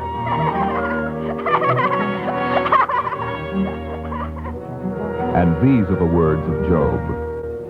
For there is hope of a tree, if it be cut down, that it will sprout again, and that the tender branch thereof will not cease.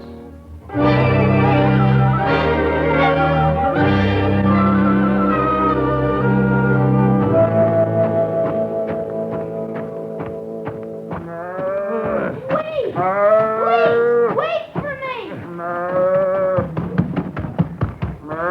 Thank you for waiting. What do you want? You're carrying the calf on your shoulders. I don't need you to tell me. He's been bellowing in my ear all the way from the pasture. No, don't go away. He's beautiful. Was he just born? An hour ago. Have you finished admiring him? Please, it's very important. Tell me, who is his mother? A cow. A brown one? All brown with a white spot over her eye? Be still. Please, was it a brown one, all brown? I heard you. There are 30 cows in the pasture. All of them are brown, and half of them have white spots. Be still, I tell you. You shouldn't shout at him. I shouldn't shout. People shouldn't shout at animals. Listen, Rabbi, if you want to deliver any more sermons, you'll have to walk along with me. Wait, I can't walk so fast. Then run. Hoppy! Hoppy! I'm coming in a minute, Mama. Where are you taking He him? belongs to the people in the last house there, beside that tree. That's where I live. Mama, the calf is here. It's our calf.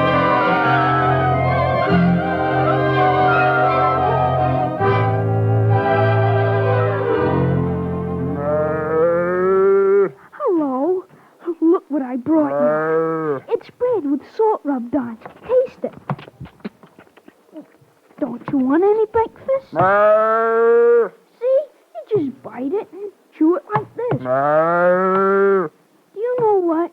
I'll ask my mama for some milk. Hophni, come on and eat. It's almost time to go to school. Mama, he won't eat the bread.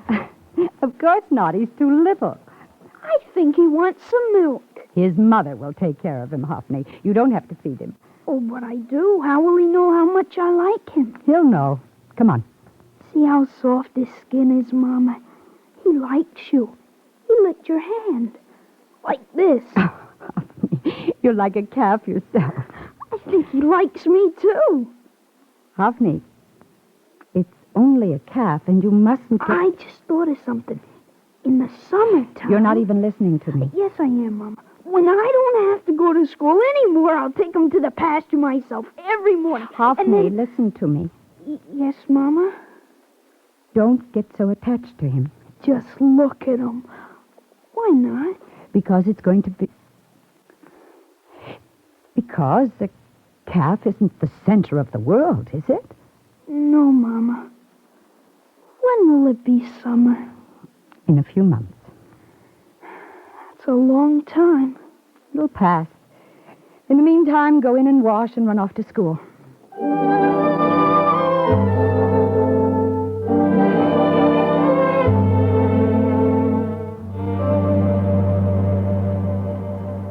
Hophni, this is the third time I've had to call you this morning to pay attention to your book. Is the sky different today? What?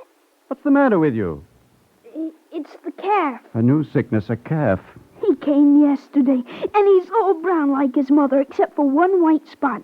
And his skin is like velvet, and he has 4 legs. Remarkable. And he follows me around the yard and licks my hand. A calf? Why didn't you say so? I'll tell you something, Hophni. With me, when I was your age, it was a little goat. A goat? A goat. Of course, a calf is better. It depends, Reb Shimon. But, Hophni, the world doesn't turn around a calf. That's what my mother said. Then that proves we're both right. After all, there are other things, like school. What is the center of the world? What? I don't know. That is, it's hard to explain. Oh, You're disappointed. well, it's not much use knowing what isn't the center of the world. Forget what I said, Hophni. Now, what am I to do with you? Put you near the wall, I suppose, to learn your lessons, even if you stay till dark. Do you hear, Hophni? Till dark. Yes, Reb Shimon. But even near the wall, you would still disturb the other boys with your dreaming. No, I wouldn't. Of course you would. The best thing is to send you back to your calf. Reb Shimon! What are you waiting for, Hophni? The world is turning.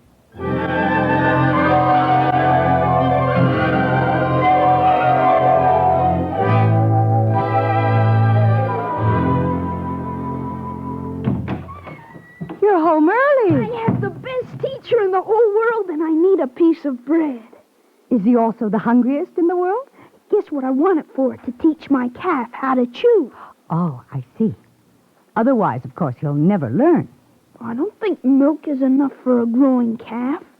Hophni, do you know what will happen if you feed him too much? No, what?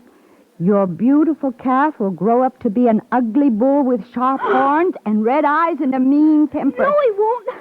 He won't. Hophni, I was only teasing. It's not true. He'll be just as nice as he is now. All right, Hophni. Take some bread for your calf. And do something for me. I don't know, Mama. I'm very busy. Well, you won't mind. Take the brush and make the calf clean and shiny. Caleb is coming in the morning. Why do I have to brush the calf because Caleb is coming? Because... Never mind why. Just do it. But I don't like Caleb. But you hardly know him. Whenever I pass his butcher shop, I look in. Mama, his hands are always bloody.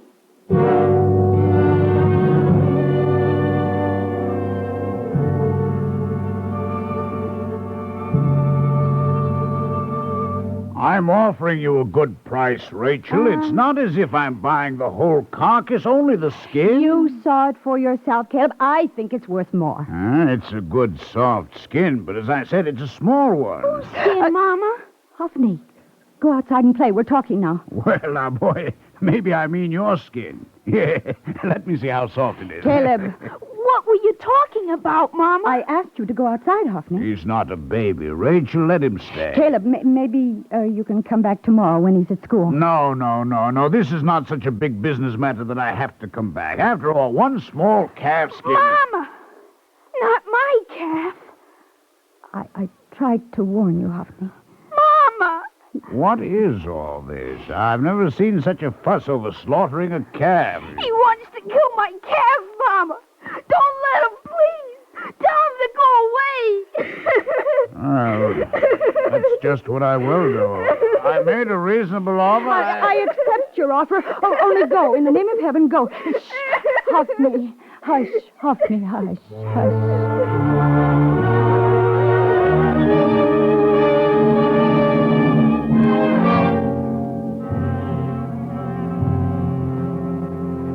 Don't look at me like that, Hophni. Now, come. Let's talk for a while. Hophni. You're gonna let him kill my calf. You don't understand. You don't care anything about it. Hophni. In this world, what are calves for? Not mine. Yours, too. He's not different from other calves. He is. He's beautiful, and I love him, and he loves me. I know he does. Don't you see, Hophni? It's only a calf. Say you won't let him kill it. You'll find another one. Say it.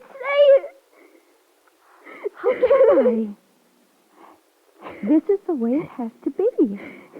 Caleb's hands will be bloody. Hophni, come here to me. No, come. Let me hold you. There now. Put your head down. I want to tell you something, Hophni. Maybe you can't understand it yet, but try to remember it. Hophni, there are some things against which even love is no protection.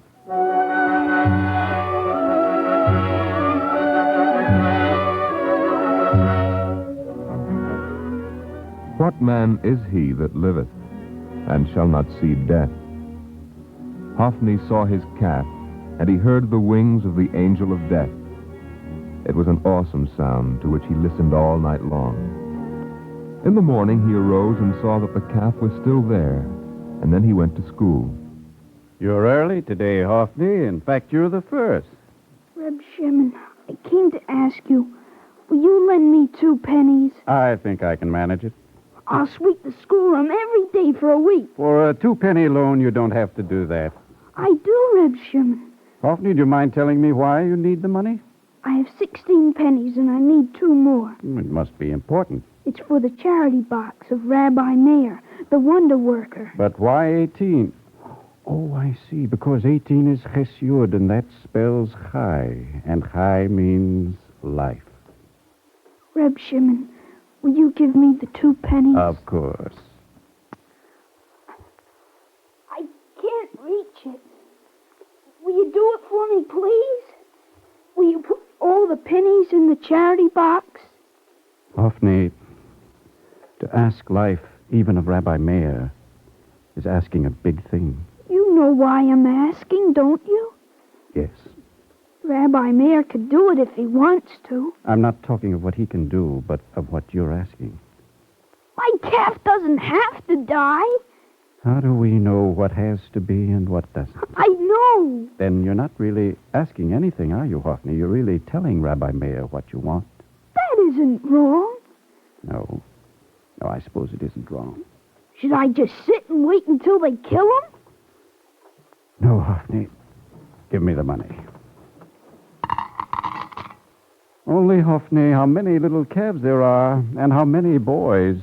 Just think how busy Rabbi Meir must be.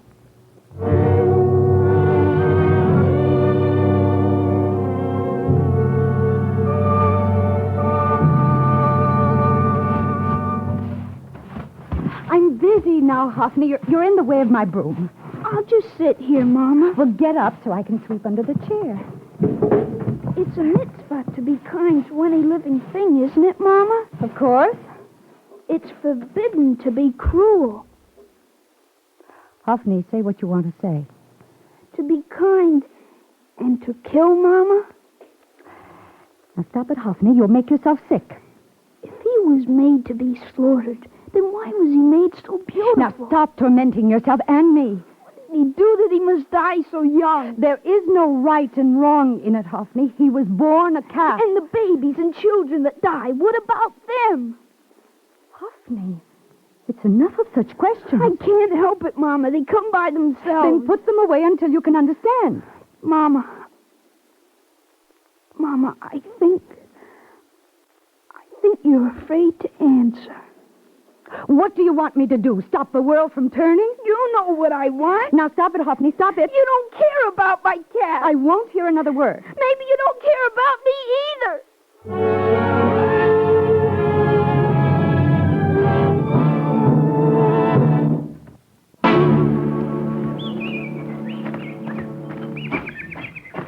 Not so much noise, Hophni. You'll scare all the fish in the river.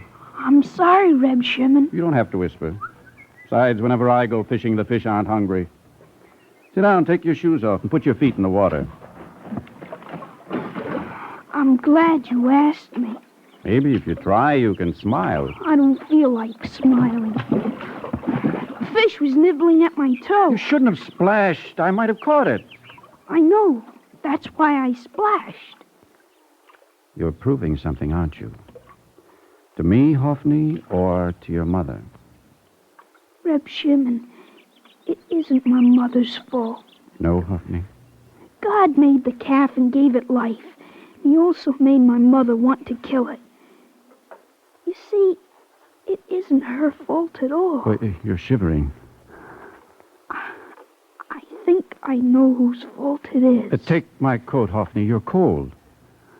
I'm not cold, Reb Shimon. I'm all alone. And I'm afraid.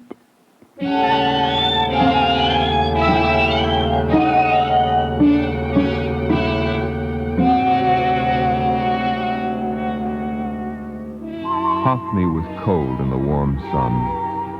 He walked with his fear and loneliness, unseeing until he stopped, not knowing why, before the shop of Caleb the butcher. Don't stand in the doorway, Hophni. Come in. Show me the knife. Oh, well, now, I'm glad to see you've gotten over the nonsense about the calf. Show me the knife. Oh, I have lots of knives. Oh, you mean this one for the slaughter of the calf? What do you think about when you... What a strange question. I don't think. I do what has to be done. Let me hold it. Only for a second. It's very sharp. Where are you running? Come back with the knife!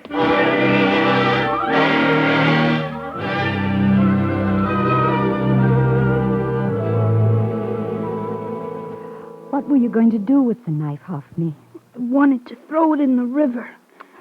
Now, what good would that do? Caleb would find another knife tomorrow. Will it be tomorrow?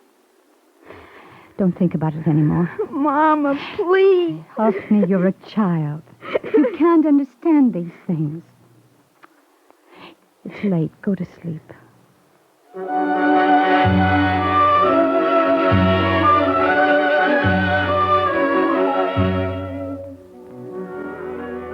Blessed art thou, O Lord our God, King of the universe. May it be thy will to suffer me to lie down in peace, and to let me rise up again in peace. Let my rest be perfect before thee, and lighten my eyes, lest I sleep the sleep of death. Fearful images filled his eyes, and Hophni was afraid to sleep.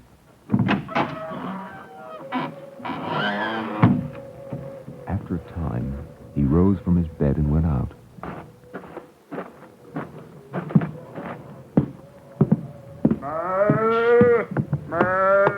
Don't make any noise. You'll wake them up. I'll take you away and we'll be safe. Only you must be still or they'll catch us. Come on.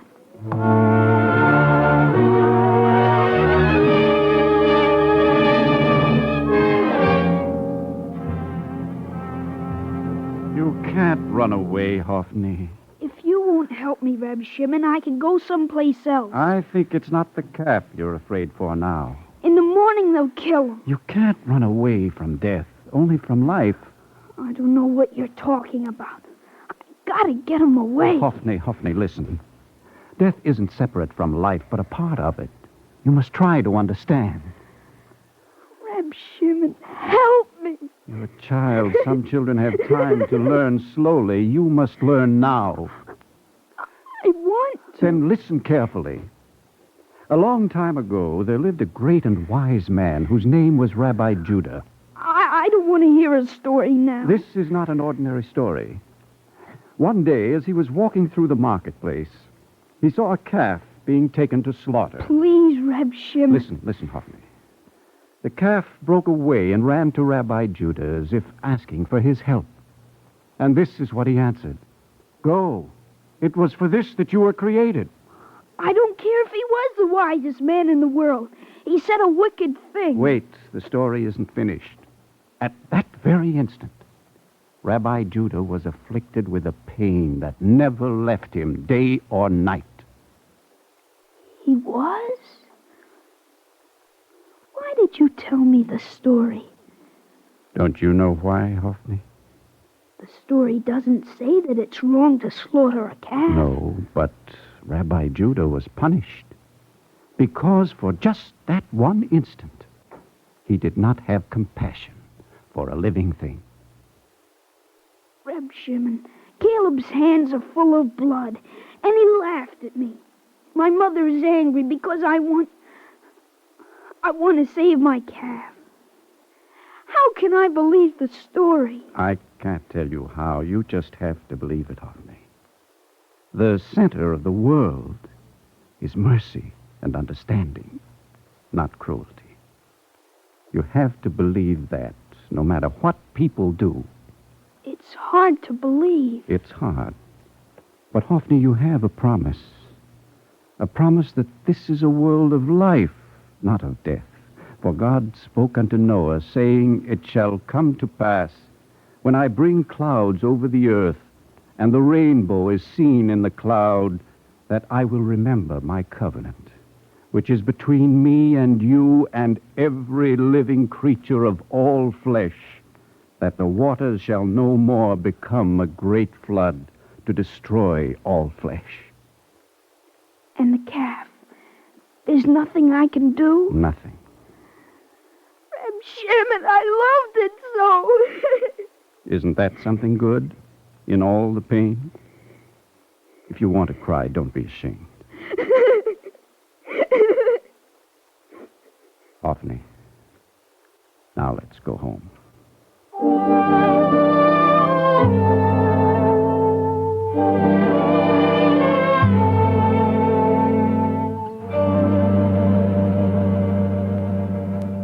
You frightened me, Hophni, and I'm a little angry, but I'm happy you're back. Good night, Rachel. No, don't go, Shimon. I want to ask you, will you take him to my sister's house until after tomorrow? If that's what you want. Yes, I think it's better. In a few days, he'll be the same Hophni again. Rachel, he went away, and he came back. You mean you brought him back? No, he came back. Shimon, you talk as if he were a man instead of a child. I didn't say that, but the thought seems to frighten you. I don't understand you. You're talking foolishness. No, I think you do understand me.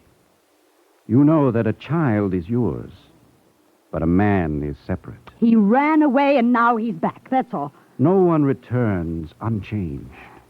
Hophni is less a boy than he was yesterday. He is still a child. My child, Shimon.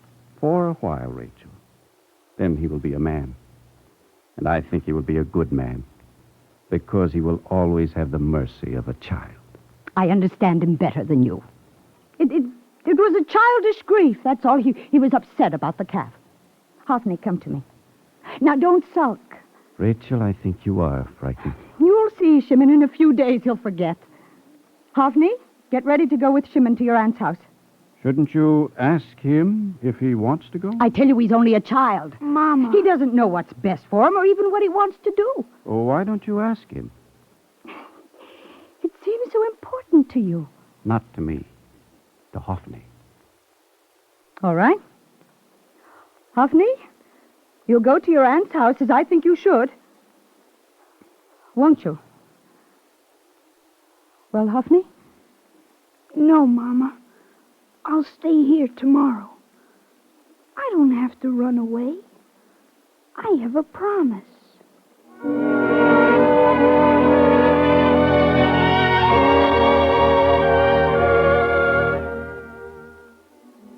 And Hophni lay in his bed and closed his eyes and said, Yadcha afkid ruhi. In thy hands I entrust my spirit. Then he slept.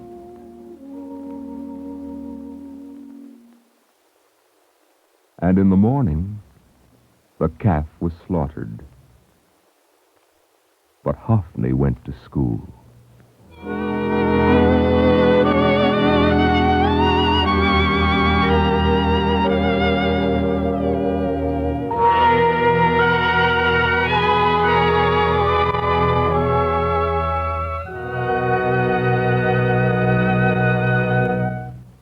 If you would like a copy of today's script, please send your name and address with 10 cents to cover the cost of postage and handling to The Eternal Light, 3080 Broadway, New York 27, New York. And now we take great pleasure in presenting Rabbi Moses Lehrman of the congregation B'nai Moshe Day of Detroit, Michigan. Rabbi Lehrman. The tender heart of little Hophni transcends childish weaknesses and the softness of immaturity. It is basic to the highest concepts of life's worth. It is no accident that hunting as a sport never met with approval in Judaism, for it found it virtually impossible to fashion a recreational activity based on sadistic tendencies, however innocent and unintentional. This aversion to inflicting pain upon lower forms of life clearly reflects a wider discipline aimed to curb man's baser instincts in relation to his fellow men. Both the Bible and the Talmud point to a moral and spiritual anesthesia, without which refinement of character becomes unattainable, and the reference to man, created in the image of God, an archaic designation. To be sensitive to pain is human. To be insensitive to the pain of others is less than human. If a better world is ever to come to its troubled inhabitants, a world of peace and contentment, of joy and laughter and security for generations to come, it will not be fashioned in war councils, munition factories, and in faster aircraft. Such a world, which the prophet envisioned and of which the psalmist dreamt, will be molded in the hearts and minds of individual man. The utopian world in which they shall sit every man under his vine and under his fig tree, and none shall make them afraid, will emerge when man will grow more sensitive to the pain of his fellow men, when he will shrink with horror from any situation involving mental or physical torment to others, and when he will personally sense the suffering of his neighbor regardless of race, color, or creed. In this dark hour for all mankind, when fears and anxieties torment the souls of millions, it would be well for man to heed the eternal warning of the prophet. It hath been told thee, O man, what is good, and what the Lord doth require of thee, only to do justly, and to love mercy, and to walk humbly with thy God. Thank you, Rabbi Lehrman.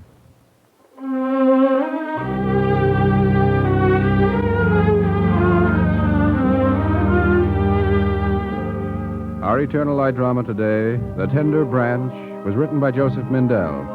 The music was composed by Morris Momorsky and conducted by Milton Katims. Cantor David Putterman sang the liturgical music. Featured in the cast were Charlotte Holland as Rachel, Roger DeKoven as Simeon, and David Anderson as Hophni. The production was under the direction of Edward King. This is Mel Brandt speaking.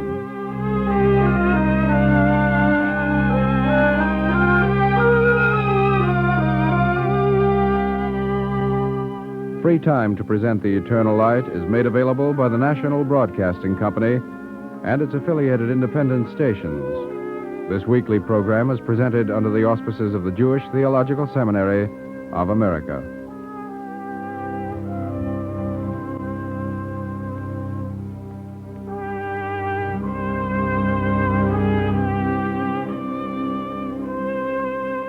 This is NBC, the National Broadcasting Company.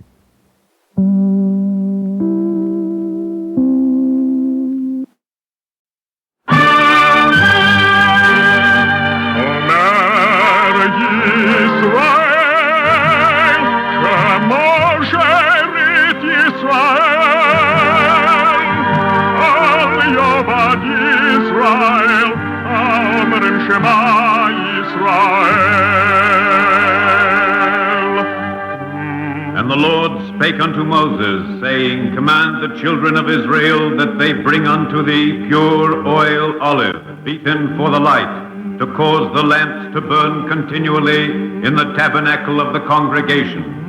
And it shall be a statute forever in your generations.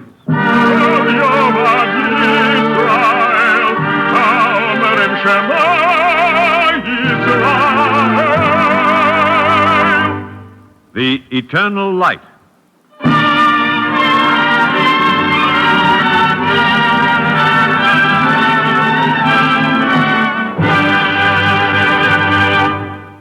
The National Broadcasting Company and its affiliated independent stations make free time available to present The Eternal Light, a program which comes to you under the auspices of the Jewish Theological Seminary of America.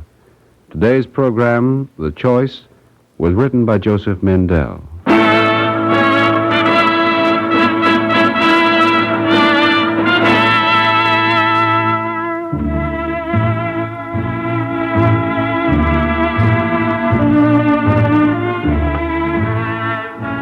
This is a story of Poland in the year 1648.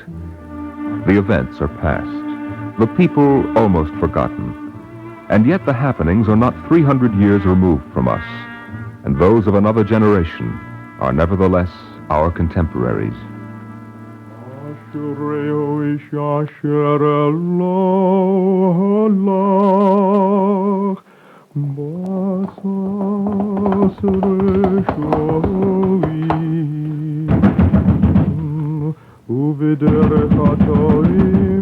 Let us finish the service. Don't open the synagogue door. Joshua, it must be an urgent matter. Open the door!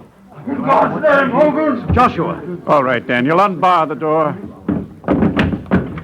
What? Your shoulder, it's covered with blood. Daniel, bring some water. No, don't waste time. I'm one of the lucky ones. I escaped. What happened? Tell us. Militsky and his Cossacks. Burning, looting, killing. Well, what are you all waiting for? Run! I will remain here a while. Joshua, there isn't time. Come with us. Go if you like. I will decide later what is best to do. First, I must finish my prayers. Ode Hashem bechol libi asa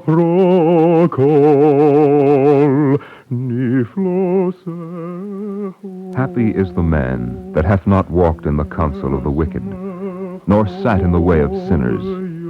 But his delight is in the law of the Lord. And he shall be like a tree planted by streams of water, that bringeth forth its fruit in its season, and whose leaf doth not wither.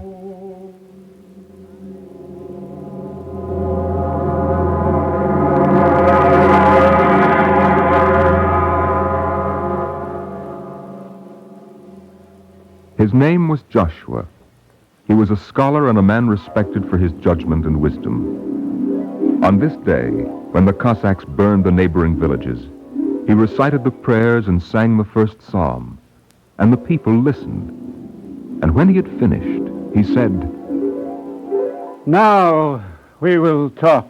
There's nothing to talk about. We'll stay here. The synagogue walls are thick. Don't be a fool, Daniel. I told you it's Khmelnytsky. The Polish army will come. He's already beaten the Polish army. His Cossacks kill Poles and Jews with equal pleasure. Maybe he'll turn aside before he reaches us. Oh, Daniel, stop hoping for impossible things. We have a few guns. We'll fight. He has 1,000 guns, and cannons and Cossacks on wild horses. Joshua, what can you say against such stubbornness? Daniel, he's right. No, Joshua. It's not right to run away instead of fighting to defend ourselves. I'm not saying that it's wrong to fight. Only that now it's hopeless. Even so. We are forbidden to risk our lives to no purpose. For our homes, our synagogue, for the Torah, is that to no purpose? We cannot save them. Therefore we must leave. Daniel, it's written, "And thou shalt preserve thy life." Then we'll be able to preserve the Torah.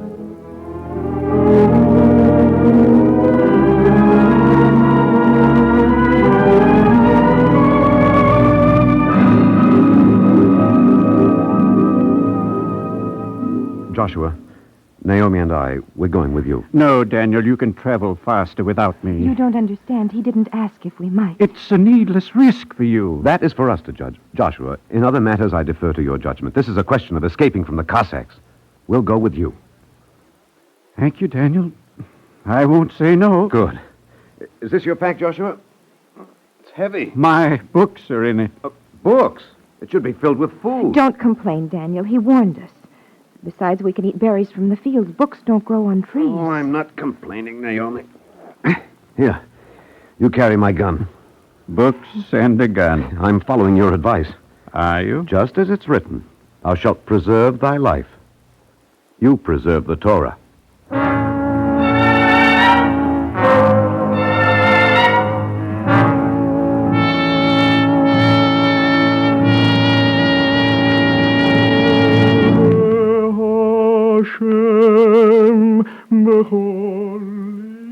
I will give thanks unto the Lord with my whole heart. I will tell of all thy marvelous works. I will be glad and exult in thee. I will sing praises to thy name. Softly, Joshua, softly. It's dark, but they may hear.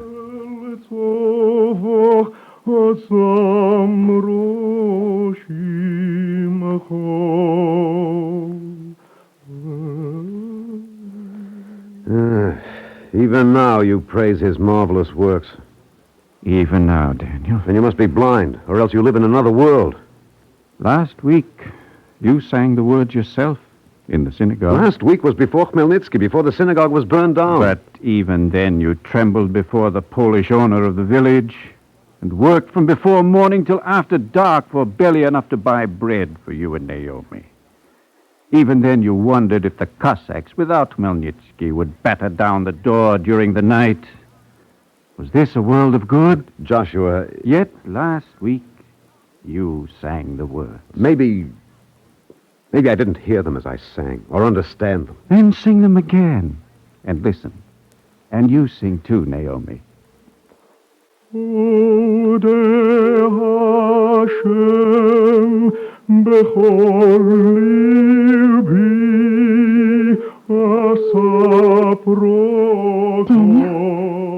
you're not singing. Sing with me. I can't, Naomi. No, I can't. But don't you stop. I want to listen.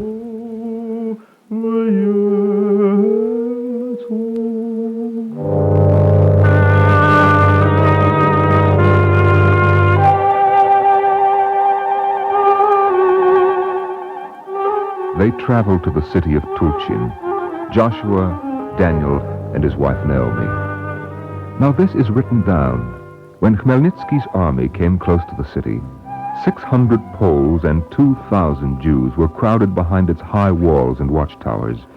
There was much confusion, and among the Jews, strange talk. It is happening just as it was written in the books of the Kabbalah.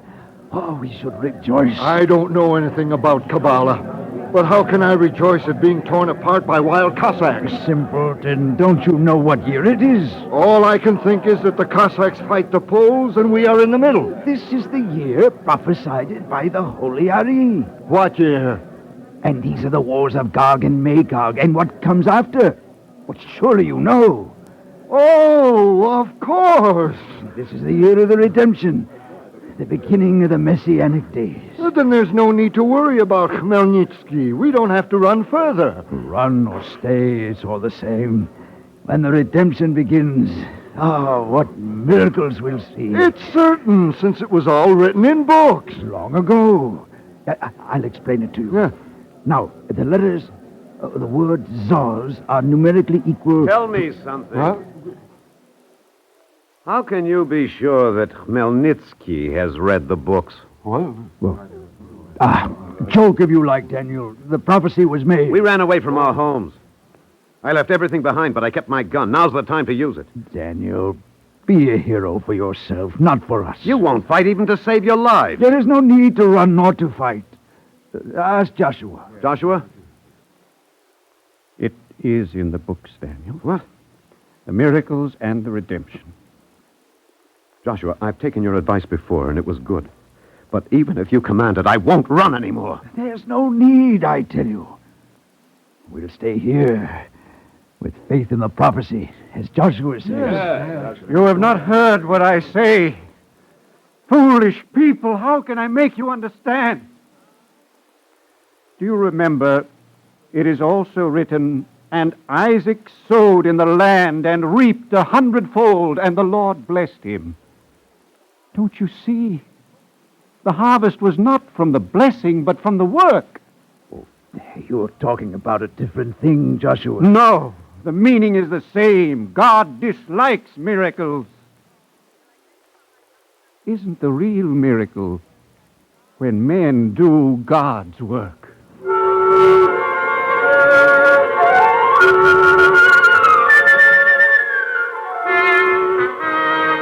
They gathered the few guns, and all the axes and scythes and pikes. Still, there was only one weapon for every 3 men. Then they sent Daniel to speak to the leader of the Poles. I think you have no choice, Prince Casimir. I am a Polish prince. Use the proper form of address. This is a strange time to insist on formalities, Your Highness.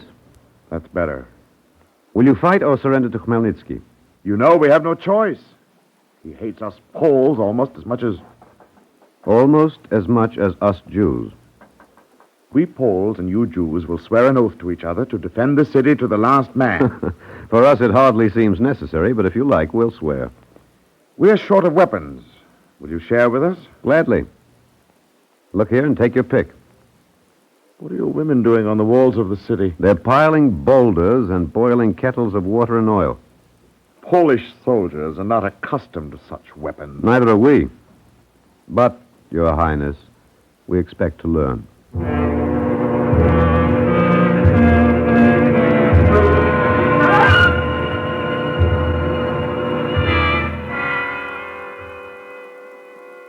Naomi, I haven't looked at you, or really looked at you, for 2 weeks.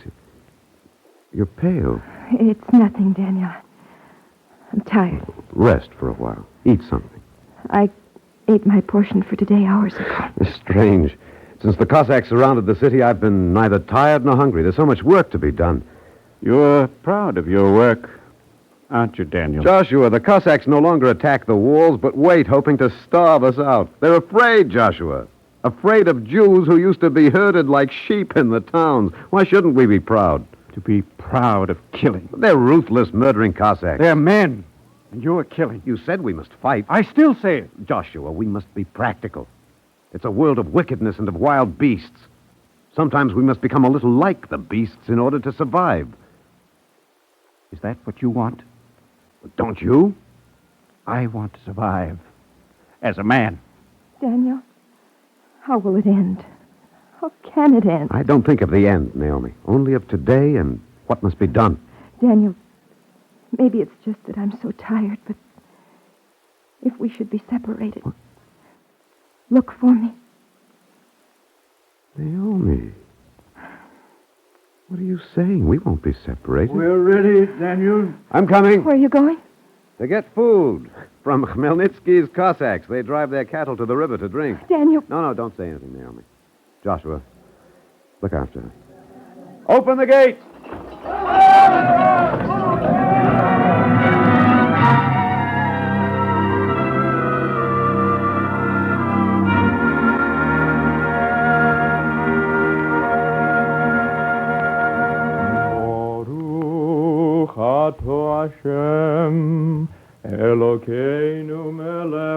A strange sound rose from the besieged city. The sound of grace. Blessed art thou, O Lord our God, King of the universe, who givest food to all. For 4 weeks the siege continued. Then one day Prince Casimir told Daniel of a message he had received. It came under a flag of truce. We saw no messengers and no flag. It was at night on the Polish side of the city. Khmelnytsky is willing to abandon the siege. Then let him go. He has no need to send a message. There are conditions. We took an oath to defend the city. You don't have to remind me. You might listen to the conditions. Is this all you have to say? I have work to do. The Cossacks can remain out there indefinitely. You owe it to your people to listen. What does he say? Khmelnytsky will accept your possessions as ransom and let you go free. Mm-hmm.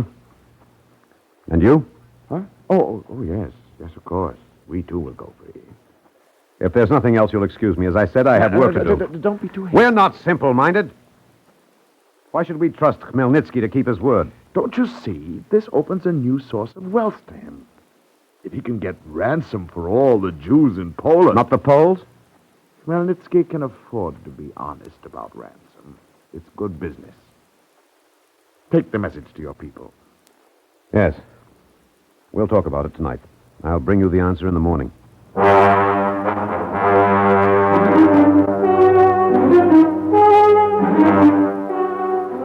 We accept Khmelnytsky's terms, Prince Casimir. Good.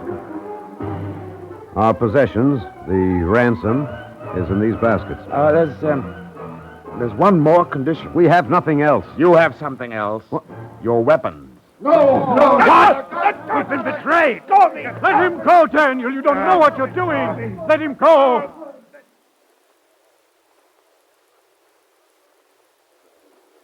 Maybe Khmelnytsky will take the ransom and let us go. You know he won't. You don't believe that, Joshua? No. No, Daniel, I don't. Yet that's what you want us to do? Yes. You must have a reason. We can't fight the Cossacks outside and the Poles in the city. We don't have to. We outnumber the Poles, you know that. What are you saying, Daniel? I'm not afraid to say it. We'll kill them so that we can fight the Cossacks. How much like beasts can we become and still want to survive? Joshua, you're not analyzing philosophical problems. This is a question of human lives. Let us accept the terms. Once we open the gates, they'll slaughter us as they murdered the Jews of Nemirov. How are we better than the Jews of Nemirov? Joshua, what do you mean? We are not alone. We owe a responsibility to all the Jews of Poland. And we fulfill it by fighting here. Daniel, we can fight on only if we kill the Poles in the city. Then we'll do it. If we do, Jews will be slaughtered in every city in Poland. Daniel, we are not alone, even here in Tulsa. Joshua, have you forgotten? Thou shalt preserve thy life. Every man must pay a price for his life. You know the price of your life. Are you willing to pay it? Answer me. It is not a question that a man should be called upon to answer. And yet, who else, Daniel? Who else can answer?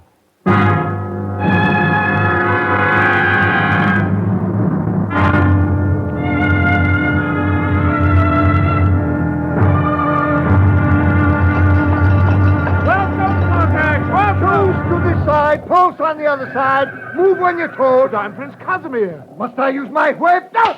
Choose to this side, close on the other. Hold my hand. You're brave, Naomi. Taking so long. Don't wish for death, Naomi. I'm not Joshua. Only... Hashem bechol libi asapro.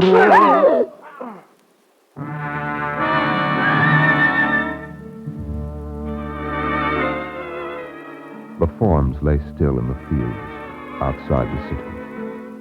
All day they lay, and when it grew dark, a pitiful few moved, accidentally alive. Joshua and Daniel were among them. Joshua, I've looked in all the fields. I can't find Naomi.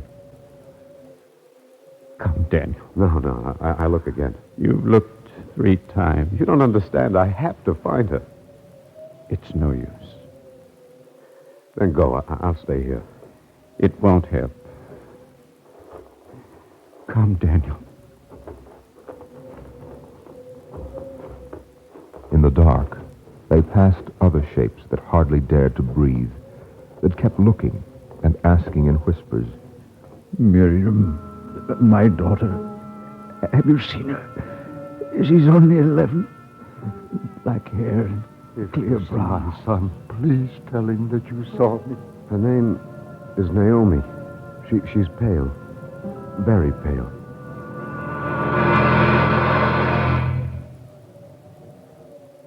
They walked far that night, and before day they hid deep in a forest. After Joshua recited the morning prayers, he sang the Psalms. Stop it. Stop it. I'm sorry, Daniel. You can't sing it now with your whole heart.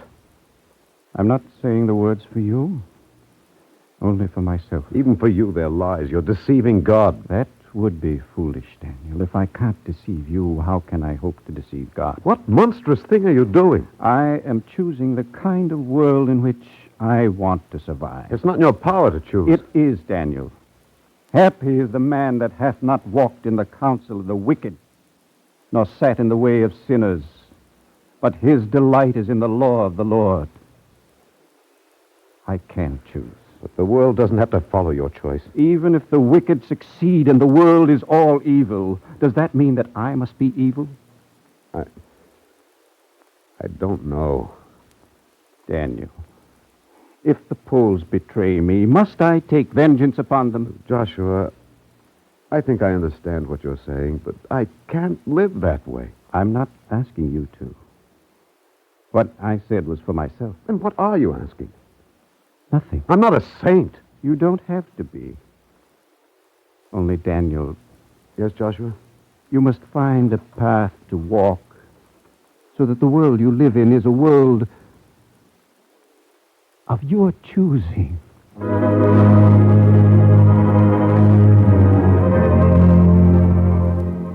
They went to the city of Lublin. The streets were crowded with refugees from every town in Poland. But few wished to remain. Some would have liked to go to Jerusalem. The Sultan of Turkey forbade them. Others wanted to settle in Austria. The emperor did not permit. A handful reached Italy or Holland. Joshua remained in Lublin because that was the path he chose to walk. Daniel remained and looked at the faces of the people in the streets, searching without rest.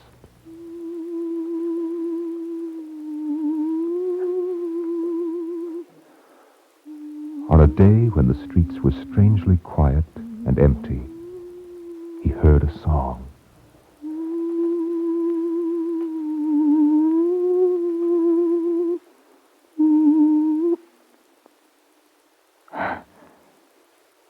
Daniel? Naomi. Naomi.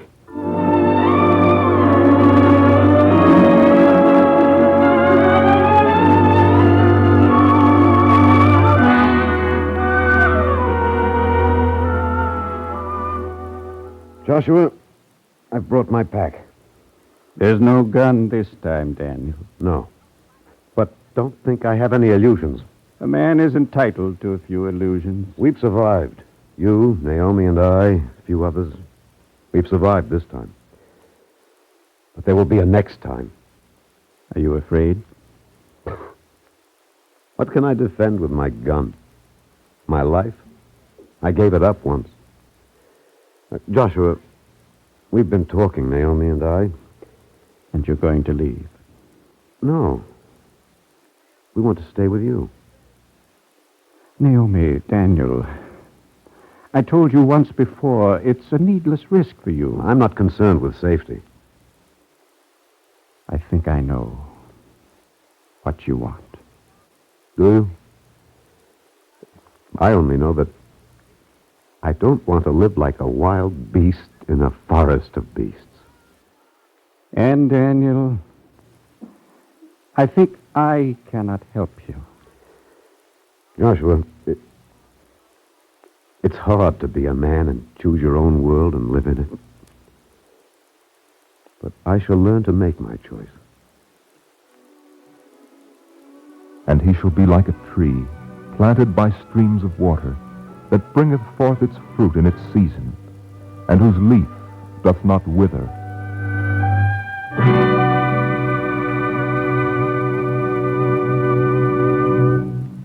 If you would like a copy of today's script, please send your name and address with 10 cents to cover the cost of postage and handling to the Jewish Theological Seminary of America, 3080 Broadway, New York 27, New York. And now we take great pleasure in presenting Mr. Maxwell Abel, President of the United Synagogue of America and a member of the Board of Directors of the Jewish Theological Seminary. Mr. Abel.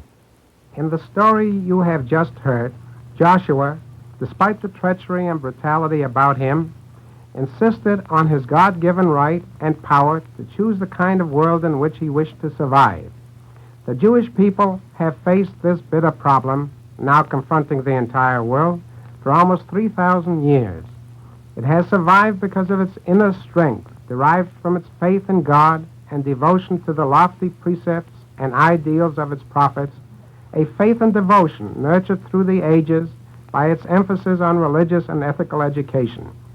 From time immemorial, the Jew has realized that the school is the tried and tested instrument in the struggle to preserve his faith.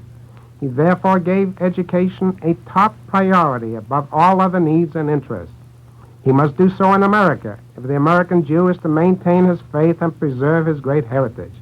Jewish education in America is concerned primarily with the spiritual and cultural welfare of the Jews, not being unmindful of the larger needs and problems of the entire community. The United States has served in the difficult pioneering role of a social laboratory.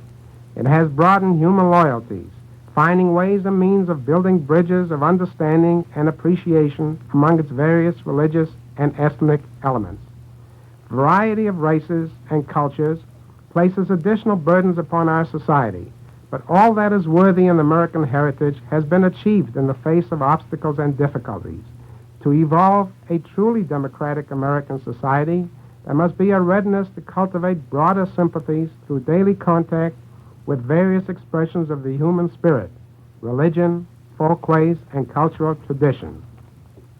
Those interested in Jewish education have an abiding love for the cultural and religious traditions of their people. At the same time, we feel that we are fostering a loyalty not only to Judaism, but also to the finest elements in the American heritage, nurtured as it was in the tradition of the Old Testament. In these trying days, we too need be reinforced in our faith. As Jews, we have but one choice, namely to deepen and strengthen the knowledge and practice of Torah, of Jewish education. As American Jews, we must help give deeper meaning and spiritual values to the entire community, but particularly so to our leaders, that they may guide the destinies of mankind toward a world of brotherhood and universal peace. Thank you, Mr. Abel.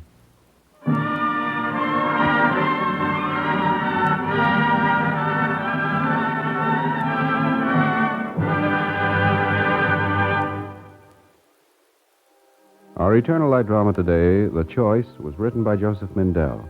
Cantor Robert H. Siegel was the vocal soloist. Featured were Roger DeKoven as Joshua, Teresa Keene as Naomi, and Alexander Scourby as Daniel. The production was under the direction of Edward King. This is Mel Brent speaking.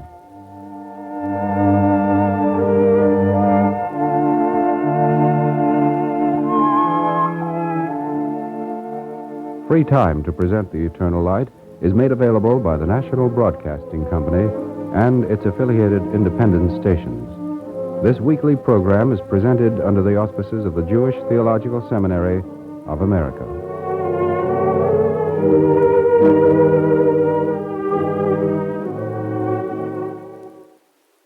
This is NBC, the National Broadcasting Company. Omer Yisrael, Shemar She'erit Yisrael, Ve'al Yovad Yisrael, Ha'omrim Shema Yisrael.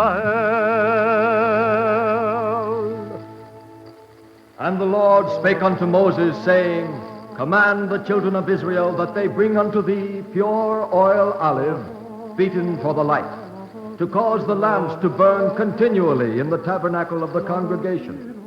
And it shall be a statute forever in your generation. Ve'al Yovad Yisrael, Ha'omrim Shema Yisrael. The Eternal Light.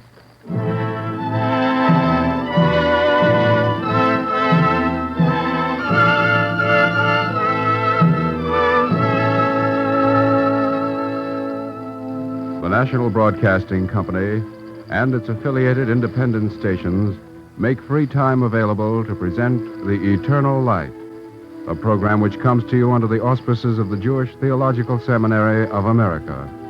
Today's program, All We Have Left, was written by Harry Gersh and is presented in observance of Shavuot, the festival of the giving of the law.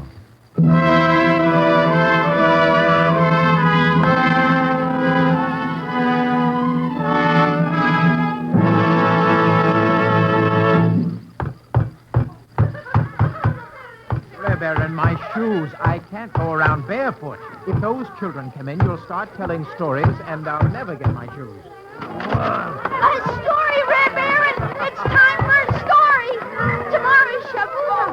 Reb Aaron, and you haven't told us a story yet. Well, it's true, Reb Aaron. The holiday is almost upon us, and no story. For the children. Quiet. I am a cobbler, not a storyteller. Anyway, I haven't time. Can't you see that Baruch is waiting for his shoes? You see that before every holiday, but you always tell us a story. Yes, we older folk can read from the books, but for the children there must be a story to mark the meaning of the holiday. All right, then. Baruch can wait for his shoes.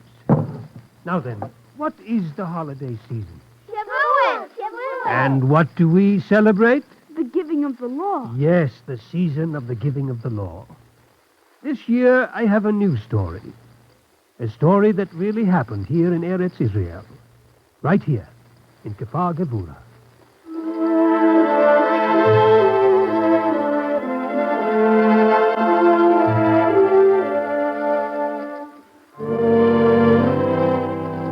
We had terraced the hills and planted our crops. We built homes for the people and barns for the herds. We set aside a place that we call synagogue. We make the wilderness reflect the smile of the Lord. All this we did for ourselves. We built it well and with great joy, because we knew that this surely would go down to our children, our own and the children without parents, gathered up from the ruined cities, the death camps of Europe.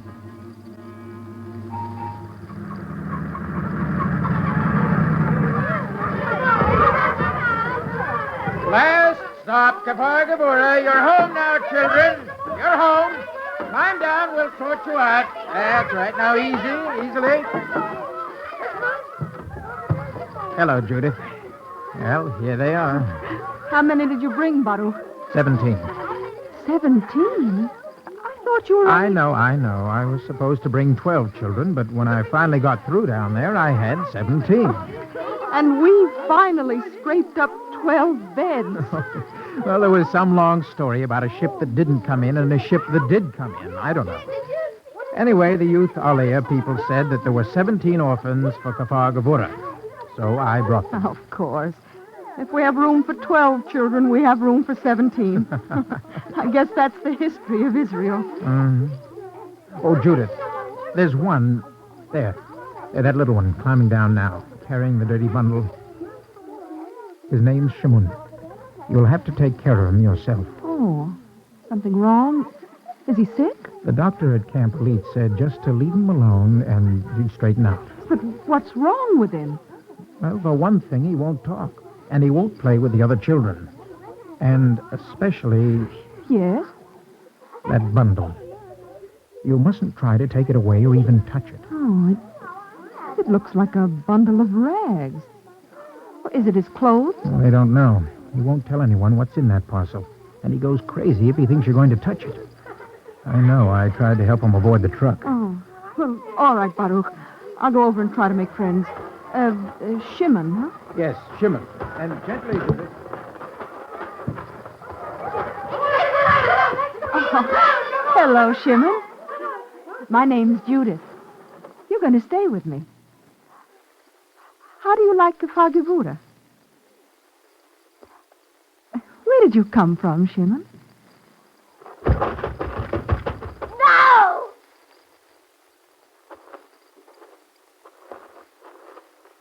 You needn't be afraid of me, Shimon. We're going to be friends. Come, I'll show you where we're going to live. Maybe you're hungry. Maybe you're so hungry you haven't the strength to talk, huh? Come on, we'll go eat. Here, take my hand. No? All right. I'll go away.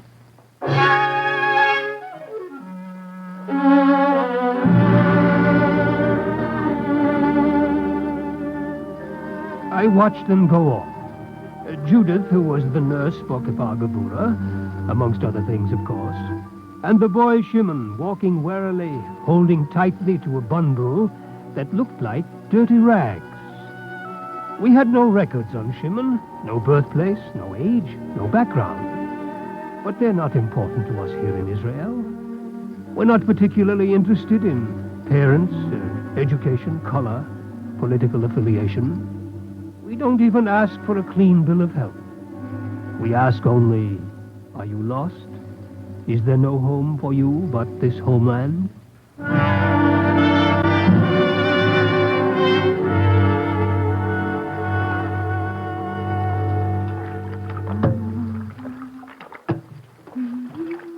Good morning, Shimon. Time to get up.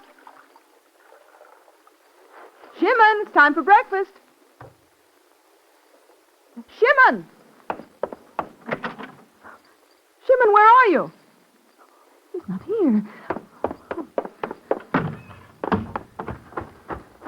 Oh, Rabbi, did you see Shimon, the boy who came last night with the bundle? No. Where did he go? I don't know. I got up and he's gone. Such a strange boy. Oh, where could he go? Baruch, come here. Yes, Judith. Now what? Shimon, he's gone. I can't find him. Where did he go? Questions we had before we called you, Baruch. Now we're looking for answers. Did you see Shimon this morning? Well, no, but it's hard to see one small boy. When did you see him last, Judith? Last night. He finally ate after I left the food on the table and walked out. Judith, are you sure he slept in the house? Yes.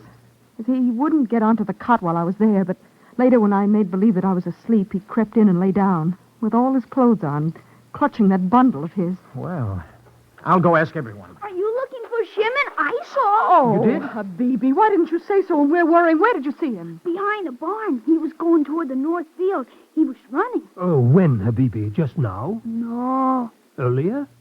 Oh, it was very early, Red Baron.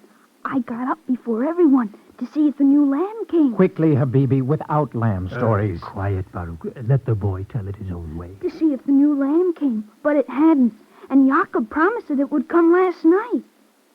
That's when I saw the new boy running with his bundle. Baruch, you go tell Jacob. He'll get word to all the men in the field. Right. And you, Habibi, I want you to bring all the children to the cobbler's shop right away.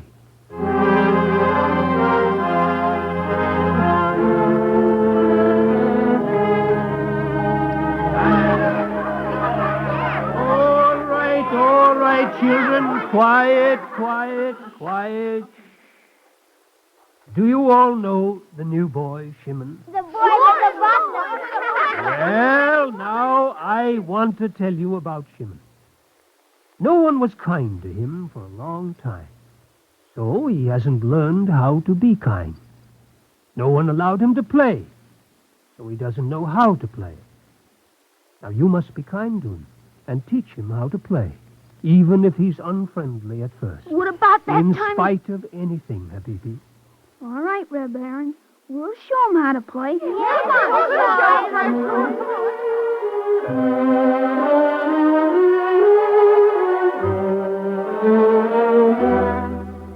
Shimon came back that day, toward noon. He must have gotten hungry. No one saw him come back, but suddenly he was there, watching us from a distance and clutching his rag-wrapped bundle tightly. We could see the tear marks in the dirt on his face.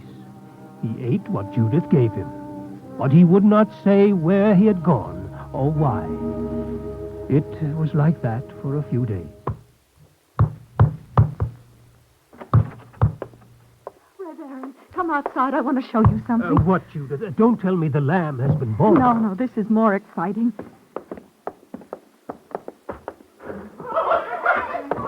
Look, over there.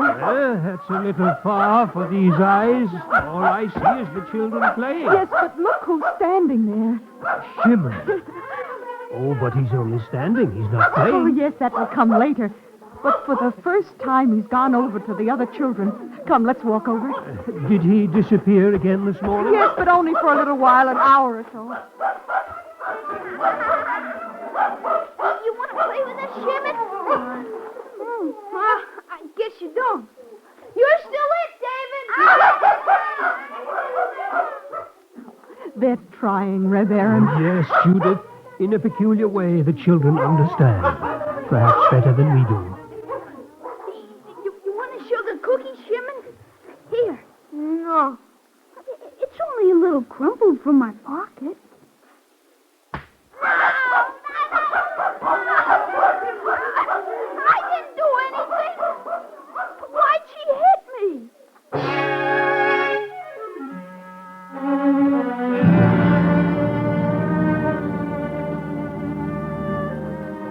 Shimon disappeared again, and he came back again. In his scared, twisted mind, he knew that Kfar Gavura was his home, that we were his people. But there remained a hard, crusty wall between us. A wall built in his mind of the unspoken cruelties and horrors that he had seen. Things no child can see and remember and remain a child. After a while, the children accepted him as a silent, unapproachable watcher at their games and chores. Then one day, while the children were at school, Shimon came to my cobbler's shop. No, don't go away. You can watch. I'm lonely here by myself. Do you see this shoe? It's Jakob's shoe. He takes care of the cows and chickens. He's a hard man on shoes. Have you seen the sheep, Shimon? No? Oh, you should go. Jakob would show you the new lamb. Yes, how are your shoes, Shimon? Do they need new soles? Or heels? Maybe laces. All boys need new laces. No. Oh, no, that is odd. You're the first boy I've seen whose shoelaces weren't knotted together. Come in a little closer, Shimon. Maybe you'd like to learn to be a cobbler, eh? Well, would you like to help me? I don't know how. I'll tell you a secret. I didn't know anything about shoemaking when I came to Kfar Gavura. Now I'm an expert. Here, I'll show you how it's done. First, we cut off this part of the sole, part of the hole. Like this. Yes, only use a sharp knife, not like this one. Then we fit the new sole on like this. See? Then we start nailing. Look here, Shimon. You drive a few nails. Come now. Come on. Yeah, that's right. Shimon, it would be easier if you put down your bundle. No! No!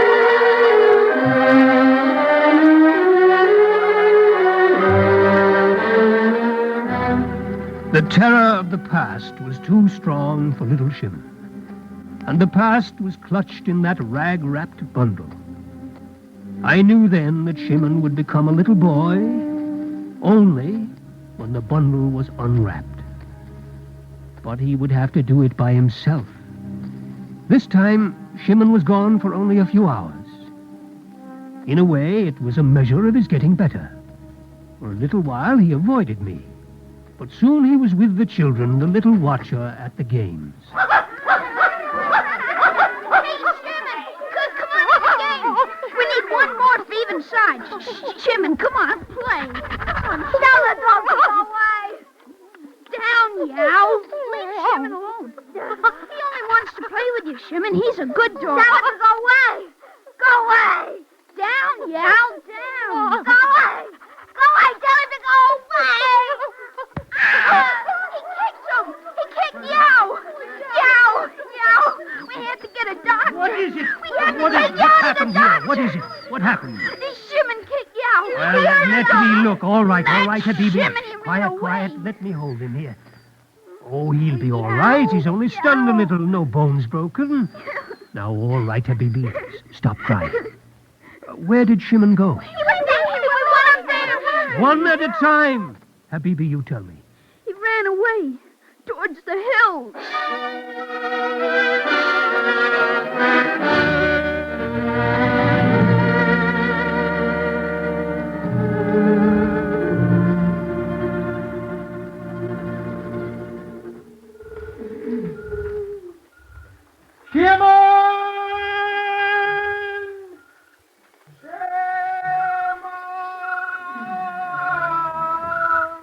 Where is that boy? The night's almost gone. Baruch, are you looking for Shimon or are you talking to the animals? Oh, Aaron.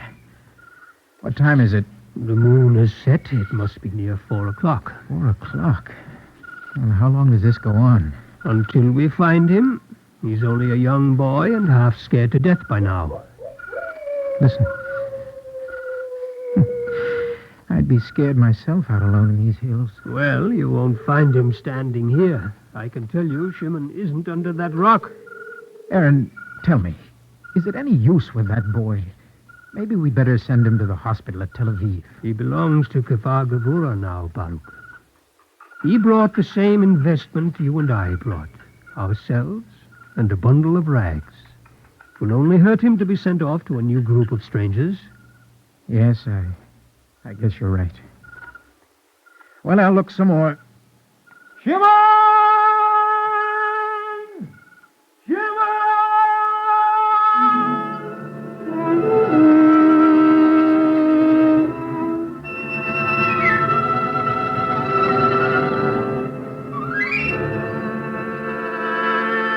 When day broke, we gave up the search. Perhaps in the sunlight, Shimon's terror would melt a little, and he would come home. Tired, we came out of the hills, went to our homes, and prepared for morning services. It was Thursday, as I remember.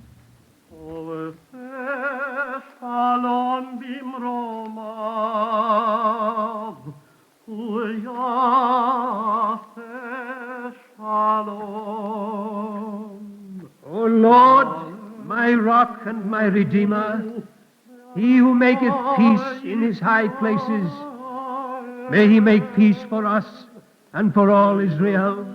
And say ye, Amen. Look, it's Shimon, there, in the doorway. Quiet, you're interrupting the service. And it came to pass, when the ark set forward, that Moses said, Rise up, O Lord, and thine enemies shall be scattered. The Torah! The Torah! Oh, Lama! What is it, Shimon? What are you trying to say? You're interrupting the service. That's all. That's all we have left. That's all we have left. Well, what is all we have left? All we have left. All we have left. Speak, Shimon. What is all you have left? Don't be afraid. You're among friends in Eretz Israel. Eretz Israel! Eretz Israel! Oh. They wanted to take it away. They wanted to take it away. Who wanted to take it away, Shimon? They beat me. They chased me with dogs. It's all we have left. No one will take it away now, Shimon. You needn't be afraid any longer. He's opening up his bundle. The bundle is... See? They wanted to take it away. A Torah. A Sefer Torah. Tell me, Shimon, where did you get this scroll of the law? My father told me to take it to Eretz Israel. He said it's all we have left. Where is your father? Way back there in the forest. He told me to go and...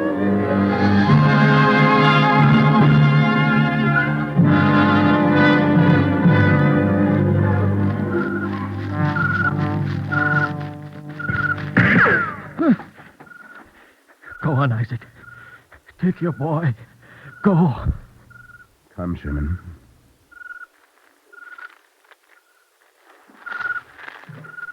Here, Shimon. Crawl in under these branches. Quiet.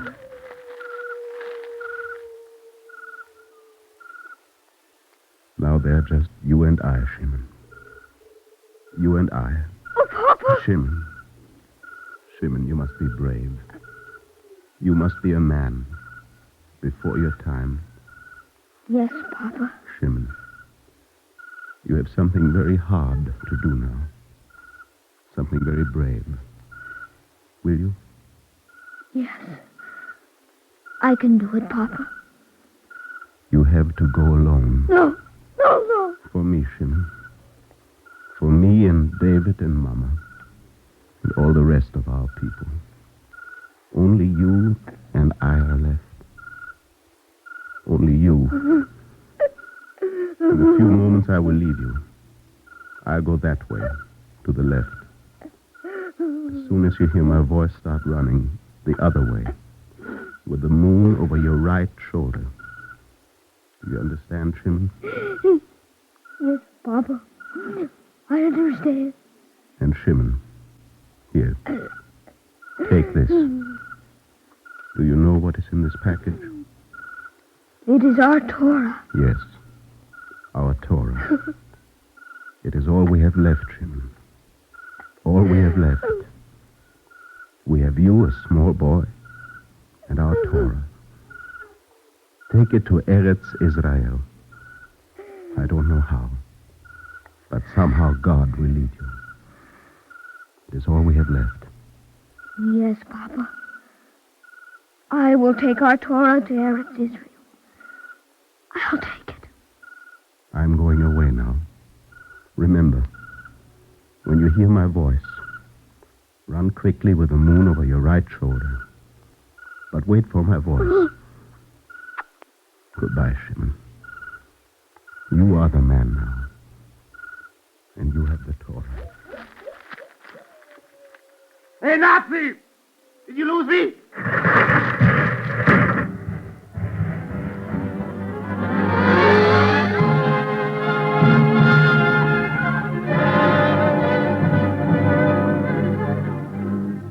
I ran. Night after night I ran.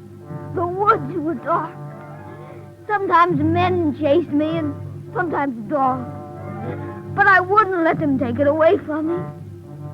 My father said it's all we have left. Here, Reb Aaron. I give it to you. Your father was right, Shimon. It is all we have left.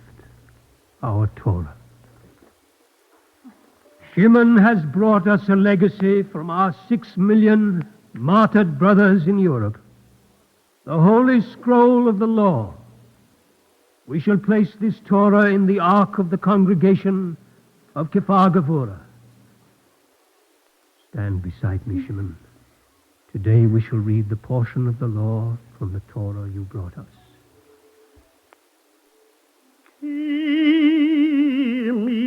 Mitzion, Teisei Torah,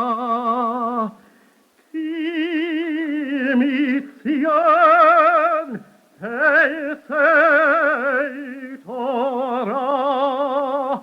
Rise up, O Lord, and thine enemies shall be scattered, and they that hate thee shall flee before thee. For out of Zion shall go forth the law, and the word of the Lord from Jerusalem. God Elul Adonai iti Onam Hashem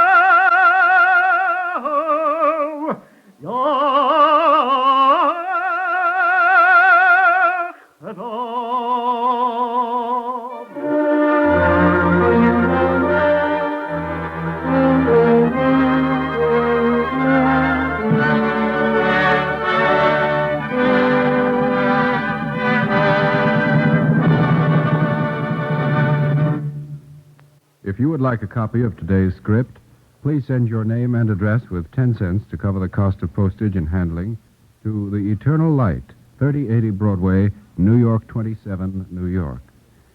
And now we take great pleasure in presenting Rabbi Irving Lehman of the Miami Beach Jewish Center. Rabbi Lehman.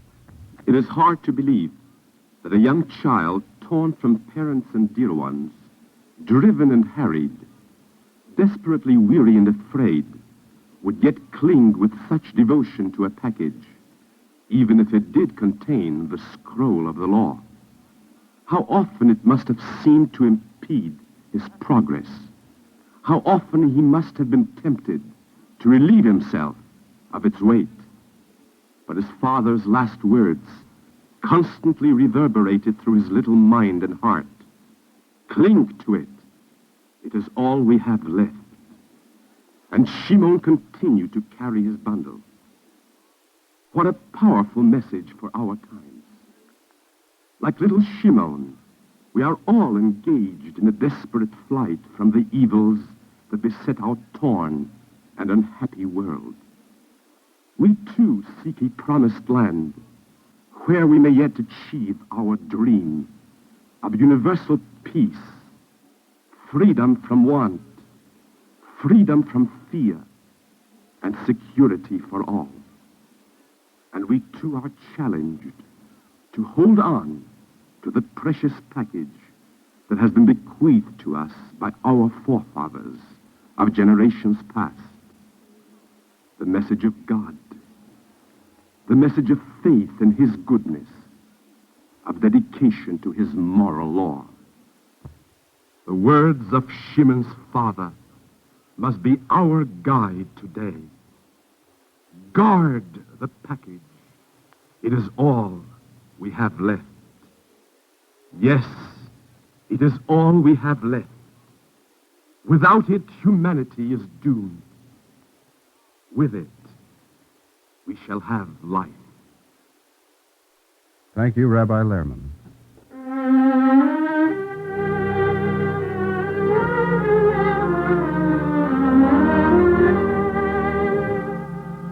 Our Eternal Light drama today, All We Have Left, was written by Harry Gersh and was presented in observance of Shavuot, the festival of the giving of the law.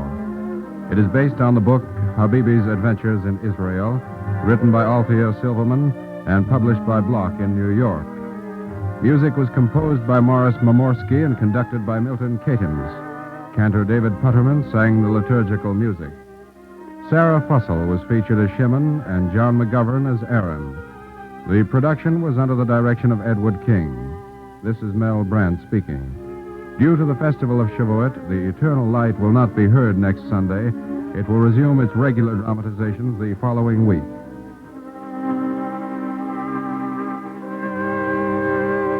Free time to present The Eternal Light is made available by the National Broadcasting Company and its affiliated independent stations.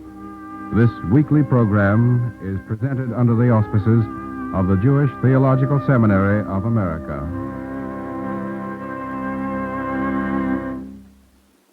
This is NBC, the National Broadcasting Company.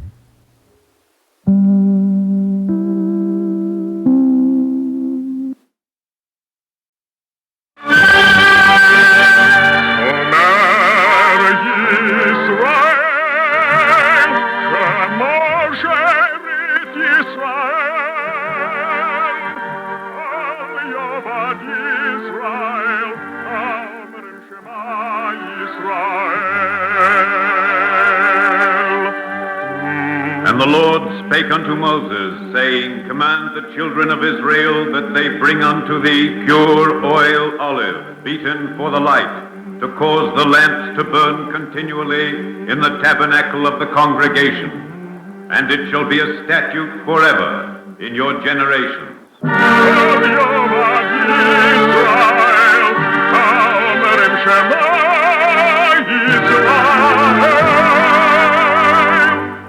The eternal light.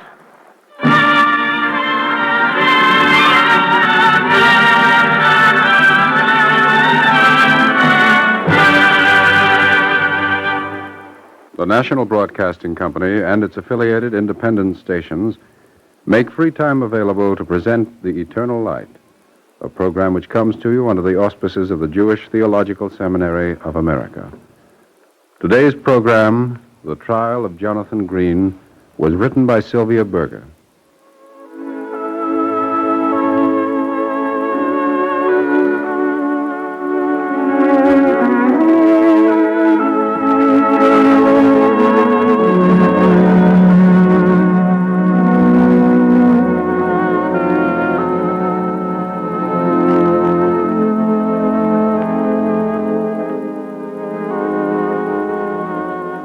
This is Ed Stiles speaking to you from the courtroom on High and Main Streets here in the town of Four Oaks.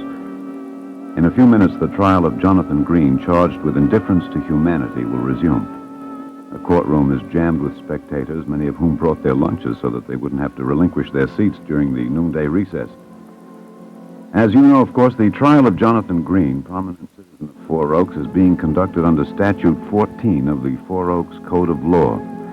No one shall conduct himself in such a way so as willfully and consistently to damage the happiness or interfere with the beneficial development of any human being. Now, the charge against Jonathan Green is, of course, especially serious since he's director of education here at Four Oaks, and should he be found guilty, he'll most probably be voted out of that post. And here comes the prosecuting attorney, Abner Holloway, with the familiar battered briefcase in which he generally keeps his material under his arm, has just come in. He's taking his place at the table. He looks grave but confident. In an interview earlier this morning, you'll remember, Mr. Holloway was optimistic as to the outcome of the trial. That is to say, the jury's verdict of guilty. Here he comes.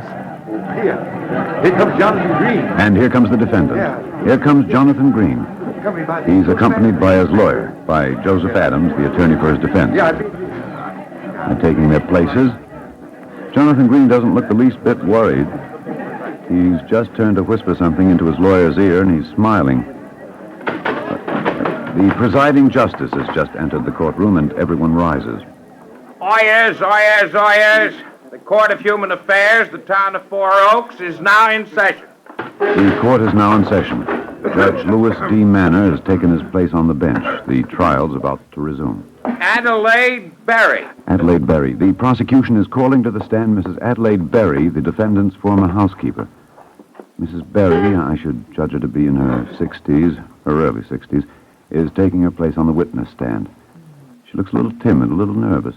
Mrs. Berry, what is the nature of your present employment? District Attorney Holloway is asking Mrs. Berry the nature of her present employment. How long have you been working? I'll open up the hotel, microphone at the Mrs. witness stand and let you hear the full proceedings. 6 or 7 months. Before that, where did you work, Mrs. Berry? I was housekeeper for Mr. Jonathan Green. I see. And how long did you work for Mr. Green? For 18 years. 18 years. Now, Mrs. Berry, I imagine since you worked for Mr. Green for 18 years, it would seem that he is rather a considerate employer, would it not? Objection. Whether or not Mrs. Berry considers Mr. Green a considerate or inconsiderate employer is a matter of opinion and has no relevance to this case. Your Honor, Jonathan Green stands charged with indifference to humanity.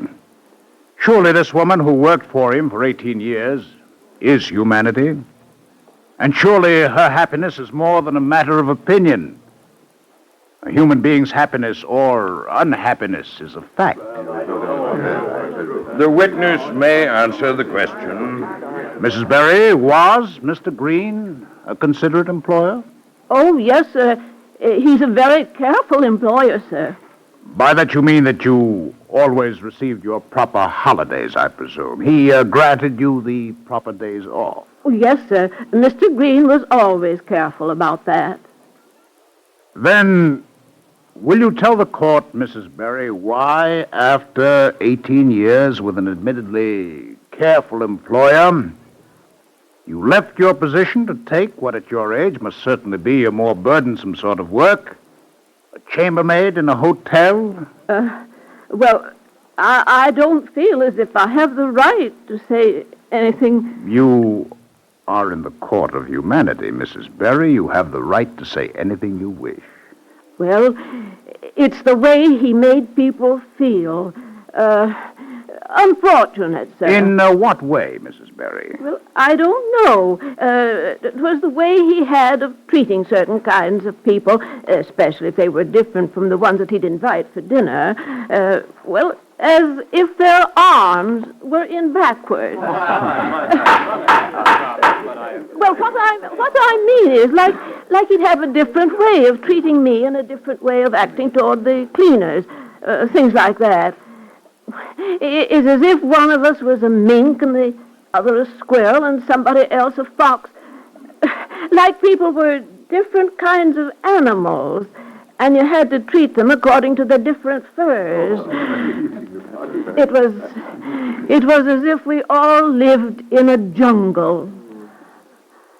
Mrs. Berry, you know that our society believes in the fundamental concept of democracy. Yes, I do. The fundamental concept of democracy is a belief in the inherent worth of the individual, in the dignity and the value of human life. Now, Mrs. Berry, would you say that Mr. Green respects the dignity of human life? No, sir. Would you say that he practices the principle of democracy? No, sir, I wouldn't. Your witness. Defense lawyer Joseph Adams is coming to the stand. Should he be unable to shake the testimony of undemocratic behavior that the prosecution has just established, Jonathan Green's stature as a thinker and educator here in Four Oaks will, of course, suffer considerably. And so, of course, will his case here in court. Mrs. Berry, you say you worked for Jonathan Green for 18 years. Yes, sir, I did. And you say that such was the disrespect of Mr. Green for people that he made them feel like animals. Well, he made me feel foolish all the time, like a foolish sheep. If that is the way you felt in his presence, Mrs. Berry, why did you wait 18 years before you resigned? Well, sir, when I was young, I believed that everything would be all right if I just showed Mr. Green that he was wrong about me. I wanted to prove to him that I was different from the others. But now I'm old. Now I know that it would be wasting the little time I have left to me to bother with such wicked nonsense. Thank you, Mrs. Berry. Mr. Adams is dismissing the witness. Henry Charles. And now the prosecution is calling to the stand Henry Charles, a young student at Four Oaks College, on whose board of directors Jonathan Green is chairman. How old are you, Henry? 19. You are a student at Four Oaks College? Yes, sir. What do you think of Four Oaks College, Henry? Oh, it's tops. You like the course you're taking? Oh, yeah. You think the professors up there are pretty much in possession of the facts, do you? I object. The prosecution is trying to discredit the reputation of the college. Your Honor, all I am trying to do is establish the degree of influence of the college on this student. Overruled. Now, Henry, do you think what you are taught at college is pretty much the way things are? Well, yes, sir, I do. Have you ever been to Mexico, Henry? Oh, no, sir. What is the first thing you think of when anyone says Mexico? Chili con carne? Anything else? The Alamo. When was the Alamo? Well, I don't quite remember. About 1900, 1910, it was so. What do you think of when I say the Alamo, Henry? I get mad. At anyone in particular? I get mad at the Mexicans. The Alamo was 1836, Henry. 115 years ago. Since then, our relations with Mexico have been cordial. Oh. What do you think of, Henry, when I say Tibet? Llamas? Albania. They dance with little bells. No, that's Siam. Well, we haven't studied much about it. This line of questioning is entirely irrelevant to the case. Your Honor, we have just seen that the educational director of Four Oaks and the board chairman of Four Oaks College conducts himself in a manner so undemocratic that, in the words of the previous witness, he makes people feel as if they were living in a jungle. I say that is essentially indifference to humanity. But here we see something worse. Here we see that indifference to humanity passed on to the next generation. Civilization has reached a pass where education must come to grips with the crisis that faces mankind. I say a world of men in which the people are made to feel like animals in a jungle, a world in which students know little more about their neighbors than that they dance with little bells and cherish hatreds and fight wars that are long since over. I say a world like that is doomed. Your witness. No questions. Joseph Adams has declined to cross-examine the witness.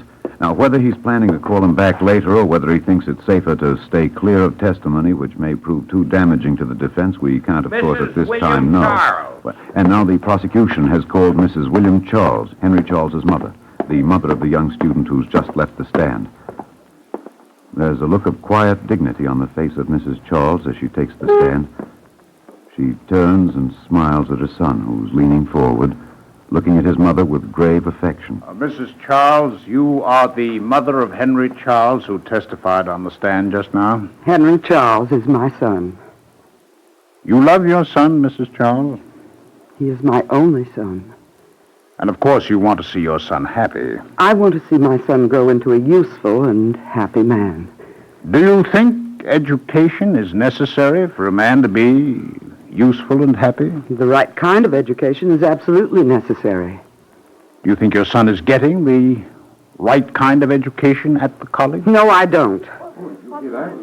I think the kind of education my son is being given at college will inevitably result in his unhappiness. And if that is the kind of education all our children are getting, it will result in the unhappiness of the entire world. Will you tell the court why you think that? My boy is being prepared for his chosen profession. I'm glad about that. I think every person should be able to do one thing so well that his neighbors will be willing to pay him for his services. But that isn't enough. Just being good in your profession isn't enough. The world's in trouble. We're in terrible trouble, and there isn't one course in that whole college that tells my boy that it's his duty to help us get out of that trouble. My boy is going to get out of that college a professional expert, but a social child. He's going out of that college without the smallest feeling of social responsibility. And it frightens me. I'm afraid for the world and for my son. Your witness. Something strange is going on here. Joseph Adams, The lawyer for the defense, Joseph Adams, started to get up, apparently to cross-examine the witness, and the defendant pulled him down again. They're conferring. Jonathan Green looks pale. He seems to be arguing with his attorney. Joseph Adams has just nodded. Apparently they've come to an agreement. He's standing up. Your Honor, the defense asks the court's permission to change its plea. The defense is asking the court's permission to change its plea. However, with the court's permission, and I realize that is unorthodox, but this being the court of humanity, I know that the heart of humanity takes precedence over the mere formula of law.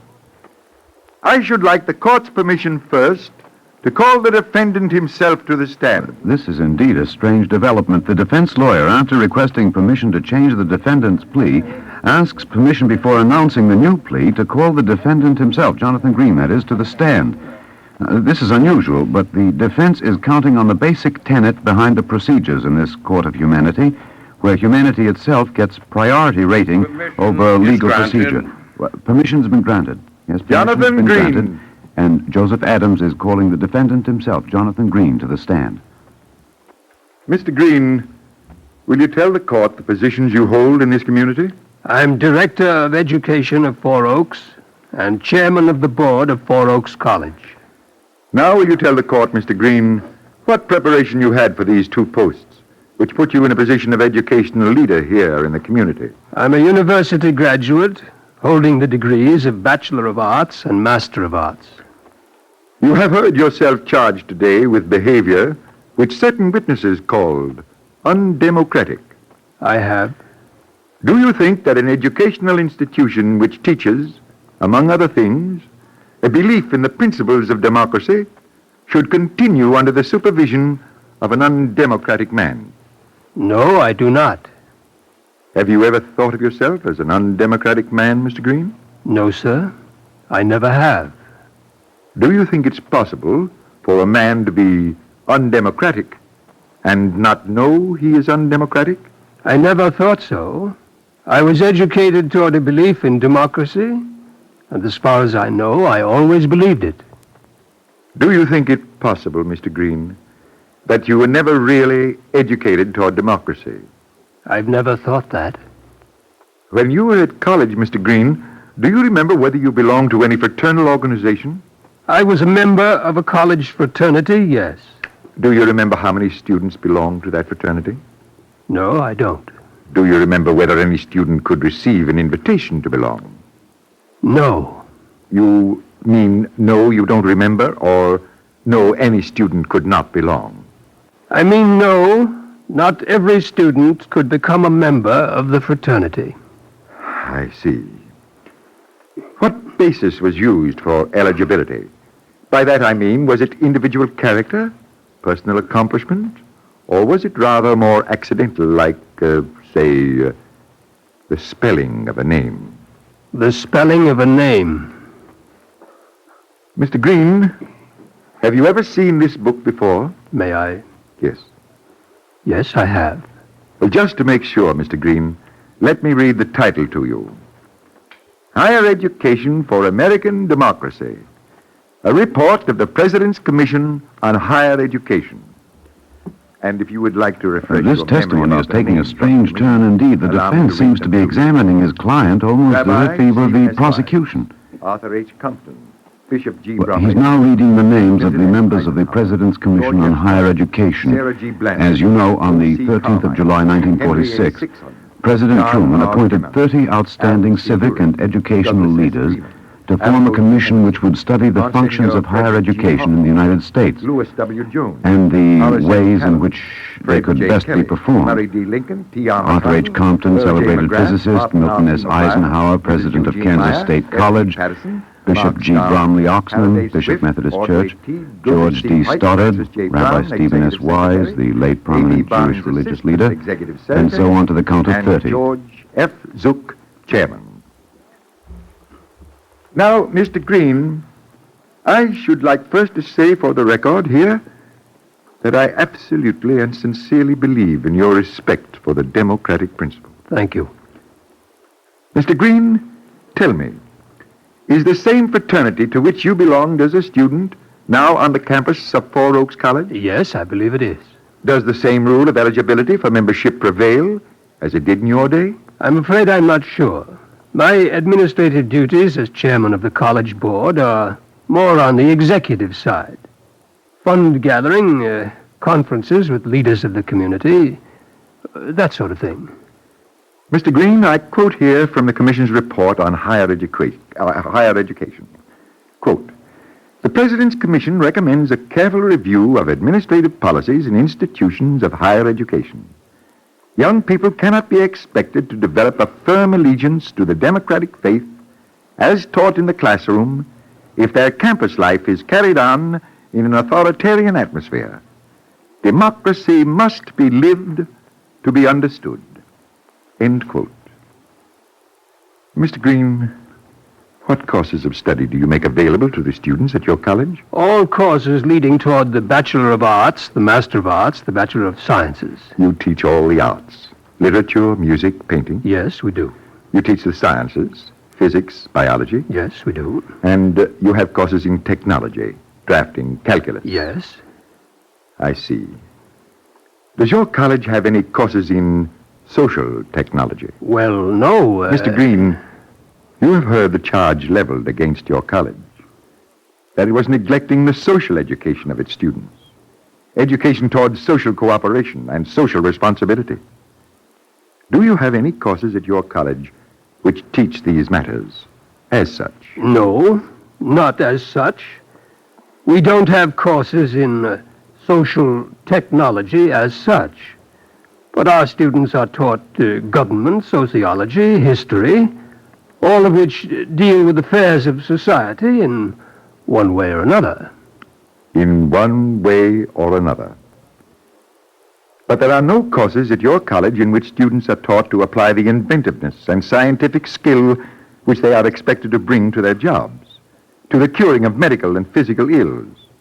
No courses exist where they are taught to develop and apply the special skills which would cure humanity of its social ills. I know of no such courses anywhere. Mr. Green, you have stated your case. A moment ago, I asked the court's permission to change our plea. I should like to preface it with this quotation from the President's Commission on Higher Education. I quote, no thinking person doubts that we are living in a decisive moment of human history.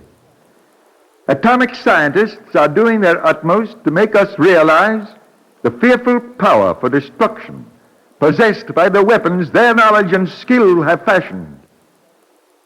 But disaster is not inevitable. Man can choose which he will have. The possibility of this choice is the supreme fact of our day, and it must influence the ordering of our educational priorities. Nothing less than a complete reorientation of our thinking will suffice if mankind is to survive.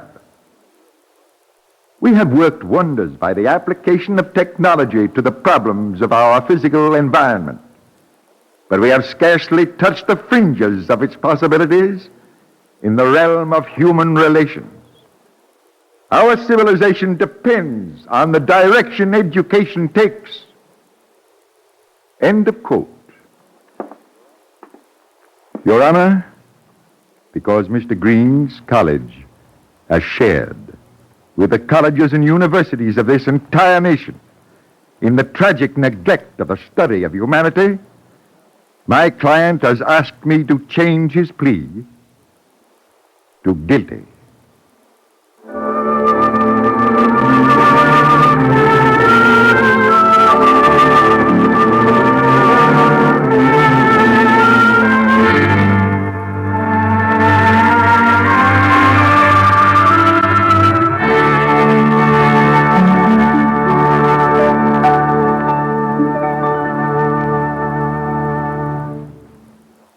If you would like a copy of today's script, please send your name and address with 10 cents to cover the cost of postage and handling to The Eternal Light, 3080 Broadway, New York 27, New York.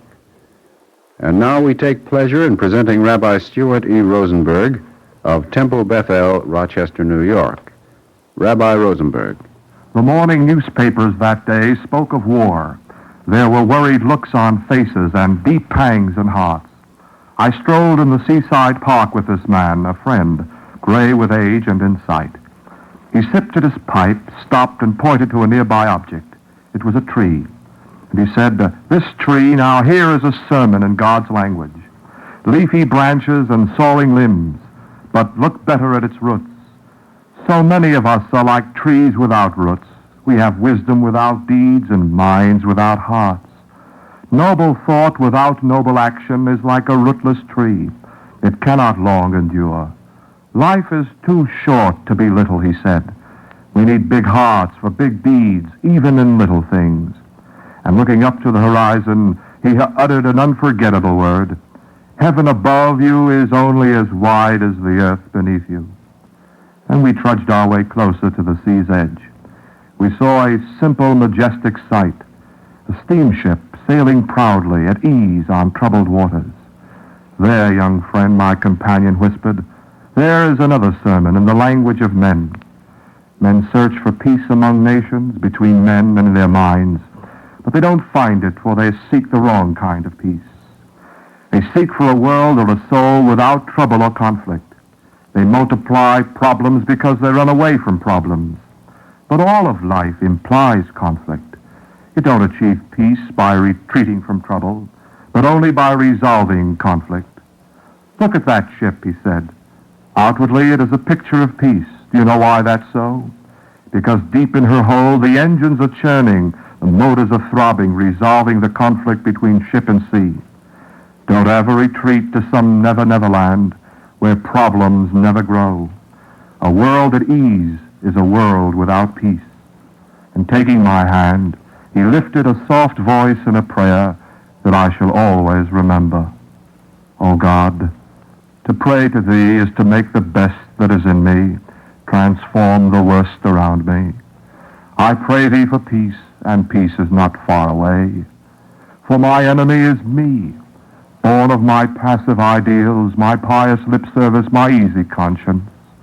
I profess but do not express faith in thee, in all men in thine image created. Keep me far from self-righteousness. May I never flee from trouble. May I never shut the door to my higher self, to peace. Amen." Thank you, Rabbi Rosenberg. Listen next week to the first program of the Eternal Light 10-week summer series entitled The Talmud. This series will feature talks by prominent rabbis and musical selections by a special radio choir.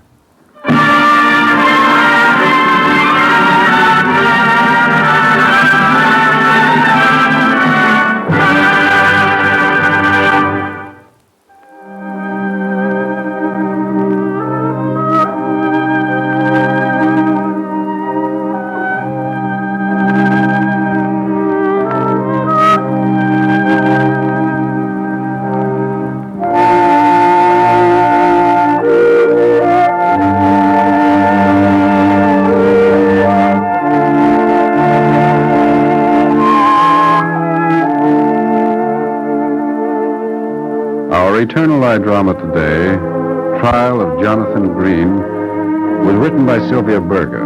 Cantor Robert Siegel sang the liturgical introduction.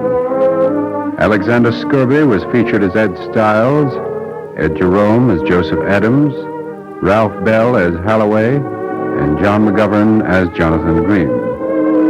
The production was under the direction of Edward King. Mel Brandt speaking.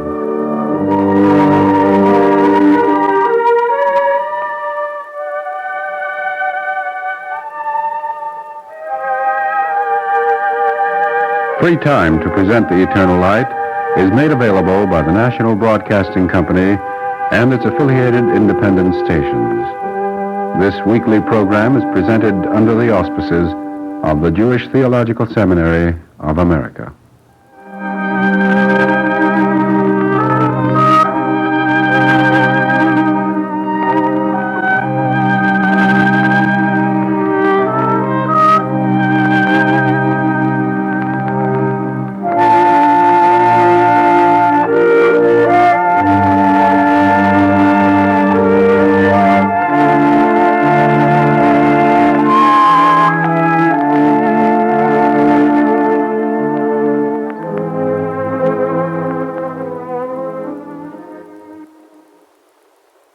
This is NBC, the National Broadcasting Company.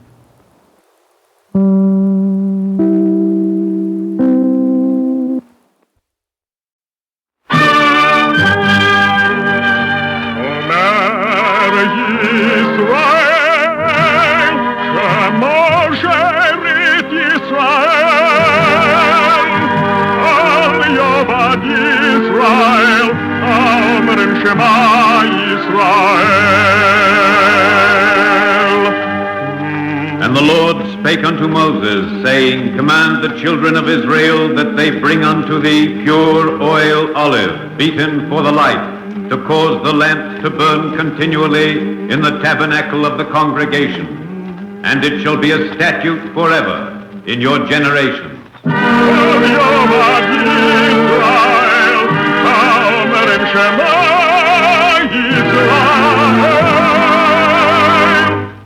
The Eternal Light.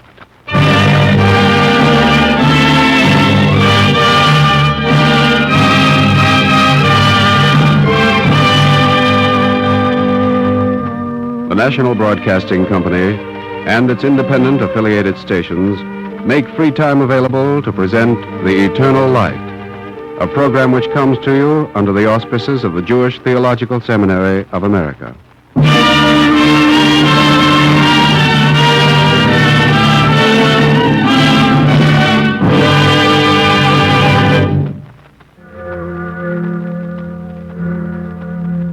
This is the sound of the Liberty Bell.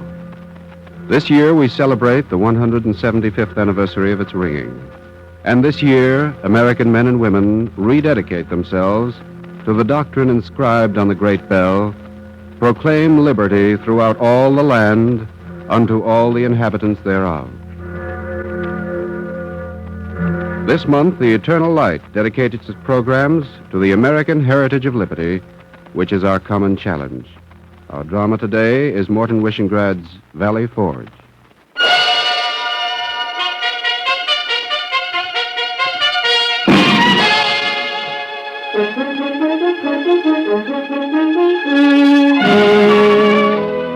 Valley Forge. Ice is on the Schuylkill, and blood is on the snow of Pennsylvania.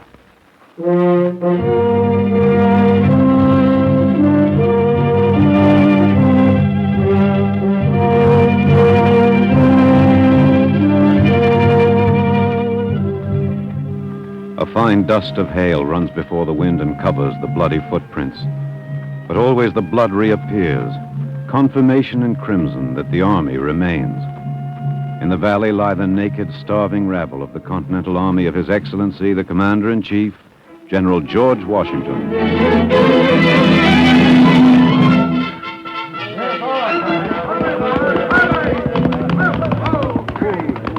Pull up, farmer! Pull up there!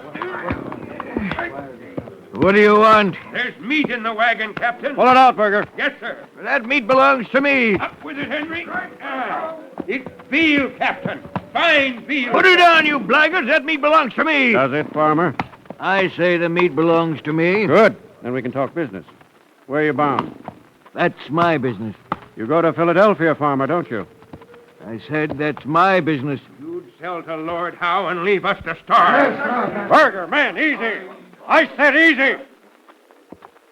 Farmer, we're not thieves, we're soldiers. The army pays 10 pence a pound for veal.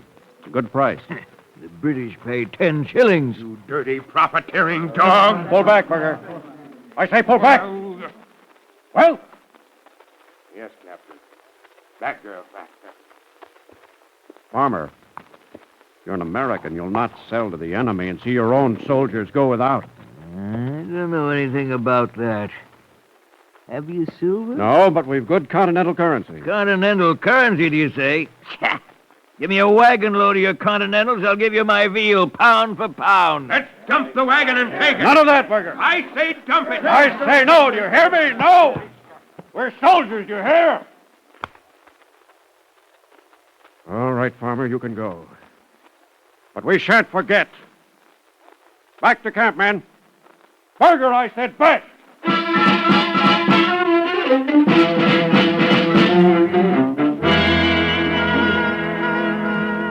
December 1777. Valley Forge. The ordeal of the American Revolution. All right, move along. Next. I'm next, Dr. Waldo. What's wrong with you, lad? You look healthy enough. I have the itch, Doctor. Well, do you complain, lad? So have I. Yes, but Doctor... Get along, lad. Can you not afford hospitality to a few of God's homeless creatures? Get along, lad, and leave me to attend my patients. You're next. The name's Burger, sir. All right, Berger, what's the... Dysentery, Dr. Waldo. A good democratic complaint, Mr. Berger. Go back and rest. Don't you have anything to give me, Doctor? I told you what to do. Rest. Yeah. Then, Doctor, give me something for a man in our tent. You saw Andrews last week, sir. The fever's still bad. Andrews. Yes, I remember. Orderly, give him some mutton and grog for the sick man. Right away, Dr. Waldo. Is that all, Doctor? Mutton and grog? A capital medicine, Mr. Berger. Besides, it's all I have. I thought, Doctor. Yeah. I suppose it's no use. Look here, Berger. I'm no believer in pills or powders. I'll have none of the Boston physic that makes a man vomit up his money instead of his disease. Yes, sir. Be thankful for the mutton and grog. There'll be none of it tomorrow for your friend Andrew. Get along, I said. Get along.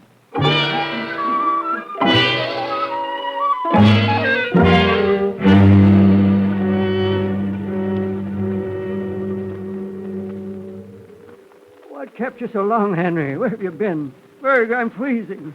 Lie down, Andrews. I'll start the fire. Here's the tinder, lad. The tinder is wet, Berger. Give it here, lad. The tinder is wet, but the powder is dry. There, catch it quick. That'll do it. Henry, fetch some rails. But, Berger, it said Washington forbids burning the farmer's rails. Good, we'll burn the farmer's house and I shan't freeze. Fever and frost, it's more than I'll bear. They're not all bad, Andrews. Some of the farmers brought food today. It's not them, it's the others, the pious, psalm-singing patriots who carry their produce to the British. I hate them. Andrews, why don't you go to the surgery? No, I'll stay here. If I'm to die, I'd sooner die here. Inside there! Inside the tent! Why is no sentry posted? It's not my turn, Captain. Is it yours, Berger? No, sir. Then it's yours, Andrews. And if it is... Mr. Andrews, I don't like your tone. Stand up when you address an officer. The man is ailing, Captain. Never mind that. Stand up, Andrews, and go to your post. I'll go. I'll go when you give me food. I've none to give. Boil the leather strap of your musket. I've already tasted that delicacy. Go to your post, Andrews. Do you mutiny, mister? Bread. I want bread. I said go to your post, No soldier. bread, Captain. No soldiers. No. Pay him no mind, sir. He's with typhus. I'll go for him. Berger, you've just come back. Let me go instead. Thanks, lad, but it's all right. For an old hand like me, this cold isn't so bad. Give us your scarf, Henry, and another wrapping for the feet. Yes. Here you are, Berger. Captain, you won't report Andrews, will you? He's not accountable now for what he says. I understand, Berger.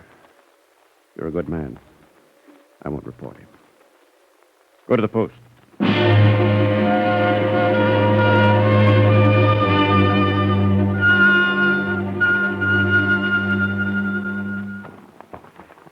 Henry, did you find him? Not a sign, Andrews. There's no trace of him. Oh. I can't understand it. Berger should have been back 2 hours ago. Did you look for tracks in the snow? Oh, I didn't think of it. I'm a fool. He'll be taken for a deserter if he's found. He'll be shot. Find him, Henry. Bring him back.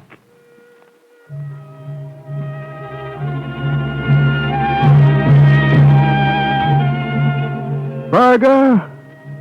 Jonathan Berger! Young Henry King, in the bitter December of 1777, looking in the Pennsylvania snow for tracks. Berger! Jonathan Berger! Do you hear me? Going further from camp. Jonathan Berger! Moving out of bounds. Berger! While Andrews waited, burning with fever and fear.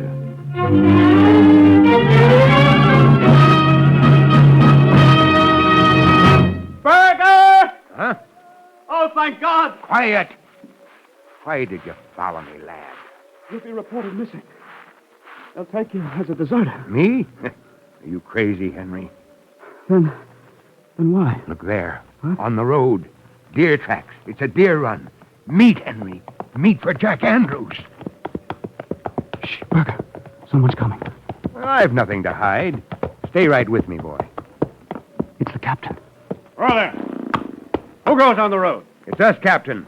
Jonathan Berger and Henry King. Hello. Why are you out of bounds? We're seeking game, Captain. That's so. Go back to your tent, both of you. You know better? It's to know better, sir, that a man in our tent is perishing for the lack of a bit of fresh meat. I'm truly sorry, Berger, but don't go any further. Ain't no man to stop me, Captain. Not even General Washington himself. Mr. Berger, do you rebel? Rebel? Yeah, the word is apt, Captain. Why not? The colonies are rebels. We're an army of rebels, aren't we? Please, Captain. He's lightheaded. He hasn't eaten today. Don't interrupt, lad. Captain, I ask you, what man set foot in America who wasn't a rebel? We are the most rebellious, licentious nation on God's earth. Enough doctrine, Berger. Go back to your tent. Here's more doctrine, Captain. My musket. Good, democratic doctrine, sir. What do you mean, Berger?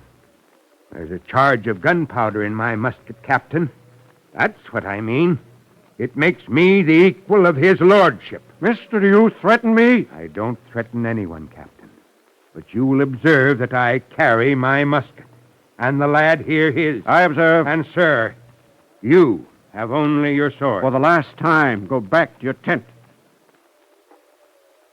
I'll have to do my duty, Mr. Berger. I shall have to report you. Get up!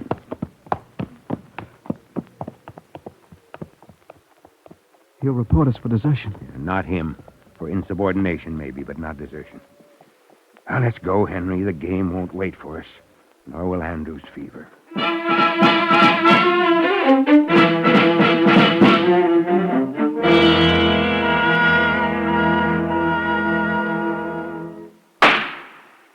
Good shot, Henry. That got him. Oh, what's the matter, boy? You're shaking all over. Am I? Buck fever. You shot a man at Trenton without flinching, but you tremble before a deer. Oh, curse the war that makes a lad like you. What's that? We're in for it, Berger. They heard the shot. Around them, men. Looks like we caught a couple of deserters. But don't let them get away.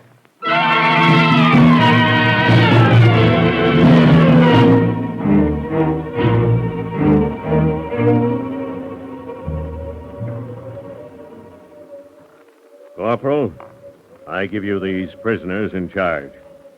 They are to wait outside until summoned by the court-martial. Yes, sir. Provost, I know these soldiers. They're good men. What's the charge against them? Desertion and being absent from post for this one. Desertion for the boy. Provost, I suggest you admit them to the house. It's cold here. Orders are that they remain outside. I countermand them, Provost. Let the men go into the house. You'll have dead prisoners on your hands. But, Captain... Be a good fellow, Provost. You don't want to cheat the court-martial, do you? Admit them to the house before they freeze.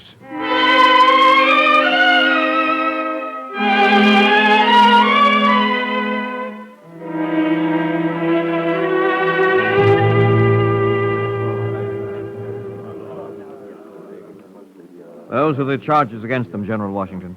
I see. Gentlemen, what have you to say? You may have a lawyer if you wish. Captain Ellison has sent word that he'd be happy to represent you. Did he, General?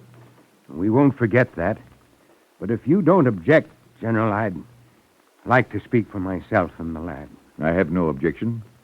Proceed. Thank you, General Washington. All night long I thought of what I would say. Now it's hard to... General Washington, gentlemen, I've served the Army since the beginning. The boy since he was 16. We know that, Mr. Berger. The muskets we carry, they're our own.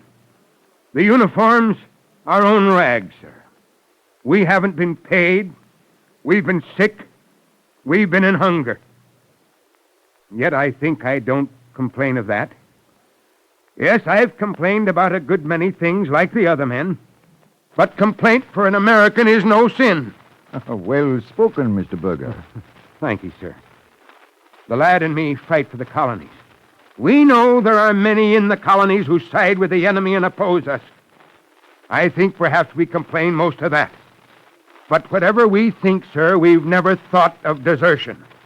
We were at Brandywine and Germantown. Do you think if we didn't desert then, we'd do it now? I admit to leaving my post, but you know why. And the lad went to find me. We aren't deserters, sir, and that's the whole truth. Are you done, Mr. Berger? One thing more, if I may be allowed, sir. Yes? In the entire army, I should be the last to desert, sir. Why, Mr. Berger? Because my father came to the colonies from a place in Bavaria. A place where they burned down the synagogue. You are a Jew? Yes, sir. Each day I praise God that I am an American and in America. Mr. Berger, what is an American? I don't rightly know, sir. Our rabbi says it is what a man is and not what he has. Tell me, Mr. Berger, do you make texts like your rabbi when the enemy approaches? No, sir. I leave text for Lord Howe. Lord Howe? To explain to His Majesty why he wins every engagement yet cannot defeat us. I like you, Mr. Berger. I think you are a good soldier. Everything you've told us convinces us that you are fine men, both of you. But an army rises and falls on discipline.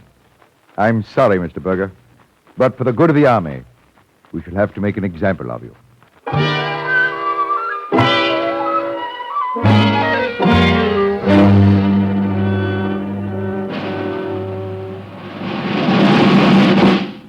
The regiment, all present and accounted for, sir. Very good, Captain.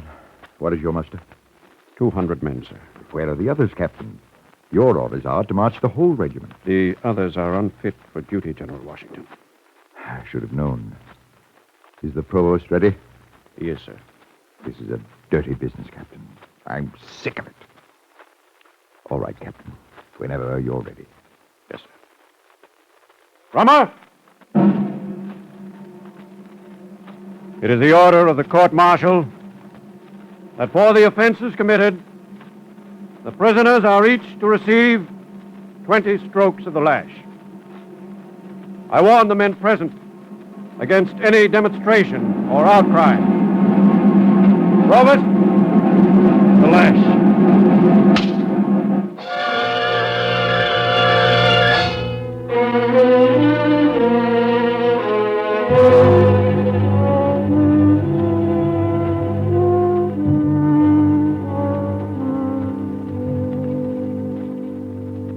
Berger. Where's Berger? Easy, Henry, easy now. He's asleep. Huh? He's all right. It was the cold more than the lash. The brutes, the filthy brutes. Andrews, go back to your blanket. You mustn't be up. That's all right, Henry. I'm stronger than you think. I'm Jack Andrews, where I spit no grass grows. How can you joke? I'll joke or go mad, which will you have? Water. Andrews, some water. Yeah, wait, here. Here it is. In my hand, boy. Hold up your head.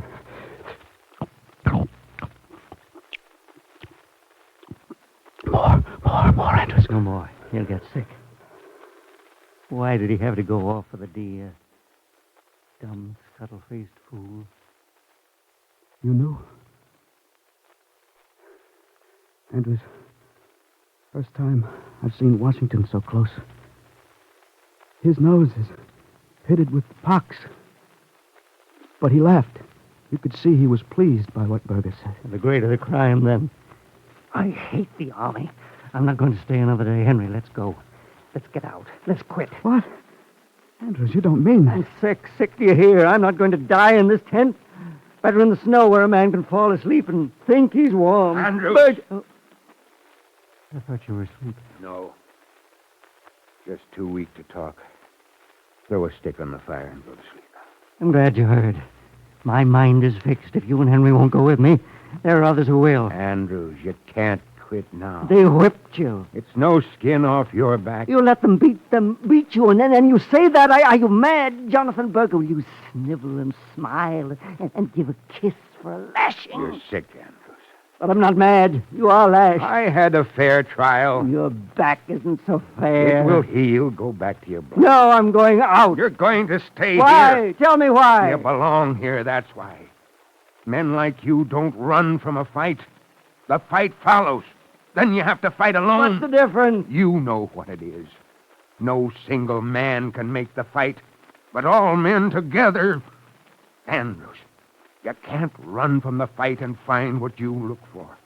What you look for is right here. Whose fight? The merchants, the aristocrats? Yes, the merchants, the aristocrats, but your fight, too.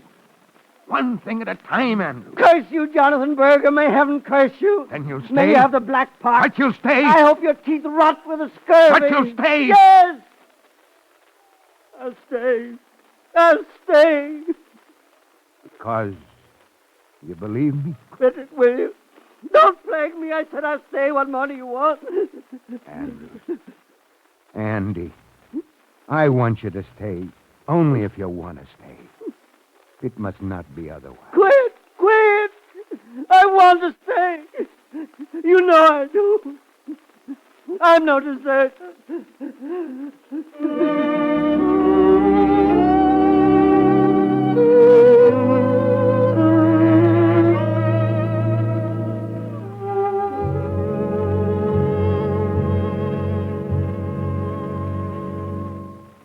Don't go, Captain.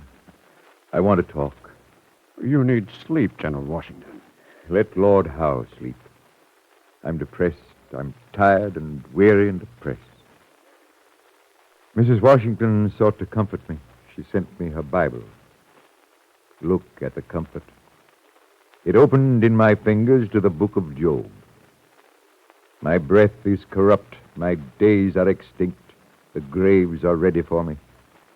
Are there not mockers with me? And doth not mine eye continue in their provocation? Close the book, sir. You have tribulations enough for one man. I doubt myself, Captain. Am I worthy of the fidelity of the men? I have always failed. That isn't true, sir. But it is true. It's always been true. At Fort Necessity 30 years ago, I failed. The Ohio campaign, failure. It hasn't changed. New York, Germantown, Brandywine, failures, all of them. Sir, you are a rock that grows on adversity. Before God, I hope you're right. Captain, this is a great country. There are 2 million people in it.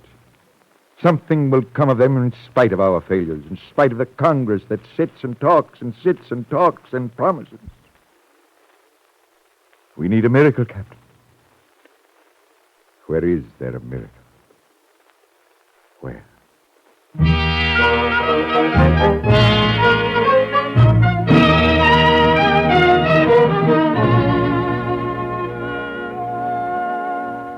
Valley Forge was the miracle. Out of the ordeal, and the blood on the snow and the rabble in the tents, something emerged. Spring came, and the stricken, starved men stirred and quickened in the thin April sun. The men took ashes and sand and washed their rags in the river, and they were refreshed and clean. And that was a miracle. The shad in the thousands came boiling up the river to spawn, another miracle. At Pauling's Ford, the half-crazy men stretched a net. They ate the first fish raw. Then they cooked it and ate more. Then they salted the rest. A fat little man named von Steuben began to drill them. Yes, he drilled them. They were awkward, they vexed him, he lost patience, but he drilled them. And they became an army.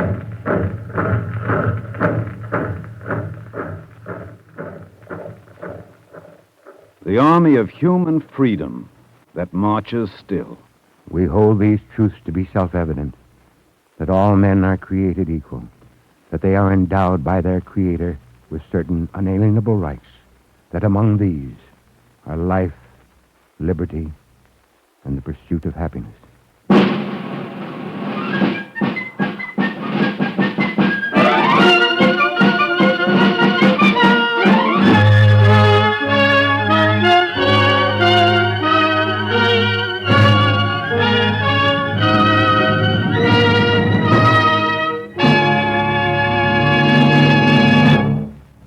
If you would like a copy of today's script, please send your name and address with 10 cents to cover the cost of postage and handling to the Jewish Theological Seminary of America, 3080 Broadway, New York 27, New York.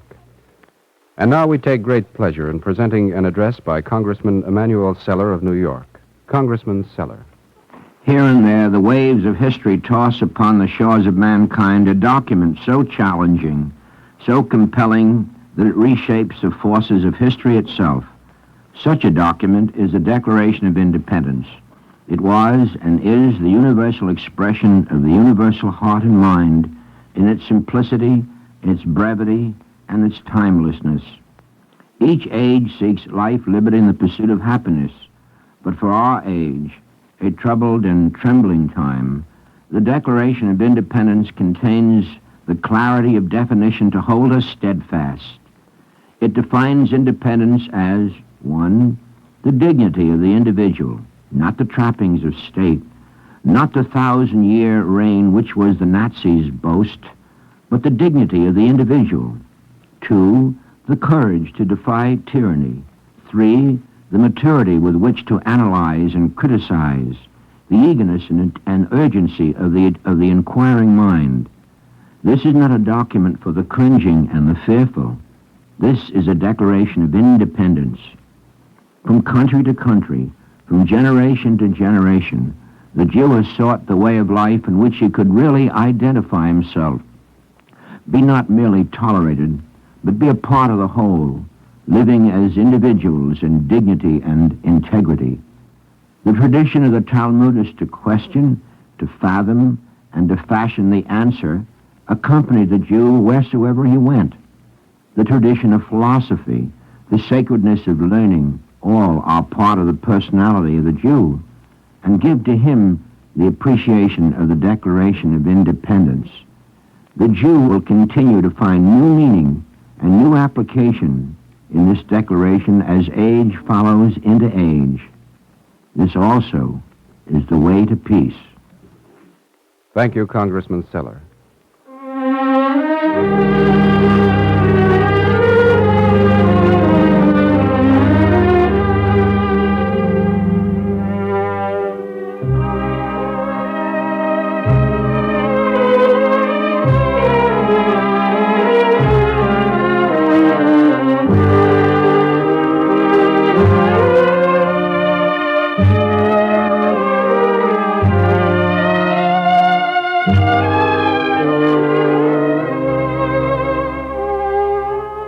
Our Eternal Light drama today, Valley Forge, was written by Morton Wishengrad and was presented in observance of the 175th anniversary of the adoption of the Declaration of Independence.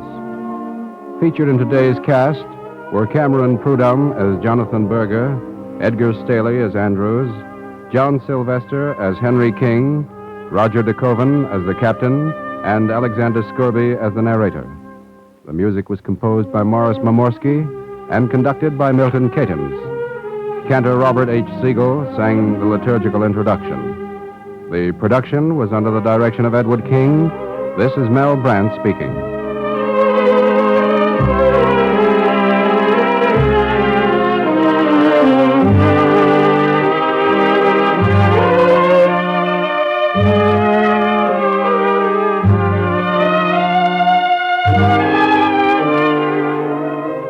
Free time to present the Eternal Light is made available by the National Broadcasting Company and its affiliated independent stations. This weekly program is presented under the auspices of the Jewish Theological Seminary of America.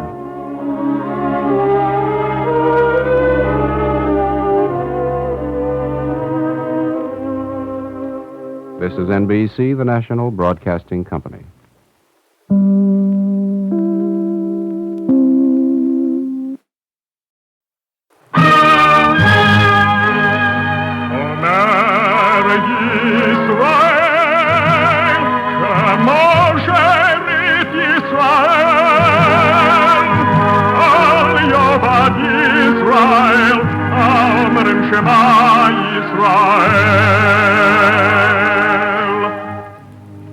And the Lord spake unto Moses, saying, Command the children of Israel that they bring unto thee pure oil olive, beaten for the light, to cause the lamps to burn continually in the tabernacle of the congregation, and it shall be a statute forever in your generations.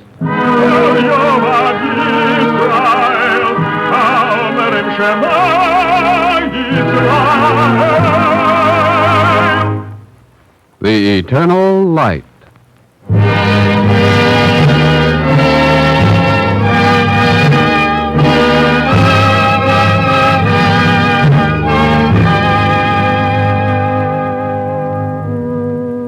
The National Broadcasting Company and its independent affiliated stations make free time available to present The Eternal Light, a program which comes to you under the auspices of the Jewish Theological Seminary of America.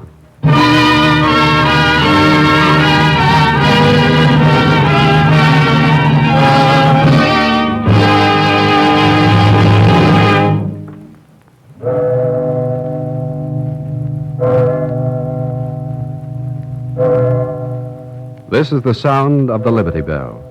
This year we celebrate the 175th anniversary of its ringing, and this year American men and women rededicate themselves to the doctrine inscribed on the great bell, proclaim liberty throughout all the land unto all the inhabitants thereof. This month, the Eternal Light dedicates its programs to the American heritage of liberty, which is our common challenge. Our drama today is Morton Wishengrad's Thomas Kennedy.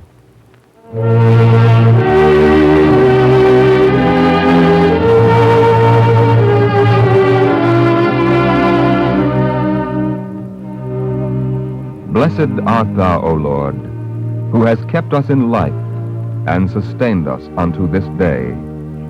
A prayer of thanksgiving.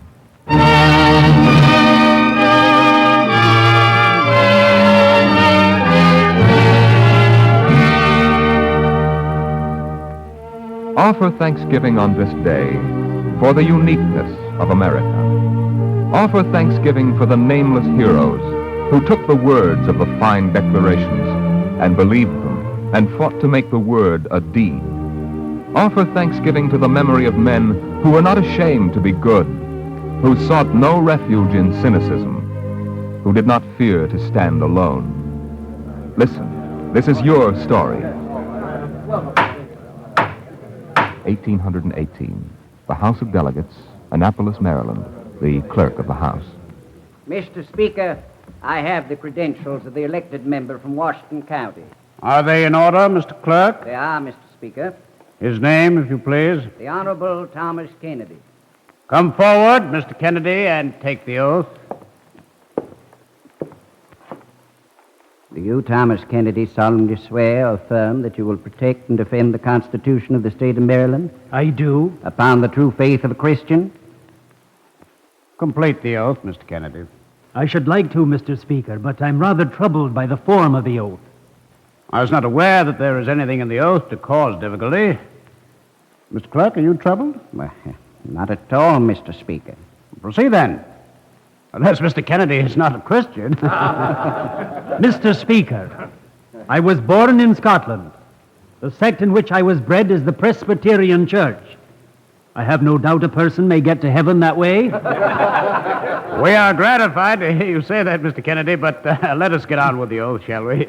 Mr. Speaker, Article 6 of the Constitution declares, no religious test shall ever be required as a qualification to any public office or public trust under the United States. Well, you are asked to uphold the Constitution of the state of Maryland.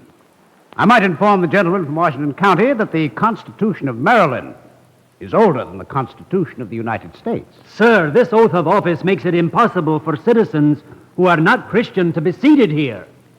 Mr. Kennedy, I was not aware that Jews and Mohammedans are numerous in your constituency.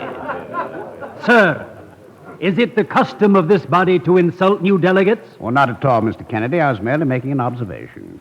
There is not a single Jew resident in Washington County. In fact, I have not met a single Jew in Maryland. Then in heaven's name, take the oath and be done. Exactly, Mr. Kennedy. Take the oath and be done. I cannot, Mr. Speaker. Why not? Because I am an American and a Christian. Article 6, Mr. Speaker, of the United States Constitution, Chapter 25, verse 10 of the third book of the Bible. Proclaim liberty throughout all the land, unto all the inhabitants thereof. Mr. Kennedy, I ask you again, do you swear to the oath?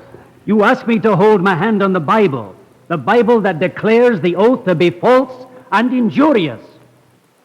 Mr. Clerk, you will proceed with the next order of business. Mr. Kennedy does not take the oath. Mr. Kennedy is not a member of this legislature.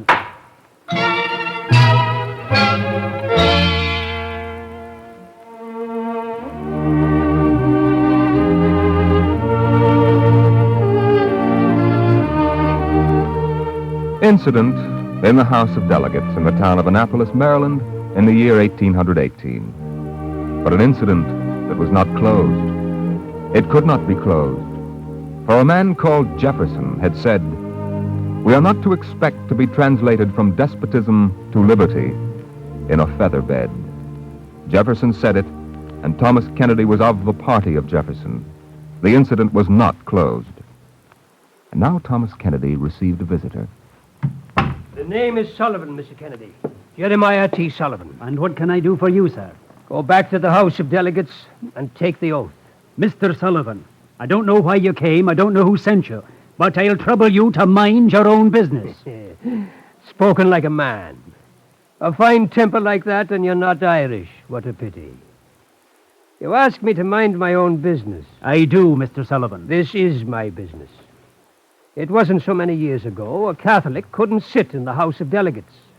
Did you know that? I know that. What do you think I'm trying to do?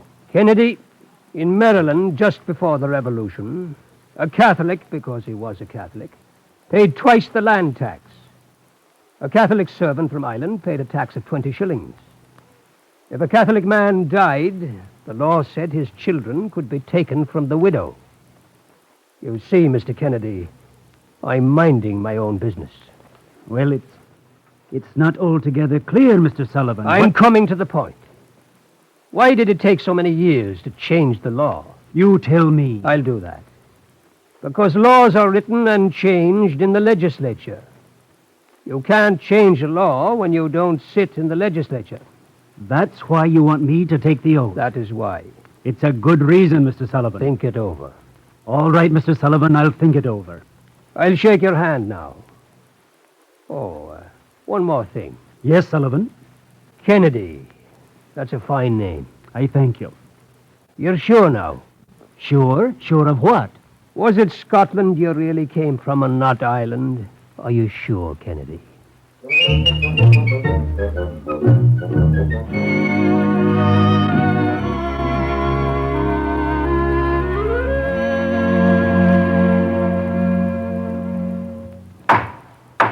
Proceed, Mr. Clerk. Do you, Thomas Kennedy, solemnly swear or affirm that you will protect and defend the Constitution of the state of Maryland? I do. Upon the true faith of a Christian? Upon the true faith of a Christian. I congratulate you, Mr. Kennedy, on your good sense. Mr. Speaker. You have the floor. I offer a resolution. What is your resolution, Mr. Kennedy? I offer a resolution calling for the appointment of a committee to consider placing all citizens on an equal footing in this state. The gentleman from Washington County is entirely out of order. If Mr. Kennedy does not like Maryland, let him return to Scotland. The question is out of order. Mr. Speaker, I ask you to put the resolution before the House. Mr. Speaker, I move we adjourn. I protest, sir. There is a question before the House. The motion to adjourn is out of order. Mr. Kennedy, you are now in this body and entitled to your ignorance. I must inform you that a motion to adjourn is never out of order. I rise on a point of special privilege. What is your point, Mr. Breckenridge? I confess to a sense of shame. Mr. Speaker, gentlemen of the House of Delegates, we may abuse Mr. Kennedy here, but we abuse ourselves more. This is the legislature of the people of Maryland. Mr. Kennedy is entitled to an honorable hearing. He's entitled to our courtesy. He's entitled to every privilege of this legislature. I appeal to your sense of decency. Mr. Speaker, motion to adjourn. The motion is to adjourn. All those in favor will say aye. Aye. Only 3 for adjournment. Apparently, there's no need to call for the negative. The House of Delegates remains in session. Mr. Clerk, the roll call on the resolution.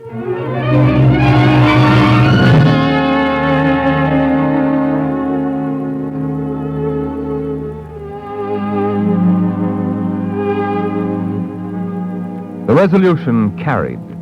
A first small step in a Maryland incident. A committee of 3 was appointed to report. On December 9th, 1818, Thomas Kennedy rose before the House of Delegates. Your committee introduces a bill entitled An Act to Extend to Those Professing the Jewish Religion the Same Rights and Privileges that are enjoyed by Christians.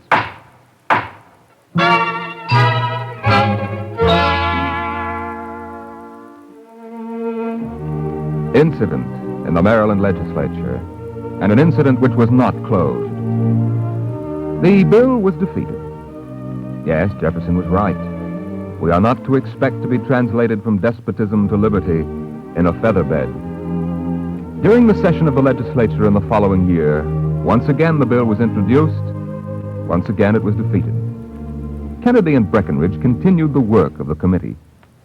Mr. Kennedy, I believe you've already met Mr. Sullivan. He's practically married to me, Mr. Breckinridge. And he can't forgive me because I'm not somebody else's wife. Will you be seated, sir? That I will. Sullivan, Mr. Breckinridge tells me you're not happy over the bill I've introduced. You're right there. I don't like it. You're a hard man to please, Sullivan. 'Tis the Dublin blood in me. I'm trying to remove the religious test. Sullivan, I thought that was what we both wanted. It is, but your bill does not remove the religious test. It substitutes tolerance for intolerance. Good Lord, and is there anything wrong with that? There is. How? Tolerance is no virtue, Mr. Kennedy. A man tolerates the other fellow only when he thinks the other fellow is less than he. I think tolerance is a rotten word. Yes, you have something there, Sullivan. Look, man, the Maryland legislature can't give me permission to worship God as a Catholic. If they attempted to, I'd spit clean in their eye. They can't give Breckinridge here permission to worship as an Episcopalian. And they can't give my good friend Captain Reuben Etting permission to worship as a Jew. Because when did the Maryland legislature last speak to God? Sullivan, you're absolutely right. What do you propose? Take the word Jew from your bill. Put the word all in its place. Breckinridge, do you agree?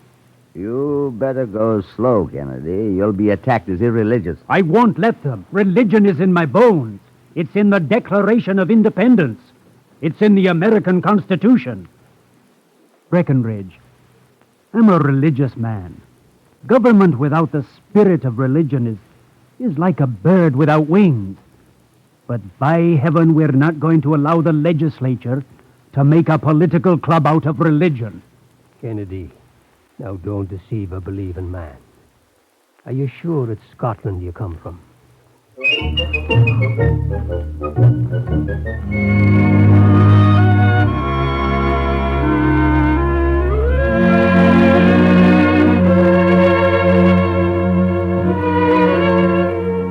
Thomas Kennedy amended his bill.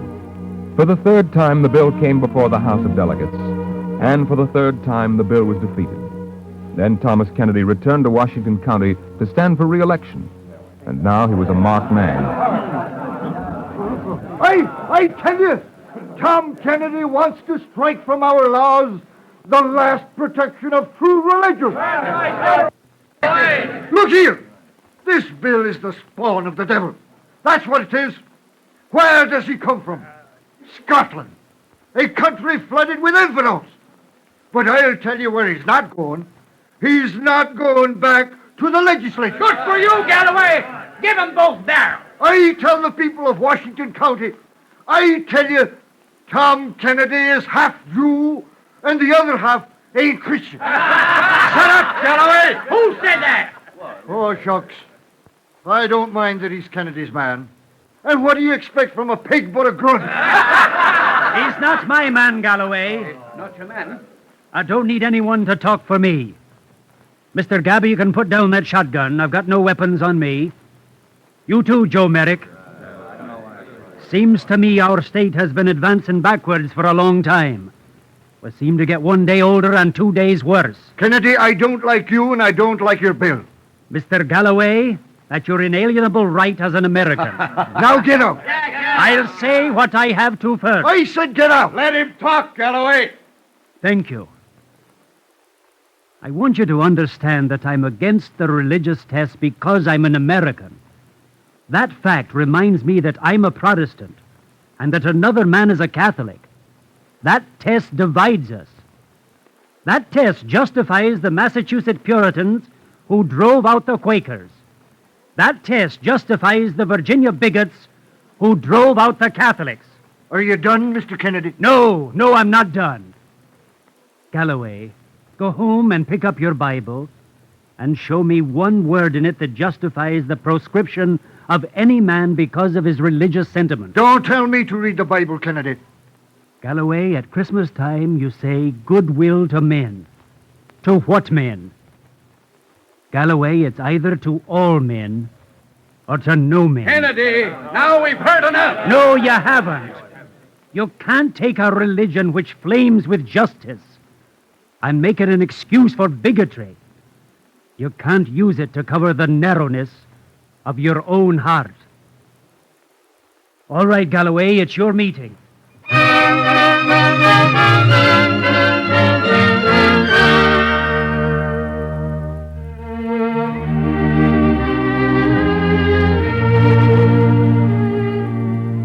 Washington County voted, and Thomas Kennedy was defeated for re-election. But in the other counties of Maryland, there were also changes. From Frederick County and Montgomery, from Carroll and Prince George counties, from Calvert and St. Mary's and Dorchester counties, there were new faces in the House of Delegates. For 1 year, Thomas Kennedy remained at home and brought the fight to his own constituency. Kennedy, there's a new speaker in the House. They say he wants you back. I'll be back. Come on, we've got work. I read to you from the First Amendment of the United States Constitution. Congress shall make no law respecting an establishment of religion or prohibiting the free exercise thereof. Kennedy, what's Jefferson got to do with it? Listen to this. Our civil rights have no dependence on our religious professions, any more than our opinions in physics or geometry. People of Washington County, we've got to prove to the whole world that it's wrong for men to have only enough religion to hate.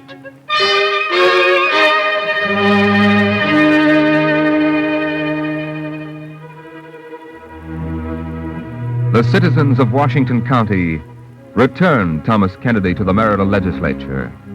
Once again, he stood before the Speaker's table in the House of Delegates. I speak as an American citizen. I beg leave only to remind this House that the honors of office in our republic are not assumed, but conferred, not usurped, but bestowed by popular confidence. I say to you that to disqualify any class of citizens is for the people to disqualify themselves. This same principle of disqualification stains nations, tramples the charities of life, places arms in the hands of men for bloody war. Mr. Kennedy, it is not expedient to make innovations in the Constitution of Maryland. Sir, that is the language of prejudice. The American people were an innovation. The sun that shines each day is each day's innovation. I'm not convinced. Mr. Speaker, I say to the gentleman from Washington County that no man has a right to complain of being excluded from office if he does not conform to the prevailing religious sentiment of the state. Answer that, Kennedy. I do. What sort of God do you worship? Is the God you worship a fool? Does the smell of your persecution rise up to him as incense? I tell you again, Opinion should be answered by opinion. Religion is the opinion of a man's conscience. The interposition of the state in matters of opinion is improper. All right, Kennedy. Suppose we do exercise compulsion. It's mild enough. We don't molest anyone. It's not the degree of compulsion, sir, which renders it improper. The act of interposing your authority is improper. Religion is a matter between man and his God. Gentlemen, this is the right of conscience, which is so badly understood throughout the world, and which I regret to say is so little understood here. Gentlemen, this debate has taken up too much of the legislature's time. Sir, the only way to close the debate is to vote for the bill. Call the question, Gentlemen, the bill before the House of Delegates is to amend the Constitution by extending to all the citizens of Maryland the same civil rights and religious privileges that are enjoyed by all under the Constitution of the United States. Mr. Clerk, you may proceed with the roll call. Gentlemen, the question, shall we pass the bill? Harris? No. Gant? No. Garner? No. Rubb? No. Dalrymple? Yes. Hewlett? No. Kilgore? Yes. Kennedy? Yes. Banning? No. Hawkins? Yes. Welsh? Yes. Millard? Yes. Wicks? Estep? Yes. Brooke? Yes.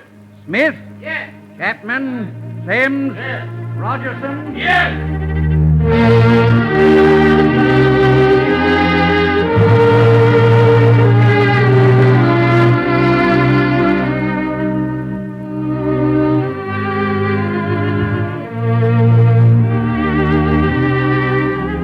February 26, 1826. Thomas Kennedy's bill carried by the Maryland House of Delegates. Incident in the history of the American people. But the incident is not closed. The incident never closes. Every generation must make its own fight for freedom. Every generation, in every age. Lord, who shall dwell in thy tabernacle? Who shall ascend into the hill of the Lord? Even he that hath clean hands and a pure heart, he shall receive the blessing of the Lord. A prayer of thanksgiving. Blessed art thou, O Lord, who hast kept us in life and sustained us unto this day. Yes, a prayer of thanksgiving.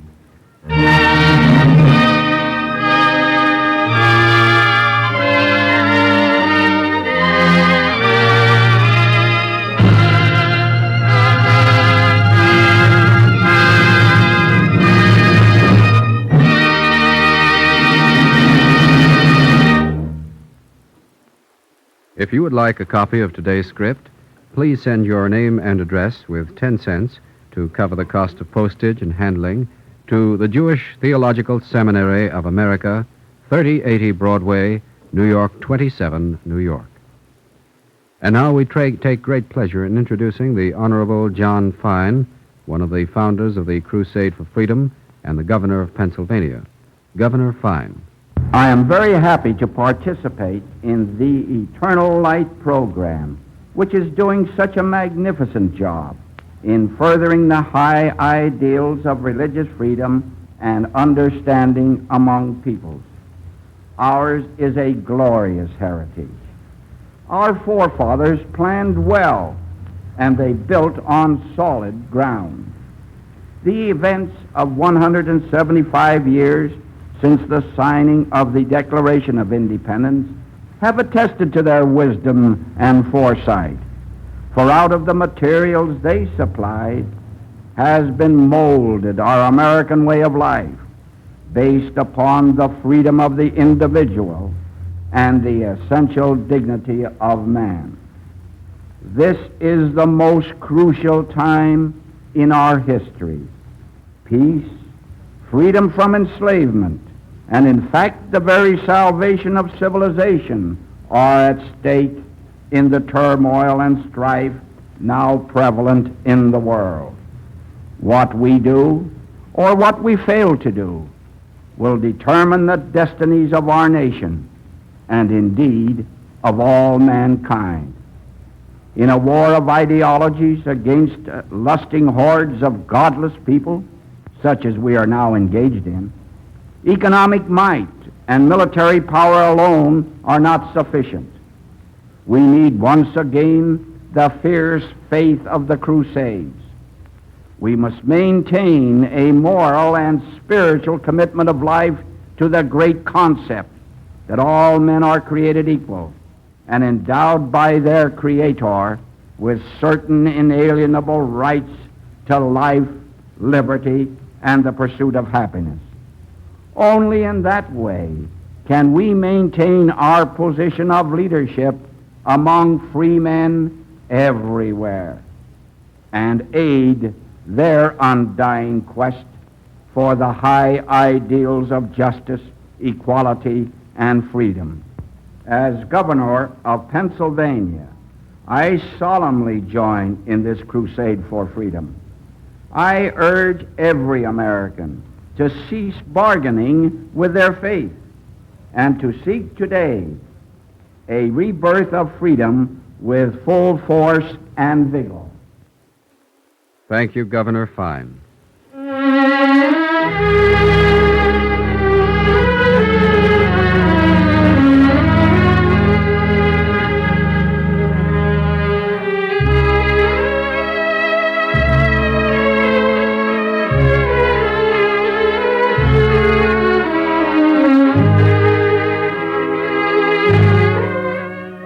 Our Eternal Light drama today, Thomas Kennedy, was written by Morton Wishengrad. Featured in the cast were Ian McAllister as Thomas Kennedy and Norman Rose as the narrator. The orchestral music was composed by Morris Pomorsky and conducted by Milton Katims. Cantor Robert Siegel sang the liturgical introduction. The production was under the direction of Edward King. This is Mel Brand speaking.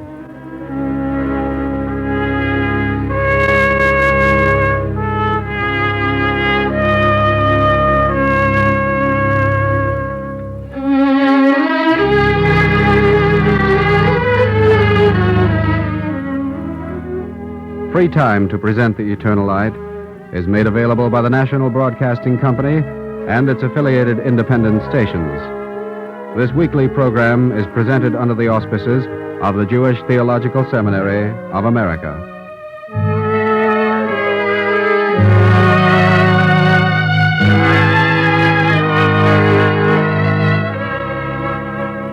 This is NBC, the National Broadcasting Company.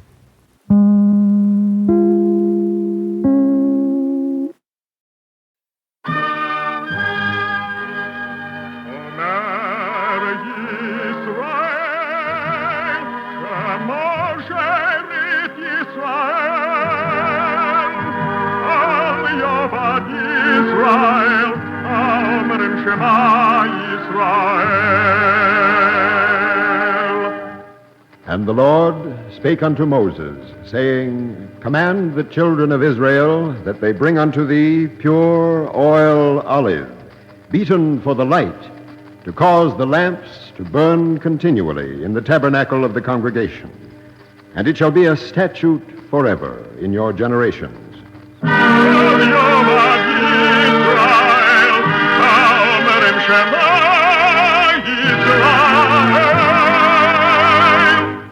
The Eternal Light.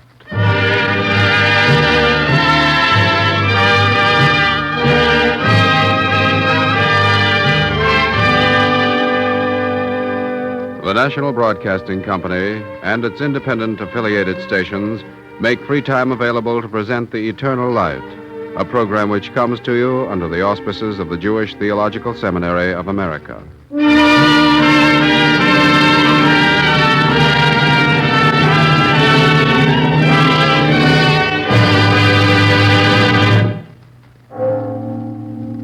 This is the sound of the Liberty Bell. This year we celebrate the 175th anniversary of its ringing, and this month the Eternal Light dedicates its programs to the American heritage of liberty, which is our common challenge. Our drama today is Morton Wishengrud's Mr. Lincoln and the Rabbi.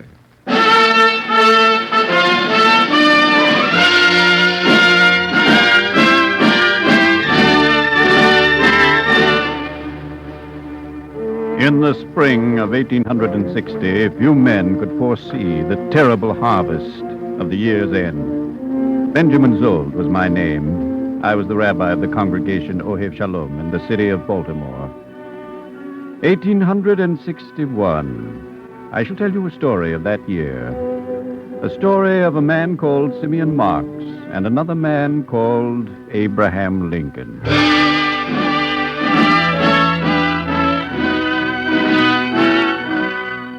There was peace in the little study of my house on Eutaw Street. The Sabbath sermon was nearly finished, and I was content. Content, that is, until two members of the congregation paid me an unexpected visit.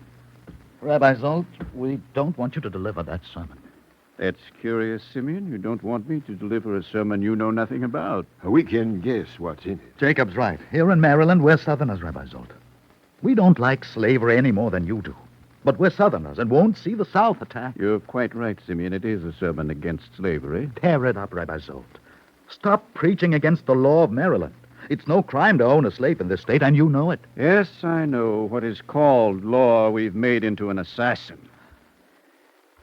Rabbi Zolt, what good are sermons delivered to empty pews? I understand you, Simeon. We don't want to be harsh, Rabbi. We like you and we respect you. We think you're needed here. We're not asking you to defend slavery, but we're asking you not to condemn it. And we won't be pushed or goaded. These sermons have split the congregation down the middle. It's got to end, Rabbi Zolt. And if it doesn't, well, you will have no choice but to leave.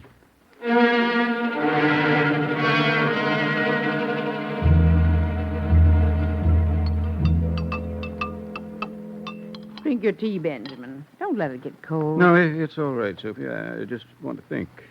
There are other congregations. There's a place waiting for you in New England. Baltimore's my home. Perhaps Simeon is right. Sophie, I'm a rabbi. I don't want my sermons to be a bleeding sore. I'm supposed to tend my flock, not irritate it. Your tea is getting cold, dear. Now stop worrying. Besides, Mr. Ephraim is going to be here soon to talk about that pulpit in Boston. I know, Sophie. What are you going to tell Mr. Ephraim? I'm all confused. I don't know, Sophie. I just don't know.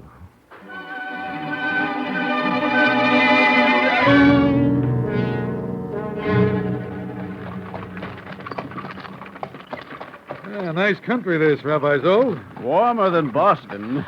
I like Boston. You couldn't get me to stay here for all the money in the world. No, Mr. Ephraim? No. Slavery is a curse against humanity, Rabbi. Kill a man and you kill just one man. Enslave him, and you enslave his generations. It's a blacker sin than murder. Mr. Ephraim, will you forgive a personal question? Yes, of course. What brought you south? To offer you a new pulpit, Rabbi. What else? Why, I've got to buy some cotton. Our mill's running low. You don't make textiles without cotton, you know. Slave cotton, Mr. Ephraim. We can't help ourselves, Rabbi Zold. That's a mighty unfriendly thing to say. The South can't help itself any more than the North. Whoa! Mr. Ephraim. Thanks for driving me to the station, Rabbi. Please don't be angry and try to understand me, sir. I hate slavery, but I don't blame the South for it. I don't blame the North. I blame no section. I live in the South. I see men like other men, no better, no worse. The North can rail as much as it chooses, but the North bears equal responsibility with the South. Southern slave cotton makes Yankee mills turn. The North can be as sanctimonious as it likes. Mr. Whitney's cotton gin was a Northern invention. For every Southern slave ship, there were probably 3 Northern vessels. I'm not defending slavery. But in God's name, let the North stop being so infernally pious and self-righteous about a trap it's fixed for the South. That's a pretty long speech, Rabbi Zold. I suppose it means you've turned us down? Yes, Mr. Ephraim. If they'll have me, I'll stay in Maryland. Suit yourself, Rabbi. Tell me, if the war comes, where will you stand? With the North or with the South? That's a hard question, Mr. Ephraim. I'll give you a hard answer. Hard for me, at any rate. I'll stand with the North. I better get back home before my head spins. Isn't anybody clear about anything? Well, there was a French philosopher named Pascal, Mr. Ephraim. He said once that truth is two opposites. That's about the only thing that is clear. I'm going to stick to my congregation, Mr. Ephraim. That's all I can do.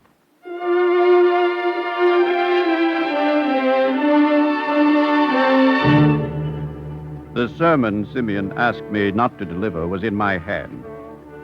The service was over. The congregation was tense, for I had announced a sermon and a discussion to follow.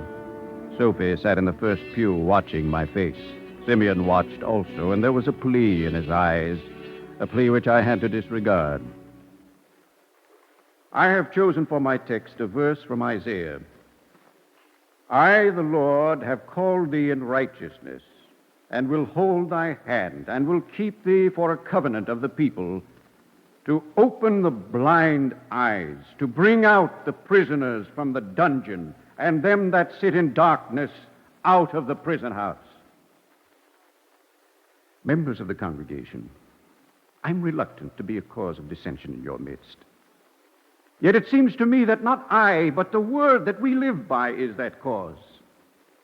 That word, this book, cannot be warrant or authority against humanity itself. There are some I know who open the Bible to find sanction for slavery. They falsify the word of God. Will you let the forger find sanction in the Bible for forgery, or the adulterer find sanction for adultery? Simeon Marks, you came to me in friendship and gave me friendly counsel. Forgive me for addressing you this way. But, Simeon, how shall I answer evil if not with justice? If slavery is a right, humanity is a fraud. And if I remain silent, I'm without conscience, or else I'm a hypocrite. May I speak, Rabbi? Please do, Simeon. There's a colored man in my house called Jim. I have taught him to read. I've clothed him. I've tended him when he's sick. I've loved him as I love a brother. Am I evil because of that? No, Simeon. I am no scholar, but I know a bit of Talmud. You may not eat clean bread, and thy servant eat moldy bread. You may not drink old wine, and he new wine. You may not sleep on soft cushions, and he on straw.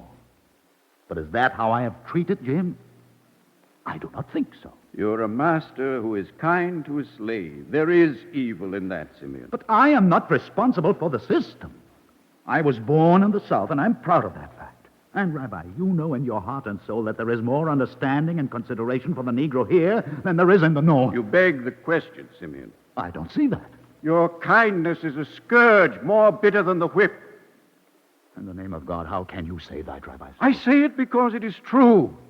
This man, Jim, is a person. I treat him with consideration. It's an easy thing for the master to be benevolent. Simeon, you cite the Talmud. Look in Mishnah Sanhedrin. Only one man was created by God as the common ancestor of all men for the sake of the peace of the human race, that one man may not say to another, my ancestor was better than thine. Have I said that I am better than Jim? Your actions say it. Your benevolence says it. You condescend to him. You tolerate him. Does a man condescend to his equal? Isn't it better for Jim to stay with me and be treated well? That is no answer. He's a human being. He deserves your good treatment as a man, not as your slave. What if I freed Jim? One man, one among millions. Is it right to ask me to do what no one else does? I remind you that you're a Hebrew, a descendant of those Israelites who were the first to proclaim liberty.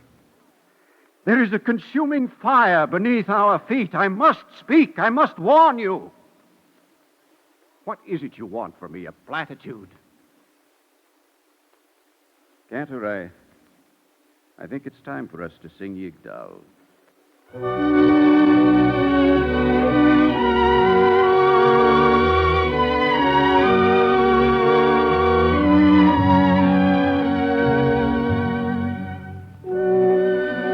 We sang the words of the concluding Sabbath hymn. words of love and kindness and mercy for man created in the image of God. And as we sang, I thought of the besetting sin of our generation. To open the book, to scan the text, and to seek confirmation only for what has already been done or for what is desired. I was only a rabbi. I was no bookkeeper of consciences. Yet Simeon was on my conscience. He troubled me.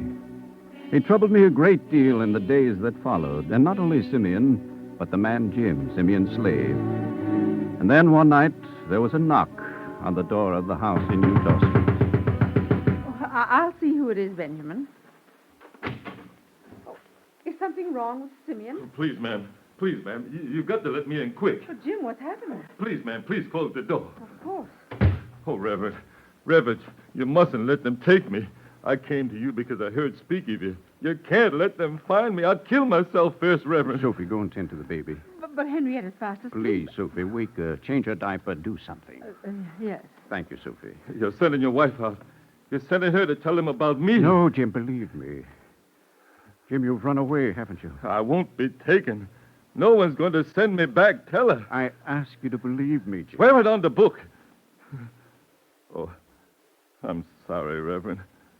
I'm scared. I'm terrible scared. I'm sorry. Sit down, Jim. That's better, isn't it? Why did you run away, Jim? Were you mistreated? No. No, the master ain't like other men. He never hurt me. Then why did you run away? Your people were slaves once. You ran away. The baby's all right, Benjamin. Here, Jim, I brought you this. Drink it while it's hot. Thank you kindly, ma'am. It's all right, Jim. Why is everybody good to me? I don't want no one to be good to me. I don't want to be treated special. I can't stand it no more. I can't. Don't know where to turn. Don't know what to do or where to go. Ain't no place for me to go. No place. Nowhere. Jim, please. If you say to the white man, mister, you forget your hat. He say, black man, go get it for me. Jim, do you take sugar? Yes, ma'am. 2 lumps, please. Thank you, Sophia. I wanted to spare you this. Oh, Henrietta's up. It's time to feed her. You can stay here, Jim. You won't give me up, Reverend? I don't want to keep saying it, but... Trust me, Jim. I shan't violate the law.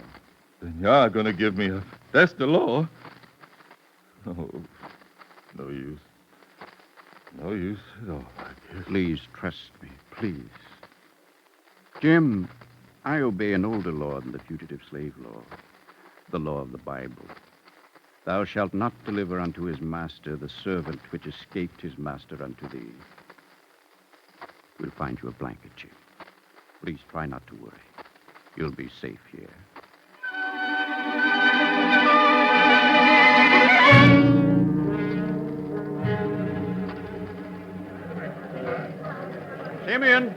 Simeon Marks, hold on there. I'm in a great hurry, Rabbi.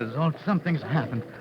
Something I wouldn't have wanted to happen. Oh, I won't trouble, Simeon. Will you come to my house tonight for Sabbath evening dinner? Yes, of course. Thank you, but I've got to go now. Thank you again, Rabbi. Simeon, have you heard? Rabbi, Simeon, have you heard the news? Have they found him, Jacob? Found whom? For heaven's sakes, what are you talking about? What's your news, Jacob? Guns have been firing on Fort Sumter.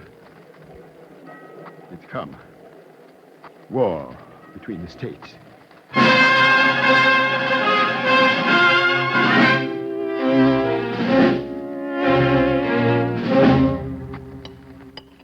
I'm afraid you haven't eaten very much, Simeon. He's hardly touched a thing, not even my potato pudding. I'm upset. Forgive me for spoiling your dinner. Oh, it's all right, Simeon. I'll clear away the thing. Stay a while, Sophie. There's always time for a Sabbath song of grace. Isn't there, Simeon? I suppose so. Good.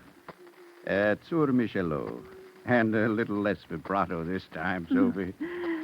Tzur Michelo, Michelo, hallo, Excuse me. I brought some more tea. Jim. Oh, Jim, thank God you're saved. Yes. I'm safe, Master. I'm so glad to see you, Jim.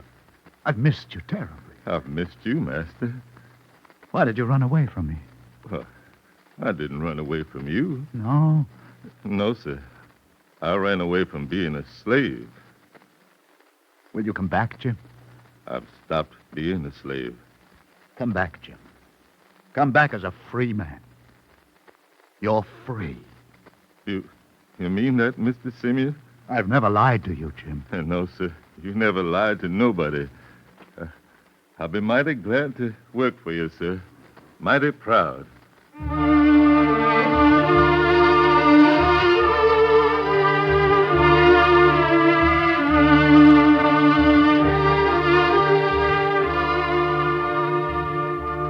And this is how the war began for Simeon Marks, with the freeing of the slave. They took each other by the hand while Sophie and I looked on, and it was as though 100 Sabbath candles were shining. Yet even in their radiance, I remembered the words of the French philosopher, truth is two opposites. For the congregation Ohev Shalom, like the American states, was sundered by the war. Some went north to put on the uniform. Some went south and wore Confederate gray. And Simeon Marks came to me in the synagogue to say goodbye. I'm leaving tonight, Rabbi Sold. Well, you're past the age of fighting. Why do this, Simeon? I'm a Southerner, Rabbi. But you can't fight. You've just freed Jim. It's irrational. I'm not fighting for slavery. I'm fighting for the right of the South to work out its own solution. It's inconsistent with everything you've done. Maybe. The world would be pretty dull if people were logical and consistent. Simeon, please, reconsider. I can still do things for the South. There's one way I can serve. What way, Simeon? Goodbye, Rabbi. Simeon, what way? Tell me. Goodbye, Rabbi. You won't tell me? I can't. But it's a way to help the South, that's all I can say. God bless you, Rabbi. Look after Jim for me.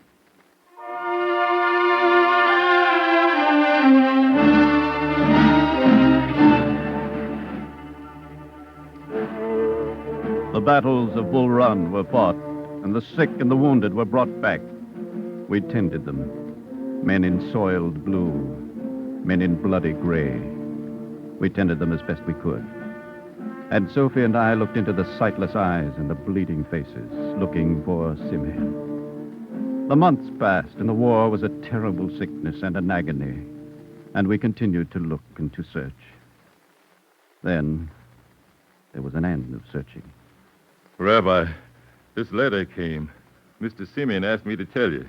Yes, Jim? Tell me what? He's been taken by General Meade, taken 3 days ago. They let him send this letter. He's been tried, and he's going to be shot. Shot? Yes, Reverend. They're going to shoot him. Shoot him for a Confederate spy.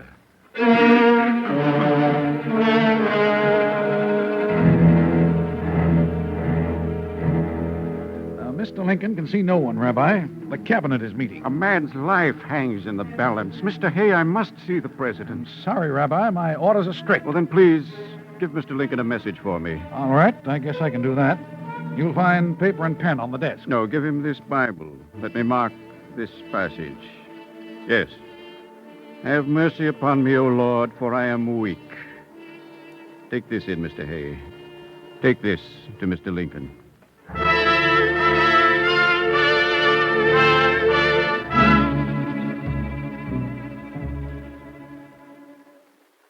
Strange you should send me a Bible, Rabbi. Not strange, Mr. Lincoln. I counted on it. I believe you were brought up on it, sir. So was I. Mr. Lincoln, if thy friend asks thine assistance, and thine enemy asks thine assistance, it is thy duty to aid thine enemy, because this is an act of self-conquest. The Bible, Rabbi? No, Mr. Lincoln, the Talmud. But perhaps you remember from the book of Proverbs, if thine enemy be hungry, give him bread to eat, and if he be thirsty, give him water to drink.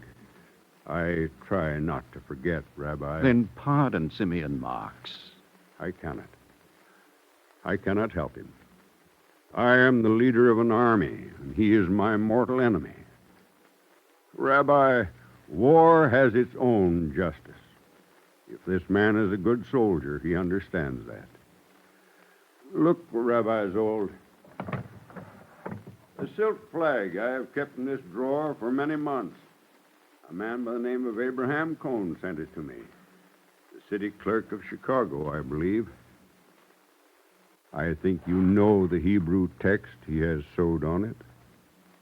Yes, Mr. Lincoln. Have I not commanded thee, be thou strong and of good courage, be not afraid, neither be thou dismayed.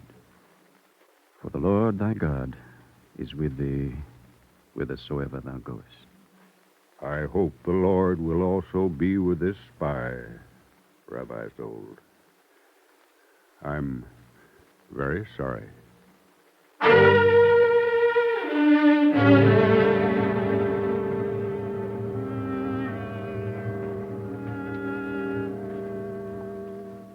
Don't grieve, Rabbi Zold. Mr. Lincoln was right. War cannot be tempered. It cannot be softened. It is mean, bloody, and unnatural. You can either put a fire out or let it burn. But you can't make the flame caress your cheek.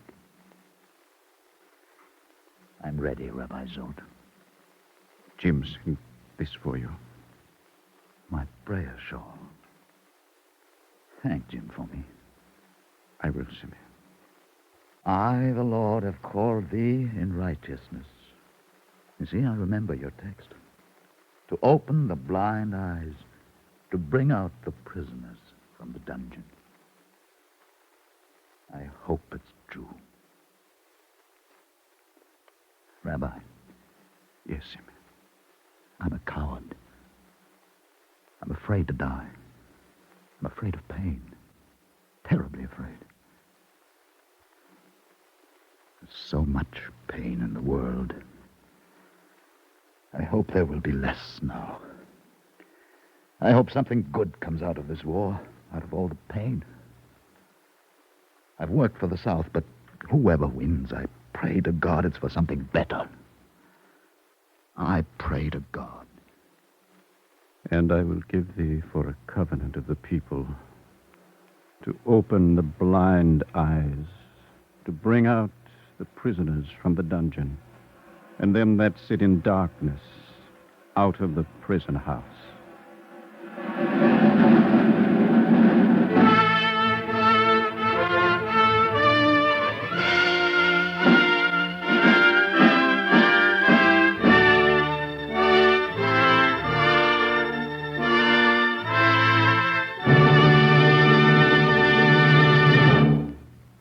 If you would like a copy of today's script, please send your name and address with 10 cents to cover the cost of postage and handling to the Jewish Theological Seminary of America, 3080 Broadway, New York 27, New York.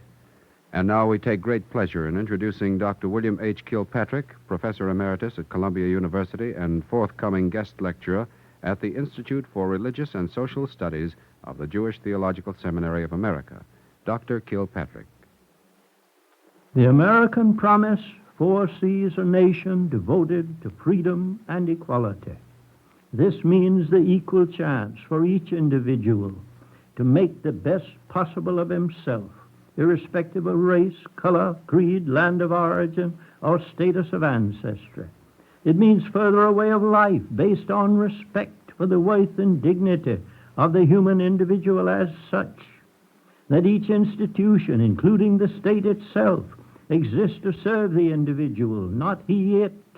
It still further means that each individual shall have equal opportunity with others, on merit only, and without group discrimination, at all desirable living, in schools, in playgrounds, in railroads, in hotels, in restaurants, in job holding, in residential quarters.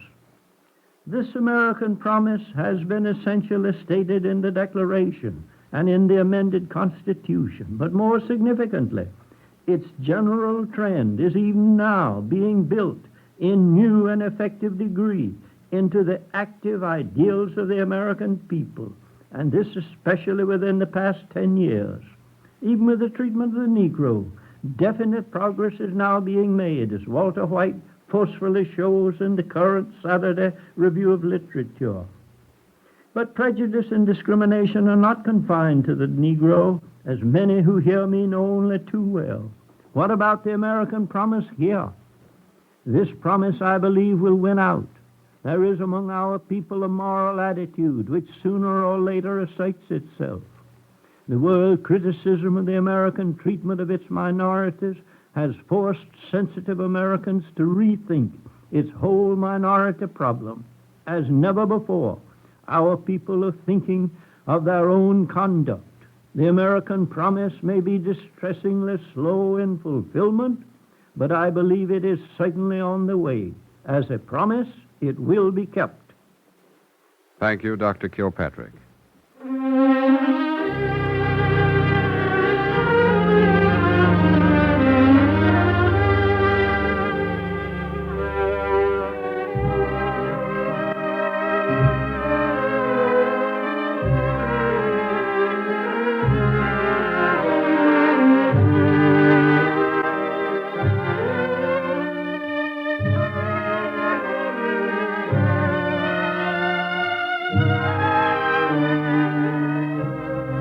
Our Eternal Light drama today, Mr. Lincoln and the Rabbi, was written by Morton Wishengrad.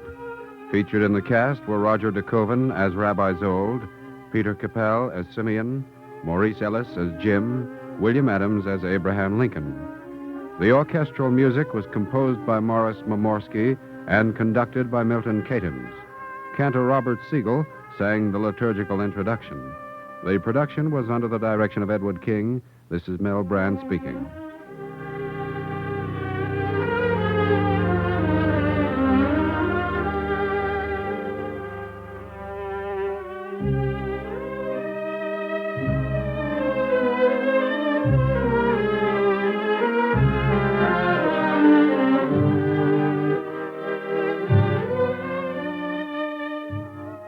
Free time to present the Eternal Light is made available by the National Broadcasting Company and its affiliated independent stations. This weekly program is presented under the auspices of the Jewish Theological Seminary of America.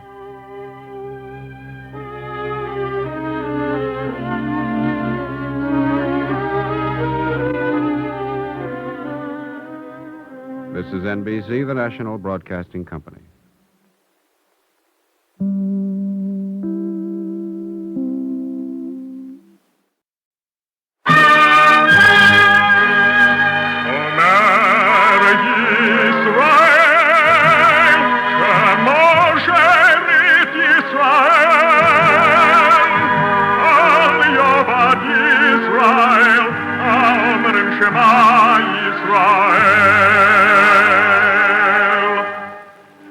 And the Lord spake unto Moses, saying, Command the children of Israel that they bring unto thee pure oil olive, beaten for the light, to cause the lamps to burn continually in the tabernacle of the congregation.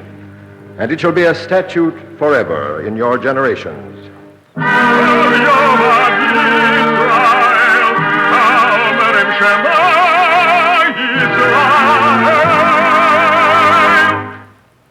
The Eternal Light.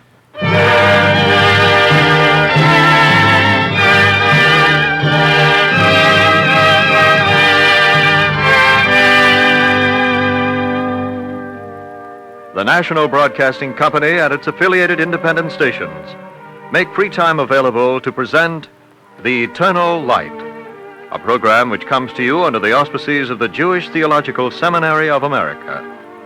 Today's program, As a Wind That Blows, starring Eileen McMahon, is presented in observance of the high holy day season and was written by Morton Wishengrad.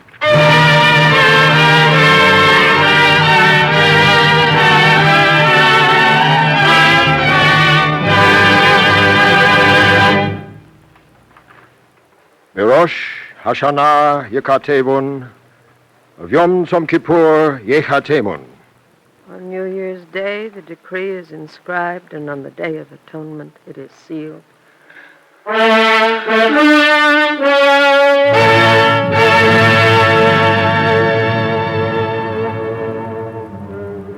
How many shall pass away, and how many shall be born? Her name, Jesse Jonas Judah. Who shall live And who shall die? The place, New York City. Who shall attain the measure of man's days, and who shall not attain it? The time, a bad time, September 1798. Who shall perish by fire, and who by water, who by hunger, and who by thirst, who by earthquake, and who by plague. Now that's enough of the book. I don't want to read any more, Benjamin. If you want to go to the synagogue, you can go. I am not going. You can't mean that, Mother. Have you ever known me to say what I didn't mean? Tonight is the most important Sabbath of the year. It will be a Sabbath without me. People will notice. They will ask questions. And tell them the truth. Say, I am not coming. I'll be saying Kaddish. If it pleases you, by all means. If you were there, Mother, you could say Amen. Amen to a lie. I shock you. Yes, Mother. Oh, a grown man of 35 years, and you can still be shocked. Benjamin, you are my son, but you are a simpleton. It's very likely. I'm sorry you're not coming. Be glad. Because if I went, I would curse God. Now, go to the synagogue. Go on. Let me alone.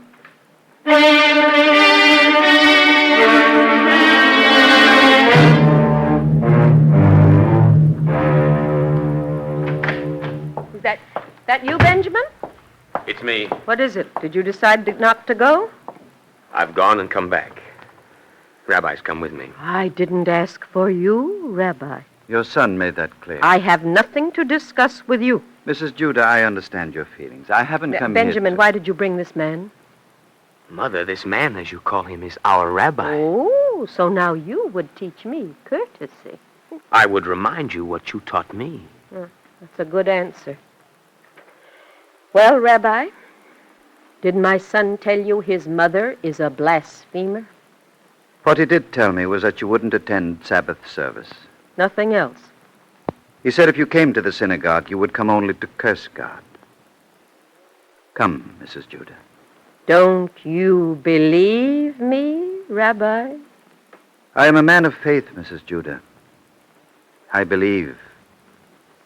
Come to the synagogue and curse God.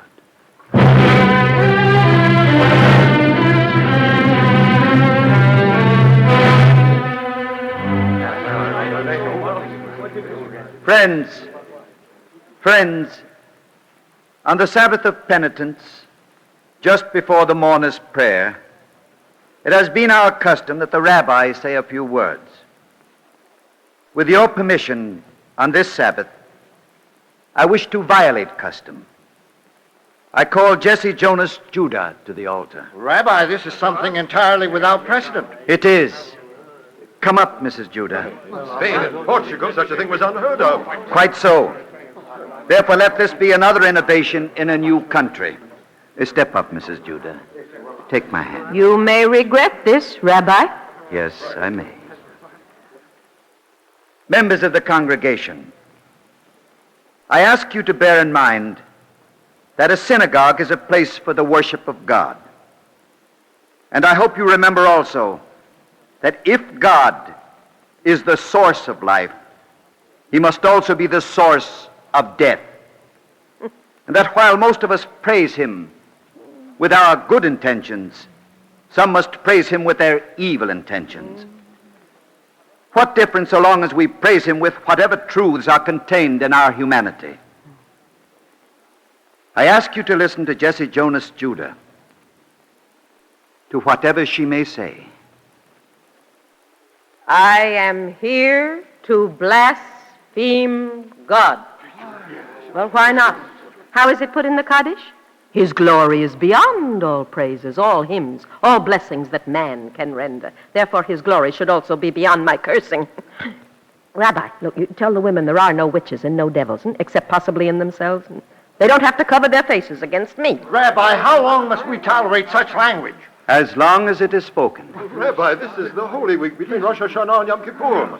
So it is. Do you know a better week for the expression of agony? Does she look as though she's come here to make a jest? Continue, Mrs. Judah.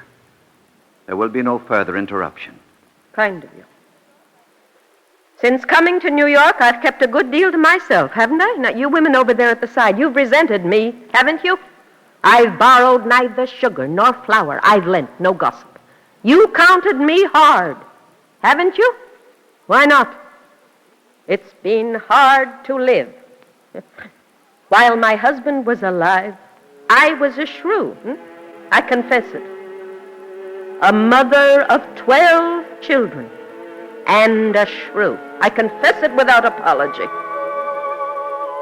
Ambition can make a nag of a woman whose eldest son is not yet 20, whose youngest boy is only 3.5. Now, don't be alarmed. I shall not speak of all 12 children. Only of Benjamin, the oldest, and of Walter, the youngest. On October 19th, 1781, I remember the date too well, my husband died. Well, let him rest in peace. And so I wept, remembering the dead, as befits a widow. But there were 12 children, and so I stopped weeping, as befits a mother, remembering the living.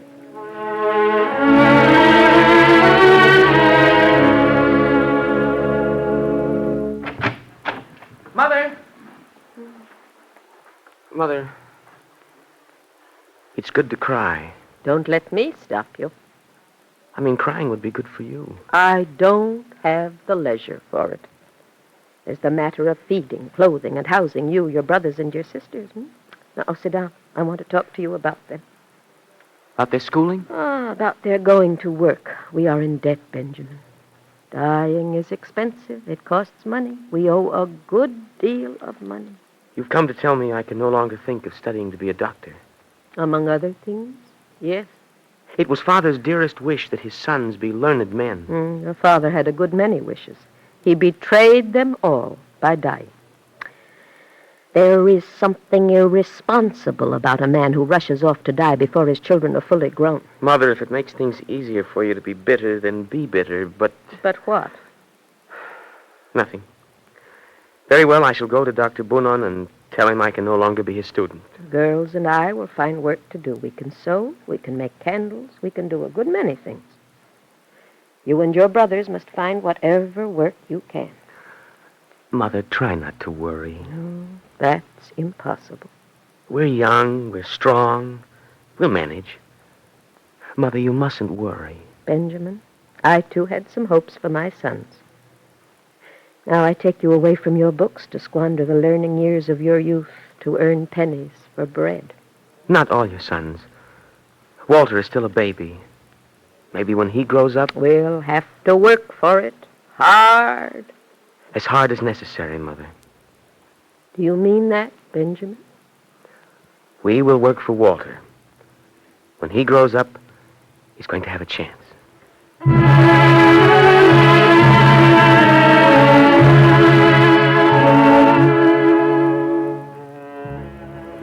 Well, what more do you want to know?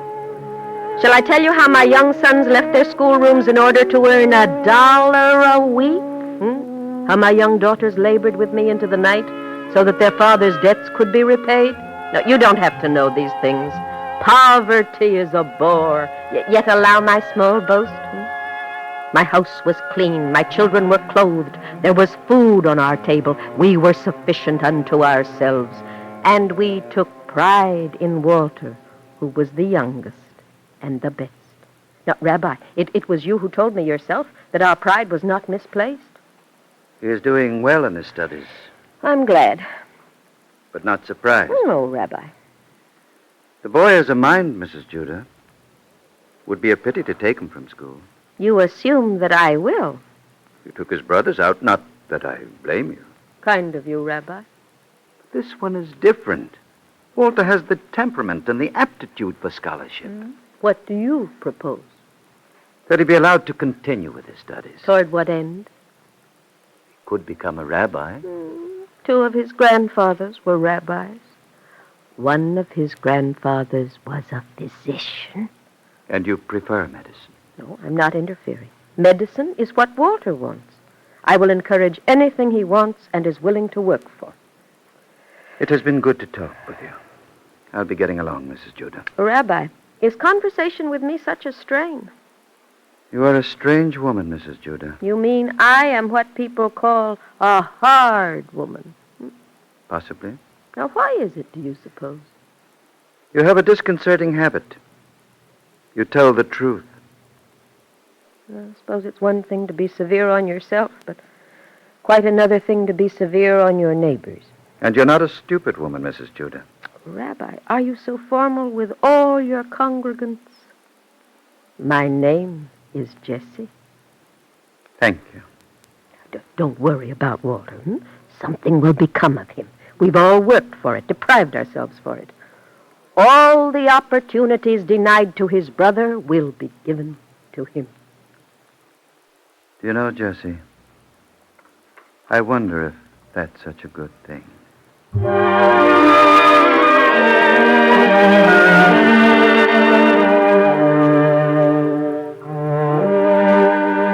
What else shall I tell you? That Walter was handsome? Yes, he was handsome. Shall I tell you that he was good? Very well, he was good. Or shall I tell you that there was a great day in my life? The day when he was 17, when he came to his brother Benjamin and to me and kissed us? I'm enrolled. I'm a student at Columbia Medical College. I knew that they would accept you. I knew they couldn't refuse you. Dr. Walter Judah. Well, in a few years, Mother. And you're happy. Oh, what do you think? I think you're happy. What are you staring at? At you? Benjamin, you tell your brother it's quite improper for a young man to stare at his mother. Can't help himself. Why can't he help himself? You're smiling. Oh, is that why, Walter? I don't know you, Mother. Like someone I've met for the first time. Very well, then. I shall smile forever. Ah, when you make a promise like that, you're supposed to laugh. Well, how was that? Pretty good, but you'll do it better as you go along. Oh, don't be discouraged, Mama. Give yourself time.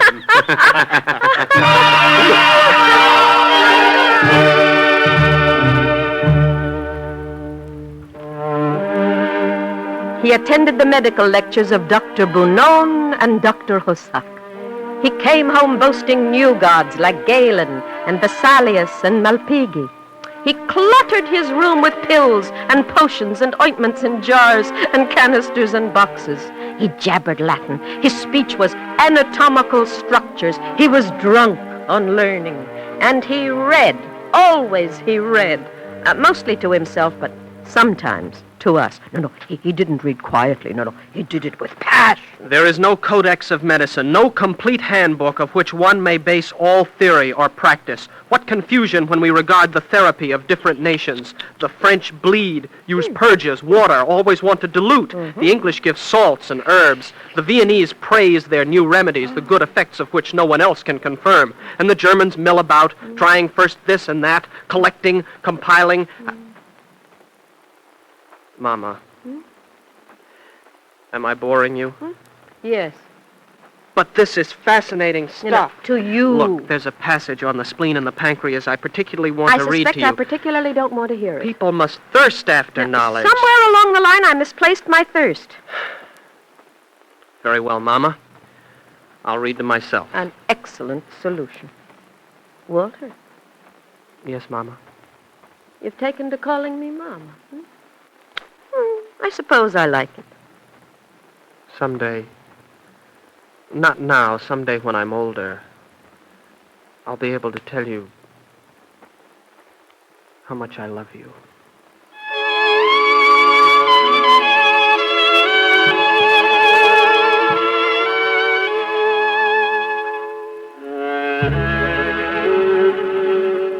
A woman bears 12 children, and to each child she gives her love.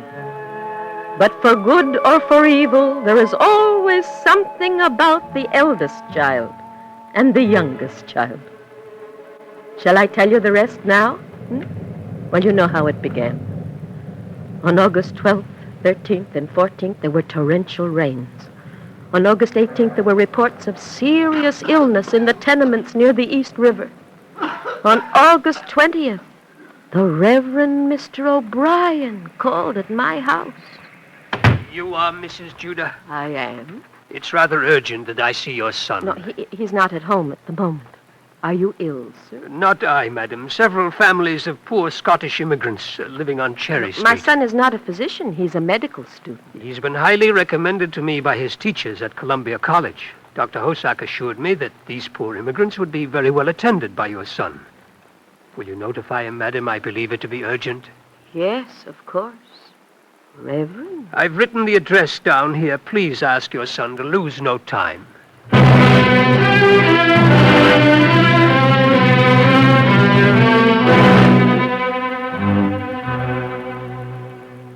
When did you first feel sick? 3 days ago it was. It came on sudden, no warning. Did you have a chill? Aye, first a chill, and then a terrible headache and pain in my back. Pain here? Aye, you knew the place. Mm-hmm. Turn your eyes to the light. Let me see your tongue. All right. Thank you. What is it, sir? It's a fever. You'll need some medicine. I have no money, sir. No, don't worry about that. Just keep covered. I'll see you tomorrow. Thank you. Reverend, have you been waiting in the hall? I have, Mr. Judah. You look pale, sir. I couldn't breathe in there. Do all immigrants live in such places? Some have it worse. You'll see places that want every single necessity of life. Subterranean apartments that admit no light. Not even a stool to sit on, nor a bed to lie upon.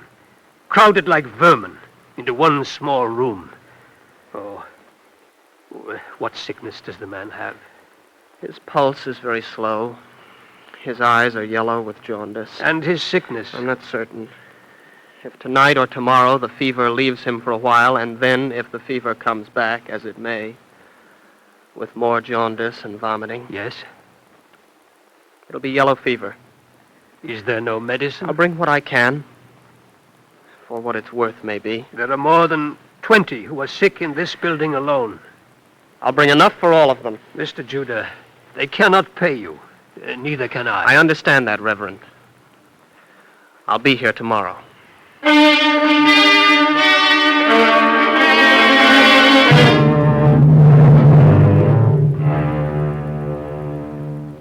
$50 is a good deal of money. I know it, Benjamin. I may even need more. Since you're borrowing the money from me, could I know what it's for? Medicine? Those immigrants on Cherry Street? Yes, Benjamin. They aren't your responsibility. I know. What's wrong with them, Walter? Yellow fever. You're sure? In every case, there was a fall of temperature, then a period of calm, followed by a rise in temperature. Increased jaundice, hemorrhages into the skin, black vomit. Doesn't sound very pretty. Yellow fever isn't pretty. Are you taking care of yourself? As best I can. You're not a doctor, Walter. Why don't you turn these cases over to an experienced physician? Oh, Benjamin, these immigrants have no money to pay a doctor. Besides, every doctor in New York City is now busy day and night with similar cases. If I don't attend them, they have no one. They need medicine, Benjamin. I'll have the money for you in half an hour. Has Mother spoken to you? No. All the hopes she had for the rest of us are concentrated in you. You are all the things we wanted to become and couldn't. Benjamin, I'll be very careful. For my own sake, too.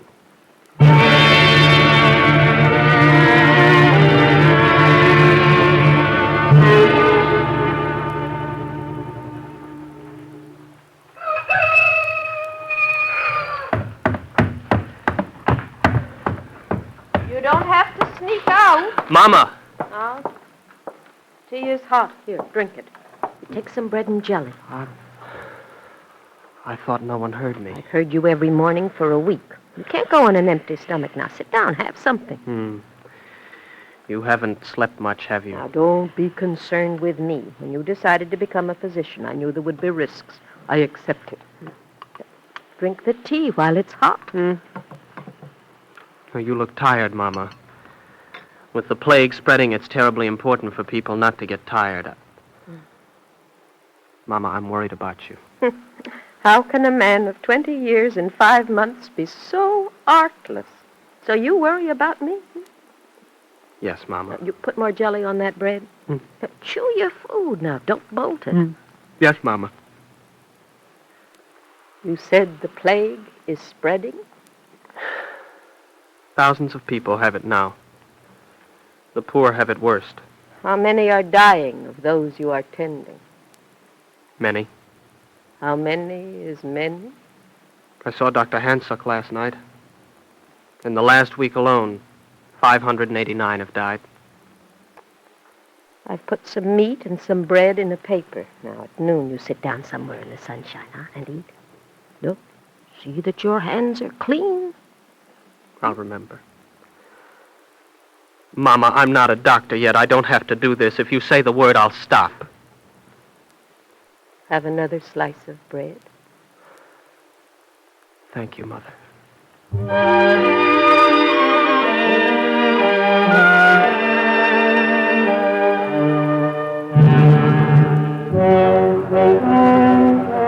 On the first day of the Hebrew month Tishri, I came here to this same synagogue, and I welcomed the New Year with you.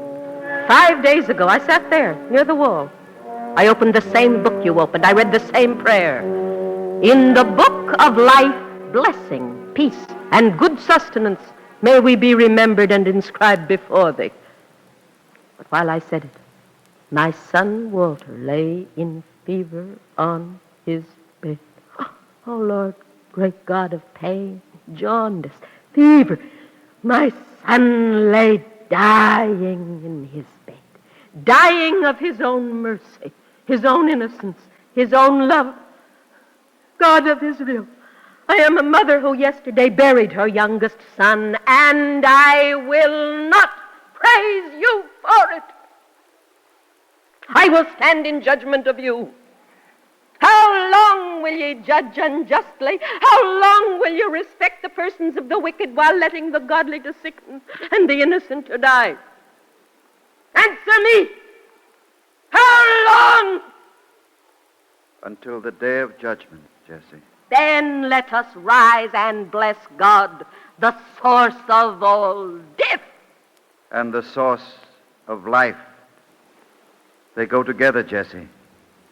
What begins in life must end in death. That's all you have to tell me. Isn't it enough? Death is the truth of life. The certainty of death is what makes life precious. It is time for the mourner's prayer. Benjamin, will you say the Kaddish for your brother? Magnified and sanctified be the name of God throughout the world, which he hath created according to his will. May we behold his kingdom established on earth speedily and in our day, so that God may rule over us all. Amen. May he who maketh peace in the high places make peace for Israel. And say ye, Amen. Amen. Jesse, Judah, you did not say amen? No, I did not. You cannot refuse. I can. If it were a prayer for yourself, you could refuse. If it were a prayer for your son, you could refuse. But this is a prayer, not only for yourself, not only for Israel. The prayer is for all mankind. You cannot refuse all mankind. Walter Judah did not refuse. Jesse Judah, say you, Amen. It will not bring my son back to life, but for all mankind.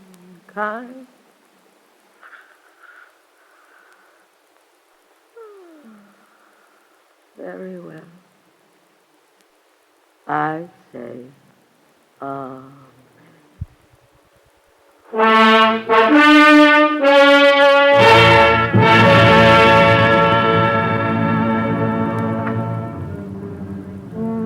At Chatham Square in New York City, you will find a tiny cemetery where lie buried the ancient dead.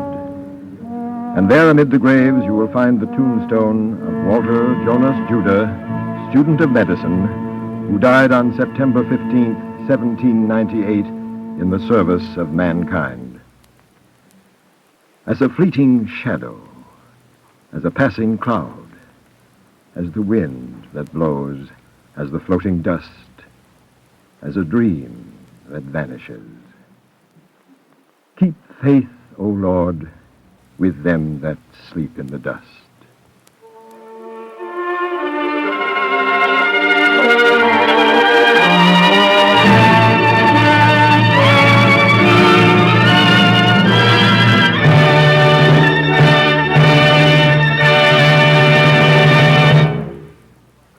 If you would like a copy of today's script, please send your name and address with 10 cents to cover the cost of postage and handling to the Eternal Light, 3080 Broadway, New York 27, New York. Our Eternal Light drama starring Aline McMahon in As a Wind That Blows was presented in observance of the High Holy Day season and was written by Morton Wishengrad. William Redfield was heard as Walter, Leon Janney as Benjamin, and Santos Ortega as the Rabbi. The music was composed by Morris Pomorsky, conducted by Milton Catons. Robert Siegel sang the liturgical music. The production directed by Edward King. This is NBC, the National Broadcasting Company.